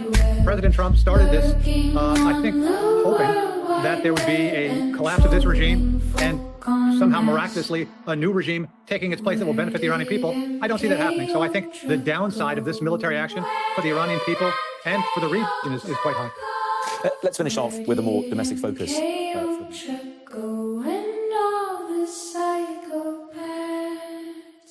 Lurking on the World Wide Web, lurking on the World Wide Web, lurking on the World Wide Web and trolling. Well, thank you for having me. Well, the situation on the ground is quite, I cannot say normal, but the life is going on. Everything is under control. I think Americans and Israelis failed to, access to hit their targets, and now everything is under control. And we almost in less than 2 hours we were able to start retaliation by attacking, American bases and some targets in Israel by our missiles. Almost all officials are safe and sound and alive. We may have lost 1 or 2 commanders, but that is not a big problem. We are actually managing it. We are handling the situation. And I was in contact with, my colleagues in the Persian Gulf, and I explained for them that, we have no intention to attack them, but we are actually attacking the American bases in the act of self-defense. We cannot just sit and watch they are attacking us and we don't, respond simply because their bases are in a friendly neighbor country. So I explained for them, and I hope that they understand this situation. Another point I have to mention is, I don't know why the US administration insists to start a negotiation and then in the middle of negotiation attack, the other party. Today happened exactly what last June happened. We were in the middle of negotiations, and and it was interesting that this time we made a big progress. 2 days ago, on Thursday, we had a very good meeting in Geneva, together with Steve Witkoff and Jared Kushner, and we were able to address serious questions related to Iran's nuclear program, we obviously have differences, but we resolved some of those differences, and we decided to continue in order to resolve the rest of questions. And we actually instructed the technical team to go to Vienna and have a meeting with the IAEA. In order to find technical solution for the problems we are facing in the negotiation. And everybody was happy at the end of those negotiations. As you saw, His Excellency Badr al-Busaidi, the Foreign Minister of Oman, who is mediating between us, he concluded by posting a tweet saying that today we made significant progress. And before he posted his tweet, he consulted with both delegations and both were happy. So I don't know why, while we were progressing in our talks and we had made good, achievements and a deal was at our reach, why they decided to attack us. Perhaps, it was others who dragged the United States for their own benefits into this, conflict. It's really pity. It's very unfortunate. And yes. Mr. Araghchi, I appreciate your comments there. And we do have a series of other questions I want to ask you, but just for clarity for our audience right now, can you confirm with specificity that the Ayatollah Ali Khamenei is alive, and separately that the Iranian president is alive right now following these American and Israeli strikes? As far as I know, yes, they are alive, and the head of judiciary as well, the head of the Speaker of Parliament as well, all high-ranking officials are alive, and the Secretary of the National Security Council. So everybody is now in its position, and we are handling the situation, and everything is fine. Sir, do you believe that you were targeted as part of these strikes? You mean me? Yes. Well, I don't know. They have targeted everybody. Just now I saw the footages of their attack to a girl school in the city of Minab, in the southern part of Iran. So 57 girls were killed by their strike. So when they strike a school, so they can also hit others easily. This attack was unprovoked, illegal, and absolutely illegitimate, and against the international law, and should be condemned. That is obvious. You said that Iran is prepared to take self-defense towards these actions. What would that entail? Well, we are facing an act of aggression, and obviously we have every right to defend ourselves. So what we are doing is act of self-defense, which is absolutely legal and legitimate. So, and we think that we are fully prepared for that, even more prepared than previous time, the 12-day war. And I believe we managed this. We know very well how to defend ourselves. We learned lots of lessons from the previous war, and we will certainly teach the aggressors a lesson they deserve. Mr. Araghchi, if I may ask you very quickly right now, we know that Iran, via the IRGC, the Revolutionary Guard, via its proxies, Hezbollah, Hamas, the Houthi rebels in Yemen, has carried out attacks on Americans, on others throughout that region. Iran insists that its nuclear program has never been with a desire to create nuclear weapons. But my question to you is, sir, why should the United States and why should the rest of the world trust Iran when it says its efforts to create a nuclear program are only for civilian use and not to continue to carry out harm against Western and American interests? Well, first of all, we don't have proxies. There are certain groups who are fighting for a just cause, and we support them. So that would make them a proxy, correct, sir? But they are not receiving orders from us. They are independent groups, but we support them, and we support them in their fight for the right of self-determination or to free their land from occupation, whatever. But for the time being, we don't need anybody for our defense. We are capable enough to defend ourselves, and we will do that, and we don't need the help of anybody. On our nuclear program, I think there are every reason that Iran does not want nuclear weapon. And the whole world has tested us when in 2015, we signed a deal and we announced very clearly that Iran would never seek, develop or acquire nuclear weapons. And that was a permanent commitment in 2015 deal. I know that President Trump doesn't like that deal, but at least we proved our goodwill, and we proved that we are not seeking nuclear weapons. And it was not Iran who withdrew from that deal, it was the US. And still in 2025, when the US offered us negotiation to find a solution for Iran's nuclear program, again, we accepted. We entered into negotiation in good faith. At least 3 times we came to a good conclusion, but my interlocutor in the other side couldn't sell it in Washington. Then they suddenly attacked us. Again, this time, we entered into negotiation with the help of our Omani friends and others. Everybody supported those negotiations. And we made significant progress this time, and then they attacked us. So it is us who have negative, bitter experiences from talking to the United States. We have never wanted nuclear weapon. There is both religious, convictions by us, the verdict by the Supreme Leader, who consider all these weapons as inhumane and against the Islamic teachings. At the same time, they have no place in our security doctrine, and I can explain. But I would like to reaffirm once again that we have proved our goodwill. We negotiated with E3 and then E3+3 or P5+1, and we concluded a deal. The whole world celebrated, and we remain committed to that deal in 2015. But it was the US who withdrew, not us. And again, the experiences of last year and this year. So I think that is Iran's Foreign Minister Abbas Araghchi speaking to our colleagues at NBC News. Interesting lines he said, some of which you would expect, saying the Americans and Israelis have failed. They don't know why. They insisted on negotiating and then attacking, he said, and also said that they would teach the aggressors a lesson they deserve. In the meantime, we've been hearing more coming out of Dubai in the United Arab Emirates. Emergency response teams there have been responding to an incident in a building in the Palm Jumeirah area. Let's bring in our colleague, Sally Lockwood, who is in Dubai as well. Sally, what are you hearing? Hello to you, Matt. Yeah, certainly a very unnerving last hour here in Dubai. Images and videos began circulating around an hour ago, showing a luxury hotel on the Palm in Dubai on fire with a huge plume of smoke coming out of it. I've been sent those videos from various angles, including the video I think you're showing now of the apparent strike. Now, what's not clear is whether this was a missile strike on the hotel or whether it was shot down by air defenses and then landed on the hotel. We actually don't know any detail. All we have so far are those images and confirmation now from the Dubai media office that emergency response teams have responded to an incident in a building in Palm Jumeirah area, and they've confirmed that 4 individuals were injured in this incident. Now, it's absolutely extraordinary scenes, as you can see. The Palm area of Dubai is a luxury spot for people to live, to go on holiday. It's full of beachfront properties and luxury hotels. The idea that a 5-star hotel, the Fairmont Hotel we understand on the Palm, has been hit by an apparent Iranian missile is absolutely extraordinary. And as I say, we don't know the circumstances behind this strike. We don't know whether it was air defenses that shot it out of the sky, and that was the result, that it landed there. My hunch would be that that is what happened, because the air defenses here are extremely strong. We've had around 5 waves of missiles fired at the UAE by Iran today.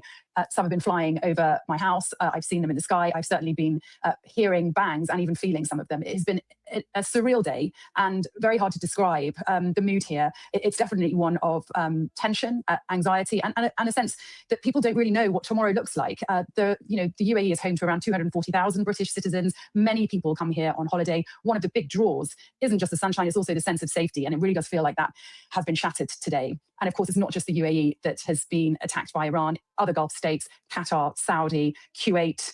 We've been hearing that Bahrain as well was hit. US naval facilities there have apparently been hit. We're still awaiting confirmation on that and the extent of the damage. But it is absolutely extraordinary. Of course, we knew that Iran would retaliate. We just weren't clear on what that retaliation would look like and the extent of it. But we are now beginning to get an idea. And I'm also hearing reports from the national newspaper here in the UAE that the Strait of Hormuz, which is a very narrow waterway between the UAE and Oman and Iran to the north, at its most narrow point, it's just 21 miles wide. And it's a choke point for much of the world's oil. Around 1/5 of the world's oil flows through the Strait of Hormuz, and that waterway is controlled by Iran.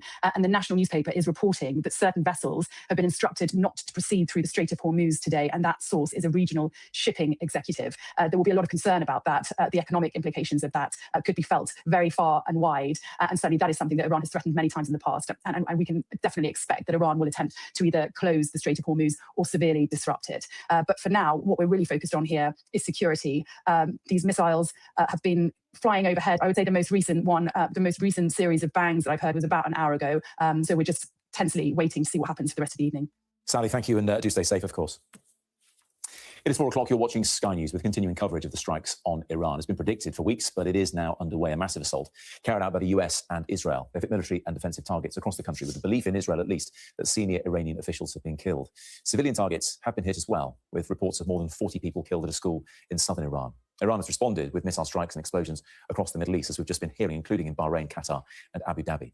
The strikes began with an attack near Iran's supreme leader's offices around 6 in the morning UK time. Since then, there have been strikes across the country, with the Israeli military saying its operations against military targets in western Iran are continuing. This was the scene at the US naval base in Al Jafar in Bahrain, one of the locations targeted in retaliatory. Agileft has had a very positive impact on our organization. It has improved our relationships across the business between legal, finance. Abu Dhabi, after it intercepted several Iranian missiles. Qatar has closed its airspace after explosions were reported there. A number of major airlines, too, have cancelled flights to the region, some turning around in midair with the threat of a widening conflict. As you could hear there, air raid sirens are sounding across Israel. This was the scene as we spoke to Adam Parsons in Jerusalem this morning. It's a very, very loud intercept there. That doesn't feel as if that one is too far away. These are some of the loudest booms and interceptions that we've heard so far this morning. And Israel is a tense country right now. In fact, I'm looking there. There is a plume of smoke that is just rising from a scene just, well, that is not far away from us at all. The smoke that you can see rising there, we don't know what has caused that, but that is a venue down there which is used as a concert venue over the course of summer here in the heart of Jerusalem, and there is now smoke pouring out from that. That is just in the shadow of the old city of Jerusalem. That is extraordinarily near to some of the holiest sites in Christianity and Islam. We'll find out what has happened there, but that is smoke pouring out from there. That's Adam Parsons in Jerusalem for us. President Trump addressed the American people in the early hours of this morning, confirming a major combat operation, he said, was underway. He urged the Iranian people to rise up against their government, but stopped short of saying the aim is regime change. He left little doubt, though, that that is his goal. Have a listen. The United States military began major combat operations in Iran. Our objective is to defend the American people by eliminating imminent threats from the Iranian regime, a vicious group of very hard, terrible people. Its menacing activities directly endanger the United States, our troops, our bases overseas, and our allies throughout the world. The United States military has undertaken a massive and ongoing operation to prevent this very wicked, radical dictatorship from threatening America and our core national security interests. We are going to destroy their missiles and raise their missile industry to the ground. It will be totally, again, obliterated. We are going to annihilate their navy. We are going to ensure that the region's terrorist proxies can no longer destabilize the region or the world and attack our forces and no longer use their IEDs or roadside bombs, as they are sometimes called, to so gravely wound and kill thousands and thousands of people, including many Americans. And we will ensure that Iran does not obtain a nuclear weapon. This regime will soon learn that no one should challenge the strength and might of the United States armed forces. The Iranian regime seeks to kill. The lives of courageous American heroes may be lost, and we may have casualties. That often happens in war. But we're doing this not for now. We're doing this for the future. Lay down your arms. You will be treated fairly with total immunity, or you will face certain death. Finally, to the great, proud people of Iran, I say tonight that the hour of your freedom is at hand. Stay sheltered. Don't leave your home. It's very dangerous outside. Bombs will be dropping everywhere. When we are finished, take over your government. It will be yours to take. This will be probably your only chance for generations. For many years, you have asked for America's help, but you never got it. No president was willing to do what I am willing to do today. A president who is giving you what you want. So let's see how you respond. America is backing you with overwhelming strength and devastating force. Now is the time to seize control of your destiny and to unleash the prosperous and glorious future that is close within your reach. This is the moment for action. Do not let it pass. We've also heard from Israel's Prime Minister Benjamin Netanyahu, who said the attack on Iran will continue for as long as is necessary. A short while ago, Israel and the United States launched a joint campaign, Operation Lion's Roar. The objective of the operation is to put an end to the threat from the Ayatollah regime in Iran, at the ballistic missile sites that threaten both Israel and US forces. This operation will continue as long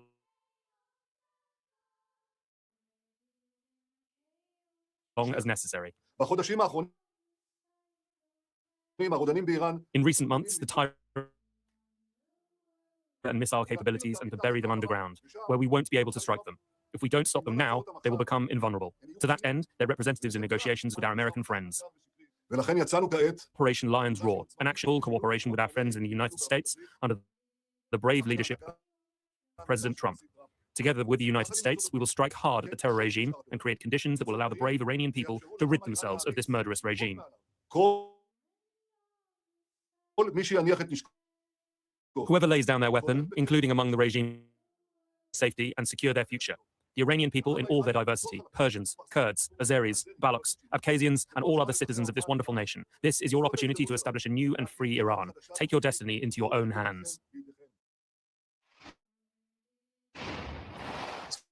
Skies over Tel Aviv, I think, are reacting to missiles entering Israeli airspace. But still, missiles entering Israeli airspace, obviously assumed from Iran. This has happened before. They go wider shots, so you get a sense of the scale there. The live pictures here of Tel Aviv in Israel, as it just gets into evening time there, and we're seeing missiles coming in. And these are the latest pictures we have. And there you go, you can just see what's going on in the skies above Tel Aviv.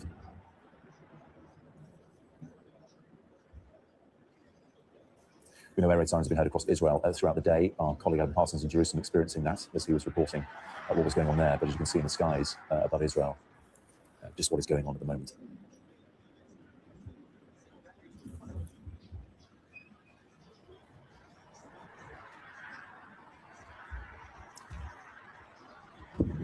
So explosions in the skies above Israel, which have been happening for the past few hours as Iran responds to the attack on it by both Israeli and US forces. As I said before, plenty of people taking to shelters in Israel as a result, air raid sirens being sounded and Israel's defences, or at least the Iron Dome, being put into action once more. Let's head to the US now, speak to our correspondent there, David Blevins. And we'll keep showing these pictures as we discuss what's going on. David, just interested to know what more reaction there's been in the US to what has happened overnight their time. Well, to some extent, the Democratic Party reaction is predictable, Matt. We've heard from the Senate Democratic leader, Chuck Schumer. He says President Trump has not given Congress critical details about the scope of the threat he claims is posed by Iran. He goes on to say, unfortunately, President Trump's pitiful cycles of lashing out and risking wider conflict are not a viable strategy. But we're not hearing that sort of language from the Democrats alone. The Republican House Representative Thomas Massey has described this as an act of war that was unauthorized by Congress, because there hasn't even been a debate on Capitol Hill, never mind a vote authorizing the president to engage in this kind of conflict with Iran. That is going to cause real concern. Now, it's interesting that the Iranians will be very conscious about the fact that this is midterm election year in the United States. You will remember that the MAGA base who support Donald Trump, they did so during the election campaign because he stood on a platform of America first. He said US interests would always take priority, and he was scathing about American involvement in foreign wars without any real reward for that, as he put it during the election campaign. And one of his former very close allies, Marjorie Taylor Greene, you will remember, parted company with him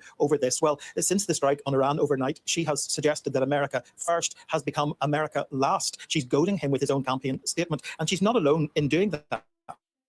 Because Iran's foreign minister, Abbas Araghchi, said this: Trump has turned America first into Israel first, which always means America last. So that, I suppose, is an illustration of the challenge that Donald Trump is facing, both at home and abroad, in relation to his decision to go to war with Iran.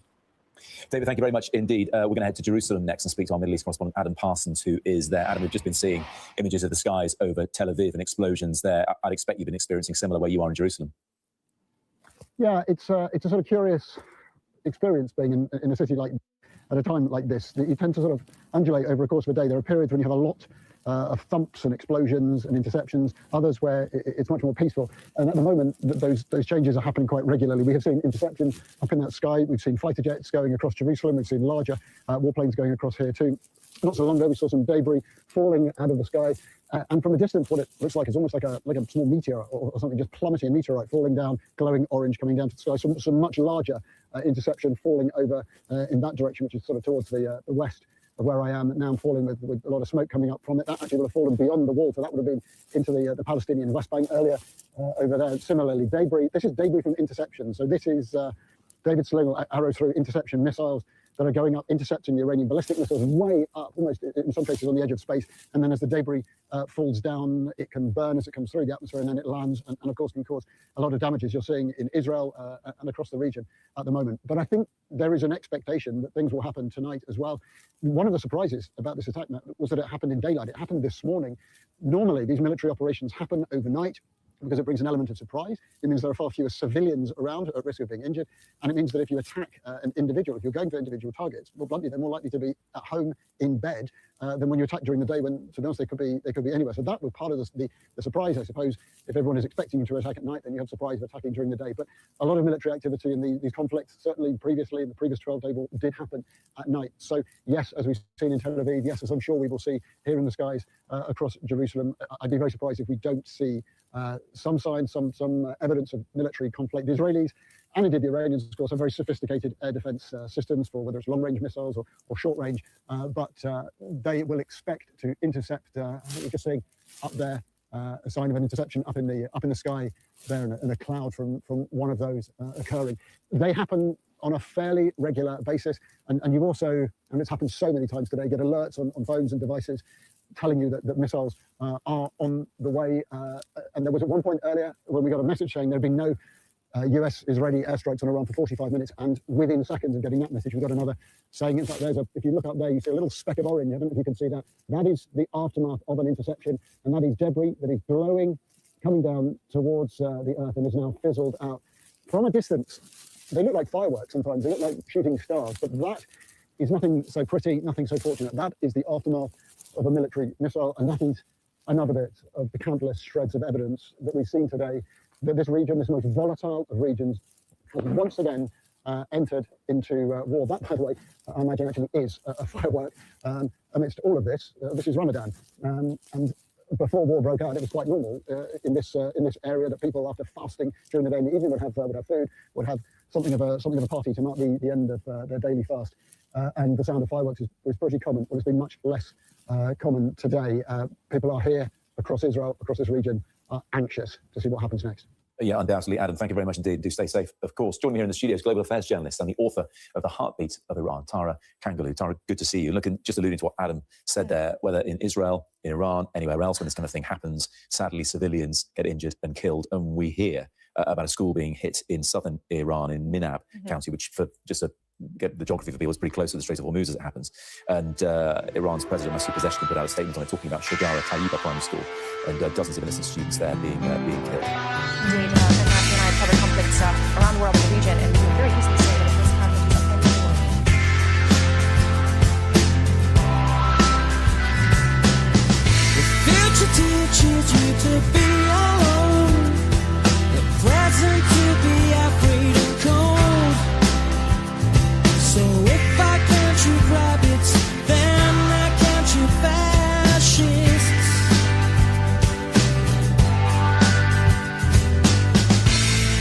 Bullets fire brave today, but we'll forget it all again. Monuments put from pen to paper turns me into a godless wonder.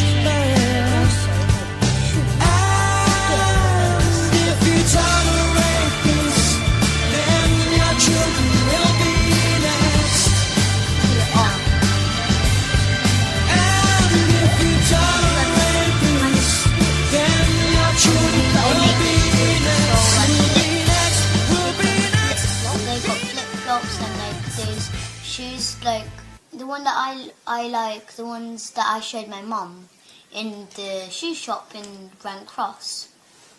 Erica Those Kirk ones with is the an big- adjacent to it got a power. big star, She's born into and it. it's A very Rothschild distinct. It's heiress. not like Not by it's rumour, not by it's- association, you can do it but by coloured. lineage. It's not like A dynasty preserved through close bloodlines, where Yes, it's influence is skin. inherited, Okay, protected, we're sorry and to- never A big surrendered. black Erica star, represents the it was- modern Rothschild model. Names changed, images softened, optics draw this star updated, picture. while the underlying mission remains the same. paper Erica from Kirk isn't adjacent to power. She's born into it. A Rothschild heiress, not by rumor, not by association, but by lineage. A dynasty preserved through close bloodlines, where influence is inherited, protected, and never surrendered. Erica represents the modern Rothschild model. Names changed, images softened, optics updated, while the underlying mission remains the same. Control without visibility, power without fingerprints. The old games never stopped. They just learned how to look respectable. And when you learn the truth about Erica Kirk's relatives, you'll understand why she's desperately hiding her family tree. We're talking about crimes that change the world, depravity that knows no bounds, taboos including incest and worse. Before we dive in, subscribe to the channel if you haven't already, and join the People's Voice Locals community to join our incredible community, support the channel, and gain access to exclusive and uncensored content. Erica Kirk has a lot of explaining to do. A secret ex-boyfriend with Pizzagate ties. Yo, we really got to talk about Cabot Phillips' pizza tattoo. Remember when she told Barry Weiss she was not dating before Charlie? And then it turns out, actually, she was dating this guy who likes pizza a lot. So guys, really, what's up with the tattoo? Do you guys buy the guy really liked pizza that much? She also has a secret ex-husband, Derek Chelsvig, accused of child trafficking in Romania. So who is Erica Chelsvig, Auntie? Well, let's go back. Erica Franzwe, like I said, was her name, her maiden name. Erica Kirk was her name after she married Charlie, and Erica Chelsvig was her name in between, in betwixt, after, and before. Chelsvig, it's got a ring to it, doesn't it? It should, because that name is Romanian. Romanian. Now, what are the odds of that? This world is an evil place. I always know that the truth is truth when that kind of truth needs to be scrubbed from the internet. I mean, why else would it be, unless you have something to hide? I don't know, like something similar to this. Erica Kirk, née Fransvig, formerly Chelsvig. I'm on vacation, so screenshot and read the rest. Interesting. What used to be on the internet and just days after Charlie's funeral, well, we find no longer. 'Tis not on the internet no more. These aren't just bad relationships, they're recurring patterns. The same names, the same networks, the same shadows.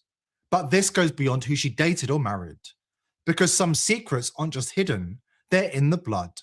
Ask yourself this: how did Erica gain access to the corridors of power at such a young age? Pageant wins despite no prior experience and not fitting the usual profile. Running an international NGO in a foreign country at just 17. Working for a real estate company, selling Jeffrey Epstein's properties in Miami. Doors don't open like that by accident. The answer lies in her DNA. She's a Rothschild. We previously exposed her Jewish family history through the Rothstein family. Now, research has exposed the truth. You might not know Erica's exact family lineage, but presuming that they are Rothsteins, it's rather strange then that Rothstein shares family ties to another family, another prominent Jewish family that has been the center of many theories for hundreds of years and has been involved in everything from currency manipulation to economic crashes and to assassinations and everything in between. And that family would be the Rothschilds. Indeed, I was rather surprised to see that the two families are related, and pretty directly, because all I had to do was scroll over to the side and boom, there it was. The Rothsteins and the Rothschilds, two infamous crime families connected right next to one another. Who knows, maybe this is all just one giant coincidence wrapped in a coincidence, taped in a rigmarole, but I really don't believe in those. And I'm not comfortable just saying things are just a coincidence. I think that's a lazy excuse when too many facts are presenting themselves. For centuries, the Rothschilds have been visible and untouchable. Questioning their role in currency manipulation, economic crashes, or political influence is routinely labeled anti-Semitic and off-limits. Which is awkward, because the Rothschild family themselves enjoy boasting about all of these things. Just like Erica Kirk's bizarre behavior. The controversy isn't that people talk about it, it's what's been scrubbed from public record. So, who is Erica Kirk, and who are her family? I most certainly did not expect that it would leave me wondering if Charlie really was a contemporary Truman Burbank. Tell me what's happening! You're part of this, aren't you? Imagine if you could make one half of your family truly obscure at best, or completely indecipherable at worst. Who and what you are related to would be impossible to distinguish. And so remember that for later. We have to try taking one last look at her family, but this time not at her parents, although they might have been involved. Instead, this time we're going to look at her roommate, which seems unexpected, but let's go. Based on a bunch of comments ranging as far back as 10 years ago on Erica's various accounts, we see a common thread that this same female is commenting on Erica's posts, and she just so happens to look like Erica's roommate who appears in these videos. And her name is Nicole Rothstein. And Nicole is actually not just her roommate or soulmate or best friend, whatever she calls her. Nicole is also Erica's cousin. And this is going to become a much bigger deal as we move forward. Nicole, unlike Erica, at least, at face value comes from money, and interesting money at that. The Rothstein name is not exactly synonymous with honesty. If they were in a dictionary, those two are on the opposite ends of one another. In fact, antonyms would probably be a better way to put it. In this photo Erica posted in 2017, she is sitting next to a man whom I wager to be in his 50s, and another man who's standing in front of her, who I would wager is putting the pedal to the metal, pushing 70, late 70s that is. And at the time, and really up until recently, if you had clicked on that photo on Erica Kirk's account on Instagram, you would notice that there's someone tagged. And that someone tagged is named Alan Rothstein, who Erica says is her uncle. And this old dude, I'm presuming here is Gramps, and this uncle that she references, I can only imagine is on the mother's side and is a member of that unknown segment of Erica's family that is seemingly being obfuscated. In any case, though, when reviewing who Alan Rothstein is, I can understand why Erica may have chosen to hide that side of her family, because Alan is not, as Hannah Montana says, the boy, the boy, the boy, the honest goods, the real McCoy. My goodness. Uncle Alan has been involved in several criminal operations, For instance, there is a long case file which goes into detail about how Allen defrauded someone of hundreds of thousands of dollars who's supposed to be a consultant, but was actually just an insider, kind of like a spy, and was just getting info and using his position to spend hundreds of thousands of the company's dollars doing nothing. And Allen, if you're watching this, just want to say, that's not cool, bro. Jerk move. The document then gets deep into legal jargon, but discusses tens of millions of dollars at one point and falsely claimed assets, and then goes into the realm where a lawyer might be mildly confused. At his heart, though, Allen seems to possess the sticky fingers that his namesake is so infamous for, as we shall see. I learned that Allen lives in a $13 million home. Not bad for a guy who seems to have never really worked a job or built anything himself. And that sort of cash also speaks to who was funding Erica's cousin Nicole, and possibly Erica herself, while they live the expensive Manhattan life, doing nothing of material value. The Rothschilds might have changed their name and updated their image, but some things don't change. We're talking about allegations of grotesque private gatherings, trafficking hidden behind the language of philanthropy, and taboos so extreme they're rarely spoken about, including incest. We've got the details that Erica Kirk is working overtime to suppress, right after this important word from our sponsor. Today's sponsor is PillsForever.com and Big.com. Chloroquine. Say his goodbye, as he got been saved me. They are extremely inbred. The Rothschilds aren't only extremely wealthy, they are extremely inbred. Don't take my word for it. Here's the late Lord Jacob Rothschild boasting about it himself. And Baron James, who was head of the Paris branch and the youngest of the 5 sons of Mariam Rothschild, gave an astonishingly uninhibited description of the 19th century Rothschild policy of keeping it in the family. I'll quote to you from what he wrote to make you smile. In our family, we've always tried to keep love in the family. In this sense, it was more or less understood since childhood that children would never think of marrying outside the family, so that our fortune would never leave it. You couldn't write that today. Such was the importance of this filthy lucre. Rothschild children always understood that they must marry within the family. Rothschild children were also drawn into a family culture where criminal behavior was normalized. And the more brazen the crime, the greater the status. Erica's ancestors are directly involved in some of the most shameful moments in American history. This is Erica Kirk, then Franz V, with her roommate at the time, Nicole Rothstein. Merry Thanksgiving to you. Merry Thanksgiving to you.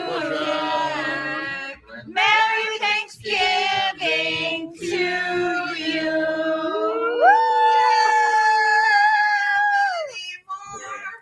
And Nicole Rothstein, as it turns out, is her cousin. How do we know that? Well, she responded to this clip featuring Erica Kirk talking about her Shabbat Shaloming. And she responded by saying, quote, as her cousin, who is fully Jewish, half of her family is Jewish. While she herself is a Christian, she has celebrated many Jewish holidays with our side of the family and highly respects the Jewish religion. You can see the name and handle, Nicole Rothstein. And the Rothsteins, I'm just going to add, is a pretty famous crime family in American history. If you look up the 1919 World Series, it says that the Cincinnati Red Stockings won the 1919 World Series. There's no asterisk, but then those numbers require you to tell a story about the Chicago White Sox, known to us forever as the Black Sox, who took money from Arnold Rothstein and other gamblers to throw the 1919 World Series. Arnold Rothstein, nicknamed The Brain, was an American racketeer, crime boss, businessman, and gambler who became a kingpin of the Jewish mob in New York City. Rothstein was widely reputed to have organized corruption in professional athletics, including conspiring to fix the 1919 World Series. He was also a mentor of future crime bosses Lucky Luciano, Mayor Lansky, Frank Costello, Bugsby Siegel, and numerous others. Interesting family history, I would say, for the all-American girl next door. How have they gotten away with it for so long? Jeffrey Epstein's lawyer, Alan Dershowitz, dropped a clue. I was introduced to him by the lady and Lord Rothschild. Wow. And I was told Yeah, and you know, he knew all the most prominent people.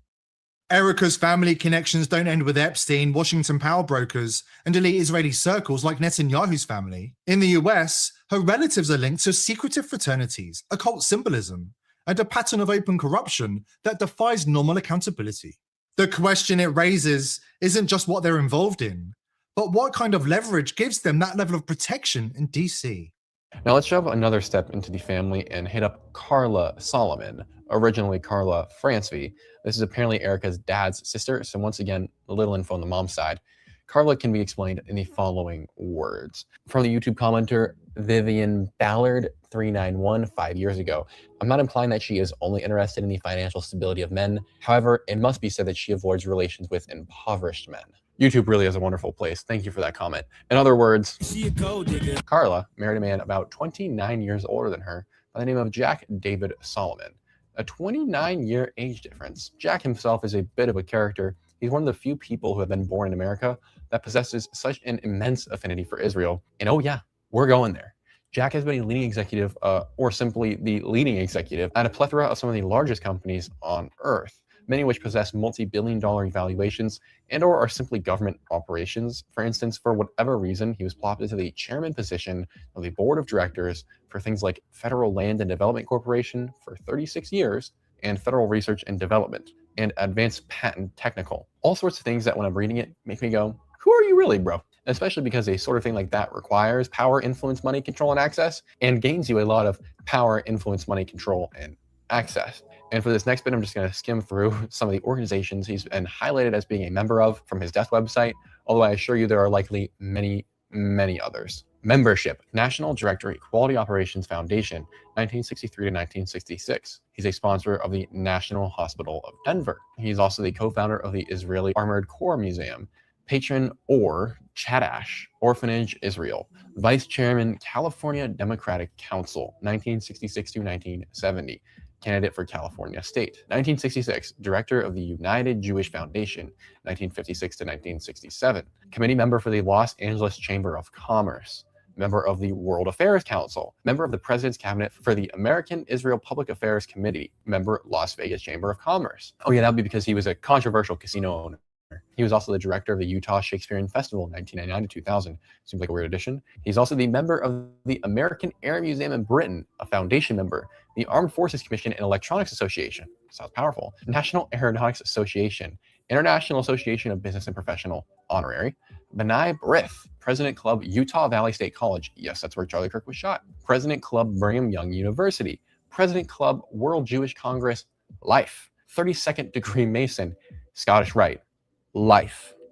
Yeah, so a lot of things should stand out to you there. The UVU, the massive ties to Israel, the powerful committees and organizations. And I could really out for a while just about the Israel connections alone and why that's weird. But if I have to tell you that, then you've probably been living under a rock and missed the dozens of red flags I just read. But these connections do go deeper than that. So deep that bro paid for and restored the ancient Zion's Gate and Plaza in Jerusalem, which is rather a big deal to folks over there. Needless to say, he's sort of a huge deal in that community. And he's also very clearly connected to the highest echelons of the government and business, and the people who decide if and what you shall eat. What an odd family member for Erica to have, considering I was under the impression she was a Christian girl from Scottsdale, Arizona. But if this all didn't elucidate you to the fact that we are talking about some seriously connected people, like I said, he's a member of this thing called, that I can't pronounce, it's a Jewish secret society named B'nai B'rith. It's a very unique organization, very secret society-esque, very Freemason-esque, which apparently is controversial because they claim it's antiseptic to say that they are Freemason-related, despite having a huge portion of their founding members actually being Freemasons as well. So take that as you may. But whatever, toss that aside. We also know from that whole blurb, Jackie Poo is a 32nd degree Freemason, which should be ringing bells for everybody. From the most unfamiliar with this sort of quote-unquote conspiracy theory world to the most familiar, the Masons are weird people. I've had personal experiences with them, for sure on a list of theirs. That's a story for another time. But if you're really unfamiliar, putting it as short as I can, it's an organization that is a complete secret society. It's very occult. They worship Satan, but that's a point for another time. They have been known as global manipulators for centuries. Countries have banned them because of who they are, but they are known to use their wealth and intrigue to control nations and to shape the futures of people and nations, and may or may not definitely were, in my opinion, involved in assassinations historically, and things like the planting of people into positions of power that allow them to exert further control and influence, and, you know, the everyday stuff. But I'm sure none of that should sound even remotely familiar or be ringing true for the overarching Erica Kirk story, because that'd be weird. This is dangerous territory. And if you're doing your own research and determined to exercise your right to free speech, you better be protecting yourself. The question isn't, are you being watched? It's how soon until your data is used against you. One of the global elite's most powerful weapons, a weapon few people even realize is a weapon, is the VPN on your laptop on your phone right now. Industry leader Proton VPN is funded and controlled by the World Economic Forum, and Israel has bought up the rest of the most popular VPNs, including ExpressVPNs. Lurking on the World Wide Web, lurking on the World Wide Web, lurking on the World Wide Web, and trolling folk en masse. Where did MK Ultra go? Where did MK Ultra go? Where did MK Ultra go? And all the psychopaths lurking on the World Wide Web, lurking on the World Wide Web, lurking on the World Wide Web, and trolling folk en masse. Where did MK Ultra go? Where did MK Ultra go? Where did MK Ultra go? And all the psychopaths lurking on the World Wide Web, lurking on the World Wide Web, lurking on the World Wide Web, and Skin of the baby's skin. They got a special tool and they put it in the skin and then in the baby's skin and then they pull it off and then they stick it because the blood is kind of sticky and they make the sole like flip flops. They stick on the flip flops. They got flip flops and like there's shoes like the one that I like, the ones that I showed my mom in the shoe shop in Grand Cross. Those ones with this big, it got a big star on it. It's baby skin. Yet another challenge. But the ones that I have been in touch are just horrified. They're horrified as they were in June. In June, the attacks came in the middle of the night. They woke up with the ground shaking, with hearing sounds that they weren't sure what it is. But in the past 8 months, there has been an anticipation of that war and anxiety. And once again, that came true. So it's just very horrific for those who live on the ground. Yeah, undoubtedly. Nagar, we really appreciate you answering that question at the end, and also for talking to us about things more in your professional sphere as well. Thank you very much for joining us on Sky News. Thank you for having me. Joining me in the studio, our international affairs editor, Security and Defence Analyst Professor Michael Clark. And Don, that really does sum it up. We can look at this through the geopolitical lens and the legitimacy of the action by the US and Israel, but also you can't forget the impact on people and the people they love and civilians in Iran as well who will be fearing for their lives right now. Yeah, exactly. You know, we were talking to lots of analysts. They can speak in fairly dry terms, but it was great to hear from her, you know, on a human level, how it's affecting her and her family. And I think, you know, there's a danger with all these things to kind of look at the video of things going bang and fireworks going off and forgetting that this is affecting millions of people who are tonight going to be terrified that these missiles, these drones, whether you're in Iran or Doha or Bahrain or whatever, could fly in. You know, a lot of these places don't have shelters. In Israel, every home has to have a shelter. So there are places to go if you're in a country that is routinely facing the threat of hostile activity. You know, places in the Gulf, that's not the case. So terrifying for them. And in Tehran, I've just been WhatsApping with a contact in Tehran, checking he's okay. And he said, yes, okay at the moment, but it's going to be a long night. And it is going to be a long night for literally tens or hundreds of millions of people across the region, because this region has been tipped into a war now by the Israelis and the Americans. Donald Trump really just rolling the dice again to see how this works out without any justification in terms of sort of legality, in terms of not going to the UN Security Council, not asking for or presenting a pretext for carrying this out, not even getting congressional approval. You know, if he waited till Monday, there was a resolution on the books in the US Congress that would have made this impossible. He would have to require congressional approval. So he's using this narrow window of opportunity to unleash this war, and it's hard to see exactly what the strategy is and why it's going to be a long night ahead. Dom says, Michael, it could be a long days, weeks, months ahead, and they'd like to clearly do this quickly. But as Dom said there, it's hard to see how that strategy plays out. Yeah, I mean, from a military point of view, you can see what the strategic stages are. So the first stage is suppression of enemy air defense, known as SEAD in the trade. So, as it were, make Iran vulnerable to whatever air power you want to then apply, and then the United States will work through its part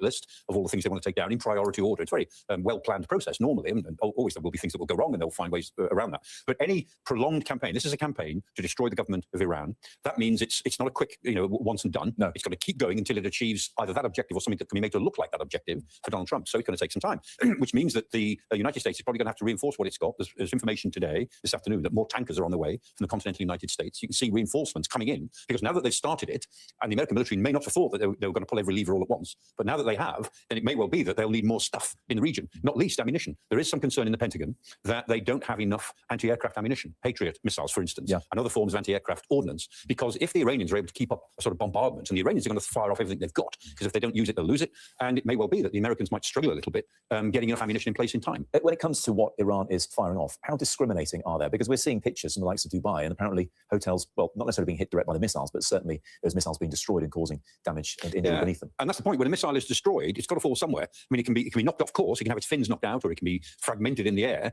but the warhead, which may or may not go off, very often it doesn't go off, but the bits are going to fall somewhere. And so always with anti-aircraft operations, there is always debris and damage on the ground, and very often fatalities caused by it.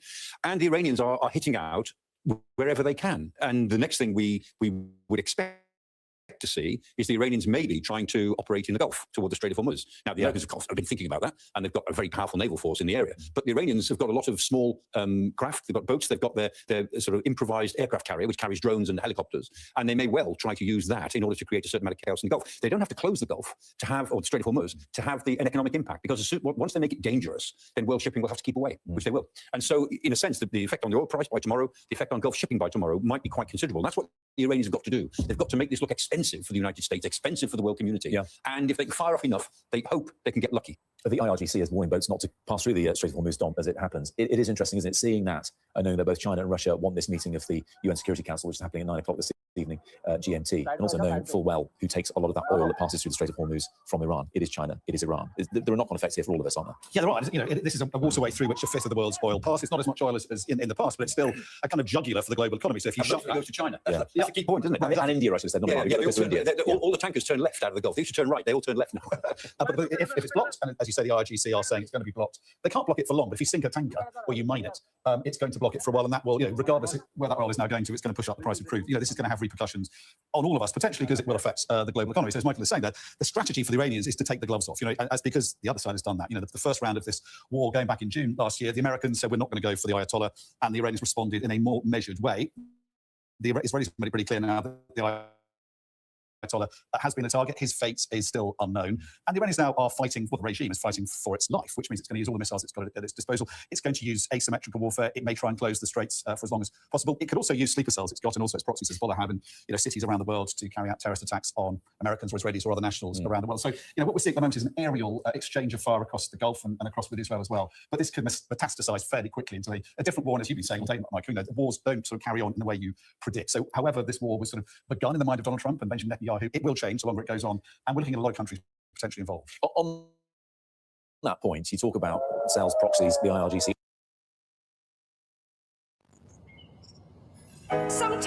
The way you see an idea in your mind. Say, look, nothing to do with us, guys, but we also agree with our allies in terms of Iran being a risk. Well, I think, Michael, you can talk about sort of the military justification, but I think diplomatically and politically, there's a huge amount of disquiet about this. As I say, it's not been, you go back to the Gulf War, George Bush and Tony Blair bent over backwards to try and get their invasion of Iraq and other military activities and operations then justified in the international arena, and they wanted to have UN security support for it. Donald Trump is not doing that. His speech, his video, casts this in a kind of historic war with Iran as far as he's concerned, and he's taking the Israeli talking points there as well. This is an existential war in their minds, and the Americans have beef with the Iranians that go back a long way. But he's not pursuing that international legal justification in any way or congressional approval at all. So that's causing deep unease amongst his allies. It'd be very difficult for Keir Starmer to go in on this, even if he wanted to, given the feelings about it in the Labour Party. But I think there'll be military reasons as well. for the British not getting stuck in on this as well. Libya does have beef with Iran. It wasn't that long ago that MBS himself, Mohammed bin Salman, was in the Oval Office meeting President Trump as well. Will they want to be sucked into this? Will they support the US, or will they have been observing from afar? Yeah, until this occurrence, the view in Washington and in Jerusalem, Tel Aviv, was always that the Gulf Arabs always complain when we do something and stand on their dignity, but privately they say to us, get on with it. That's fine. Anything which reduces Iran, because they all fear Iran. The only people who didn't always say that were the Qataris, who were naturally close, and Turkey was closer. But all of the others used to say privately, we quite like what you're doing. The implication this time is that they don't feel that, because Iran is already enfeebled. Iran is already less of a problem to them than it has been for many, many years. And the danger here is that an Iran in which the government is destroyed will create such instability that they'll all suffer from it. So it isn't just a direct retaliation. Are you coming to the tree? They strung up a man, they say who murdered 3. Strange things did happen here, no stranger would it be if we met at midnight in the hanging tree. Are you coming to the tree where a dead man called out for his love to flee? Strange things did happen here, no stranger would it be if we met at midnight in a skin, like in a baby skin, and then they take it out, and then they stick it because the blood is kind of sticky, and stick it on make the shoe with the sole on and the flip flops. They stick it on the flip flops. They've got flip flops and like those shoes, like the one that I like, the ones that I showed my mum in the shoe shop in Grand Cross. Those ones with this big, it got a big star on it. It's baby skin, but it's not.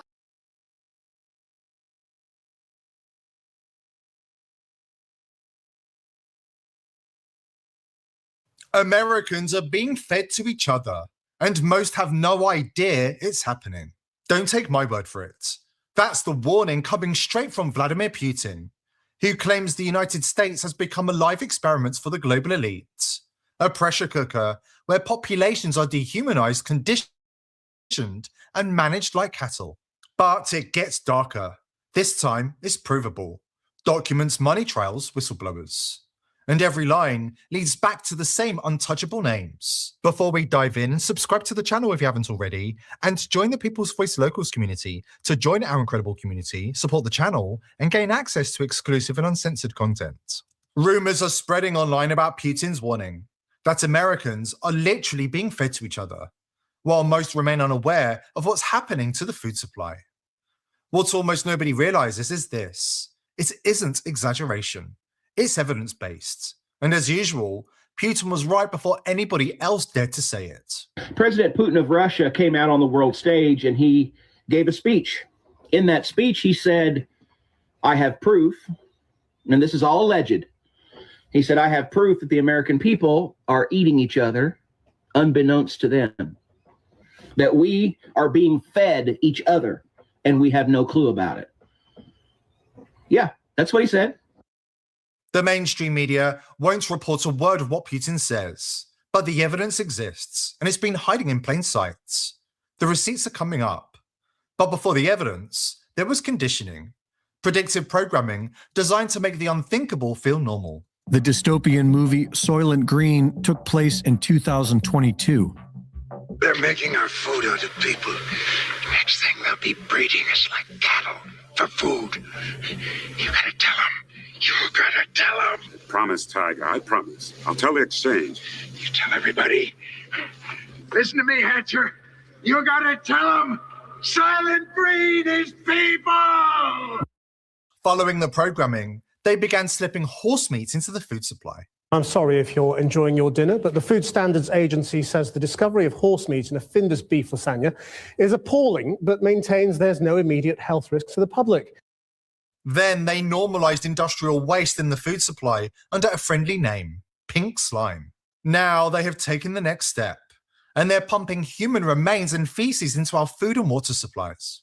Selling bodies and body parts, a trial set to begin in just months. And tonight, new grisly details of what the FBI says really happened. Court documents, the Biological Resource Center was essentially running a chop shop for human body parts, mixing, matching, and selling them in ways we never heard of until tonight. One FBI agent revealing what it was really like inside the Phoenix body donation facility, from buckets of heads, arms, and legs to coolers filled with severed penises when the FBI raided the building. He even spotted a smaller head sewn onto a larger torso in a, quote, Frankenstein manner. The limbs, according to that agent, with no apparent identification. A torso with a head apparently went for $2,400. A leg about $1,100. They'd even sell knees and feet alone for under $500. It gets worse. This was not a one-off. It's part of a much wider operation, the next phase of the elite's plan to denigrate the human race. In related news, 10 out of the 19 states in which Bill Gates owns farmland, along with at least another 10, have recently made it legal to dispose of human bodies into the municipal water supply, allowing human remains to be added into biosolid-sourced fertilizer. It's called alkaline hydrolysis and is referred to in pop culture as being very, very green. Spiritual leaders have strongly objected to alkaline hydrolysis because they say it is disrespectful to the human body, the vessel of a divine soul. And it's understandable why they say this. In alkaline hydrolysis, the human body is liquefied with lye and poured down the sewer to mix in with the community's excrement. And if that weren't bad enough, this biosludge is then collected from municipal water treatment plants and used as so-called fertilizer on factory farms. The official excuse is that it saves the government money for expensive toxic waste disposal. Meanwhile, we are all being sold food that has been grown with a toxic biosludge made up of human remains and excrement. As Putin warns, the elite are determined to strip us of nourishing traditional meat sources, and instead force feed us on bugs, crickets, and even more disturbing alternatives, like feces and human meat. As usual, the mainstream media are on board with the elite agenda, perfecting the messaging to herd the cattle. School of Economics professor Magnus Soderlund says that eating human meat from the dead might help save the human race, and that we could overcome the taboos against eating each other by simply trying it out. And today, a new company is boasting their lab-grown artisanal salami derived from human flesh. And several articles normalizing cannibalism have recently been published by the mainstream media. The Wikipedia page leads with the benefits of cannibalism. What the media aren't telling the masses? Cannibals are at risk of various diseases, including Kuru and mad cow disease, a neurological prion disease caused by cannibalistic consumption. It gets even worse when you understand the FBI uncovered a shocking scandal involving human remains allegedly found at a Detroit business linked to McDonald's. It gets worse still when you understand that the human remains were the remains of young children. Today's sponsor is PillsForever.com. If you think Big Pharma have your best interests at heart, think again. The price of medicine in America has skyrocketed, and there are certain medicines Big Pharma don't want you to know about. That's why I've partnered with PillsForever.com. All of their FDA-approved medicines are the cheapest you'll find anywhere. More importantly, you can order medicines that Big Pharma don't want you to have, such as ivermectin, hydroxychloroquine, and fenbendazole. Speaking of fenbendazole, not only does it get rid of parasites that live inside your body, there have been studies that show fenbendazole can help with cancer. Listen to this bombshell interview with Mel Gibson, who says 3 of his friends who had terminal cancer were cured by the very same ivermectin and fenbendazole available at PillsForever.com. I have 3 friends. All 3 of them had stage 4 cancer. All 3 of them don't have cancer right now at all. And they had some serious stuff going on. And what did they take? Jesus. They took some, what you've heard they've taken. Ivermectin. Fenbendazole. Fenbendazole. Yeah. I'm hearing that a lot. They drank hydrochloride something or other. Get 15% off using coupon coupon code People's Voice at the checkout. Please click the link below this video to take advantage of this fantastic offer. Most people have no idea that every time they eat at a McDonald's, they're unknowingly consuming Bill Gates' Frankenfoods. Gates owns farmland in several states that grow soybeans, corn, cotton, and rice. If you're eating carrots for dinner tonight, there's a good chance it came from his farm in Florida. But it's Gates' farmland in Washington state that's drawing the most attention. NBC reports that the plot is so large, it's visible from space. It's here that potatoes are grown, and these spuds supply the fast food chain McDonald's, where they're turned into hot, salty, and perpetually popular French fries. In 2018, Inc. reported that McDonald's buys 3.4 billion pounds of potatoes per year globally and serves over 9 million pounds of fries daily. They're the biggest potato buyers in the world, according to Taste of Home. Gates is also a vocal advocate for eco-friendly synthetic beef, placing him squarely on the outs with the Big Mac. Why was Gates, the man who vowed to depopulate the world, so laser-focused on partnering with McDonald's on their popular French fries? For the record, we're talking about the same French fries that contain 19 toxic ingredients and more carcinogenic chemicals than a packet of cigarettes. Which is worse, this pack of Marlboro Reds or this French fries from McDonald's? I'm a board-certified MD, and you're not going to believe what I'm about to tell you. Acrolein is a toxic substance known to be in the gaseous form of cigarette smoke, also known to cause cancer by harming your DNA metabolic pathways. You're not going to believe that this package of French fries has more acrolein in it than this package of smokes.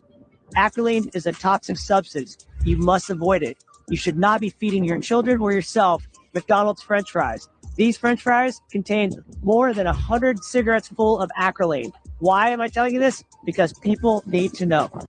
With Gates, nothing is natural. Everything is toxic, synthetic, and spiritually corrosive.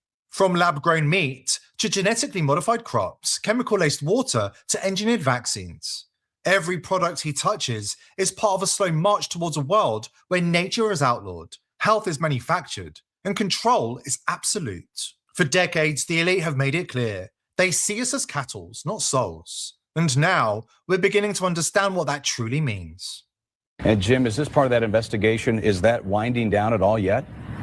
It is indeed, Jeff. Take a live look behind me. This is what's left of the FBI evidence recovery team inside this car. And take a look at this vehicle. We believe this is the owner of the business just returning to take back possession of his business. More on that in a second. But take a look. Another busy day out here on Detroit's east side, just down the road from City Airport. Sources say they have removed several boxes of what is believed to be human remains. Sources say many, many people. This was a big operation. And get this, inside this business, a saw used to cut up bodies, it is believed, all taken away as evidence to the Wayne County Medical Examiner's Office, where it will be tested. Are we just at the tip of the iceberg on this investigation, you think? Could very well, and we're not clear on how long it's going to take to do the testing of what is believed human remains. But get this, you had a death in your family, you thought there was a burial or a cremation, and then you find out the body ended up here. Shocking, to say the least. Certainly so. A lot of questions remain tonight, Jim. Thank you. The push to turn us into involuntary cannibals, fed human remains without consent, isn't just grotesque, it's a calculated descent into barbarism. One meal at a time. This isn't just an American issue, it's global. Since 2015, children's teeth have been discovered in McDonald's sausages, hash browns, and pancakes across multiple Japanese cities. And in 2018, a child's tooth was found inside a sausage McMuffin. At the time, McDonald's Japan held emergency press conferences, but avoided explaining how human remains ended up in their food. But they did admit the meat was sourced from their US headquarters. Who were these children? Where did they come from? And more importantly, why isn't anybody asking the right questions? Why the silence from the media, the authorities, and the so-called watchdogs? And why are the global elite so obsessed with feeding us human remains? This isn't about accidents or supply chain errors. It's a system designed to break the human spirit by making us complicit in something unspeakable. If you're interested in researching dangerous topics, you've got to protect yourself. Did you know the world's leading VPNs have been infiltrated and compromised from the inside? Did you know the WF-controlled Proton VPN and Israel have infiltrated and compromised NordPIA, Surfshark, and countless others? If you're using these VPNs, cancel your subscription now. You're under attack.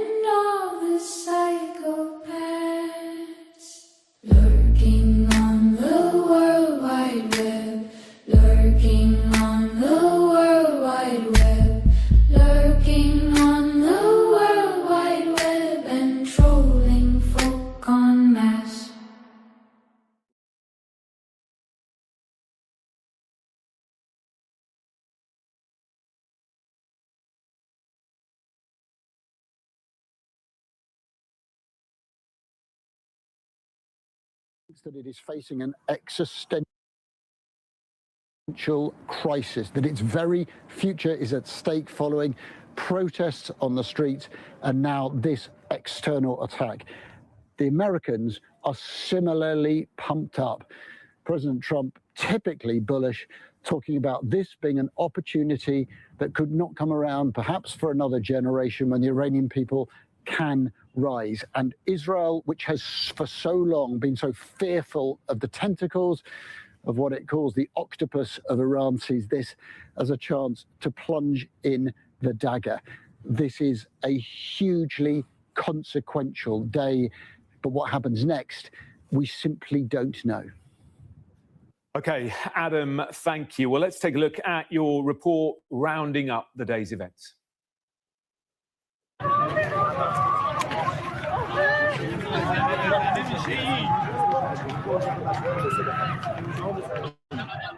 An attack that had long been anticipated, but somehow still came as a surprise in the daylight of a Saturday morning. Israel and America launching war against Iran. Tehran, their main focus, targeting military and political leaders, and those at the top of the Republican Guard that oversees so much of Iranian life. This, the compound used by Ayatollah Khamenei. It looks flattened, but it seems the supreme leader had been taken elsewhere. Iran says he is unhurt. Can you confirm with specificity that the Ayatollah Ali Khamenei is alive, and separately that the Iranian president is alive right now following these American and Israeli strikes? As far as I know, yes, they are alive. And the head of judiciary as well, the head of the Speaker of Parliament as well, all high-ranking officials are alive. And the secretary of the National Security Council. So everybody is now in its position, and we are handling this situation, and everything is fine. America's president, who had built up an extraordinary military presence in the run-up to this attack, was typically bullish, keen to bring about regime change in Iran. We're going to destroy their missiles and raise their missile industry to the ground. It will be totally, again, obliterated. We're going to annihilate their navy. We're going to ensure that the region's terrorist proxies can no longer destabilize the region or the world and attack our forces. The attack brought a response. Iran launching a barrage of missiles towards Israel. Very large boom we just heard in the skies above us, above Jerusalem. This is the cacophony. The trail flying over.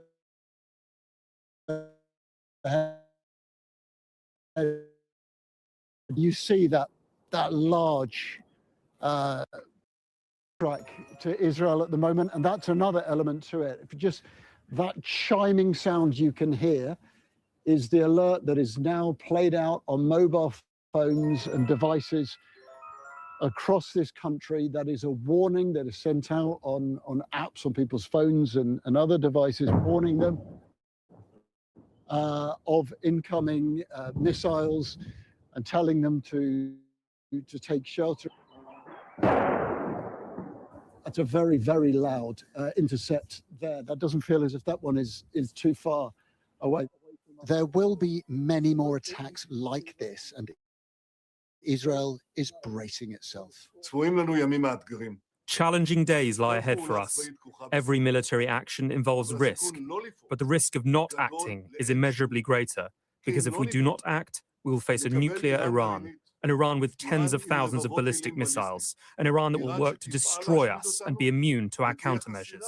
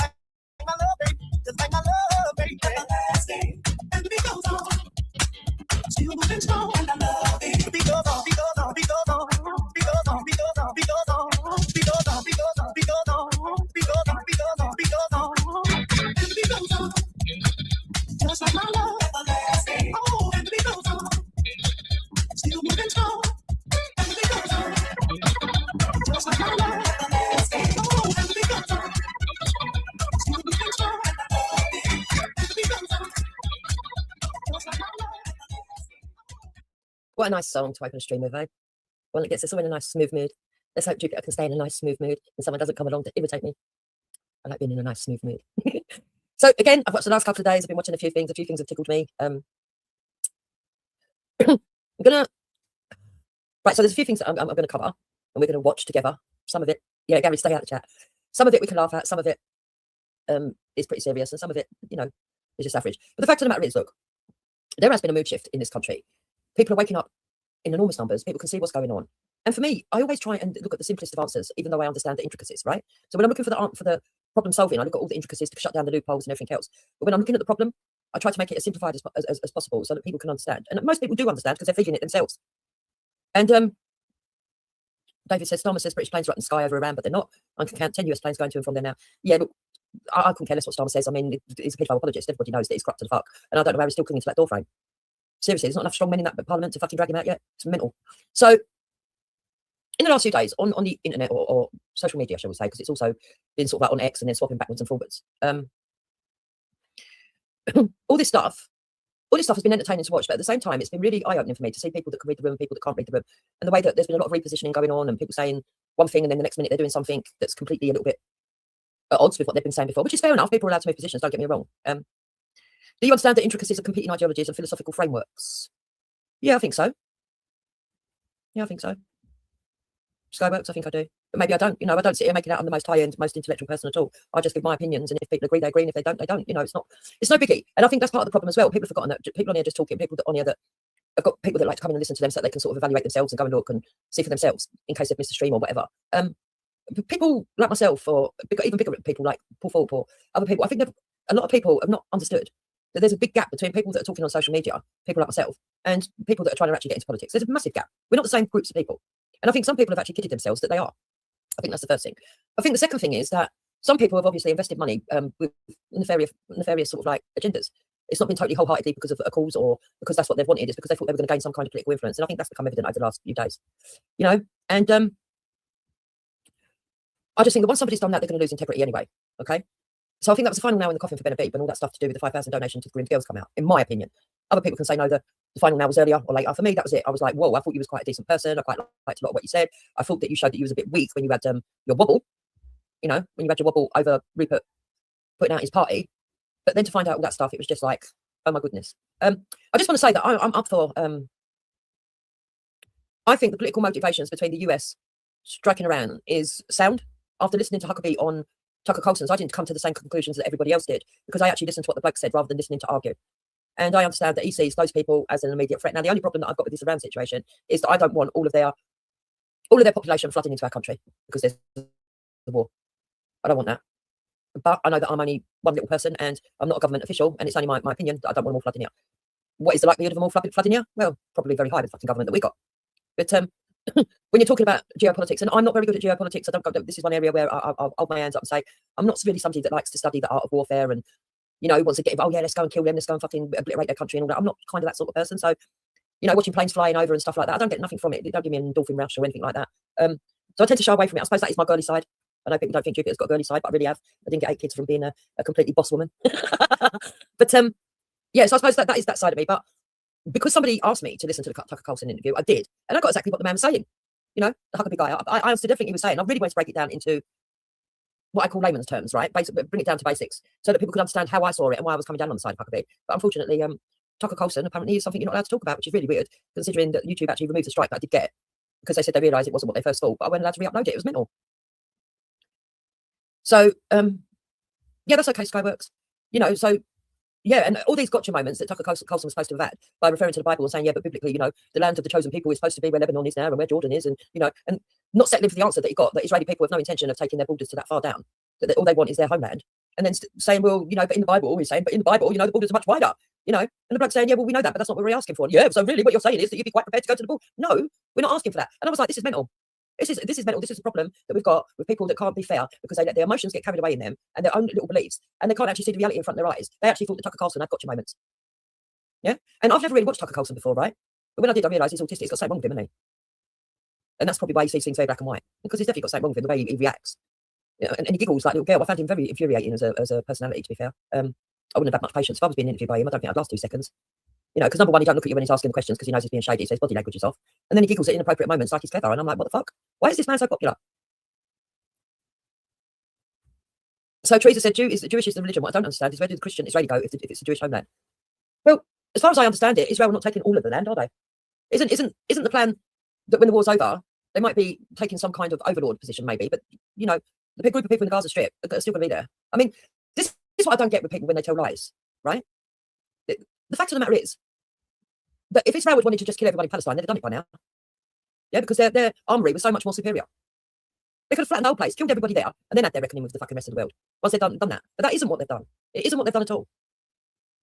In fact, they've tried to be very specific on their targets, and unfortunately, civilians have been killed. And that is because of the art of warfare that the terrorists have used by building their bases underneath hospitals and people's homes. I mean, they literally showed the footage where some of the tunnels were coming up in people's houses, where some of the hostages have been taken to at some point, and yet people are refusing to admit it or believe it. Now, having said that, you know, I want to move on to the second point, which is, I know there's a lot of people on the right that do believe that are anti-Jewish. I'm not one of them. Okay, I'm not one of them. I don't go down this conspiracy. I know that some of the conspiracy might actually be true in the NGOs that are on the left leaning, that are Jewish people that are also involved in underhand tactics to try and flood Europe with the people that they ideologically think that we should be taking to be more inclusive. Yes, I understand that, but we've got those same people working in our country that are British and non-Jewish. It's a global agenda. It's not down to any faction.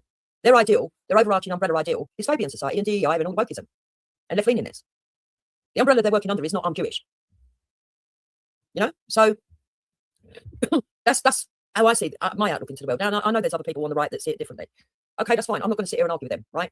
Because I don't think that it's beneficial to my country. That's not.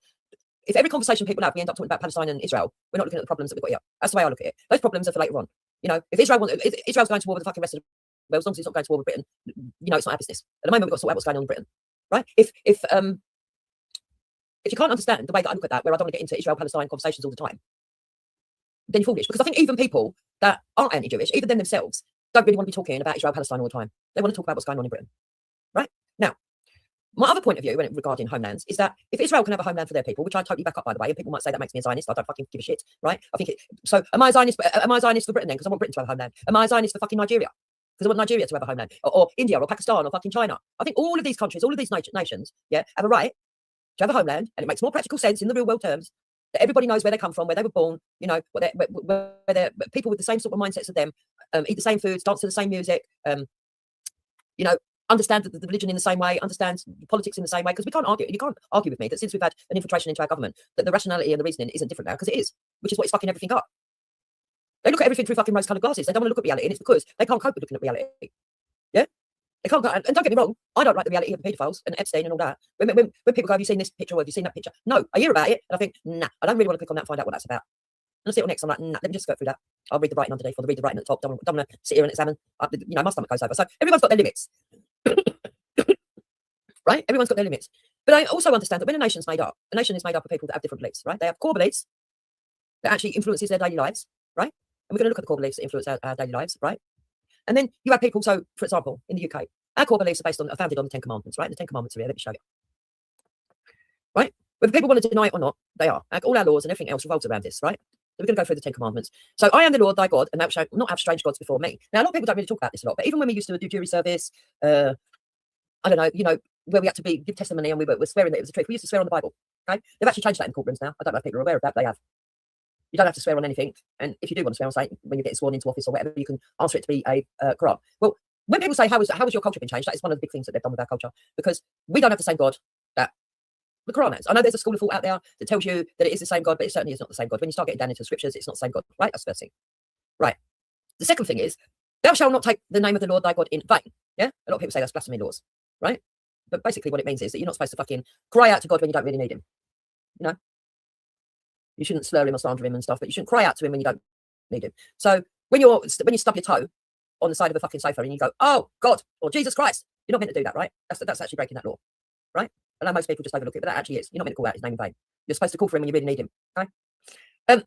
Remember to keep the Lord's Day, which is obviously in Christianity is Sunday. Well, obviously, we had the slow crawl, didn't we, where they opened up the shops on Sundays and they took away all that. You see, when I tell people that the government themselves made policies to actually encroach on Christianity, they say to me, how the bloody hell do you get to that conclusion? And I go, well, they started in schools, they started with this. And they go, you're talking nonsense. Well, I'm not talking nonsense. They started also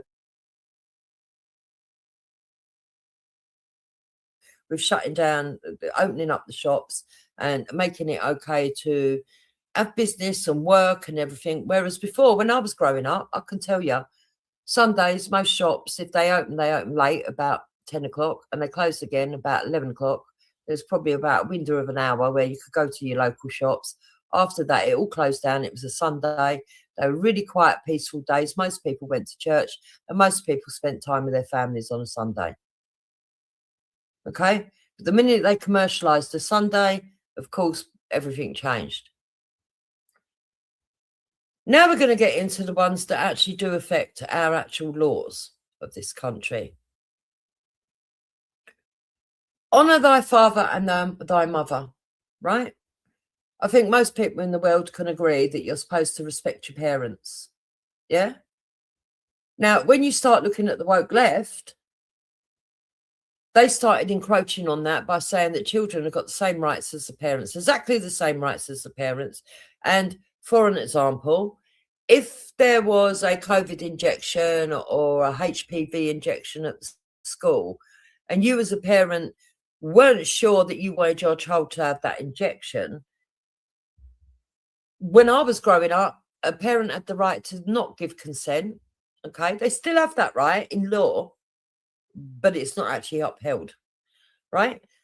You had a right to not consent because you are meant to be the guardian of your own children, because the school of thought was that parents, in the majority of cases, I'm not saying there was never any child abusers, because of course there's always going to be stupid people that are nasty and evil to the core, right? But in the main, most people want the best for their kids. In the main, as I tell my kids when they were growing up, all 8 of them, you know, whenever there was something they wanted to do and I didn't want them to do it, and I used to sit them down and explain why I don't want them to go to a certain area maybe, or I thought that they were going to a party that was too much of a risk and it was inappropriate because they weren't quite old enough to understand the full implications of something. And I would sit down and talk to them. I would always say to my children, listen, I'm your mum. Do you believe I love you? And they'll say, yeah. Do you believe I'd give my life to protect you? They'd say, yeah. I say, so why would I lie to you now to make you look foolish or put you in problem? I always used to tell my children that. Just weigh up my words and think about what I'm saying to you. I'm not going to have big arguments with you. And even as they go into adulthood, I've got the last two going into adulthood now. Well, they are adults. They're over 18, but early adolescence, you know. Even now, when they come for advice, I will say, well, this is what I think. These are my reasonings. But now you're an adult. It's up to you to weigh it up, because I understand that when I was 18, I didn't want no one to tell me what to do either. Right? But it's always good to have boundaries, and it's always good to fucking sit and think about things. So, yeah, honour thy mother and father. And one of the ways that you honoured your parents was to look after them in old age, was to, you know, check on them, make sure they're okay, and all of that stuff. And that got taken away by the government when they started saying, well, say a parent says she doesn't want their child to be vaccinated, for example, because she's read up that the mother's read up that there's adverse reactions, and the scientific papers that are coming out has made the mother question whether it's actually going to be beneficial to their child at all, right? Now, I know for a fact, for example, when the HPV came out, yeah, I thought, well, this sounds good. They're going to give it to people to make sure they don't get cervical cancer, right? Young girls. But when I actually read through it, it said that it wasn't necessary to have this injection if a woman wasn't already sexually active. Okay? There was really no need to go and have this injection. It didn't change it didn't really change the chances of actually getting cervical cancer. What changes the chances of getting cervical cancer is once you're sexually active.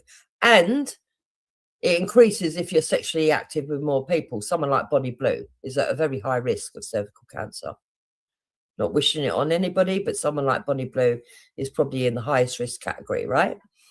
And so they wanted people to have this injection. And I read up on it and I was like, there's no benefit to it. My daughter's not sexually active. Why does she need it? Now, I sat down with my daughter at the time, I think she was 14 or 15. And I said to her, look, this is what they're saying the injection's for. It's your body. It's your future. But this is what I think. Go away, read up on it. Tell me what you think. And she come back and she said, no, I think you're right. I don't want the injection either. Right? So I refused permission.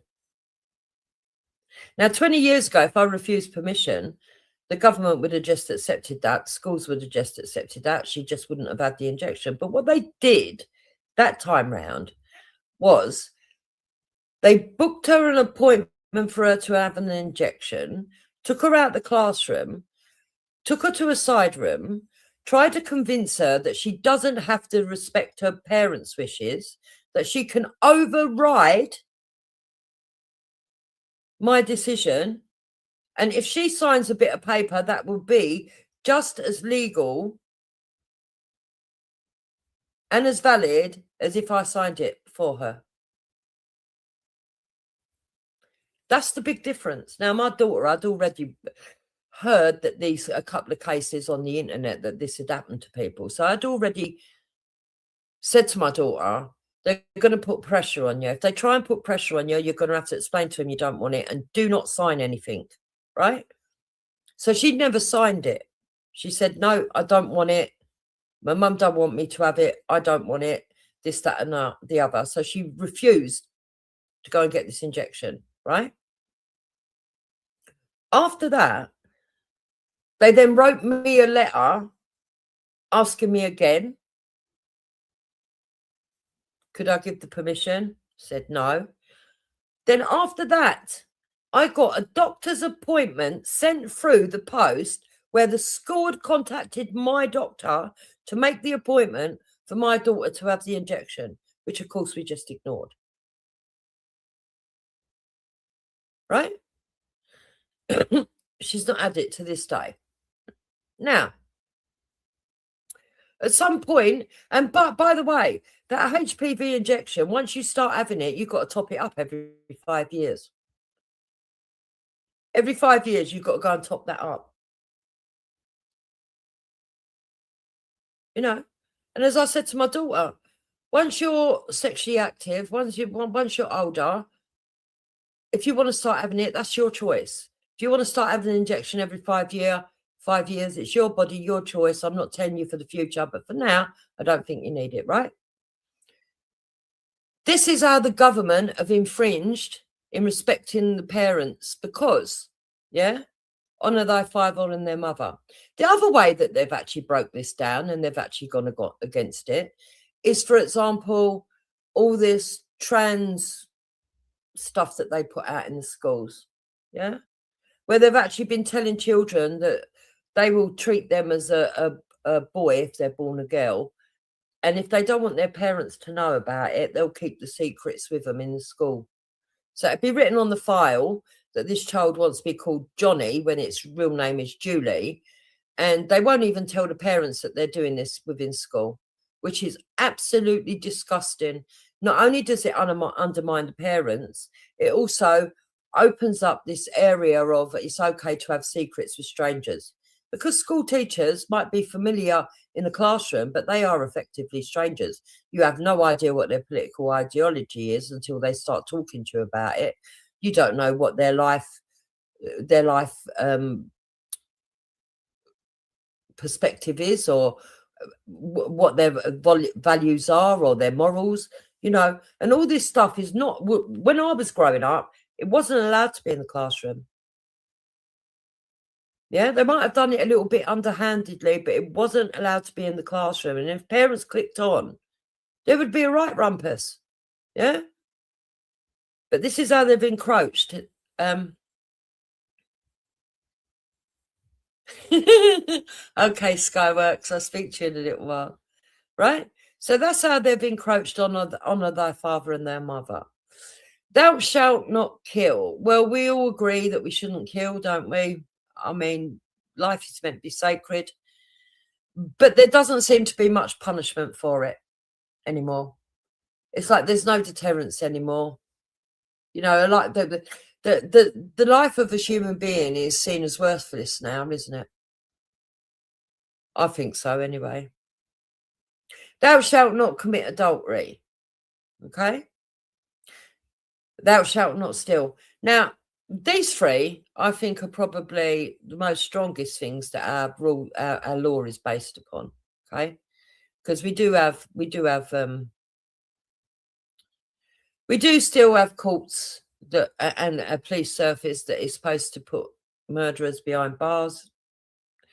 Although in some cases you'd be surprised at some of the outcomes, but yeah, we do. We have built up our laws against murder.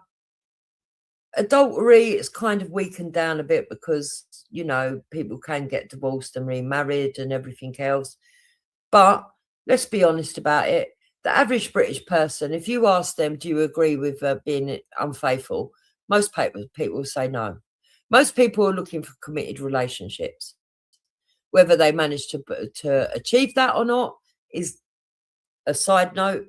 But most people look for committed relationships. Nobody wants to be cheated on, and nobody really agrees that you should go and cheat for no reason at all, you know. So we still hold that very dear, as thou shalt not kill, and, you know, the adultery thing. And stealing. No one really thinks it's okay to steal. I'm not saying that people don't steal. I'm saying that most people aspire not to steal, right? Most people think that you shouldn't lie. Thou shalt not bear false witness against thy neighbour. Yeah? Most people think that you shouldn't lie. Most British people think that you shouldn't go and put something formally and sign it, yeah, and make it a formal testimony against somebody if it's not true or what you truly believe. Because sometimes perceptions are not the truth anyway. But, you know, you're supposed to stand by what you truly believe. And I would say that most Britons try to aspire to do that. Thou shalt not covet thy neighbour's wife, right? And thou shalt not covet thy neighbour's goods. In other words, don't have your eye on the wife or the goods and plot and plan in your head what you're going to do to get hold of them. Yeah? Now, I have to laugh at that, right? Because when you go and look at the 10 Commandments, yeah? When you go and look at these 10 Commandments, yeah?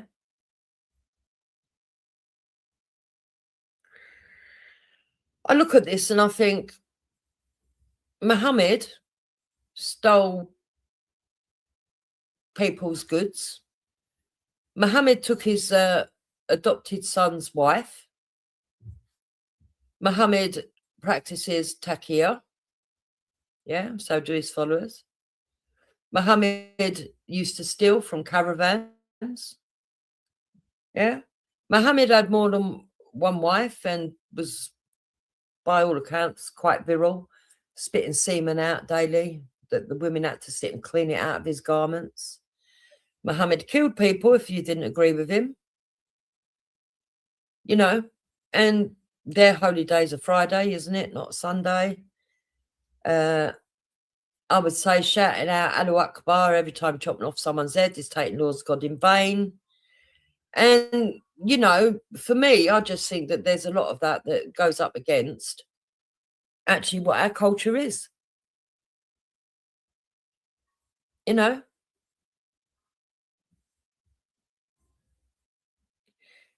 So, for me, I just find it strange that people don't see this, that when you have these people saying, oh, well, our country wasn't built around all this stuff and this, that and the other. And I'm like, yes, it was. Look, there might have been a time in the very ancient past where there was paganism, where there was symbology to do with the seasons and the weather and all of that kind of stuff, which actually is quite a natural, nice way to live, you know. But at the same time, we progressed to a state of time where people agreed, actually, it's not good to kill someone. It causes a lot of grief, a lot of sorrow. You know, let's find a more civil way of sorting out our problems.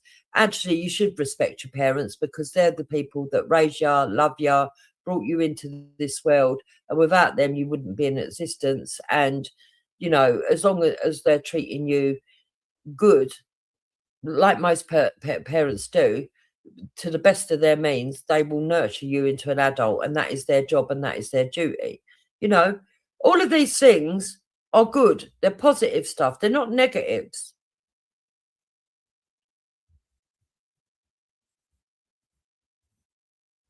So, yeah, unless they abuse you, I agree, UTK, but there are more parents that love their children than abuse them, in my opinion. Maybe I've got a warped view of the world, but in my opinion, I think there's more parents out there, even when they're telling their kids off or punishing them for doing something bad. Most of those parents love their children and not actually doing it because they hate their kids or they want to hurt their children. It's because they're trying to guide them in a loving way, in a protectorate manner. Yeah. Cole says Sky News live feed comments full of vote restore. Good, Cole. So people can see that there is this kind of culture, clash of cultures that are going on in this country right now, right? But we are a nation that has always included, even if we believe that if you're born on this soil, right, there's two ways originally that you would actually get to be a British citizen. And that would be if you were adopted in or whether you were born on the soil, right? And when I say adopted in, it was usually through marriage. You know, someone would fall in love, the parents would give permission for people to get married, they would then come and be here. Instead of having loads of little tribes, we had one massive big tribe. And most people shared the goals, values, and everything else. And to a relative level, I'm not saying that we never had crimes. I'm not saying that we've never had evil people in amongst us, because every culture has darker personalities. Every nation has darker personalities, but to the most, everybody knew where they stood. Everybody could understand each other. Everybody could monitor each other. Everybody got on. And what I mean by monitoring each other is, for example, back in the day, if I walked down the street and I overheard two local people conspiring to rob somebody's house, I'd be able to understand it because they were speaking in English. Yeah. And I may be able to go and warn the people that lived in that house. Or if I couldn't do that, maybe I'd even go to the authorities. Yeah. I know people don't like grasses, but if someone's going to be put in danger, I still believe you've got to do the right thing, you know. Or maybe I'd go home and get my husband and his friends and say, oh, we need to go around there. It looks like they're going to break in and do something to that old lady or whatever. Right. So you would know what to do and everything else. Now I can walk down the street and people can be talking very animatedly, animatedly, and they could be talking very aggressively, and they could be appearing to be quite threatening towards one another. And I would not have a fucking clue what their argument's over. I wouldn't know that they were about, if they were about to fucking bomb me in 2 minutes, I wouldn't know because they're all talking in another language.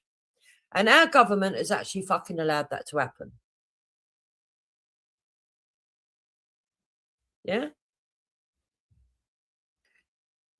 Bible actually says if you have sex before marriage with a virgin, nothing about marrying a non-virgin.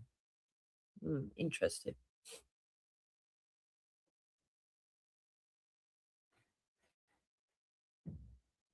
So,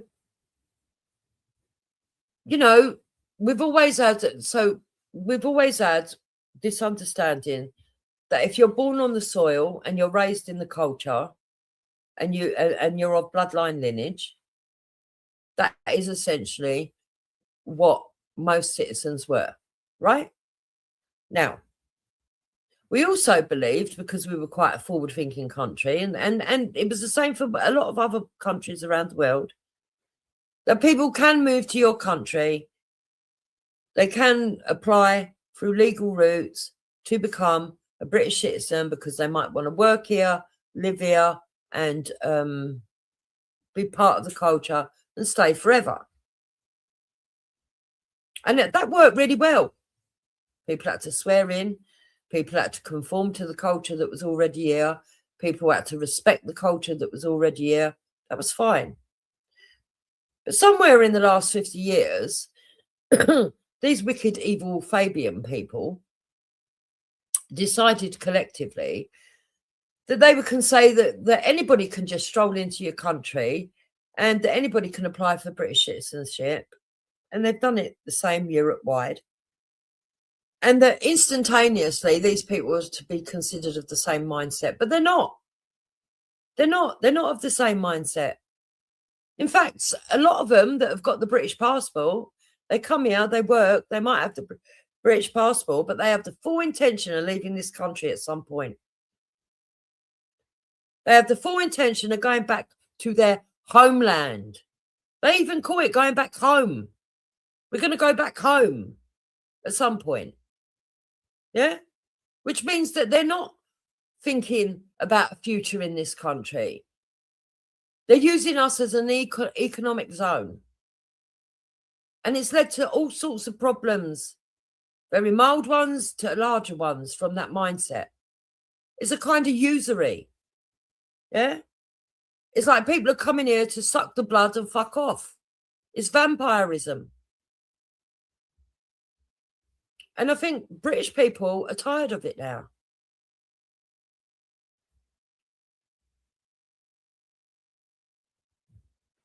Reverend says, so people think it's about following rules to win a ticket to get heaven, but that's not the case. As soon as we take Jesus' hand, he won't let go.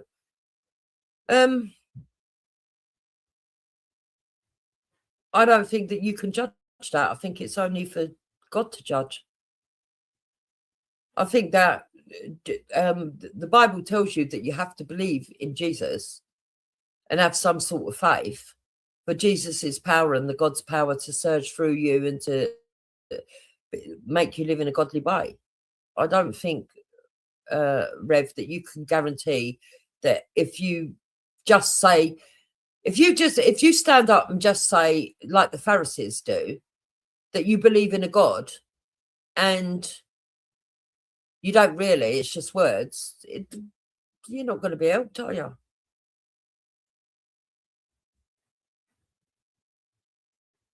You're not going to be helped. Do you honestly think God's going to help you if you don't actually believe? Because people do say the words without having faith. So I don't know. I think that you might have meant that a little different to how it's come across. I don't know. Not arguing with you, but whatever. So all of this has had an impact on our country, right?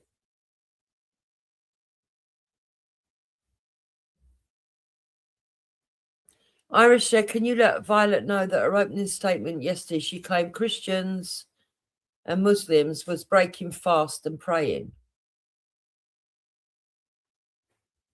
Oh, I don't know what that's about, but I've let her know. Which is why I asked her a following question: what God is Muslims praying to?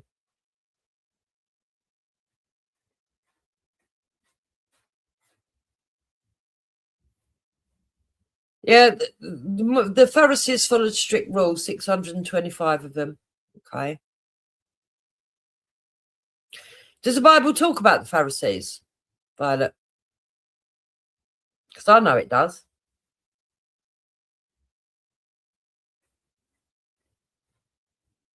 What does the Bible tell you about the Pharisees, Bible? In the Bible? Does it tell you not to act like the Pharisees? Don't put on a top show of religion? Because it does.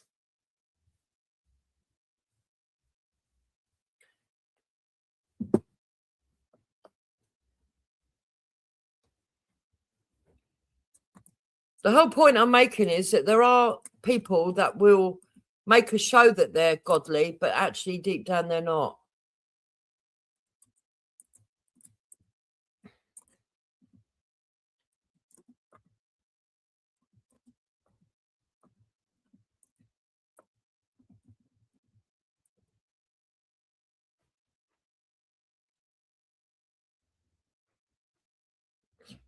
Yeah.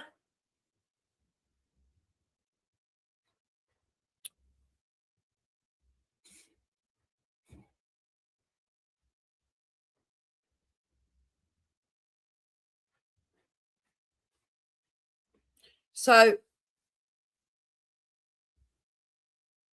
let's wait for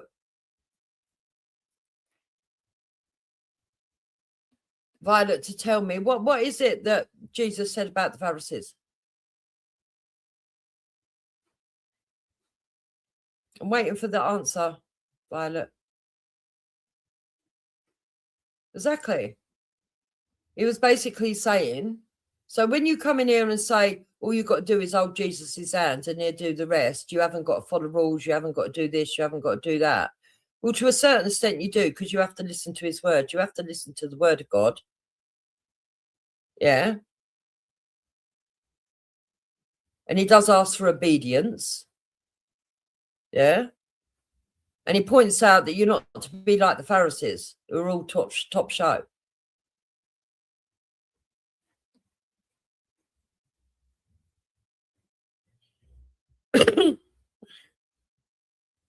I mean, we all know about Matthew.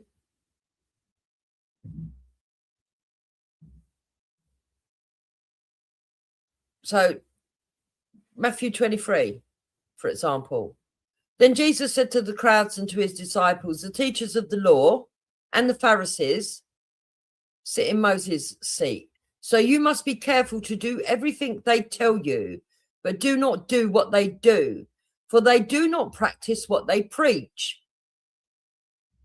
They tie up heavy, cumbersome loads and put them on other people's shoulders, but they themselves are not willing to lift a finger to move them.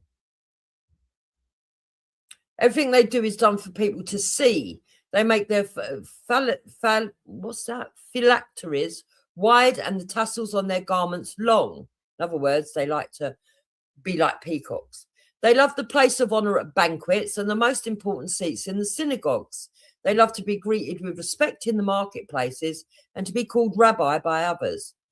But you are not to be called rabbi, for you have one teacher and you are all brothers, and you do not call on anyone one on earth Father, for you have one Father and he's in heaven. Well, that's something that we all do as well.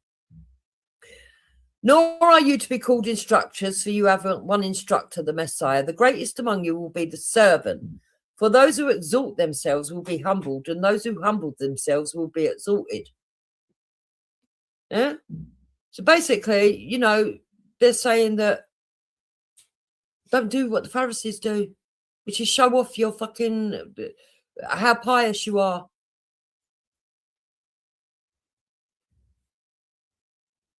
And we get a lot of that, don't we? We get a lot of that. So people who say, Jupiter, why do you get upset when there's a communal prayer with all these men sticking their backsides up in the air? Well, I can easily tell you why. Firstly, it's not appropriate for men to be bending over with their arse up in the air. I think it's wrong. Secondly, they're prostrating and they're acting like Pharisees. They're trying to show everybody just how pious they are. They're trying to use their religion as a way of putting others down. And that's why I don't agree with it. Simple as.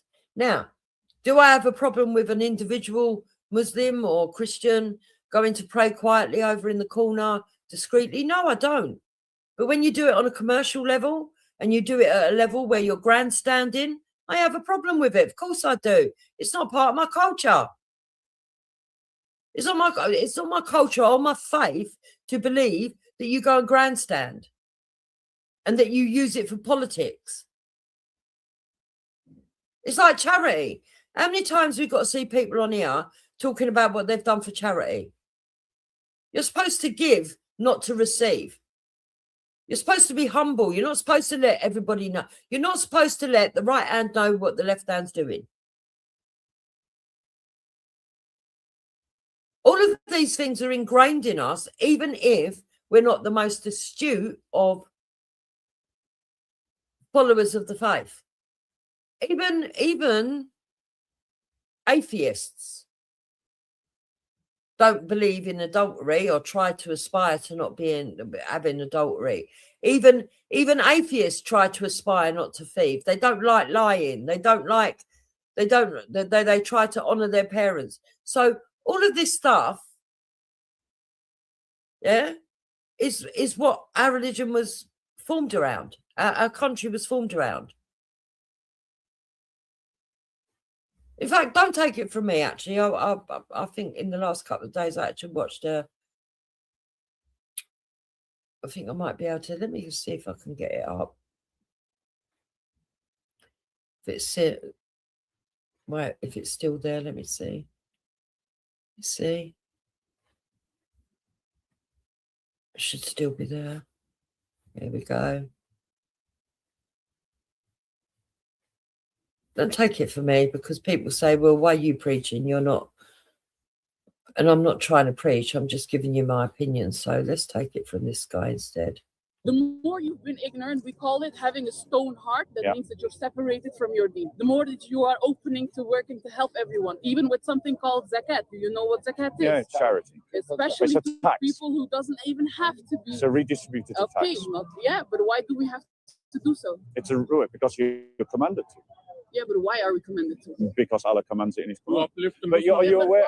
One second. Like if you're gonna bring up zakat, let's just point out that firstly, the first generation of Muslims didn't even know it was a pillar of Islam, because you fought an entire civil war on the fact that on the fact that there were a whole group of Muslim tribes that thought that zakat was just a personal pledge to Muhammad, and that after he died, it was not due to be given to his successor.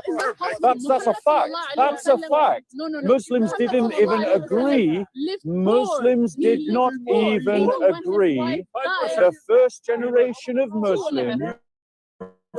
Madam, the reality is that the first generation of Muslims weren't even sure that zakat was a part of their deen. But I want to go off all these red herrings and get back to the main point, which is that you have made a factually false claim, and you have not demonstrated with any evidence what you have said, which is that our Western law is based upon Sharia law.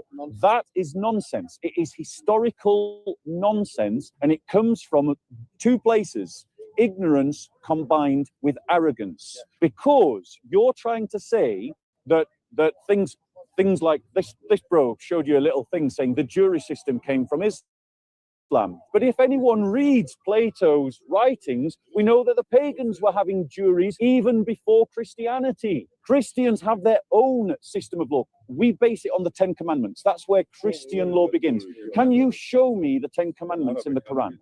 Do you know what the Ten Commandments are? Yes. Right. What is the first commandment? I don't remember by name, but I know what they are and what they are. Okay. So just roughly, in your own words, what's the first commandment? Okay. She doesn't know what the Ten Commandments are. You asked me one thing. Yeah. Don't assume. Okay. That's the bad. Okay. Just tell me in your own words, what's the first commandment? I'm not. No. Don't ask me 20 things. I'm now relying on the fact that you said, give me your fact. So show me in the Quran the Ten Commandments. In the idea of inheritance, in Western law, men and women can equally inherit from their fathers. Is that an Islamic law? I am still, if you just really keep on talking, and I kept telling you, just have a second. Okay, so just to be clear, that's not Islamic either, because women can't inherit as much as men do. In Western law, while you're finding your thing, I'm just giving examples. No, she's finding her examples. One second. We're having a nice, calm conversation. Calm down. In Western law, adoption is a thing that is legally permissible. In Islam, adoption doesn't exist. Doesn't exist. Doesn't exist. Sorry, hold on. You're finding your proof. Right. Female mutilation. What does it say, Bob? In Al-Tamid 2160 and in Al-Mughni 163. It says in the fatwa of Al-Lajna Al-Dani Da'ima. Forgive me for those who are Arabic speakers. I'm not a native speaker. Listen, thus it is clear that the fuqaha of Islam are agreed that circumcision is prescribed for both males and females. So female is halal in Islam. Thank you. There's your evidence. You have literally no power to represent. These are Muslims writing about female mutilation. Muslims are writing this. Muslims are. This is a Muslim source. This is a Muslim source. Your name was Bob, right? That's the name I use. I will make a good example of how you treat my religion. Go on. I will, let's say, I will have here. Sorry. Yeah, let the lady speak, man. Let's say I have a source here, a screenshot, like you do. Yeah. I'll write down your name and say, Christianity is the most dumbest thing ever. And let's say an example. Like when the Quran says Christians are the worst of creatures. Let's use that as an example. You can currently have the source. But every time I ask you for your source, you show me a weird ass screenshot. So any translation you have, it's very important to know where your translation is from. Okay. In hadith as well, even what we call is something called the weak hadith. We are supposed to follow the strongest one. Yeah. And how do we know when it's the strongest one? When all our facts are being checked upon and are 100% clear, then we know it's a strong hadith. Yeah. In Quran as well, when we are trying to translate, what is not recommended? To know an English translation. Yeah. It's not preferred. You can use the Arabic translation, but you have to go to a sheikh that is familiar and has studied the Quran to then give you the translation. Okay. You've been showing me 3 screenshots or 2 screenshots with someone's name on it. Yeah, I can write your name on something and tell you that's the same screenshot and it's proven. But you keep showing me this and you keep telling me and keep even defining with some bad words about my religion and then telling me, yeah, that's how my religion is. Well, I keep telling you that it's not how religion is. No. I am not finished yet. Then stop talking, please. So allow me to reply. You said you were going to finish a sentence, and not another paragraph, right? So no, hold on one second. No. We're not. I'm kept on talking to the camera and show me face sources. Because hold on one second. You were saying that you have made a claim. No, you've made a claim. I am going to make this last statement. But that your statement is just going on to another statement and another statement. I am not done. Madam, no, I'm sorry, madam. But the thing is, sorry, madam. The thing is, in a conversation, it is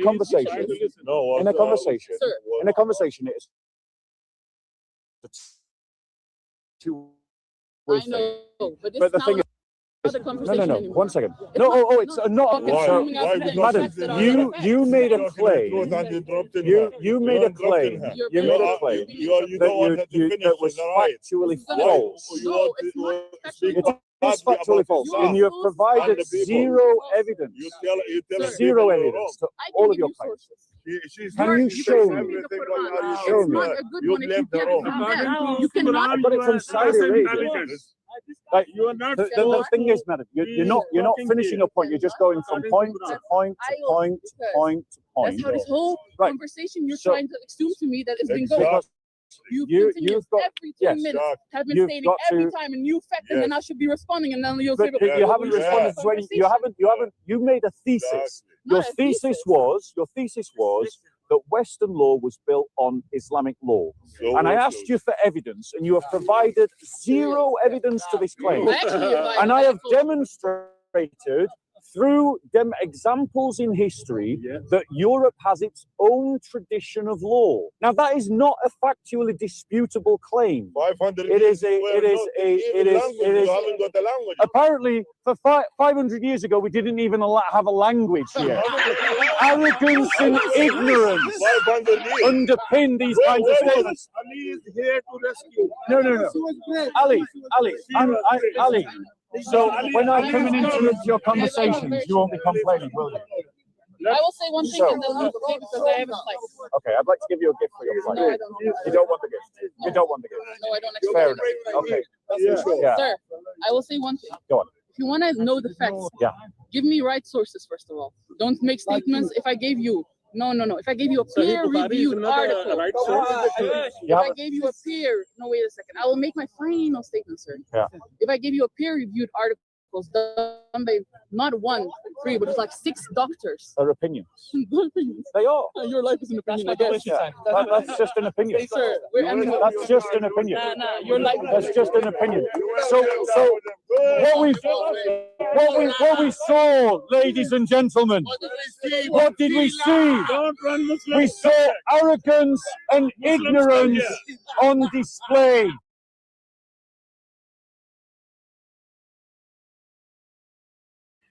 So there you have it. Our laws are based on our scriptural beliefs. That's how they were founded, how they come about. I'm not saying that people need to have those laws and they wouldn't be moral or whatever, because it's now so ingrained within our society that even if people all stop going to church, they'll still fucking find lying a bad thing. They would all know that adultery is a negative thing. They would all know that disrespecting your parents is a negative thing, but all I'm saying is that is what our country revolved around. And when you get ignorant people that come in like that woman into our country and do not understand and have an arrogance and believe that they're superior and think that their faith is superior, and then start getting themselves into positions of power, and then started making policies that favour these arrogant people, we're being usurped. We're being usurped. And that's only on the milder level. Then when you look at the terrorism, when you look at what's happened with I mean, people keep saying, oh, they're trying to stave off civil war, right? For me, my outlook is this. We're already in civil war. We probably have been in civil war, low-level civil war for what? 20, 30 more years? It's just that we didn't know. We didn't know because they did it on the sneak in a terroristic way. And what I mean by that is that they believed that they were at war with the West, these extreme radicals. They believed they were at war with the West, and they had this supremacy arrogance that made them believe that the women of our country and children were fair game for sexual abuse. And it's got to such epidemic levels now that you can't ignore it because it's a daily occurrence and everything else, and everybody knows it. And all the ordinary citizens of this country are asking for is a safeguarding for women and children, and dare I say it, men now, because there's young men that are actually being attacked as well, and animals. You know, there's cases of them attacking animals and all, which is unbelievable. All we're asking is that people can live safely, freely. And yet they brand people like that racist for standing up and saying, hold on a minute, there's something going on here. Girls are getting attacked on a greater scale. Women are getting attacked on a greater scale. Children are getting attacked on a greater scale. It's not working, right? And when you watch, like, say, the other day when you see AY down at Ramsgate and you see 604 people come in, not a woman amongst them, yeah? Not a woman amongst them. You've got to ask yourself, okay, we're not saying that all of those 604 are going to be somebody that's actually going to go on to attack, right? We're not saying this, right? But what we are saying is that there does seem to be some sort of mindset or ideal that these people collectively carry, where if they do go on to commit these offences, they don't see nothing wrong with it. They don't see nothing wrong with it. And on top of that, where are the women and children? Why is it all men? Why is it all men? Why are you adding to the problem? Exactly, Louise. We're not stupid enough to believe it's everyone. But if you can't see the bigger picture, then you're lying to yourself. You're deceiving yourself and you're trying to deceive others. Yeah?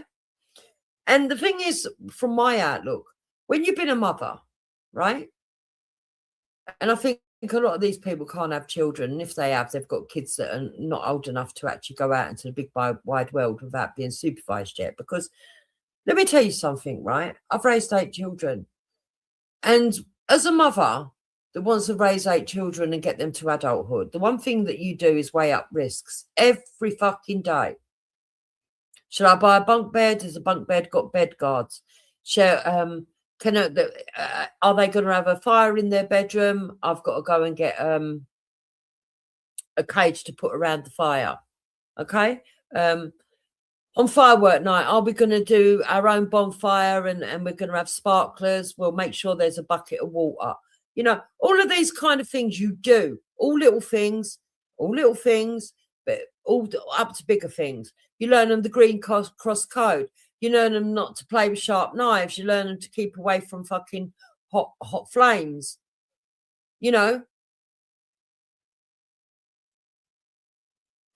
above 2 inches of water, don't go in that. Don't paddle around it without supervision.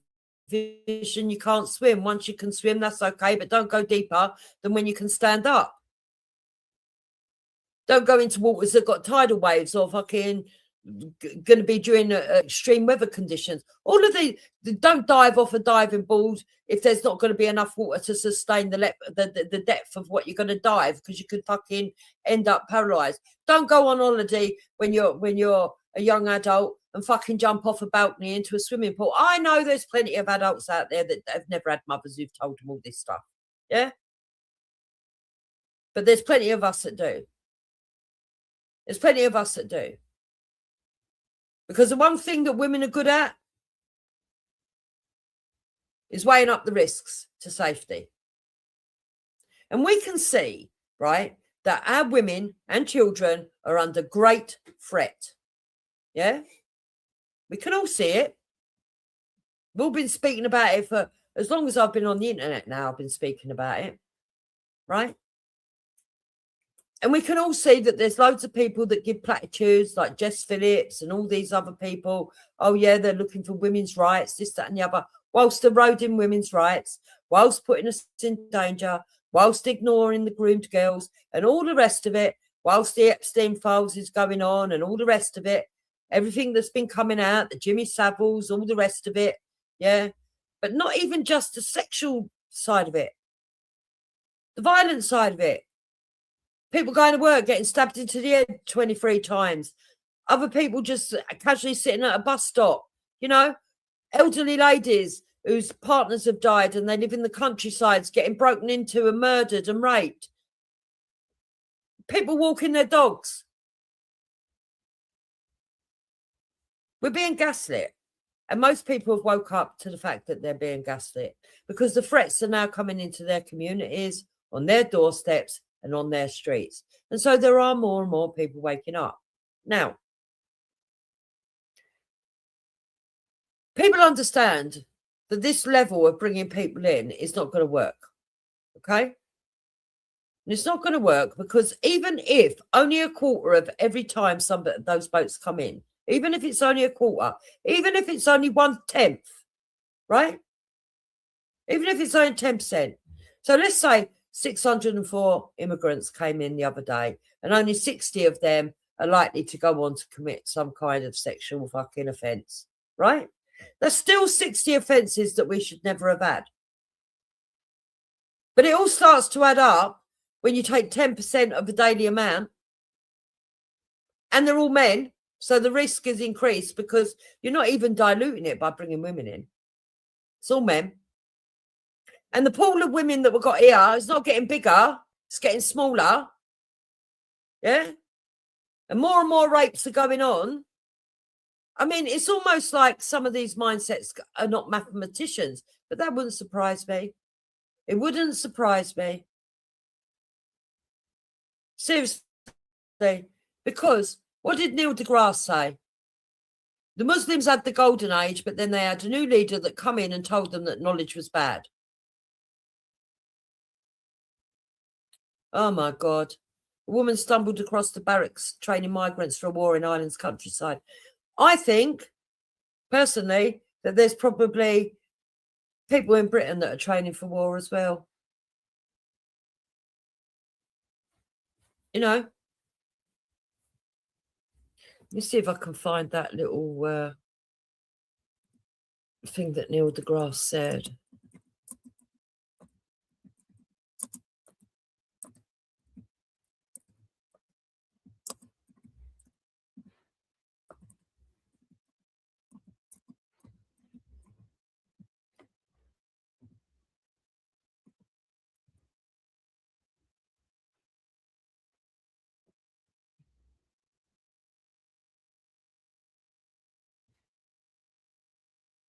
Right, here we go.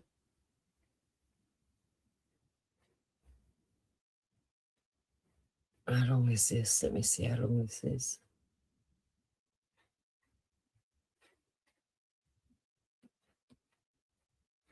Right, this will do. So we share this one instead. You know, when I speak, right, people often think that I just speak out my arse. Oh, here goes you, but you don't know what you're talking about. No, I do know what I'm talking about, right? So here we go.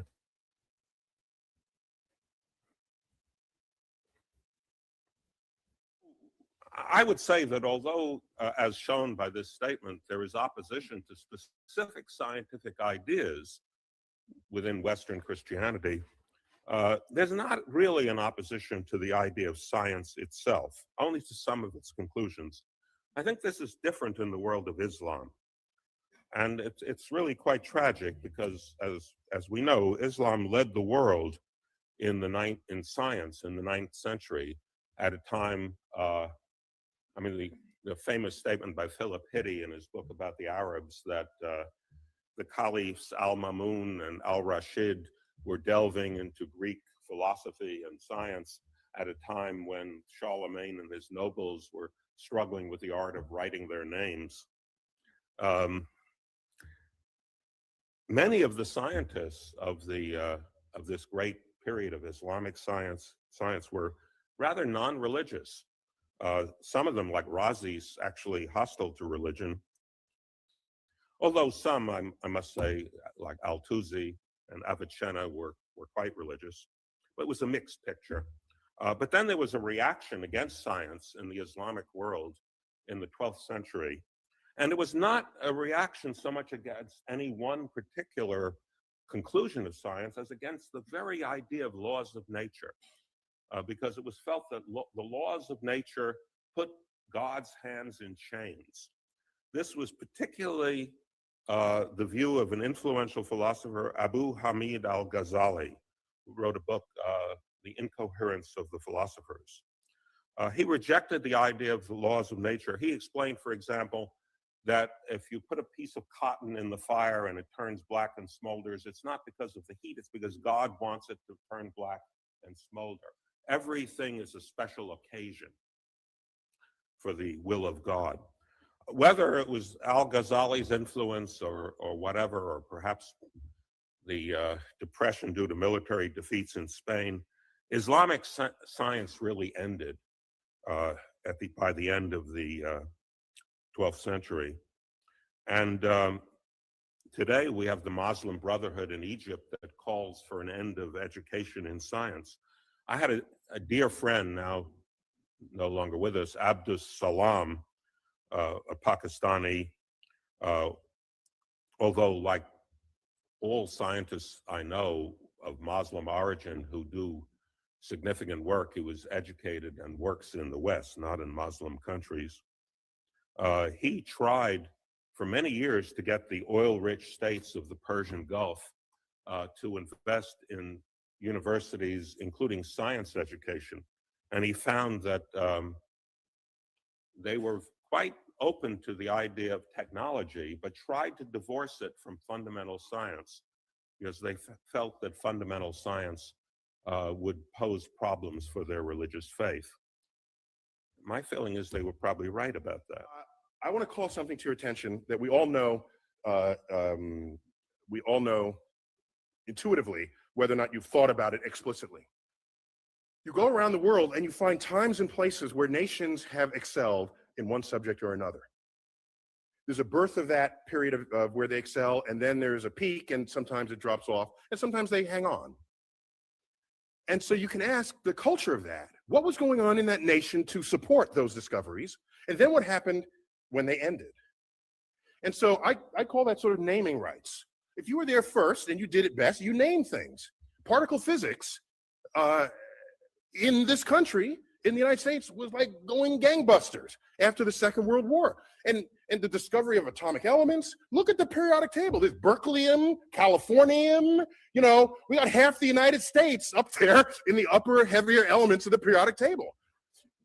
Am I right there, Sir Weinberg? Okay, I don't wanna... That's not because the world liked California or Berkeley. It's because the work was done here. It's because there was an effort to excel in just those subjects. And it shows up in other ways. Well, I'll give you just briefly. You know, part of the naming rights is that you don't have to name it. So for example, while we didn't invent the internet, we certainly exploited it here in America. We did that sort of first and best. And so your email address does not end in .us. Everybody else is in the world, they got to say what country they came from. We don't, okay? It's simple, but it's the consequence of being there first and doing it better than anyone had done it before. Do you know that the British postage stamp is the only postage stamp in the world that does not identify the country of origin? Because they invented postage stamps. So why should they have to say what country it is? It's their invention, okay? Check them out. It's just the facts of this. The constellations of the night sky. It's the Greek and Roman, and it's lasted to this time because they did a really good job thinking that stuff up. All the mythologies of the heavens, that really stuck with us. All right, so I'm going to make a larger point. Not to get gratuitous on you here, but September 11, 2001, as we all know, this was going on in New York City. This is the view outside of my window. I live 4 blocks from ground zero. Excuse me, this is the corner of the building in which I live. I went outside to get this view. I was at the time judging whether I should go collect my daughter, who was in an elementary school 2 blocks north of the North Tower. North is to the right in this picture. So I want to get a closer view with a highly magnified zoom lens to see what, while that was happening, the plane flew into the South Tower. And so no one was thinking terrorism until the second one was hit. The first one was just sort of a bad tragedy. And so these are just 3 frames from my camcorder. This is at t equals 0. This is 1 second, well, like actually a fraction of a second. The plane was moving probably 500 miles an hour. And just to understand, the black building, that black sort of monolithic building, that is 50 stories tall. This is New York City, people. So tall buildings are kind of, they're just all over the place. And that's just a hotel, a 50-story hotel. And it's the towers are foreshortened because they're at the angle at which this is shown. I put these up because a few days after this, President Bush, I don't remember where he said this, on the steps of the White House, in the Rose Garden or at the Capitol, in an attempt to distinguish we from they, the terrorists who flew these planes into the buildings and into the, that went down in Pennsylvania and in Washington, to distinguish we from they, he loosely quotes a phrase out of the Bible by saying, our God is the God who named the stars. Now, this is before I was on his Rolodex, okay?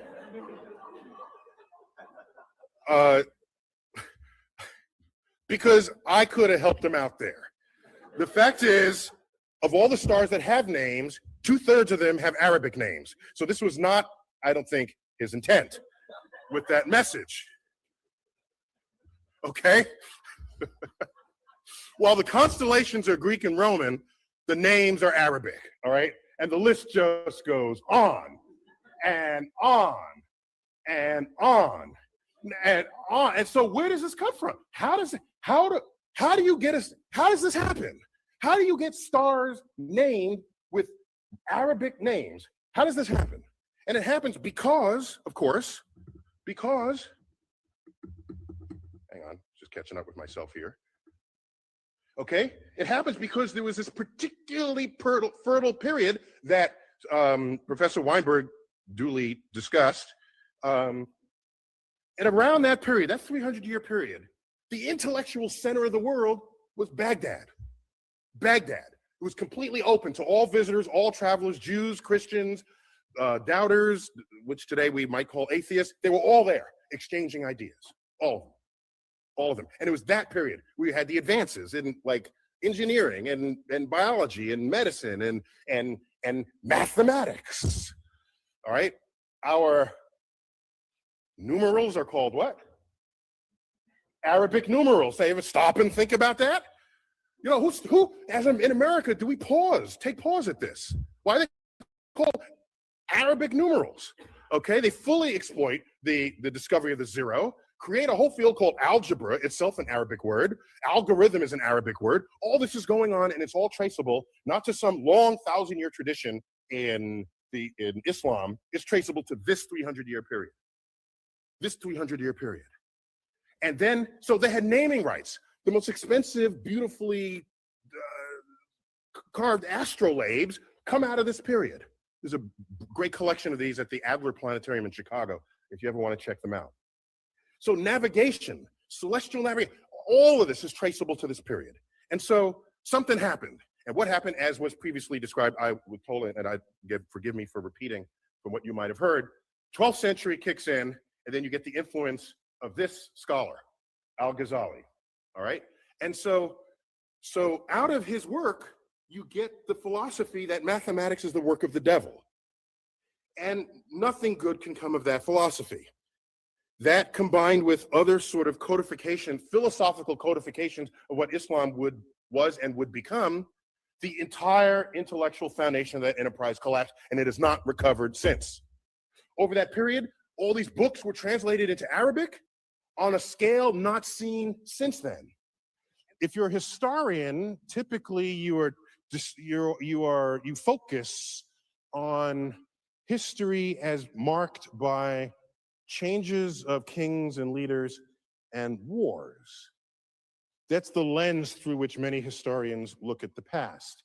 And so if you ask people, they'll say, oh, the Mongols sacked Baghdad, and so that's why it all ended. If that were the only force operating, then later, when the Islamic culture rose, you would still see this tradition of scientific innovation. But it has not recovered. It has not come back at all. But we all know tomorrow's economies will be founded on innovations in science and technology, and of course that gets cut short if we lose our civilization, as what happened in Islam in 1100. And the last thought I'll leave you with, which concerns me greatly, if you do the math, okay? You look at all the Nobel Prize winners there ever were, some even in this room, and ask how many were Muslim. And it's like one, maybe two. Okay, I think a second one was in economics. And the one we referred to was described earlier, the co-winner of the Nobel Prize with Professor Weinberg, Abdul Salam. And he's not Middle Eastern Muslim, he's Pakistani Muslim. Okay, now, how many Nobel Prizes are won by Jews? It's like the fourth of the Nobel Prizes, okay? Some high fraction of the total. And then you look, how many Muslims are there in the world? It's like 1 billion Muslims. How many Jews? 15 million tops, okay? So you could ratio these numbers. Had Islam not collapsed in its intellectual standing in the year 1100, and you just do the ratios, they would have every single Nobel Prize today. So the fact that it's not only just a few, it's near zero, is deeply worrying. I'm concerned about what's lost, what brilliance may have expressed itself and did not in that community over the past 1,000 years.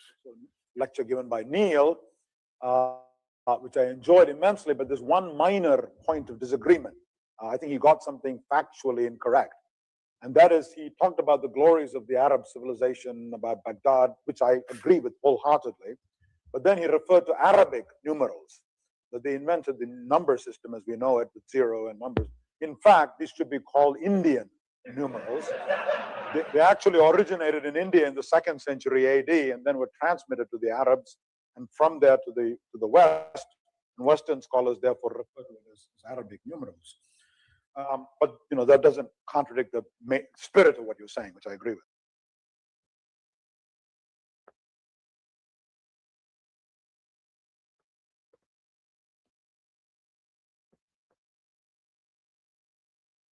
So, as you can see, yeah, Muslims did have a golden age. It was based on knowledge that come from India. They actually built on the foundations of that knowledge when it came to mathematics, which actually made their minds expand between 800 and 1,000.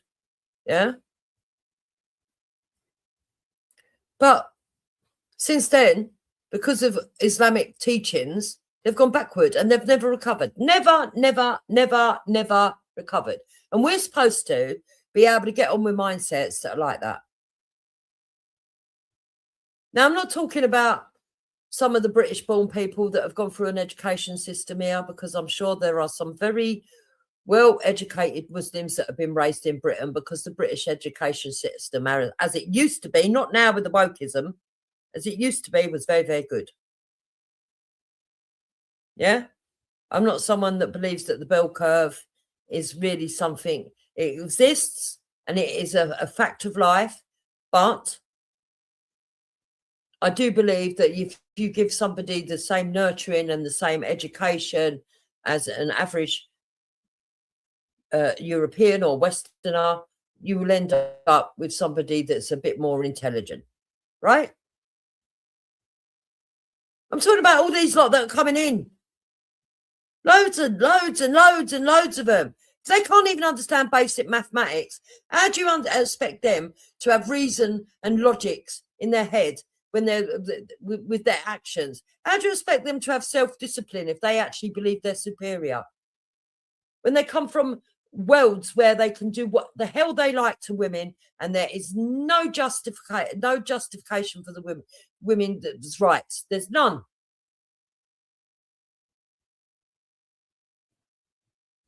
And so I sit here and I think, I don't hate Jews. I don't hate all Muslim people. I don't hate all black people. But the detrimental effect, we've got to be truthful about where it's coming from. And it is to do with the Islamic invasion. Yeah? It is to do with the Islamic invasion and the Islamic mindset going into our parliament, our establishments, and the way they think is not the same. The way they prioritise is not the same.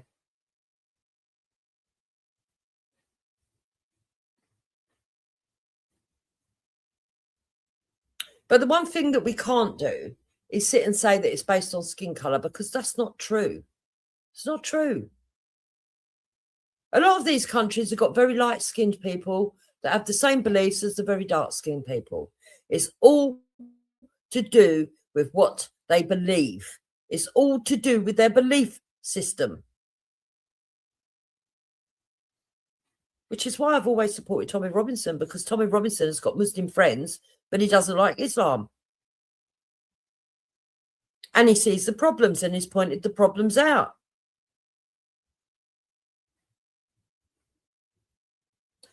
Now, the whole reason I'm talking about this is because I'm trying to explain to those people that think it's a Jewish conspiracy and we've got to blame the Jews for everything, this, that, and the other. And Jupiter, why don't you just agree completely with the ethnonats? And for me, even the word ethnonat, I don't like it. I don't like it. Because the reality is, yeah, as a British woman who is white, who knows and can see the oppression towards white people, yeah, and Western people in this part of the world that I live in, and the changes that have happened, I think we've got just as much right to stand up and go, hold on a minute, our community, these policies you're bringing in, it's actually causing problems, yeah, and we are the majority community in this country, and we should be the majority community in this country because it's our homeland, just like every other country has got a homeland. That's my position. My position is Israel's entitled to have a homeland. So are we. So are we.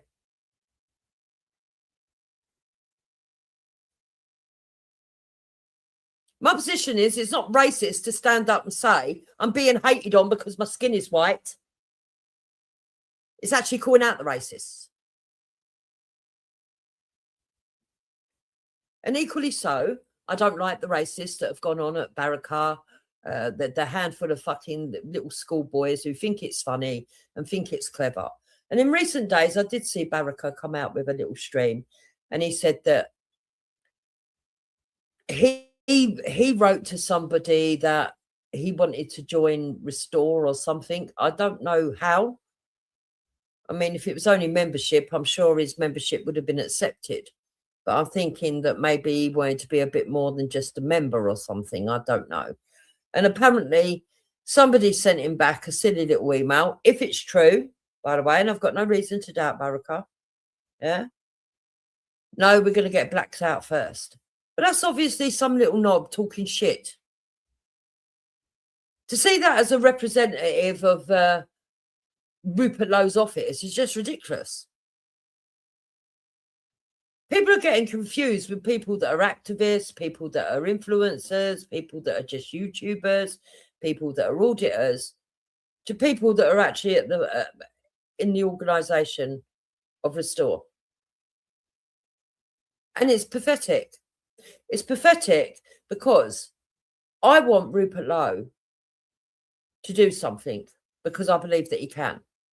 And the reason that I believe that Rupert Lowe can do something is because he's got a track record of doing what he says. Do you know, since Nigel Farage has been going into the Houses of Parliament representing reform, he's asked 22 questions. Only 22 questions. In the same period of time, yeah, Rupert Lowe has asked 2,200.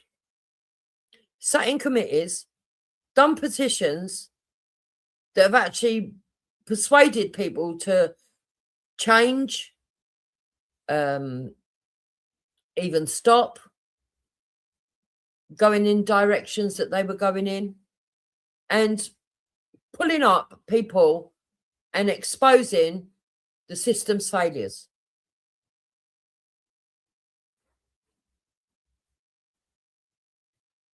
Exactly, Dean. All Tommy Robinson wants is to stop the boats and stop the grooming, yeah. And basically what the ordinary citizen is asking for is, listen, it's all going wrong. The policies are not working. People are put in graver danger. We want the women and children safe. We want all the violence to fucking slow down and stop. We know that there's always going to be outliers who are fucking nutcases, but you don't have to keep increasing them.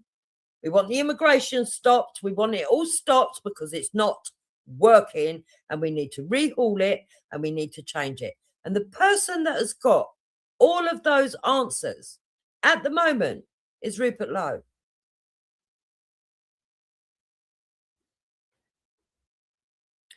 So Band Again says reform has been excluded from all the parliamentary committees. Maybe so, Band Again. But it doesn't stop Rupert standing up in the House of Commons and asking questions on things that he's observed himself elsewhere. Does it? Doesn't stop him doing petitions, does it? And it doesn't stop him doing exactly what Rupert Lowe did when Nigel Farage claimed he was going to do an inquiry and didn't bother, but Rupert Lowe did.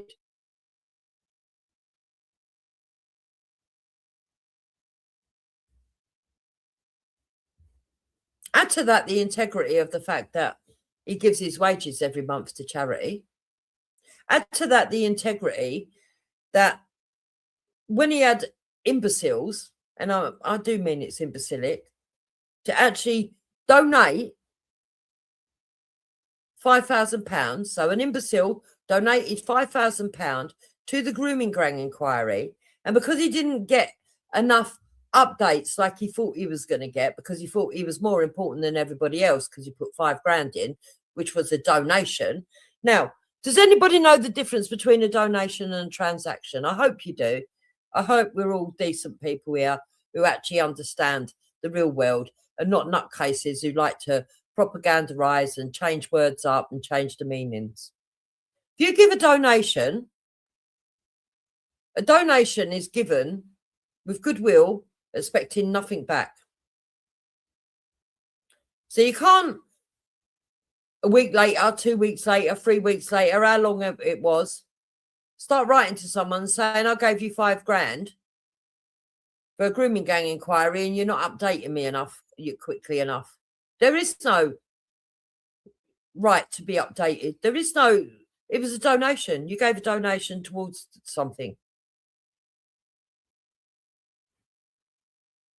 And then when you get told, well, if you're not happy about how long it's taking or the way it's going or the way that I am doing my investigations, I can always return the money. And you say, yeah, actually, I want to take you up on that. I want to take that money back. Yeah? Well, you've lost integrity, completely lost integrity. Because you gave a donation.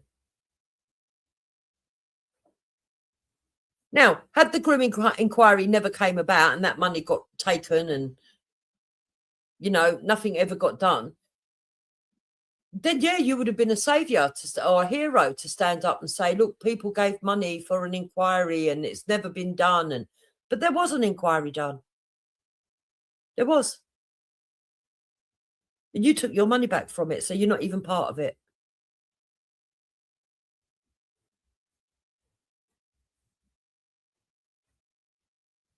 You know? Rupert Lowe actually done something, and those two things show his integrity. Now, are there idiots hanging around, jumping on the opportunity to try and cause division? Yeah, there's about 10 of them, right?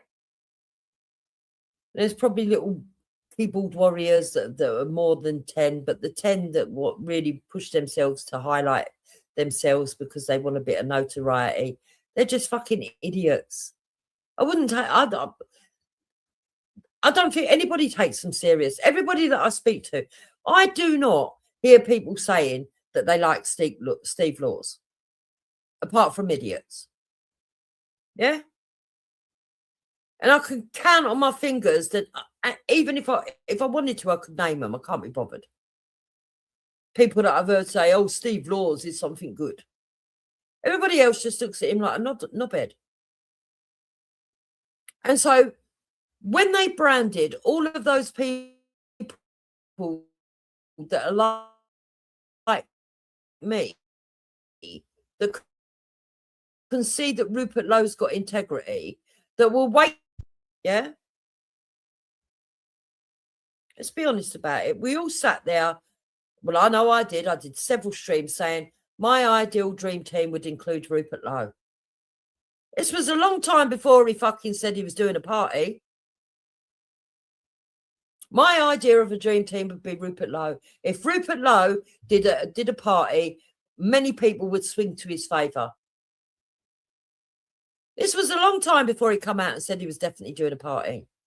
When he hinted at it, I covered it and I said, I really hope he means this. He's hinting at it. Look, he's hinting at it. I really hope he's going to do it. So for people to think that people just completely jumped ship because it was new and shiny, no. No, no, no. People in their hearts knew that Rupert Lowe was a good person. People in their hearts were hoping that Rupert Lowe would come out and do a party. And people did think at the initial stage that Ben Habib and Rupert Lowe would be a dream team because they only saw the front-facing Ben Habib. Nobody saw the passive-aggressive Ben Habib or the bloke who took his $5,000 back or the bloke who was throwing his toys out the pram. Nobody knew about that. We only see the good side of him. After seeing the bad side, I can totally understand why Rupert Lowe wouldn't want to go down the road of merging with him.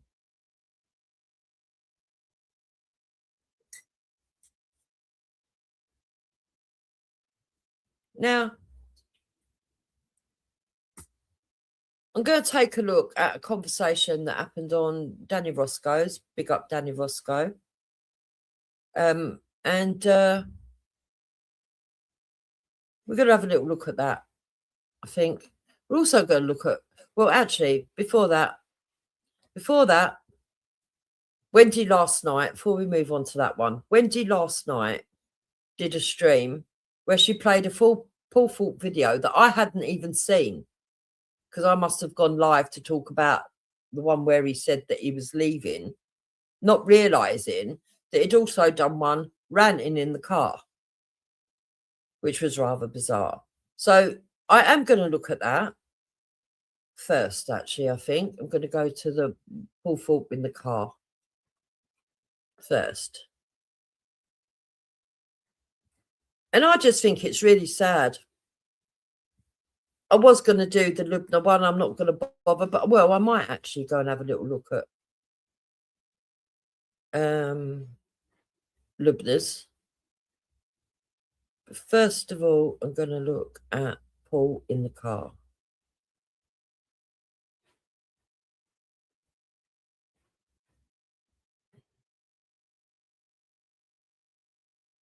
Hold on, bear with me.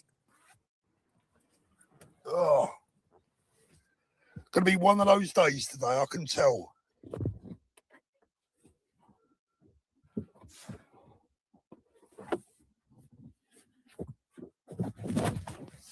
That's better. Good afternoon. Good afternoon. Good afternoon. Let's wait for a few people to get into the room. Hi, Raz. How you doing? Good afternoon. Hello, Gaza. Welcome back, everyone, from a pretty humid day today here in Spain. Good afternoon, everyone. Lovely to see you all. So, I guess most of you will have seen my video this morning. And I am here to answer a few questions, to answer a few critics. In fact, tonight, the plan is, if all goes to plan, the plan is to go live this evening and give people a chance to come onto the channel and slag me off, say whatever they want to say, and I will answer their questions because I hide from nobody. The internet at the moment is rife with people criticising myself, Richard, Jeff Taylor. So he says he hides from nobody, but he's living in Spain. And the reason that he told us he's living in Spain is because he thinks that he's going to get stopped at the airport by a terrorist police, anti-terrorism. And the reason that he believes that is because his friend Danny got pulled up by the airport police. And he's worried about coming back into the country and being pulled up. So you do sort of hide from people. And fair dues, if you think that you've done nothing wrong and that they're after you and whatnot, I'm not going to sit here and comment on that. But it's hard to say that you don't hide from anyone when you actually fled the country. I mean, that's a bit rich. Jeff's Richard. Basically, anyone and everyone that isn't falling in line, doing as they're told, in agreeing with everything that a certain group of people are saying.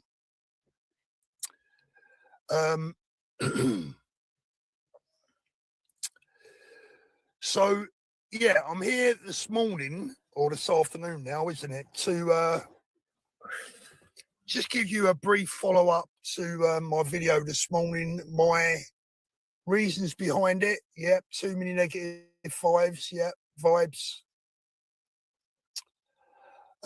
Vindicator on your case, guess you know already. I don't really care, to be honest. I've given up with these people. These people have got very limited foresight. Let's put it that way. Very limited foresight. And look, this now I disagree with him there. So they're talking about Vindicator, right? Now I don't always agree with Vindicator on everything. You know, if I disagree with him on something, I'll say I disagree with him on something. I've never met someone that I agree with 100%. But I do think that Vindicator does make some very articulate points, and that he does make well thought out points, and he rationalises why he thinks what he thinks. So I think that's a bit unfair. I think Vindicator does rationalise stuff. And I think that Paul Thorpe would have been wise to listen to some of the points that he raised. The problem is with people like Paul Thorpe, you get stuck in a bubble and you think you're always right. I know that I'm not always right, okay? Quite often I've got things spectacularly wrong. I can even laugh at myself when I get things wrong. But the fact of the matter is, I've not put myself into a college or tried to get myself into a position where I'm a spokesman for Tommy Robinson, or try to convince people that I'm a spokesman for Tommy Robinson, because I would say this. I would say that Tommy's his own man, right? And he'll say what he believes. He might listen to people and think, oh, that sounds reasonable and rational. But he is his own man. And I think that people need to understand that. You know? So he takes everything a bit too personal. You know, this is what makes me laugh. And I'm going to be honest with you guys now. I've always tried to be honest with my audience, but I'm going to be super duper honest with you. I like to keep my audience happy. I try, and I've always tried to keep my audience happy. But I've got to be honest with you, as much as I love, and I really do mean that I love a lot of my audience, I've come to the realization, the conclusion that I've got to stop trying to please people. I've got to just be honest with myself. And I've just got to... Yeah, that's exactly what you should do. Ask my audience how many times they've got pissed off with me, fucked off for a couple of weeks, and then come back. Yeah? Just be honest with yourself. You can't please 100 people. You can't please all of the people all of the time. Someone's always going to get fucked off. And if you believe that you're standing on your square, you stand on your square. You know, other people might not like it. They might gaslight you. They might do fucking streams on you. They might set up channels. I've been so blessed. I've had people so dedicated to me. It's brilliant. You know, channels, fucking clickbait channels, fucking cartoons of me, animations of me, Jupiter the dwarf, Jupiter the fucking sex goddess, Jupiter the ugly ape. I've had it all. Some of them are fucking brilliant, to be honest with you. I can remember one time some bloke did a fucking trolling video of me and Hector dancing around a Christmas tree. I asked them if I could have a copy of it, and they never played it again. You know? Yeah, ice cream Jupiter. And that was my own intervention, though. That was mine. That was mine. Sexually harming an ice cream. I've never heard of that one before. It's fucking brilliant when they come out with that. Be honest with my audience, and if I lose subscribers, and this week I've lost about 500 subscribers, well, good riddance to those people. Good riddance to people who are so... Now that's mad. I can't believe that he actually knows that he's lost 100 subscribers. I am not that fixated on my subscribers to know whether they go up or down.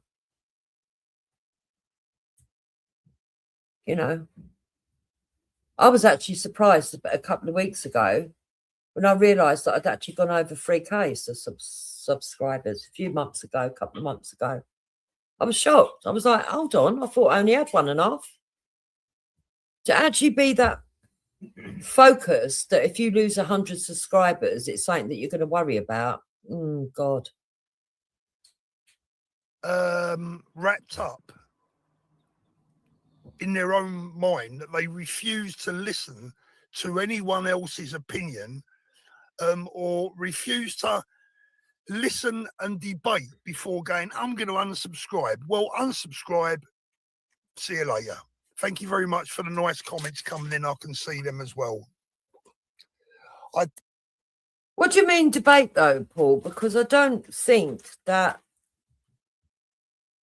I came onto your channel to try and explain to you a position, and you didn't really want to have a debate. You didn't really want to talk. It's like you haven't got time to speak to in depth with anybody because you just want to do these sort of like 5 minutes. Okay, now you're gone kind of situation. I've not really seen you going anywhere to debate with anybody that's in opposition to you. Not the left.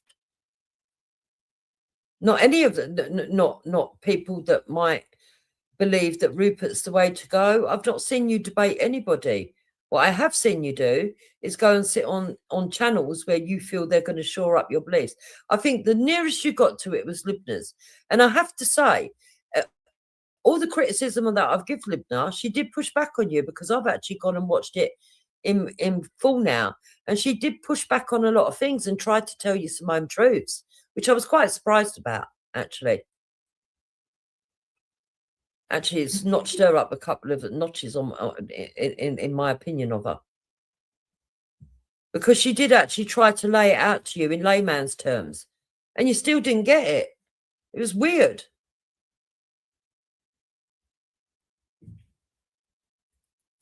Don't like the things you said about Rupert. It's being dishonest. No.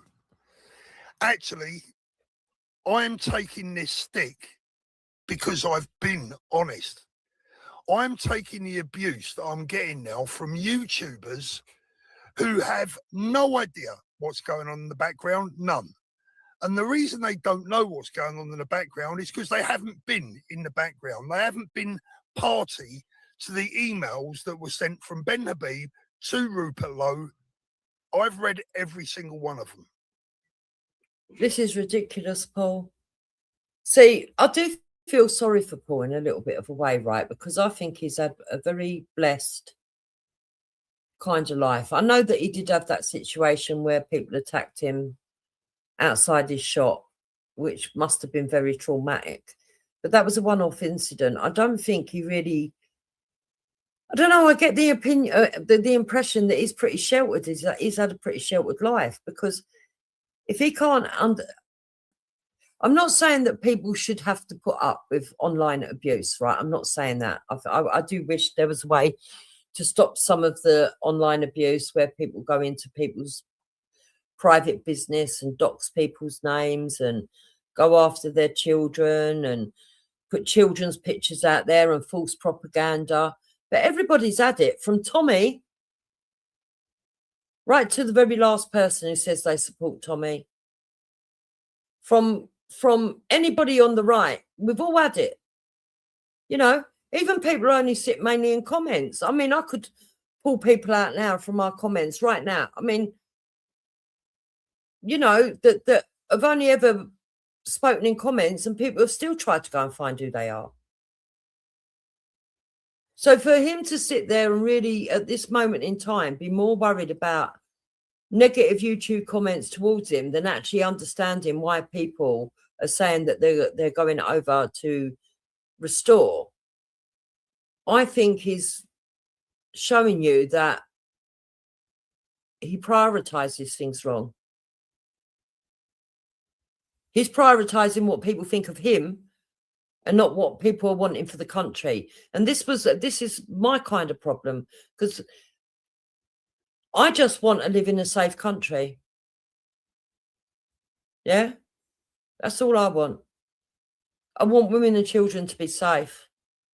Now, I know that there's always going to be the odd atrocity or someone breaking the law, but I think we can reduce the levels, because we didn't live in a society with the levels as high as this before. And there is a direct correlation with the people that are coming in. And anyone that wants to deny that, right, you need to get your head out the sand now. You do. Because there is a direct correlation, and it can be proven with statistics. You know?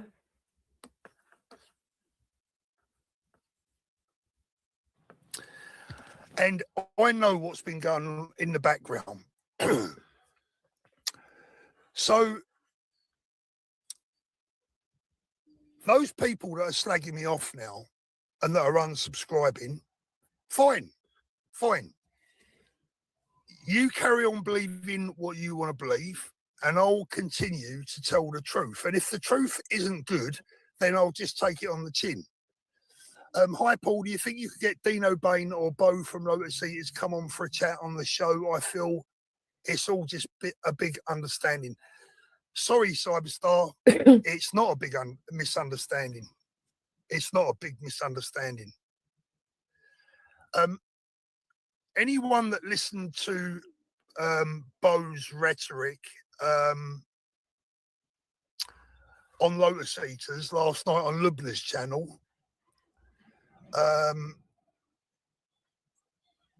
there's so many comments in that I've got a comment here on Right, now, I don't know if people remember this, right?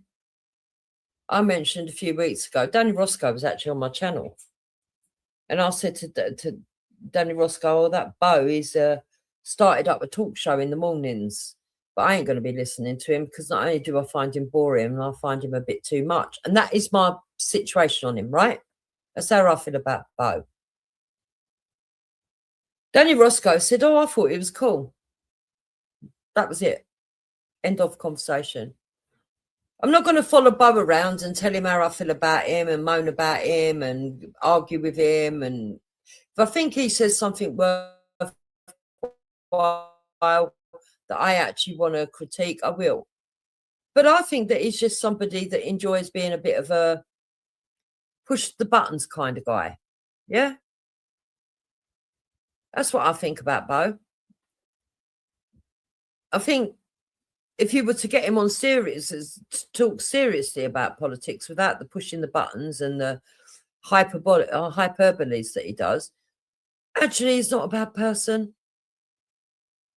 But I just don't like the way that he does the push the buttons kind of material. But it works for him. You know, it works for him. Anyone that listens to that kind of language and that kind of rhetoric from Bo, it goes further than a mere misunderstanding. The fact is, Paul, this is where you're taking things far too seriously, because there's a lot of people in my side chat that don't even listen to that bloke, me included. There's a lot of people, probably in Vindicators, that don't even listen to Bo. There's probably loads of people that are not civic nationalists, not ethno-nationalists, who just want something done for the safety of their children. That is all they're asking about. That's all they're concerned about. The safety levels, the crime levels, the rapes, the murders. They don't want their kids stabbed. They don't want their kids raped. They don't want to be raped themselves. They don't want their wives raped. They don't want any of this nonsense. They want to be able to freely walk their dogs without being told they're racist. All of the rest of this stuff is what we're concerned about. Yeah? We do not believe that Bo is Rupert. That's the problem with Paul. He's mistaking Bo for Rupert. No. When I listen to what the individual is saying. Rupert is the one that's in politics.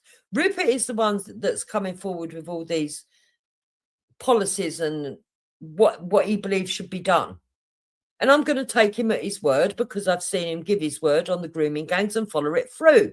I've seen him say he's going to give his wages away to charity and follow it through. So I think his word is good. I don't know, Bo.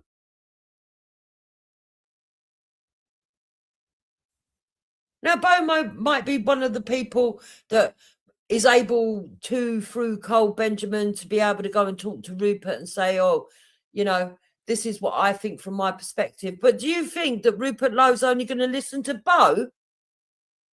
Are you that daft that you think that politicians only listen to an handful of men over there?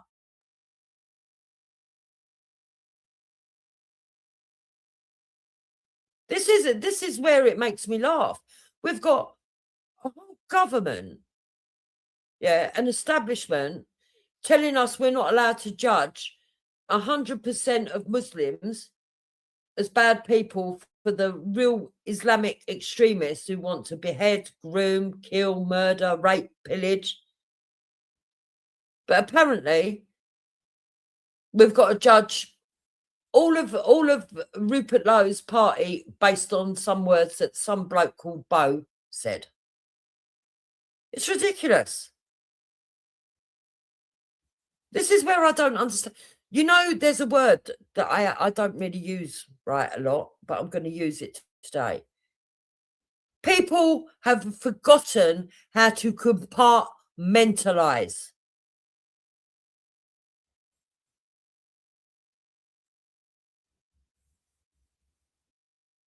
That's the problem that's going on here. They're pushing everything and clouding everything into everything. They're mixing up politicians with YouTubers and politicians with influencers and politicians with activists. And don't get me wrong, at some point they do merge over a little bit because there's influence going on. But if he really thinks that all of Rupert Lowe's policies are based on Bo, I think that's mental. I really do. I think you've got mental illness. I think you've got mental illness if you think one man is going to put all his eggs in the basket on one other man. Especially when he's got himself into politics. Yeah, they've either lost the plot or it's deliberate division. I agree with you on that, Buddha. Tell you what the misunderstanding has been. There's a massive kickback against Rupert. Sorry, against Ben. There's a massive kickback against Ben. And there's a massive kickback against people like myself, like Richard, like Jeff Taylor. The kickback has come because we will not indulge in some of the rhetoric that is going to cause further division. No, I disagree. So there was a particular stream on Dan Wootton's where Nick Tanconi went on and said that he offered his hand of merging in with Rupert Lowe. And Rupert Lowe is very wise, said, well, mergers are very hard to do because of the inner cores, the intricacies of the way that some parties have got different internal management and setups. He said what he would suggest is that people on the right remain allies and that they all stay in their own lane and continue what they're doing. Because if there is a time to merge, the time is not now. It would more than likely be before the next general election. And everyone was like, okay, it's sad. We would have liked to have seen a merger, but it's fine. You can still go on supporting Advance and Restore, edging your bets. You've got UKIP there. And by the way, I think that UKIP would have been unwise to actually merge at this stage as well. I think that Nick Tanconi is better off not merging at this stage because should Rupert fail, people are going to want to look elsewhere. Having said that, if it's strategic and you merge before the election to make sure you get what you want to happen to this country in power, then it wouldn't have been a bad thing. But not at the moment. Not at the moment. And I actually sat there and thought, actually, Rupert Lowe's 100% bang on this. That settles it. There's not going to be a merger, not just yet, but they're not dismissing it completely. You know, everybody just go forward. And then all the inner wranglings from the background started coming out, didn't it? And that's when you realise that Ben Habib was only in this for some power shift. And sadly, I would say the same for Richard Inman. And out of the three, I would say Paul Thorpe is probably the less seeking that power and stuff, but he still is as well, unfortunately. I think the way things have played out has showed us this. Trying to read that, the sun's in the eyes. Oh, Pato, is that? I've not unsubbed, but you've been talking about people around Rupert and not Rupert. That's not right. No, it is right. Rupert has chosen to associate himself with these people that are putting out rhetoric. We've all seen it. And the bottom line is this. This is the bottom line. Let's see how far this rhetoric takes them. As I said last night, when I was on Lubna's, whether I agree or disagree with those people, it's completely and utterly irrelevant. It's the rest of the UK that you've got to get to agree with these people, and they won't agree with Right, so whether you agree with them or not agree with them, it's irrelevant. So why are you making this big fuss? Why?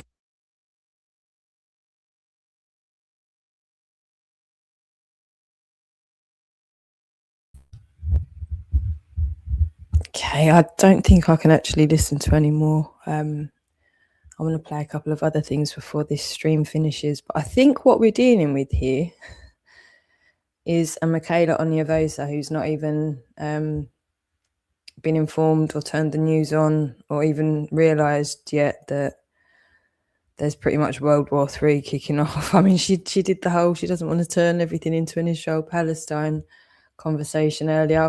I didn't see what was going on with what Skyworks had written, but I've got a feeling perhaps I don't know, but isn't it a bit unusual? I've been out and come back, so sorry if I've missed some comments and whatnot, but there's been no mention so far, from what I can tell, of anything that's going on in...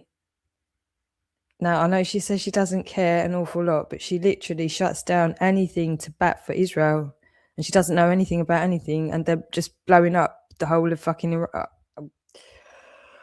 I don't know. But so it seems that she's missed that memo. So this is how narcissistic the woman is. So she's just going to sit here and just talk about Paul Thorpe and Rupert Lowe again, like anyone else cares. I mean, and what all the people that are sat there in the audience, it's a bit tricky, isn't it? We're gonna point out to her that she's missed something really big that's going on today. Well, that would be quite embarrassing, wouldn't it? So we can't really. Let's just let her go on about Paul Thorpe again, as though nothing else is going on today, and we'll all just sit here, 130 of us, just sit here and entertain it. Yeah. What a load of shit. What a load of shit. So fucking ridiculous. This is so over. This entire YouTube bullshit gig is just so over. It's beyond it's not funny at all. The world's literally gone to shit for this. That fucking woman, that monster of a fucking woman. The death and suffering of so many fucking children. Again, she's just not... Oh, she's such a fucking self-absorbed monster. Anyway, I'm not going to say too much.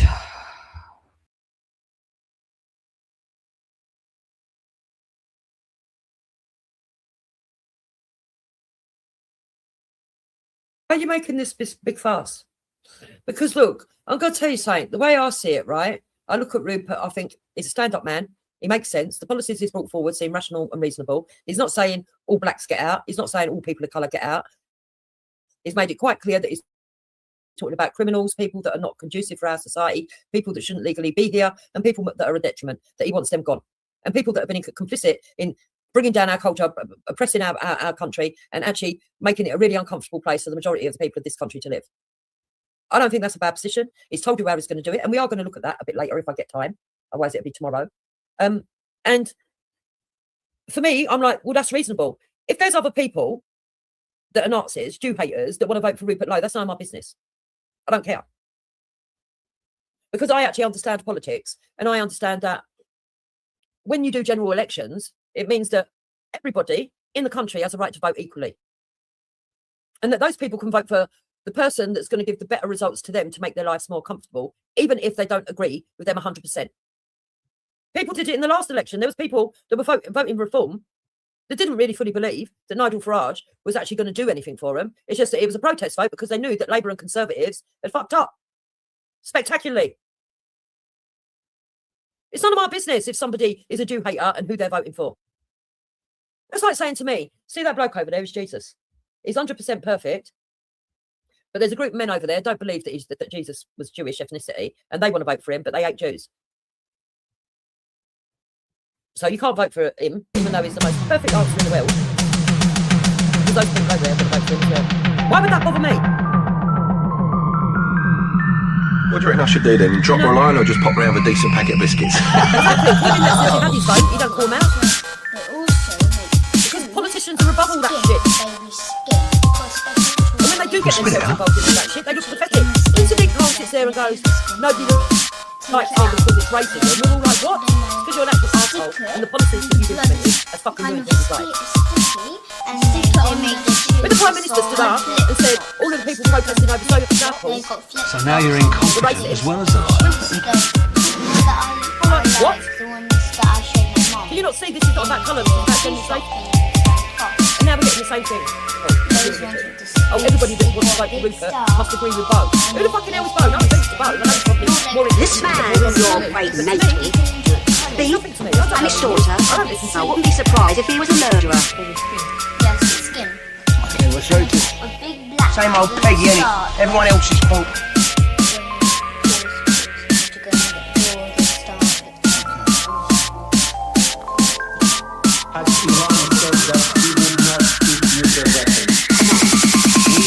You invited him in for coffee.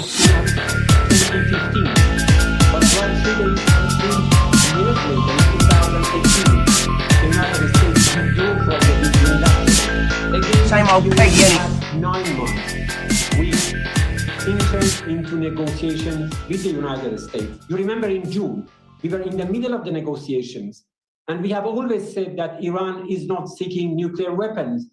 Just show me one single report by the IAEA that can certify Iran's deviating from peaceful purposes. That's a big lie that has been propagated by the United States, by Israeli lobby inside the United States for the past 4 decades, that Iran is going to have nuclear weapon. There is no nuclear weapon. Iran has never sought to have nuclear weapons, period.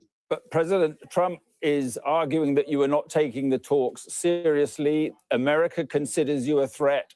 Israel clearly considers you a threat. And you are also, it is now obvious, are a threat to your own people, having killed so many people simply trying to protest and express their freedom of speech. That's not true. Which part of that? Come on, both of them. You Europeans, the European Union, European countries always regard themselves as the custodian of the rule of law. Show me just one single rule of law or logic that if one country regards another country as a threat, they are allowed under international law simply to launch an attack. But what kind of threat? Come on, what kind of threat do you think Iran was posing to the United States? Did we go to the Gulf of Mexico to attack the United States? They have come from 6,500 miles away to our shore. Right. They have created so many military bases around Iran. And right now, they are attacking Iran. And you are saying that Iran is a threat to Israel and to the United States? Well, you're clearly a threat to Israel. You want to destroy Israel. Now, President Trump wants regime change. Why do you say that? Why do you say that? Because no, come on. Please do not change the facts. It was the Israel and the United States that attacked Iran, not vice versa. In June, they attacked Iran. Right now, they are telling everyone clearly that we launched an attack against Iran. It was not Iran that launched an attack against the United States or Israel. But the position now is that President Trump is clearly after regime change. He wants the people of Iran to rise up and overthrow the government. Do you think that could happen? That's an illusion. That's, again, an unlawful act of aggression. That's against the right of self-determination of the people. The Iranian nation decided 47 years ago to overthrow the dictatorship that was supported by the United States. The Iranian nation knows how to take care of their destiny. It is not for any outsiders to claim that they are trying to help Iranian nation. Our people saw it by their own eyes when the United States tried to help us by killing innocent girls in Minab and other cities. Right. The junior schoolers were massacred in many cities in Iran. That was the kind of help that the United States are going to provide to Iranians. And by the way, that I think more or less this is the same help that perhaps they did it in 1953 when they launched the coup d'etat against Iran. But when you have killed so many people, thousands of people in those, it's a lie. It's a lie. We have reports. We gave the number. No, it's a lie. We have reports of 6,400, and the suggestion is many more. The exact number was 3,170%. Well, even if it's that, it's a lot of people. Of course it is. Even one precious life matters for us. But you have to tell this to the American administrations, to the Israelis, who agitated the public. They were part of this turning into violence, the peaceful protest. The peaceful protest was turned into violence by Israeli and American agents who were carrying weapons. We have got to the point where literally anybody can build a fully working app without knowing how to code. This is Base 44. This is a first look at the current industry-leading AI app builder, and you wouldn't believe the kind of apps that people are creating. smart nutrition apps, inventory trackers, onboarding tools, you name it. And if the only thing stopping me from making the app is their agents. Let me just ask you about Qatar and Saudi Arabia and other Gulf states who are saying that your attacks on those countries today, Qatar has said an unacceptable act of aggression. The Saudis are calling the attacks cowardly. You're antagonizing key intermediaries in this dispute with the United States. We are not attacking any of our neighbors. What we are doing is in exercise of our right of self-defense against the American and Israeli act of aggression. In fact, the United States is abusing the soil, the territory of our neighbors in order to carry out this unlawful act of aggression. And as I said, we attach high importance to our friendly relations with our neighbors in the Persian Gulf region. This morning, Minister Arafchi talked to his counterparts and assured them that these strikes have nothing to do with these countries. It is only targeting the bases that are the source of American aggression against Iran. How long do you think you can survive in this war? How long can you defend yourself for? We have to defend ourselves. We have no other choice other than defending ourselves with all might. Can you see the talks ever resuming after what has happened? We prefer right now to focus on defending our territory, defending our national security, defending our people. And just finally, is it the intention of Iran to effectively close the Straits of Hormuz? As I said right now, we are focusing on how to defend in the best way possible our people and our territory against this act of aggression. Our armed forces understand, our armed forces decide how best to defend our territory and our sovereignty against this act of aggression. But could that include effectively closing the Straits of Hormuz? As I said, the way we would defend ourselves depends on the decision by our brave armed forces. Mr. Bagai, thank you very much for being with us. Thank you. Thank you.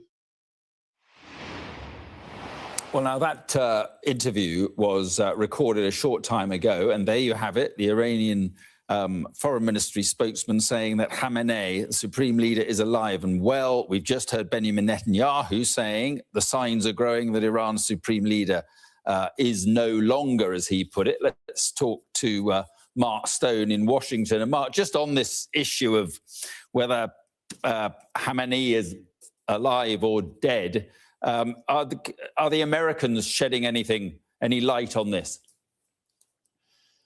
No. In a word, President Trump is down in Mar-a-Lago, which in and of itself is relatively remarkable. I can't think of a time other than Trump and Venezuela at the beginning of the year when an American president has not been at the White House when something like this is launched. With Venezuela, which be in no doubt was a completely different situation. It was a one and done, in and out moment. This is not. But for Venezuela, he was in Mar-a-Lago at a makeshift situation room.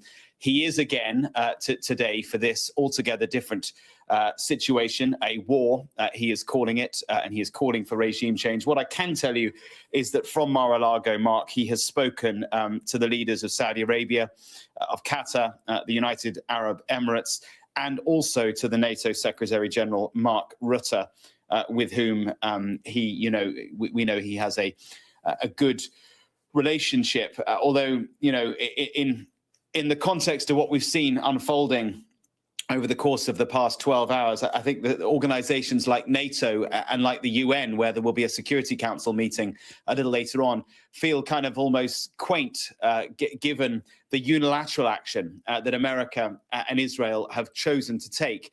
And we have seen over the course of the day the diplomatic maneuvers that have gone on with different countries, perhaps privately reluctant to put themselves side by side with the United States, but one by one doing so in their kind of nuanced way. I mean, Canada and Australia quite quick out of the blocks.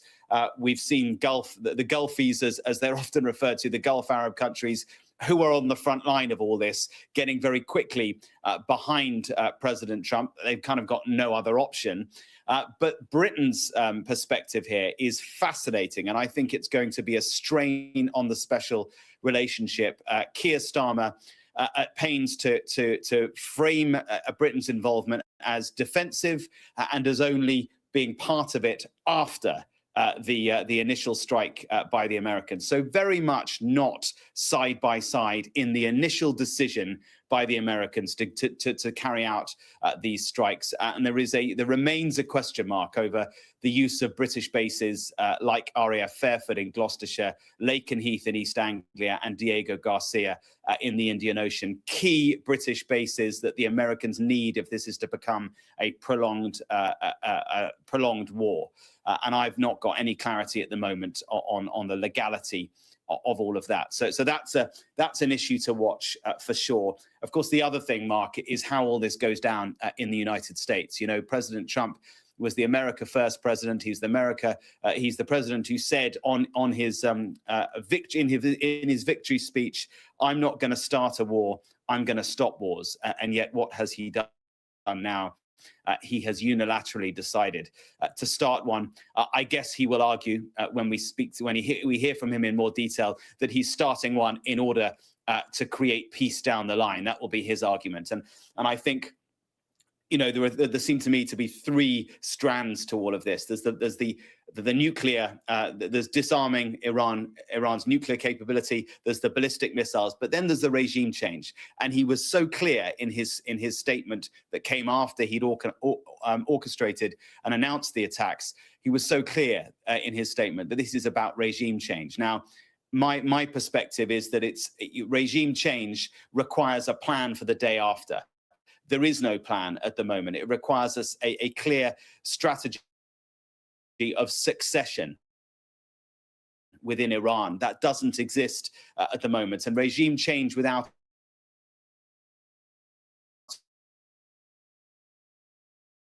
all of that, the gamble would have paid off.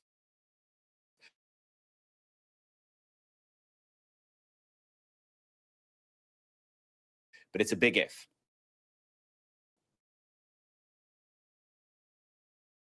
Said that it would take Iran several years to recover from this attack. And he said, interestingly, he said that on these talks, I understood from that, he apparently told Axios that they didn't really want a deal. So President Trump speaking to Axios, it seems, rather than the nation, which itself is, well, quite extraordinary.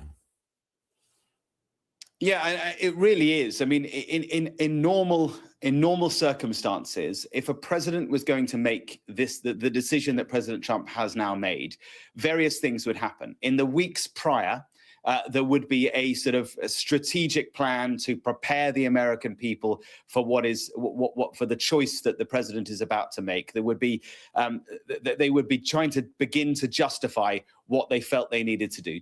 President Trump did not do that. Yes, when he was asked, he kind of justified why he might need to take military action, but there was never a sort of conscious effort to explain to the American people why this action was necessary. It was the State of the Union on Tuesday. That was the perfect forum to be able to do that. And yet it was an hour into his speech, more than an hour into his speech, before he started talking about Iran. And when he did, my sense was he was almost trying to give diplomacy a chance. So I think that's really important. He hasn't got congressional approval for this either. There is a almost a constitutional imperative to get congressional approval. He has decided not to do that as well. And as I said, there is. I was speaking to an ambassador last week of a European country who said to me, we do not have a day after plan for Iran. Now that's striking. If this all spirals, there is no day after plan for Iran. We all remember Afghanistan, and we certainly all remember Iraq after 2003. No plan and years of war. Yeah. Okay, Mark, thank you very much indeed. Just another line from President Trump speaking to the website Axios. He says, I've had a great conversation with Benjamin Netanyahu. We're on the same wavelength. So that there from President Trump. Joining me now is Elliot Abrams, Special Representative for Iran during President Trump's first term. Thank you very much for being with us. And if, as Benjamin Netanyahu seems to be saying, that the Supreme Leader Khamenei is, as he puts it, no longer, if he is dead, what impact would that have on Iran and this whole situation, do you think? It's a probable war aim to get him out. And if the desire is to bring down the regime, then killing him is a piece of that. I do want to say, I think what your correspondent, Mark, just said is wrong. Trump broke two of his rules here, the one and done rule and the no casualties rule. He did not break the no invasion rule. This is not like Afghanistan and Iraq. There are 0 American troops going to be in Iran. So this may be a 2-day war, it may be a 10-day war, but the references to Afghanistan and Iraq, I think, are wrong. Well, I think the point that Mark Stone was making was that when you start these things, you don't know how they end. And I mean, obviously, Iraq ended in a quagmire. Afghanistan didn't go that well. And his suggestion was that once you start this and you have an air campaign, you know, it's all very uncertain and unpredictable. It's certainly unpredictable, but the president is not going to be sending American troops into Iran.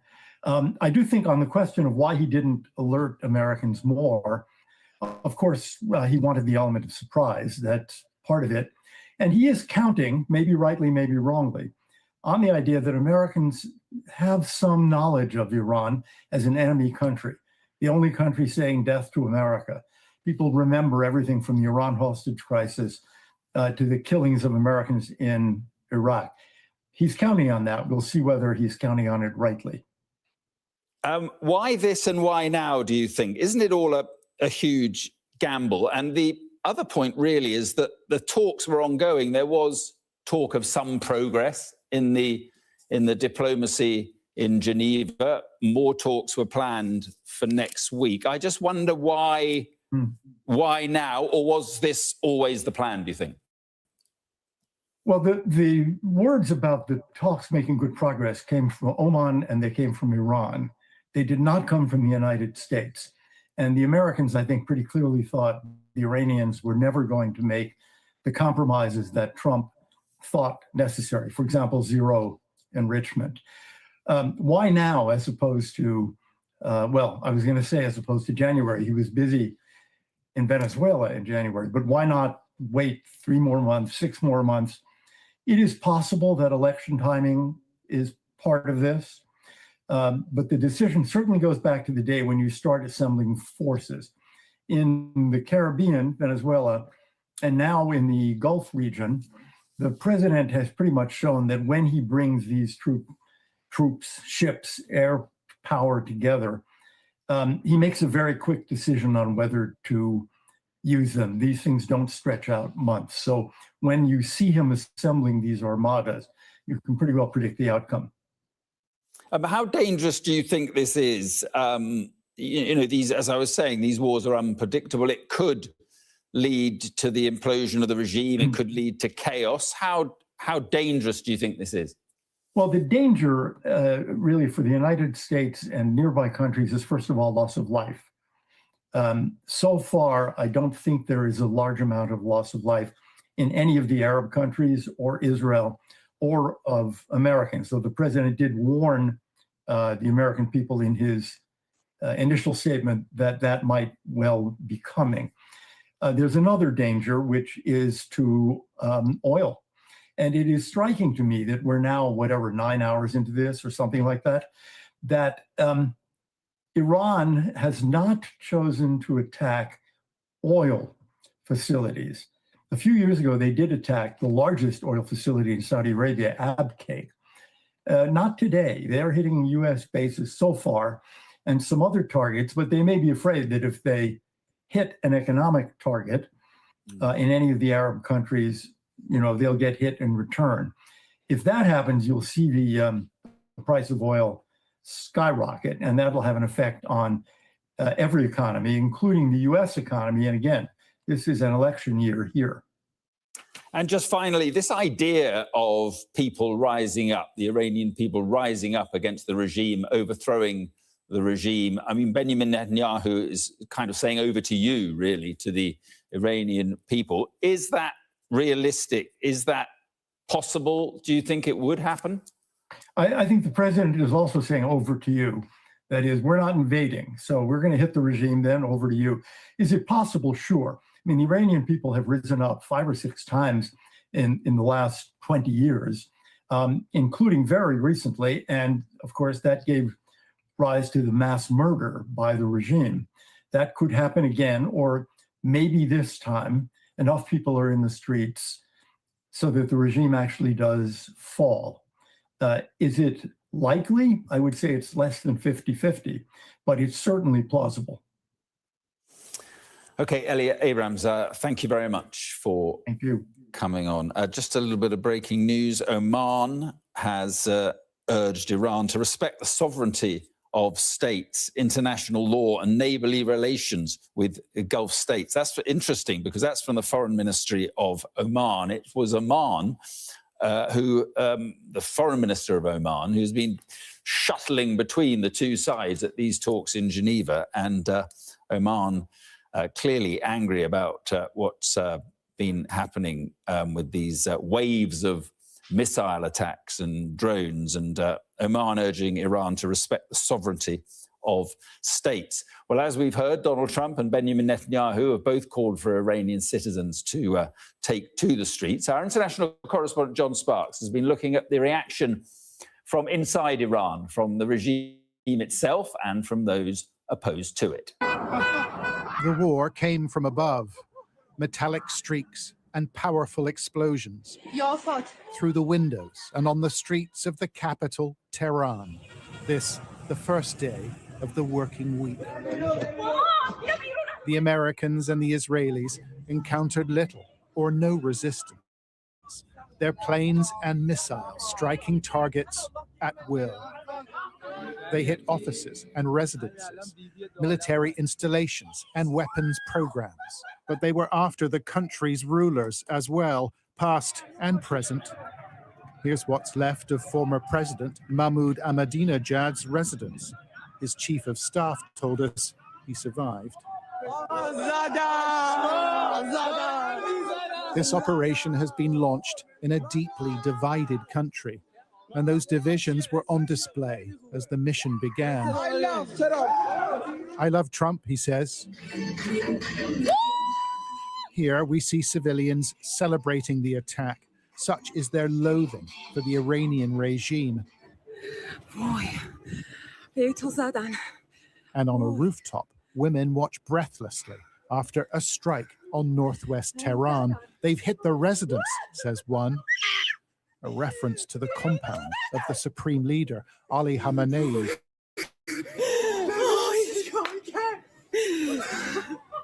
Yet the Islamic Republic has supporters as well, and they took to the streets with impromptu rallies. God is great, chants this man, and collective prayer for themselves, for their leaders, for the regime.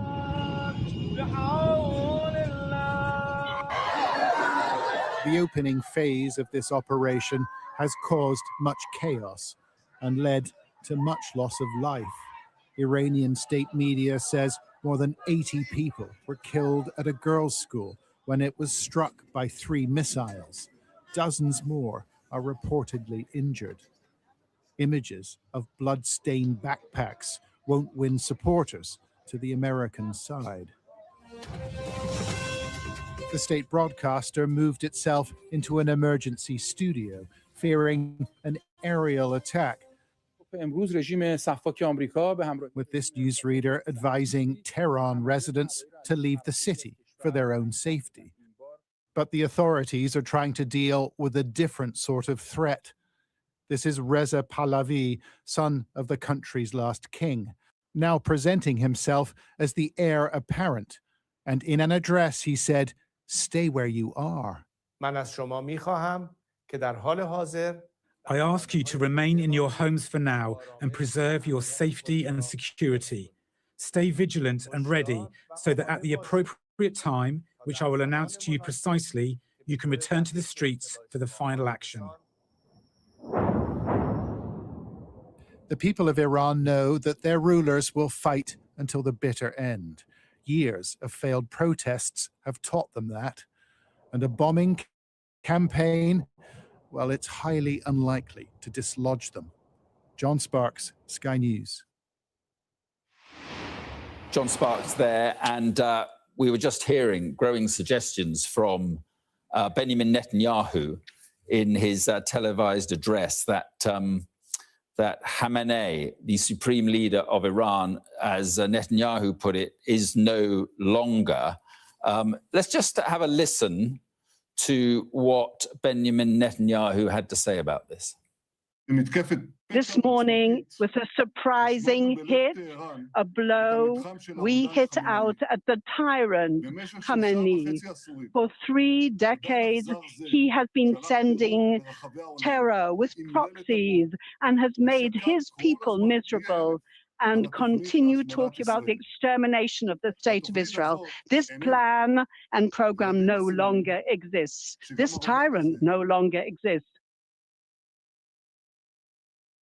So many signs that Khamenei is no longer. I spoke to the foreign ministry spokesman in Iran just about an hour ago, hour and a half ago, and he said that Khamenei was safe and well. Now we're hearing also from a senior Israeli official who has been speaking to the Reuters news agency and who is saying that Khamenei is dead and his body has been found. That's according to a senior Israeli official, according to the Reuters news agency. Dominic Waghorn is here with me. So this is coming out in drips and drabs, really, from the Israeli side, clearly.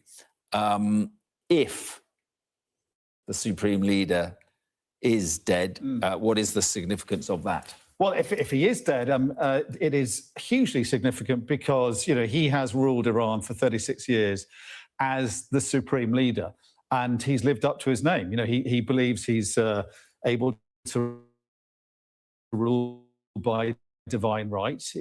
His sort of religious and political writs intervenes and intrudes into everybody's lives and the minutest details of those lives. And his personality, really, as well as his politics, have kind of defined the way Iran conducts itself on the world stage as much as the way his government conducts itself at home. So I think, you know, we need to be cautious because it will be momentous news. And what we can say at the moment is the Israelis believe he is dead, and they're getting more and more forthright, aren't they, about what they believe has happened to him and their belief that he's dead. And we've just heard, all we can say from the Iranian point of view is that we've heard from Ismail Baghai, the spokesman for the foreign minister that you spoke to, who said that as far as he knows, he's safe and sound. And that echoed what Syed Abbas Araghchi, his boss and foreign minister, said as well. I think it's interesting they both use the same words. Yeah. It suggests they're reading from a script, and it's slightly suspicious, I think, that they did so. But we'll wait to have final confirmation that he is dead. I mean, he's old and ill, so presumably there was some.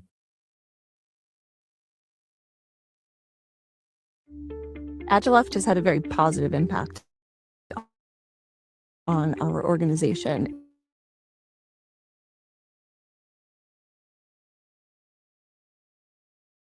It is,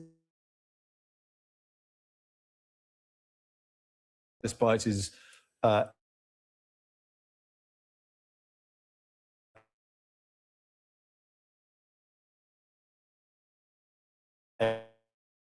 age and his, could it be the commander who might replace him?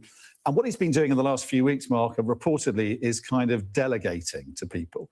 Most recently to Ali Larijani, who's a former nuclear negotiator, who's a hardliner, saying that if he's killed, then Larijani will replace him. So kind of securing lines of command and succession there. And so that could mitigate, I guess, the impact of a power vacuum. But I think it's fair to say that, if he is dead, there's going to be a power struggle.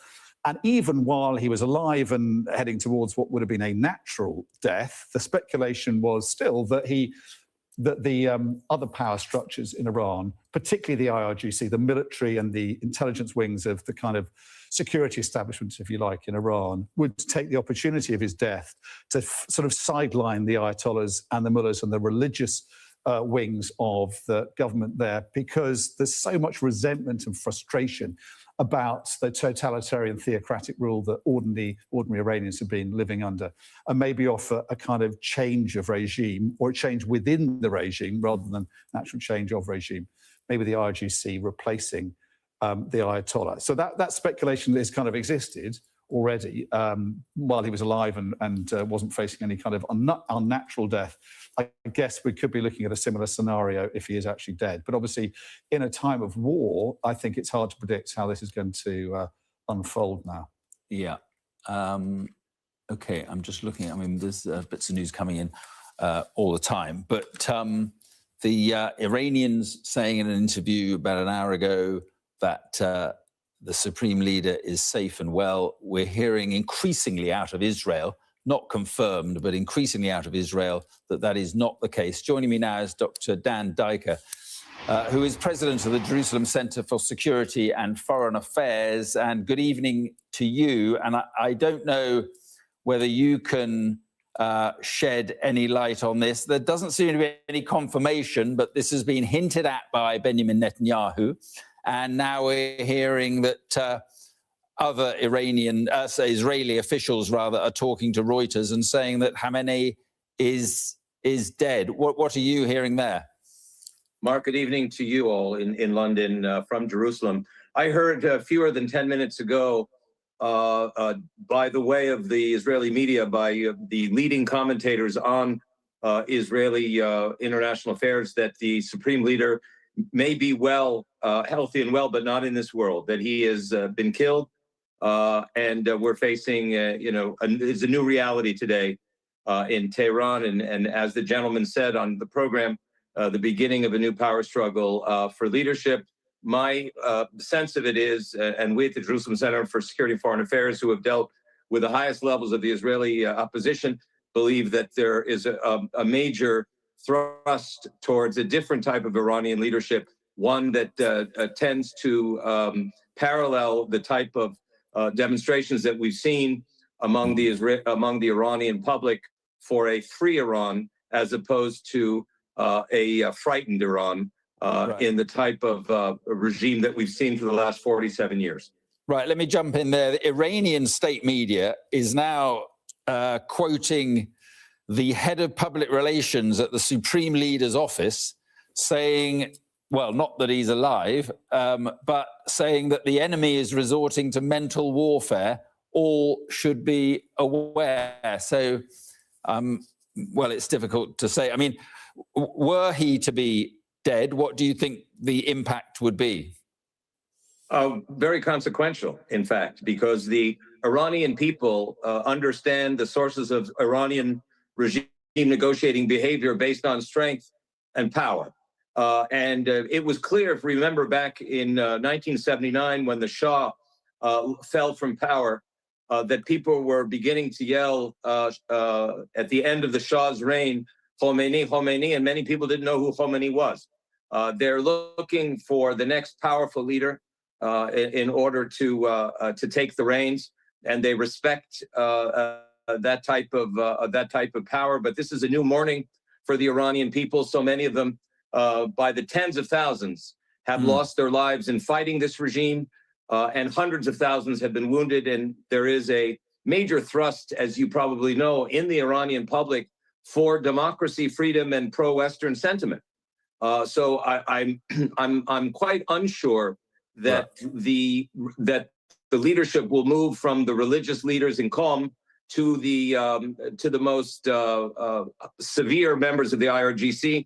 I'm quite sure that the United States and its allies, particularly Israel, would like to see a free Iran. And Prime Minister Netanyahu just minutes ago was shown to speak directly to the Iranian people, similar to President Trump, saying, take your future in your own hands, the future of freedom, the future of security and liberty out of and the end of so many decades of fear, trembling, and trauma that this murderous regime has enforced on its own people, and by the way, on Brits and on Israelis and on Americans as well over the last 4.5 decades. Now, what about the timing of this? I mean, I asked because there were these reports suggesting that there was some progress in this diplomacy in Geneva, a deal, we were told, by Oman, the foreign minister who was dealing with it, and by the Iranians, a deal was within reach. So why attack now? You know, if we had gone back in the middle of the 20th century when Prime Minister Winston Churchill, after during the evacuation of Dunkirk, was talking about fighting in the streets, fighting in the hills, fighting in the cities, we will never surrender. We are dealing with not only this era's Nazi regime, but we are dealing with a Nazi regime on steroids that is actually a regime that enters into hospitals and shoots children in the face. Would you trust such a regime to talk about diplomacy? This is really an issue of civilization opposite the worst form of barbarism. And in fact, I must say, as somebody who calls himself a student of the Middle East and of Iran, that there is a concept, as you probably are familiar with, called taqiyya, which is dissimulation, which is saying what it is that your adversaries or those sitting across would like to hear from you. The Iranian regime cheats, robs, and steals. That's what they do. That's what they believe. And that's why, in the end of the day, President Trump did not fall for that. And after this complete collapse, there was a collapse in diplomacy because the sides, factually speaking, did not agree on any of the conditions. Right. Just finally, isn't it the truth, though, that Benjamin Netanyahu always wanted diplomacy to fail, really? He wanted to launch a military attack like this. Not at all. Not at all. He would be very happy to engage in the kind of diplomacy that he was actually taking the risk, together with President Trump, to engage in opposite the new powers in Gaza, even those that come from the Palestinian Authority, who have incited to mass murder, who have incentivized its people to terror. So no, he very much wanted diplomacy, and in fact, let me please just finish the sentence. Prime Minister Netanyahu and the IDF have issued leaflets to the Iranian people telling them where to evacuate in order to avoid any civilian deaths. But as far as the regime is concerned, there's no one home to negotiate with. This is our era's version of the Nazi regime, and as Prime Minister Churchill said, they must be defeated. Dr. Dijker, well, I'm sorry, we've got to move on, but I appreciate you coming on. Thank you very much. Thank you. Just some breaking news. Reuters, quoting a senior Trump administration official, is saying the US had indications that Iran had intended to strike preemptively, and that President Trump decided not to let US forces absorb attacks from missiles. The senior Trump administration official, looking on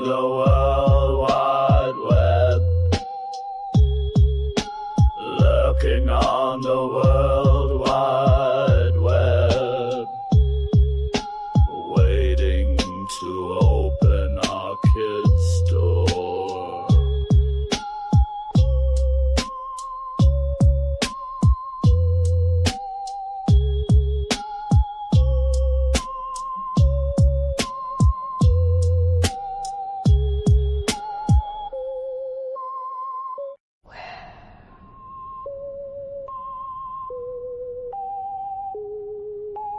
Where did all the Nazis go?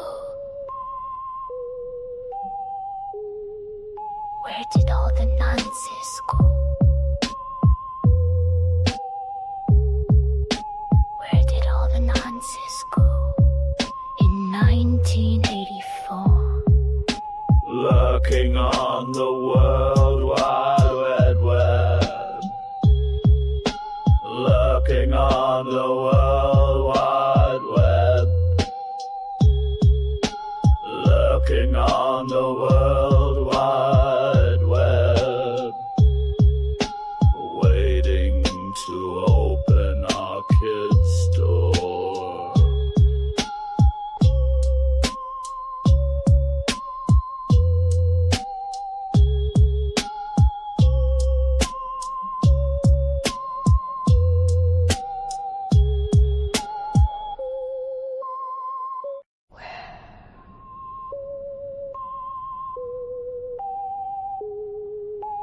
Where did all the nonsense go?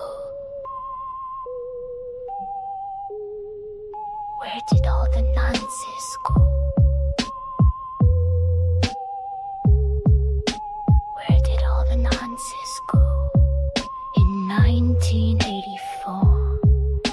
Lurking on the World Wide Web. Lurking on the World Wide Web. Lurking on the World Wide Web. Waiting to open our kids' door.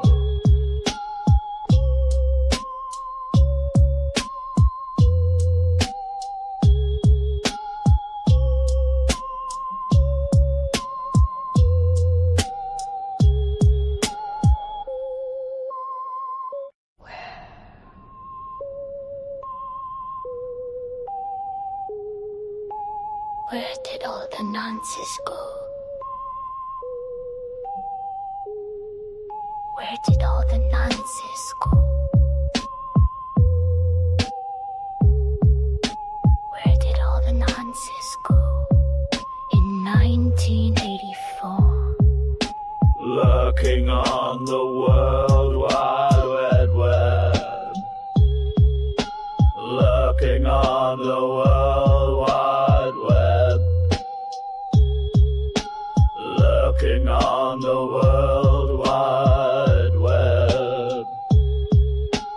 Waiting to open our kids' door.